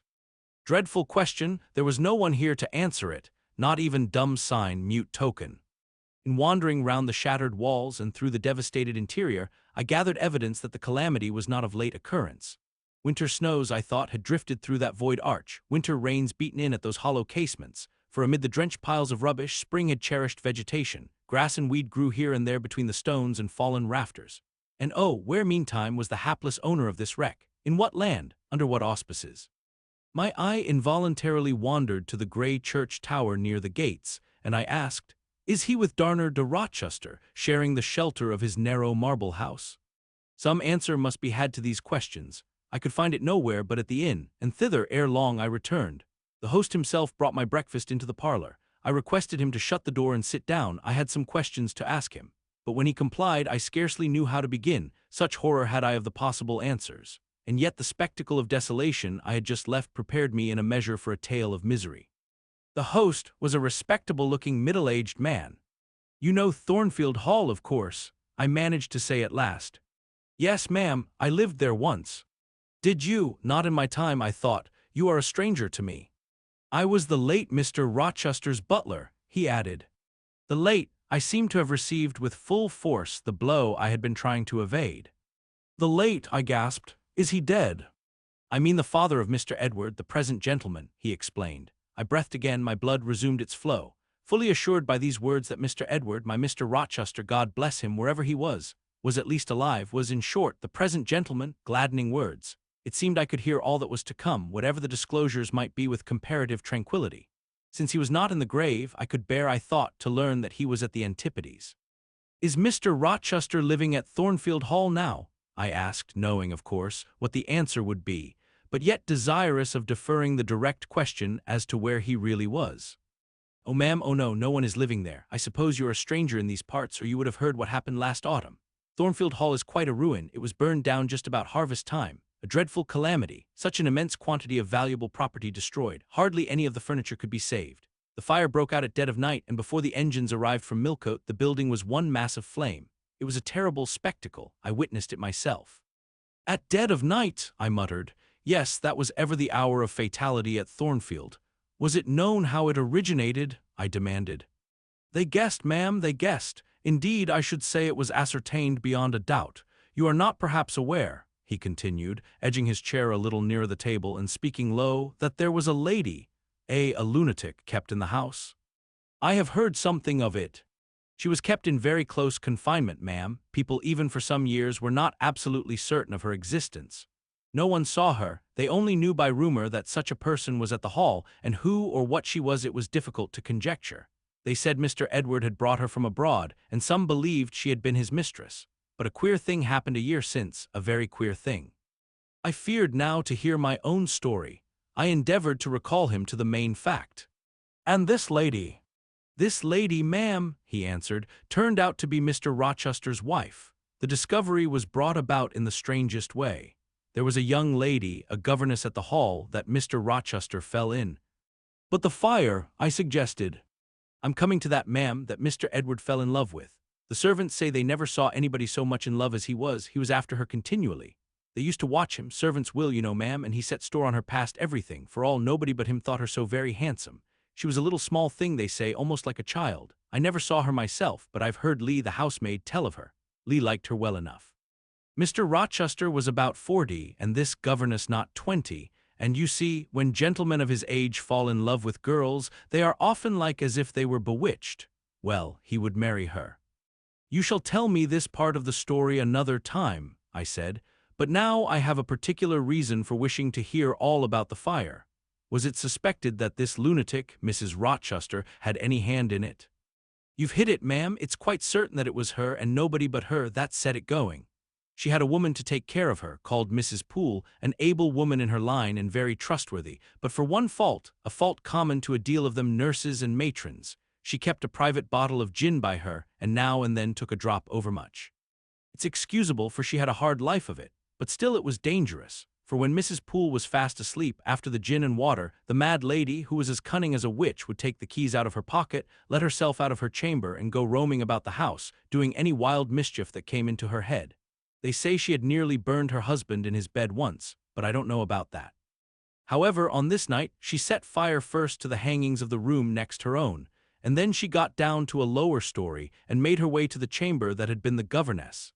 She was like as if she knew somehow how matters had gone on and had a spite at her, and she kindled the bed there, but there was nobody sleeping in it, fortunately. The governess had run away 2 months before, and for all Mr. Rochester sought her as if she had been the most precious thing he had in the world, he could never hear a word of her, and he grew quite savage on his disappointment. He never was a wild man, but he got dangerous after he lost her. He would be alone, too. He sent Mrs. Fairfax, the housekeeper, away to her friends at a distance, but he did it handsomely, for he settled an annuity on her for life, and she deserved it. She was a very good woman. Miss Adele, a ward he had, was put to school. He broke off acquaintance with all the gentry and shut himself up like a hermit at the Hall. What, did he not leave England? Leave England? Bless you, no. He would not cross the door-stones of the house except at night, when he walked just like a ghost about the grounds and in the orchard, as if he had lost his senses, which it is my opinion he had. For a more spirited, bolder, keener gentleman than he was before that midge of a governess crossed him, you never saw, ma'am. He was not a man given to wine, or cards, or racing, as some are, and he was not so very handsome, but he had a courage and a will of his own, if ever man had. I knew him from a boy, you see, and for my part I have often wished that Miss Eyre had been sunk in the sea before she came to Thornfield Hall. Then Mr. Rochester was at home when the fire broke out. Yes, indeed was he, and he went up to the attics when all was burning above and below, and got the servants out of their beds and helped them down himself, and went back to get his mad wife out of her cell. And then they called out to him that she was on the roof, where she was standing, waving her arms above the battlements, and shouting out till they could hear her a mile off. I heard her, and saw her with my own eyes. She was a big woman and had long black hair. We could see it streaming against the flames as she stood. I witnessed, and several more witnessed, Mr. Rochester ascend through the skylight onto the roof. We heard him call Bertha. We saw him approach her. And then, ma'am, she yelled and gave a spring, and the next minute she lay smashed on the pavement. Dead! Dead, aye, dead as the stones on which her brains and blood were scattered. Good God! You may well say so, ma'am. It was frightful. He shuddered. And afterward, I urged. Well, ma'am, afterward the house was burned to the ground. There are only some bits of wall standing now. Were any other lives lost? No, perhaps it would have been better if there had. What do you mean? Poor Mr. Edward, he ejaculated. I little thought ever to have seen it. Some say it was a just judgment on him for keeping his first marriage secret and wanting to take another wife while he had one living, but I pity him for my part. You said he was alive, I exclaimed. Yes, yes, he is alive, but many think he had better be dead. Why, how? My blood was again running cold. Where is he? I demanded. Is he in England? Aye, he is in England. He can't get out of England, I fancy. He's a fixture now. What agony was this? And the man seemed resolved to protract it. He is stone blind, he said at last. Yes, he is stone blind, is Mr. Edward. I had dreaded worse. I had dreaded he was mad. I summoned strength to ask what had caused this calamity. It was all his own courage, and a body may say, his kindness, in a way, ma'am. He wouldn't leave the house till everyone else was out before him. As he came down the great staircase at last, after Mrs. Rochester had flung herself from the battlements, there was a great crash, all fell. He was taken out from under the ruins, alive but sadly hurt. A beam had fallen in such a way as to protect him partly, but one eye was knocked out and one hand so crushed that Mr. Carter, the surgeon, had to amputate it directly. The other eye inflamed. He lost the sight of that also. He is now helpless, indeed, blind and a cripple. Where is he? Where does he now live? At Ferndean, a manor house on a farm he has, about 30 miles off, quite a desolate spot. Who is with him? Old John and his wife. He would have none else. He is quite broken down, they say. Have you any sort of conveyance? We have a chaise, ma'am, a very handsome chaise. Let it be got ready instantly, and if your postboy can drive me to Ferndean before dark this day, I'll pay both you and him twice the hire you usually demand. Chapter XXXVII. The manor house of Ferndean was a building of considerable antiquity, moderate size, and no architectural pretensions, deep buried in a wood. I had heard of it before. Mr. Rochester often spoke of it and sometimes went there. His father had purchased the estate for the sake of the game covers. He would have let the house but could find no tenant in consequence of its ineligible and insalubrious site. Ferndean then remained uninhabited and unfurnished, with the exception of some 2 or 3 rooms fitted up for the accommodation of the squire when he went there in the season to shoot. To this house I came, just ere dark, on an evening marked by the characteristics of sad sky, cold gale, and continued small penetrating rain. The last mile I performed on foot, having dismissed the chaise and driver with the double remuneration I had promised. Even when within a very short distance of the manor house, you could see nothing of it, so thick and dark grew the timber of the gloomy wood about it. Iron gates between granite pillars showed me where to enter, and passing through them, I found myself at once in the twilight of close-ranked trees. There was a grass-grown track descending the forest aisle, between hoar and knotty shafts and under branched arches.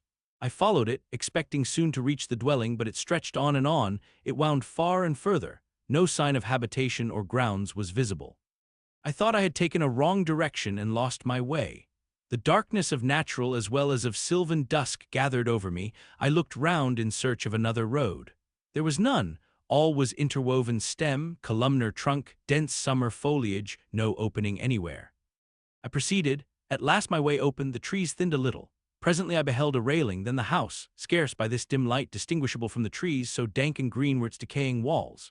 Entering a portal, fastened only by a latch, I stood amid a space of enclosed ground, from which the wood swept away in a semicircle. There were no flowers, no garden beds, only a broad gravel walk girdling a grass plat, and this set in the heavy frame of the forest. The house presented two pointed gables in its front. The windows were latticed and narrow. The front door was narrow too. One step led up to it. The whole looked, as the host of the Rochester Arms had said, quite a desolate spot. It was as still as a church on a weekday. The pattering rain on the forest leaves was the only sound audible in its vicinage. "Can there be life here?" I asked. Yes, life of some kind there was, for I heard a movement. That narrow front door was unclosing, and some shape was about to issue from the grange. It opened slowly. A figure came out into the twilight and stood on the step, a man without a hat. He stretched forth his hand as if to feel whether it rained. Dusk as it was, I had recognized him. It was my master, Edward Fairfax Rochester, and no other. I stayed my step, almost my breath, and stood to watch him, to examine him, myself unseen and, alas, to him invisible. It was a sudden meeting, and one in which rapture was kept well in check by pain. I had no difficulty in restraining my voice from exclamation, my step from hasty advance. His form was of the same strong and stalwart contour as ever. His port was still erect, his hair was still raven black, nor were his features altered or sunk. Not in 1 year's space by any sorrow could his athletic strength be quelled or his vigorous prime blighted, but in his countenance I saw a change. That looked desperate and brooding, that reminded me of some wronged and fettered wild beast or bird, dangerous to approach in his sullen woe. The caged eagle, whose gold-ringed eyes cruelty has extinguished, might look as looked that sightless Samson. And reader, do you think I feared him in his blind ferocity? If you do, you little know me. A soft hope blended with my sorrow that soon I should dare to drop a kiss on that brow of rock, and on those lids so sternly sealed beneath it. But not yet. I would not accost him yet. He descended the one step and advanced slowly and gropingly toward the grass plat. Where was his daring stride now? Then he paused, as if he knew not which way to turn. He lifted his hand and opened his eyelids, gazed blank and with a straining effort on the sky and toward the amphitheater of trees. One saw that all to him was void darkness. He stretched his right hand, the left arm, the mutilated one he kept hidden in his bosom. He seemed to wish, by touch, to gain an idea of what lay round him. He met but vacancy still, for the trees were some yards off where he stood. He relinquished the endeavor, folded his arms, and stood quiet and mute in the rain, now falling fast on his uncovered head. At this moment John approached from some quarter. "Will you take my arm, sir?" he said. "There is a heavy shower coming on. Had you not better go in?" "Let me alone," was the answer. John withdrew without having observed me. Mr. Rochester now tried to walk about, vainly. All was too uncertain. He groped his way back to the house, and, re-entering it, closed the door. I now drew near and knocked. John's wife opened for me. "Mary," I said, "how are you?" She started as if she had seen a ghost. I calmed her. To her hurried, "Is it really you, miss, come at this late hour to this only place?" I answered by taking her hand, and then I followed her into the kitchen, where John now sat by a good fire.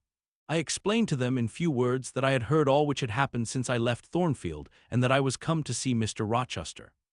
I asked John to go down to the turnpike house, where I had dismissed the chaise, and bring my trunk which I had left there.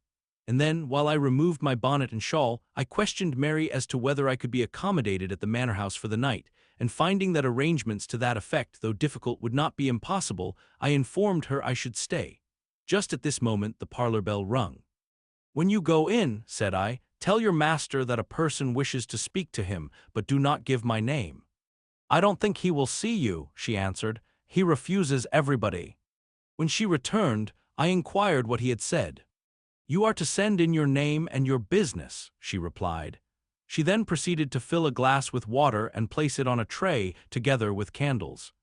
"Is that what he rung for?" I asked. "Yes, he always has candles brought in at dark, though he is blind." "Give the tray to me, I will carry it in."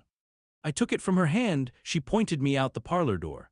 The tray shook as I held it, the water spilled from the glass, my heart struck my ribs loud and fast. Mary opened the door for me and shut it behind me. This parlor looked gloomy. A neglected handful of fire burned low in the grate, and leaning over it, with his head supported against the high, old-fashioned mantelpiece, appeared the blind tenant of the room. His old dog Pilot lay on one side, removed out of the way and coiled up as if afraid of being inadvertently trodden on. Pilot pricked up his ears when I came in, then he jumped up with a yelp and a whine and bounded toward me. He almost knocked the tray from my hands. I set it on the table, then patted him and said softly, "Lie down." Mr. Rochester turned mechanically to see what the commotion was, but as he saw nothing, he returned and sighed. "Give me the water, Mary," he said. I approached him with the now only half-filled glass. Pilot followed me, still excited. "What is the matter?" he inquired. "Down, Pilot," I again said. He checked the water on its way to his lips and seemed to listen. He drank and put the glass down. "This is you, Mary, is it not?" "Mary is in the kitchen," I answered. He put out his hand with a quick gesture, but not seeing where I stood, he did not touch me. "Who is this? Who is this?" he demanded, trying, as it seemed, to see with those sightless eyes, unavailing and distressing attempt. "Answer me, speak again," he ordered, imperiously and aloud. "Will you have a little more water, sir? I spilled half of what was in the glass," I said. "Who is it? What is it? Who speaks?" "Pilot knows me, and John and Mary know I am here. I came only this evening," I answered. Great God, what delusion has come over me? What sweet madness has seized me? No delusion, no madness. Your mind, sir, is too strong for delusion, your health too sound for frenzy. And where is this speaker? Is it only a voice? Oh, I cannot see, but I must feel, or my heart will stop and my brain burst. Whoever you are, be perceptible to the touch, or I cannot live. He groped. I arrested his wandering hand and prisoned it in both mine. Her very fingers, he cried, her small, slight fingers, if so, there must be more of her. The muscular hand broke from my custody. My arm was seized, my shoulder, neck, waist, I was entwined and gathered to him. Is it Jane? What is it? This is her shape, this is her size, and this is her voice, I added. She is all here, her heart too. God bless you, sir. I am glad to be so near you again. Jane Eyre, was all he said. My dear master, I answered, I am Jane Eyre. I have found you out. I am come back to you. In truth, in the flesh, my living Jane. You touch me, sir, you hold me in fast enough. I am not cold like a corpse, nor vacant like air am I. My living darling, these are certainly her limbs and these her features, but I cannot be so blessed after all my misery. It is a dream, such dreams as I have had at night, when I had clasped her once more to my heart as I do now, and kissed her as thus, and felt that she loved me and trusted she would not leave me. Which I never will, sir, from this day. Never will, says the vision, but I always woke and found it an empty mockery, and I was desolate and abandoned, my life dark, lonely, hopeless, my soul athirst and forbidden to drink, my heart famished and never to be fed. Gentle, soft dream, nestling in my arms now, you will fly too, as your sisters have all fled before you, but kiss me before you go, embrace me, Jane. There, sir, and there. I pressed my lips to his once brilliant and now rayless eyes, I swept his hair from his brow and kissed that too. He suddenly seemed to rouse himself, the conviction of the reality of all this seized him. It is you, is it, Jane? You are come back to me, then? I am. And you do not lie dead in some ditch, under some stream, and you are not a pining outcast among strangers. No, sir, I am an independent woman now. Independent? What do you mean, Jane? My uncle in Madeira is dead, and he left me £5,000. Ah, this is practical, this is real, he cried. I should never dream that. Besides, there is that peculiar voice of hers, so animating and piquant as well as soft, it cheers my withered heart, it puts life into it. What, Janet, are you an independent woman, a rich woman? Quite rich, sir. If you won't let me live with you, I can build a house of my own, close up to your door, and you may come and sit in my parlor when you want company of an evening. But as you are rich, Jane, you have now, no doubt, friends who will look after you, and not suffer you to devote yourself to a blind lamb-eater like me. I told you I am independent, sir, as well as rich. I am my own mistress. And you will stay with me. Certainly, unless you object. I will be your neighbor, your nurse, your housekeeper. I find you lonely. I will be your companion, to read to you, to walk with you, to sit with you, to wait on you, to be eyes and hands to you. Cease to look so melancholy, my dear master. You shall not be left desolate so long as I live. He replied not. He seemed serious, abstracted. He sighed. He half opened his lips as if to speak. He closed them again. I felt a little embarrassed. Perhaps I had been too officious in my offers of companionship and aid. Perhaps I had too rashly overleaped conventionalities, and he, like St. John, saw impropriety in my inconsiderateness. I had indeed made my proposal from the idea that he wished and would ask me to be his wife. An expectation, not the less certain because unexpressed, had buoyed me up, that he would claim me at once as his own. But no hint to that effect escaping him and his countenance becoming more overcast, I suddenly remembered that I might have been all wrong and was perhaps playing the fool unwittingly, and I began gently to withdraw myself from his arms, but he eagerly snatched me closer. No, no, Jane, you must not go. No, I have touched you, heard you, felt the comfort of your presence, the sweetness of your consolation. I cannot give up these joys. I have little left in myself. I must have you. The world may laugh, may call me absurd, selfish, but it does not signify. My very soul demands you. It will be satisfied, or it will take deadly vengeance on its frame. Well, sir, I will stay with you. I have said so. Yes, but you understand one thing by staying with me, and I understand another. You perhaps could make up your mind to be about my hand and chair, to wait on me as a kind little nurse, for you have an affectionate heart and a generous spirit, which prompt you to make sacrifices for those you pity, and that ought to suffice for me, no doubt. I suppose I should now entertain none but fatherly feelings for you. Do you think so? Come, tell me. I will think what you like, sir. I am content to be only your nurse, if you think it better. But you cannot always be my nurse, Janet. You are young and must marry one day. I don't care about being married. You should care, Janet. If I were what I once was, I would try to make you care, but a sightless block. He relapsed again into gloom. I, on the contrary, became more cheerful and took fresh courage. These last words gave me an insight as to where the difficulty lay, and as it was no difficulty with me, I felt quite relieved from my previous embarrassment. I resumed a livelier vein of conversation. It is time someone undertook to rehumanize you, said I, parting his thick and long uncut locks. For I see you are being metamorphosed into a lion or something of that sort. You have a faux air of Nebuchadnezzar in the fields about you, that is certain. Your hair reminds me of eagle's feathers. Whether your nails are grown like birds' claws or not, I have not yet noticed. On this arm I have neither hand nor nails, he said, drawing the mutilated limb from his breast and showing it to me. It is a mere stump, a ghastly sight, don't you think so, Jane? It is a pity to see it, and a pity to see your eyes and the scar of fire on your forehead. And the worst of it is, one is in danger of loving you too well for all this, and making too much of you.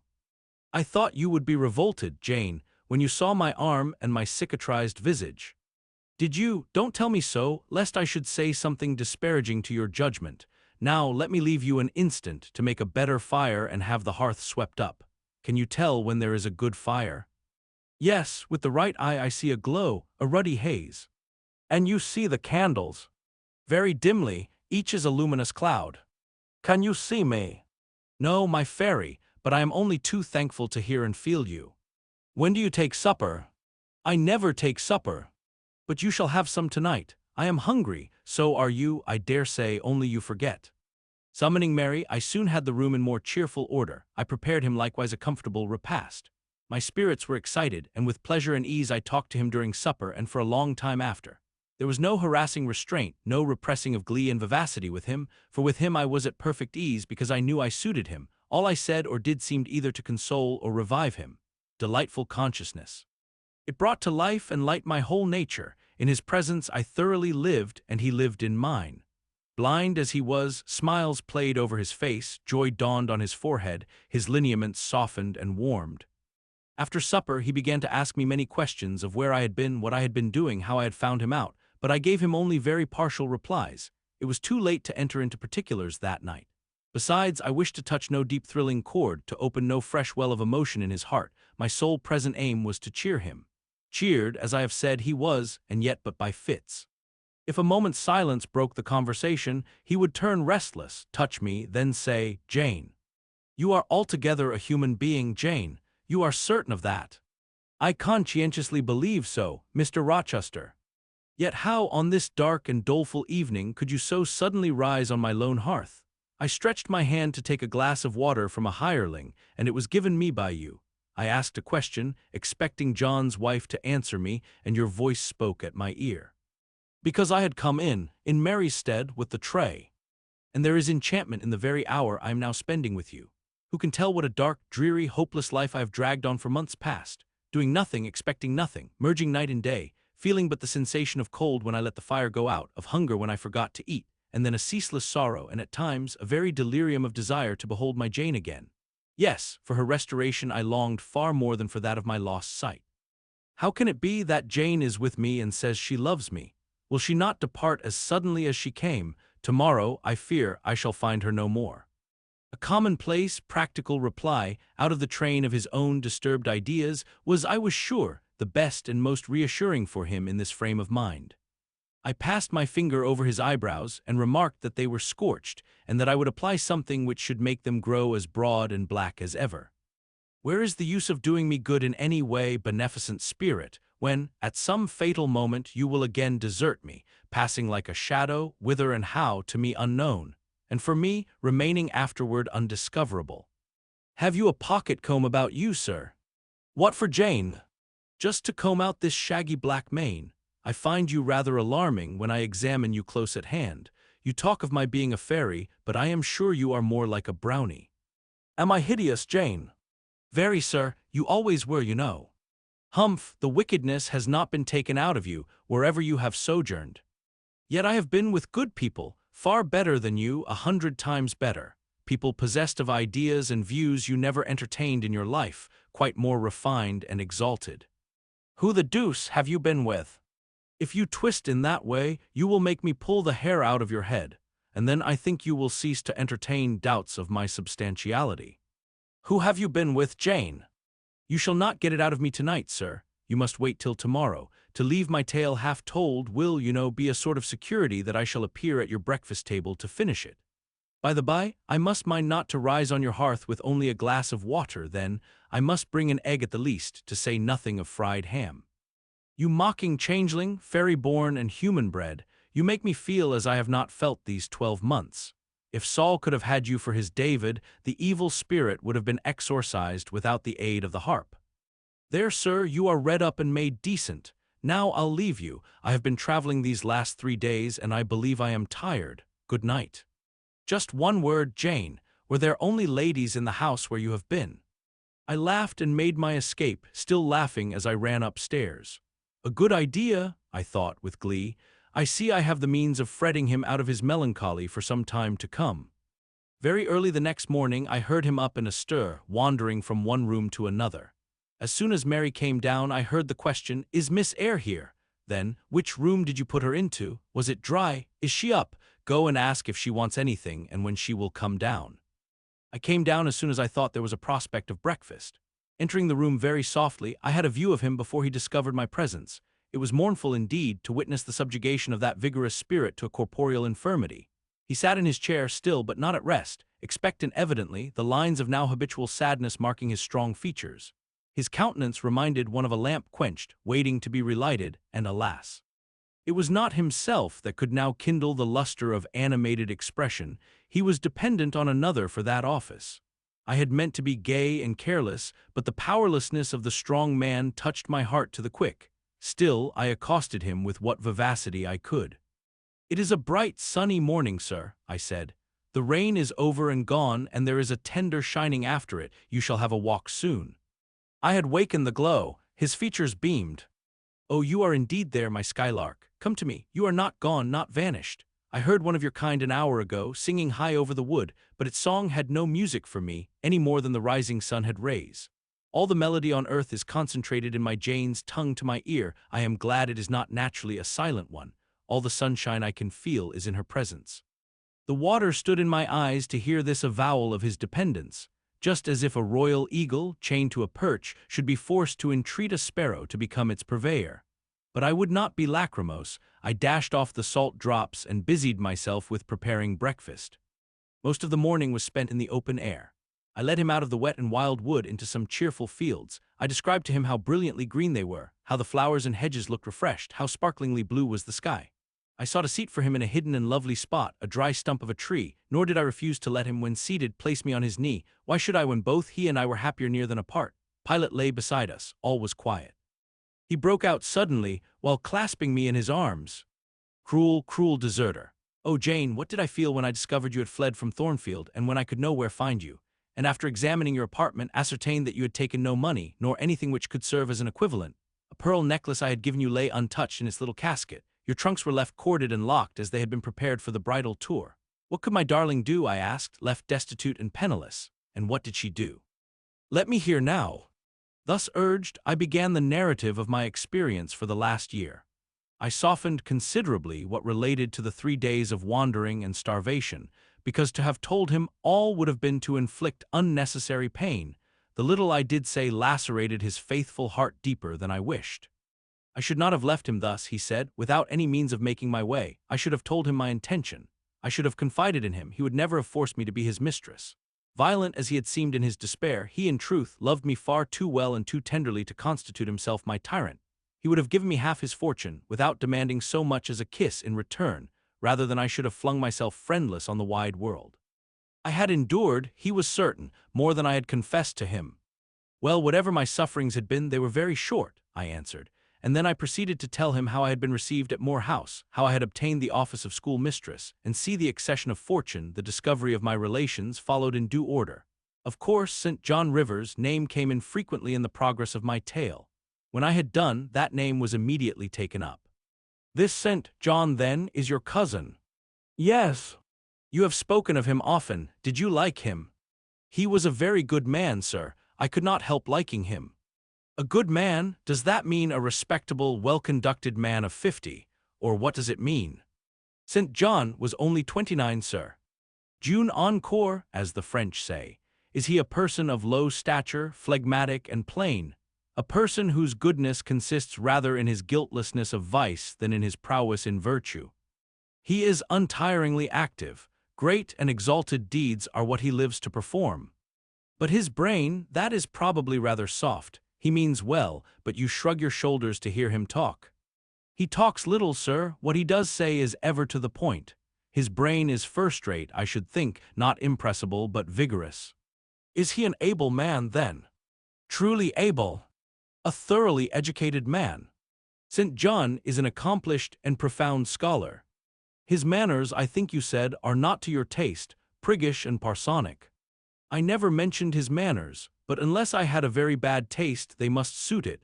They are polished, calm, and gentlemanlike. His appearance, I forget what description you gave of his appearance. A sort of raw curate, half strangled with his white neckcloth and stilted up on his thick-soled highlows, eh? St. John dresses well. He is a handsome man, tall, fair, with blue eyes and a Grecian profile. Aside, damn him, to me, did you like him, Jane? Yes, Mr. Rochester, I liked him, but you asked me that before. I perceived, of course, the drift of my interlocutor. Jealousy had got hold of him, she stung him, but the sting was salutary, it gave him respite from the gnawing fang of melancholy. I would not, therefore, immediately charm the snake. Perhaps you would rather not sit any longer on my knee, Miss Eyre, was the next somewhat unexpected observation. Why not, Mr. Rochester? The picture you have just drawn is suggestive of a rather too overwhelming contrast. Your words have delineated very prettily a graceful Apollo. He is present to your imagination, tall, fair, blue-eyed, and with a Grecian profile. Your eyes dwell on a Vulcan, a real blacksmith, brown, broad-shouldered, and blind and lame in the bargain. I never thought of it before, but you certainly are rather like Vulcan, sir. Well, you can leave me, ma'am, but before you go, and he retained me by a firmer grasp than ever, you will be pleased just to answer me a question or two. He paused. What questions, Mr. Rochester? Then followed this cross-examination. St. John made you schoolmistress of Morton before he knew you were his cousin. Yes. You would often see him. He would visit the school sometimes. Daily. He would approve of your plans, Jane. I know they would be clever, for you are a talented creature. He approved of them, yes. He would discover many things in you he could not have expected to find. Some of your accomplishments are not ordinary. I don't know about that. You had a little cottage near the school, you say. Did he ever come there to see you? Now and then. Of an evening. Once or twice. A pause. How long did you reside with him and his sisters after the cousinship was discovered? 5 months. Did Rivers spend much time with the ladies of his family? Yes, the back parlor was both his study and ours. He sat near the window and we by the table. Did he study much? A good deal. What? Hindustani. And what did you do meantime? I learned German at first. Did he teach you? He did not understand German. Did he teach you nothing? A little Hindustani. Rivers taught you Hindustani? Yes, sir. And his sisters also? No. Only you. Only me. Did you ask to learn? No. He wished to teach you? Yes. A second pause. Why did he wish it? Of what use could Hindustani be to you? He intended me to go with him to India. Ah, here I reach the root of the matter. He wanted you to marry him. He asked me to marry him. That is a fiction, an impudent invention to vex me. I beg your pardon, it is the literal truth. He asked me more than once, and was as stiff about urging his point as ever you could be. Miss Eyre, I repeat it, you can leave me. How often am I to say the same thing? Why do you remain pertinaciously perched on my knee when I have given you notice to quit? Because I am comfortable there. No, Jane, you are not comfortable there, because your heart is not with me. It is with this cousin, this St. John. Oh, till this moment, I thought my little Jane was all mine. I had a belief she loved me even when she left me. That was an atom of sweet and much bitter. Long as we have been parted, hot tears as I have wept over our separation, I never thought that while I was mourning her, she was loving another. But it is useless grieving. Jane, leave me, go and marry Rivers. Shake me off then, sir, push me away, for I'll not leave you of my own accord. Jane, I ever like your tone of voice, it still renews hope, it sounds so truthful. When I hear it, it carries me back a year. I forgot that you have formed a new tie, but I am not a fool, go. Where must I go, sir? Your own way, with the husband you have chosen. Who is that? You know, this St. John Rivers is not my husband, nor ever will be. He does not love me, I do not love him. He loves as he can love, and that is not as you love a beautiful young lady called Rosamond. He wanted to marry me only because he thought I should make a suitable missionary's wife, which she would not have done. He is good and great, but severe, and for me cold as an iceberg. He is not like you, sir. I am not happy at his side, nor near him, nor with him. He has no indulgence for me, no fondness. He sees nothing attractive in me, not even youth, only a few useful mental points. Then must I leave you, sir, to go to him? I shuddered involuntarily and clung instinctively closer to my blind but beloved master. He smiled. What, Jane, is this true? Is such really the state of matters between you and Rivers? Absolutely, sir. Oh, you need not be jealous. I wanted to tease you a little to make you less sad. I thought anger would be better than grief.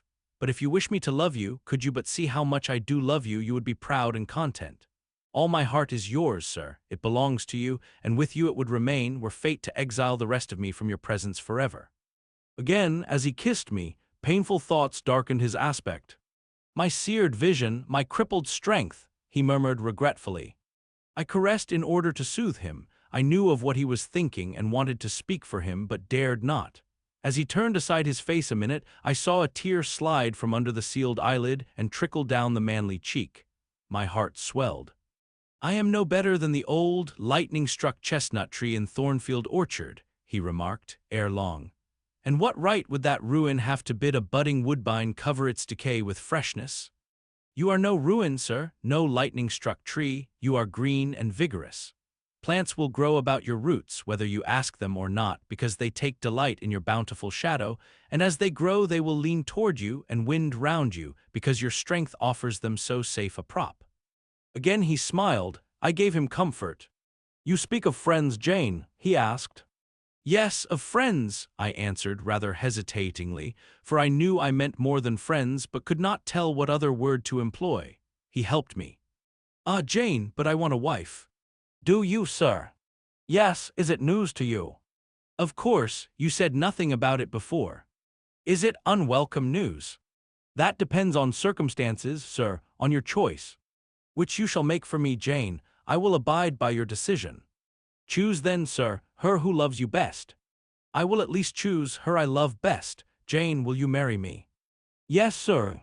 A poor blind man, whom you will have to lead about by the hand. Yes, sir.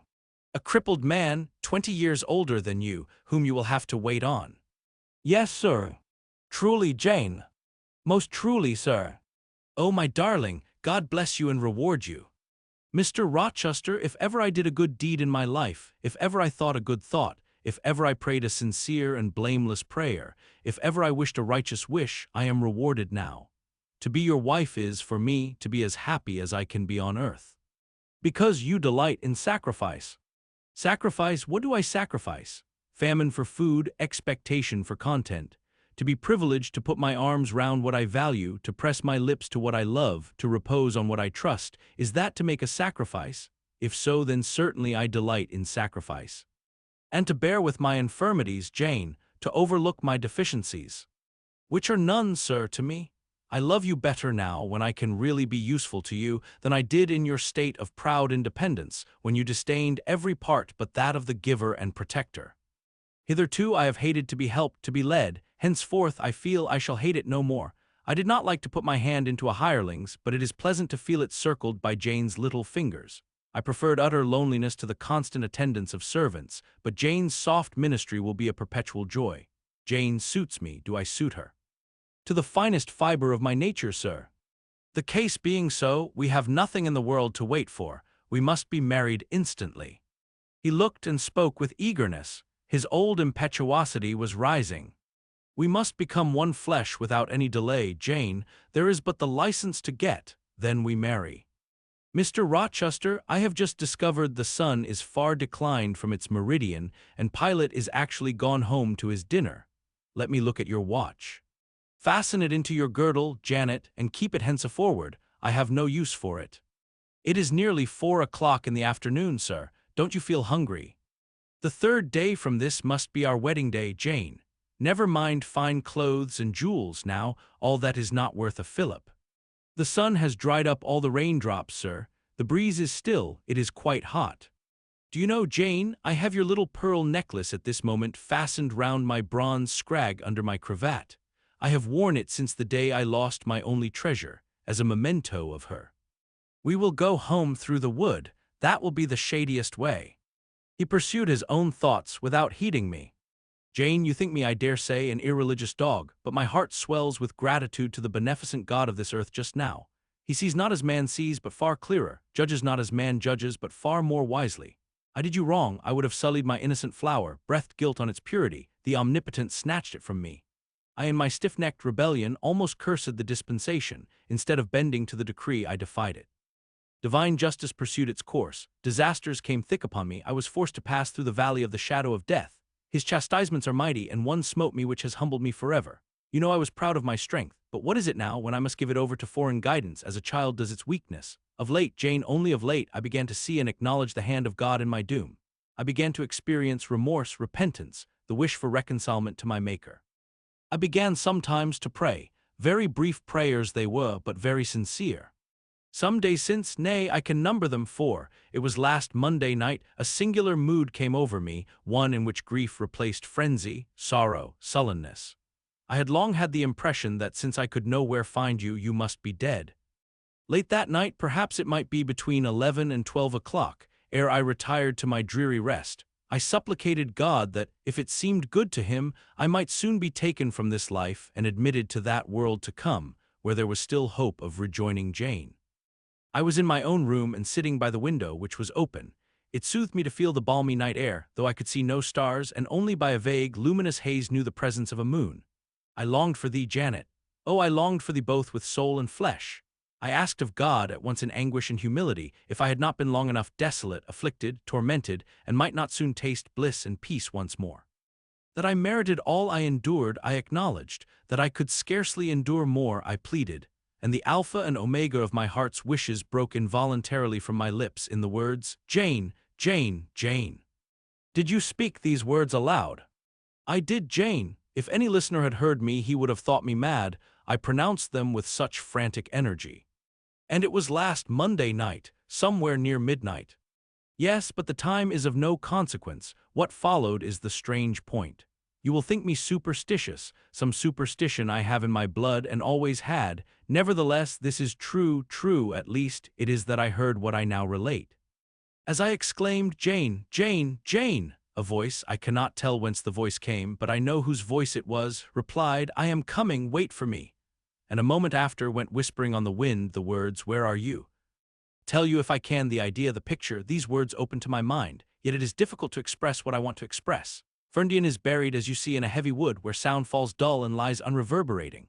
"Where are you?" seemed spoken among mountains, for I heard a hill-sent echo repeat the words. Cooler and fresher at the moment the gale seemed to visit my brow. I could have deemed that in some wild lone scene I and Jane were meeting. In spirit, I believe, we must have met. You no doubt were at that hour in unconscious sleep, Jane.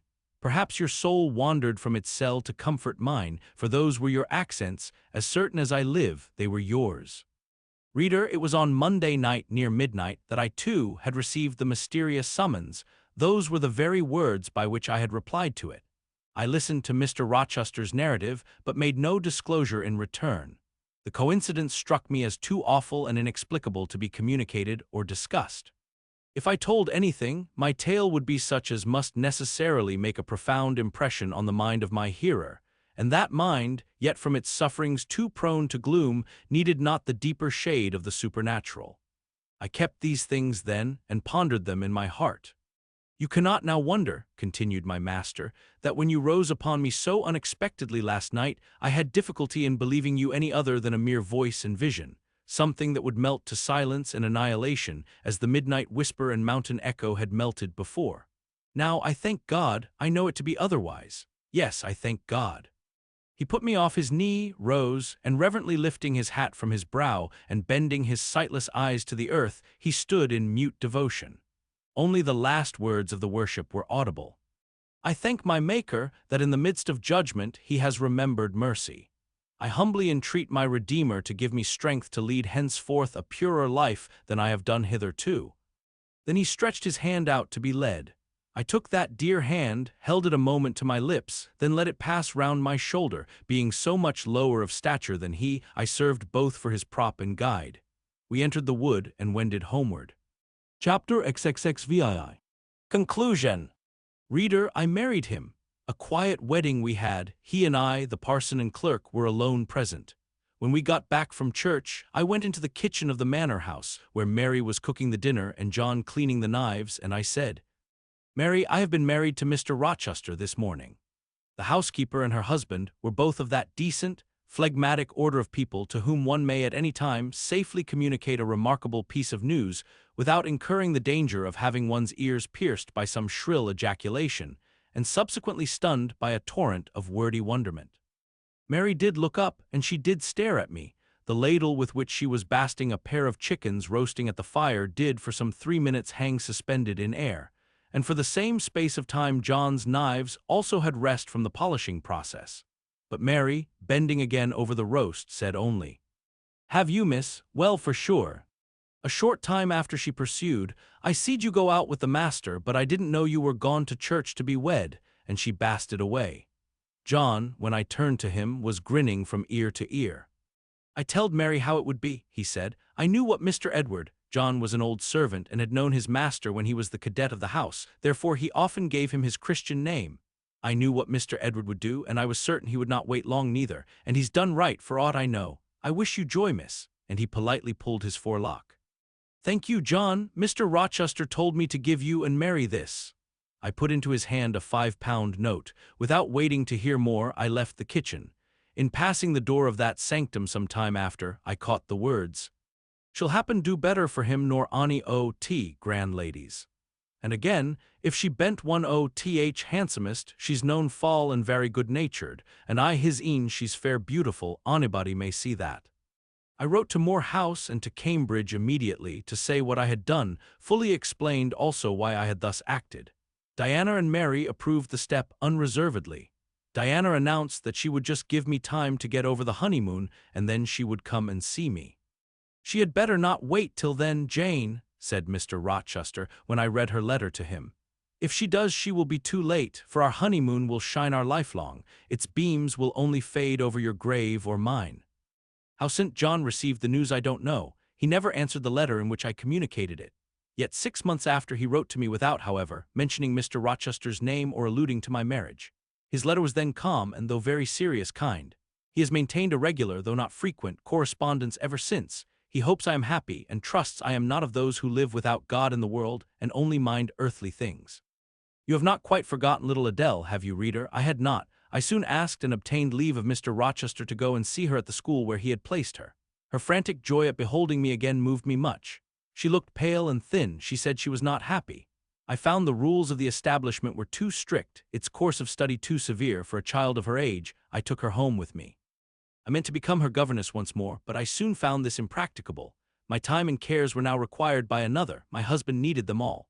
So I sought out a school conducted on a more indulgent system, and near enough to permit of my visiting her often and bringing her home sometimes.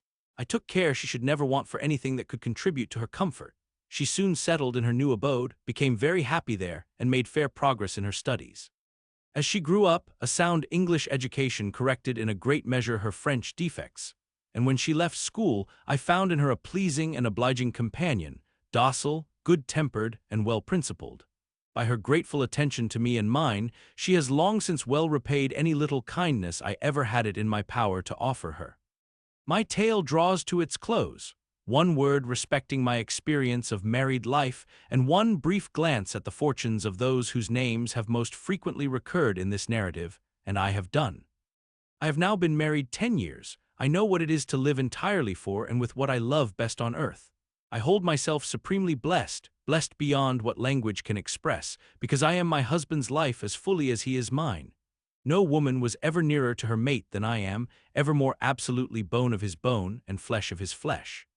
I know no weariness of my Edward's society. He knows none of mine, any more than we each do of the pulsation of the heart that beats in our separate bosoms. Consequently, we are ever together. To be together is for us to be at once as free as in solitude, as gay as in company. We talk, I believe, all day long. To talk to each other is but a more animated and an audible thinking. All my confidence is bestowed on him. All his confidence is devoted to me. We are precisely suited in character. Perfect concord is the result. Mr. Rochester continued blind the first 2 years of our union. Perhaps it was that circumstance that drew us so very near, that knit us so very close, for I was then his vision as I am still his right hand. Literally, I was, what he often called me, the apple of his eye. He saw nature, he saw books through me, and never did I weary of gazing for his behalf, and of putting into words the effect of field, tree, town, river, cloud, sunbeam of the landscape before us, of the weather around us, and impressing by sound on his ear what light could no longer stamp on his eye. Never did I weary of reading to him, never did I weary conducting him where he wished to go, of doing for him what he wished to be done. And there was a pleasure in my services, most full, most exquisite, even though sad, because he claimed these services without painful shame or damping humiliation. He loved me so truly that he knew no reluctance in profiting by my attendance. He felt I loved him so fondly that to yield that attendance was to indulge my sweetest wishes. One morning, at the end of the 2 years, as I was writing a letter to his dictation, he came and bent over me and said, "Jane, have you a glittering ornament round your neck?" I had a gold watch chain. I answered, "Yes." "And have you a pale blue dress on?" I had. He informed me then that for some time he had fancied the obscurity clouding one eye was becoming less dense, and that now he was sure of it. He and I went up to London. He had the advice of an eminent oculist, and he eventually recovered the sight of that one eye. He cannot see very distinctly, he cannot read or write much, but he can find his way without being led by the hand. The sky is no longer a blank to him, the earth no longer a void. When his firstborn was put into his arms, he could see that the boy had inherited his own eyes, as they once were large, brilliant, and black. On that occasion, he again, with a full heart, acknowledged that God had tempered judgment with mercy. My Edward and I, then, are happy, and the more so because those we most love are happy likewise. Diana and Mary Rivers are both married. Alternately, once every year they come to see us and we go to see them. Diana's husband is a captain in the Navy, a gallant officer and a good man. Mary's is a clergyman, a college friend of her brother's, and from his attainments and principles worthy of the connection. Both Captain Fitzjames and Mr. Wharton love their wives and are loved by them. As to St. John Rivers, he left England, he went to India. He entered on the path he had marked for himself, he pursues it still. A more resolute, indefatigable pioneer never wrought amid rocks and dangers. Firm, faithful, and devoted, full of energy and zeal and truth, he labors for his race. He clears their painful way to improvement. He hews down like a giant the prejudices of creed and caste that encumber it. He may be stern, he may be exacting, he may be ambitious yet, but his is the sternness of the warrior Greatheart, who guards his pilgrim convoy from the onslaught of Apollyon. His is the exaction of the apostle, who speaks but for Christ when he says, "Whosoever will come after me, let him deny himself and take up his cross and follow me." His is the ambition of the high master spirit, which aims to fill a place in the first rank of those who are redeemed from the earth, who stand without fault before the throne of God, who share the last mighty victories of the Lamb, who are called and chosen and faithful. St. John is unmarried. He never will marry now. Himself has hitherto sufficed to the toil, and the toil draws near its close. His glorious sun hastens to its setting. The last letter I received from him drew from my eyes human tears, and yet filled my heart with divine joy. He anticipated his sure reward, his incorruptible crown. I know that a stranger's hand will write to me next, to say that the good and faithful servant has been called at length into the joy of his Lord. And why weep for this? No fear of death will darken St. John's last hour. His mind will be unclouded, his heart will be undaunted, his hope will be sure, his faith steadfast. His own words are a pledge of this. "My master," he says, "has forewarned me. Daily he announces more distinctly, 'Surely I come quickly.' And hourly I more eagerly respond, 'Amen. Even so come, Lord Jesus.'"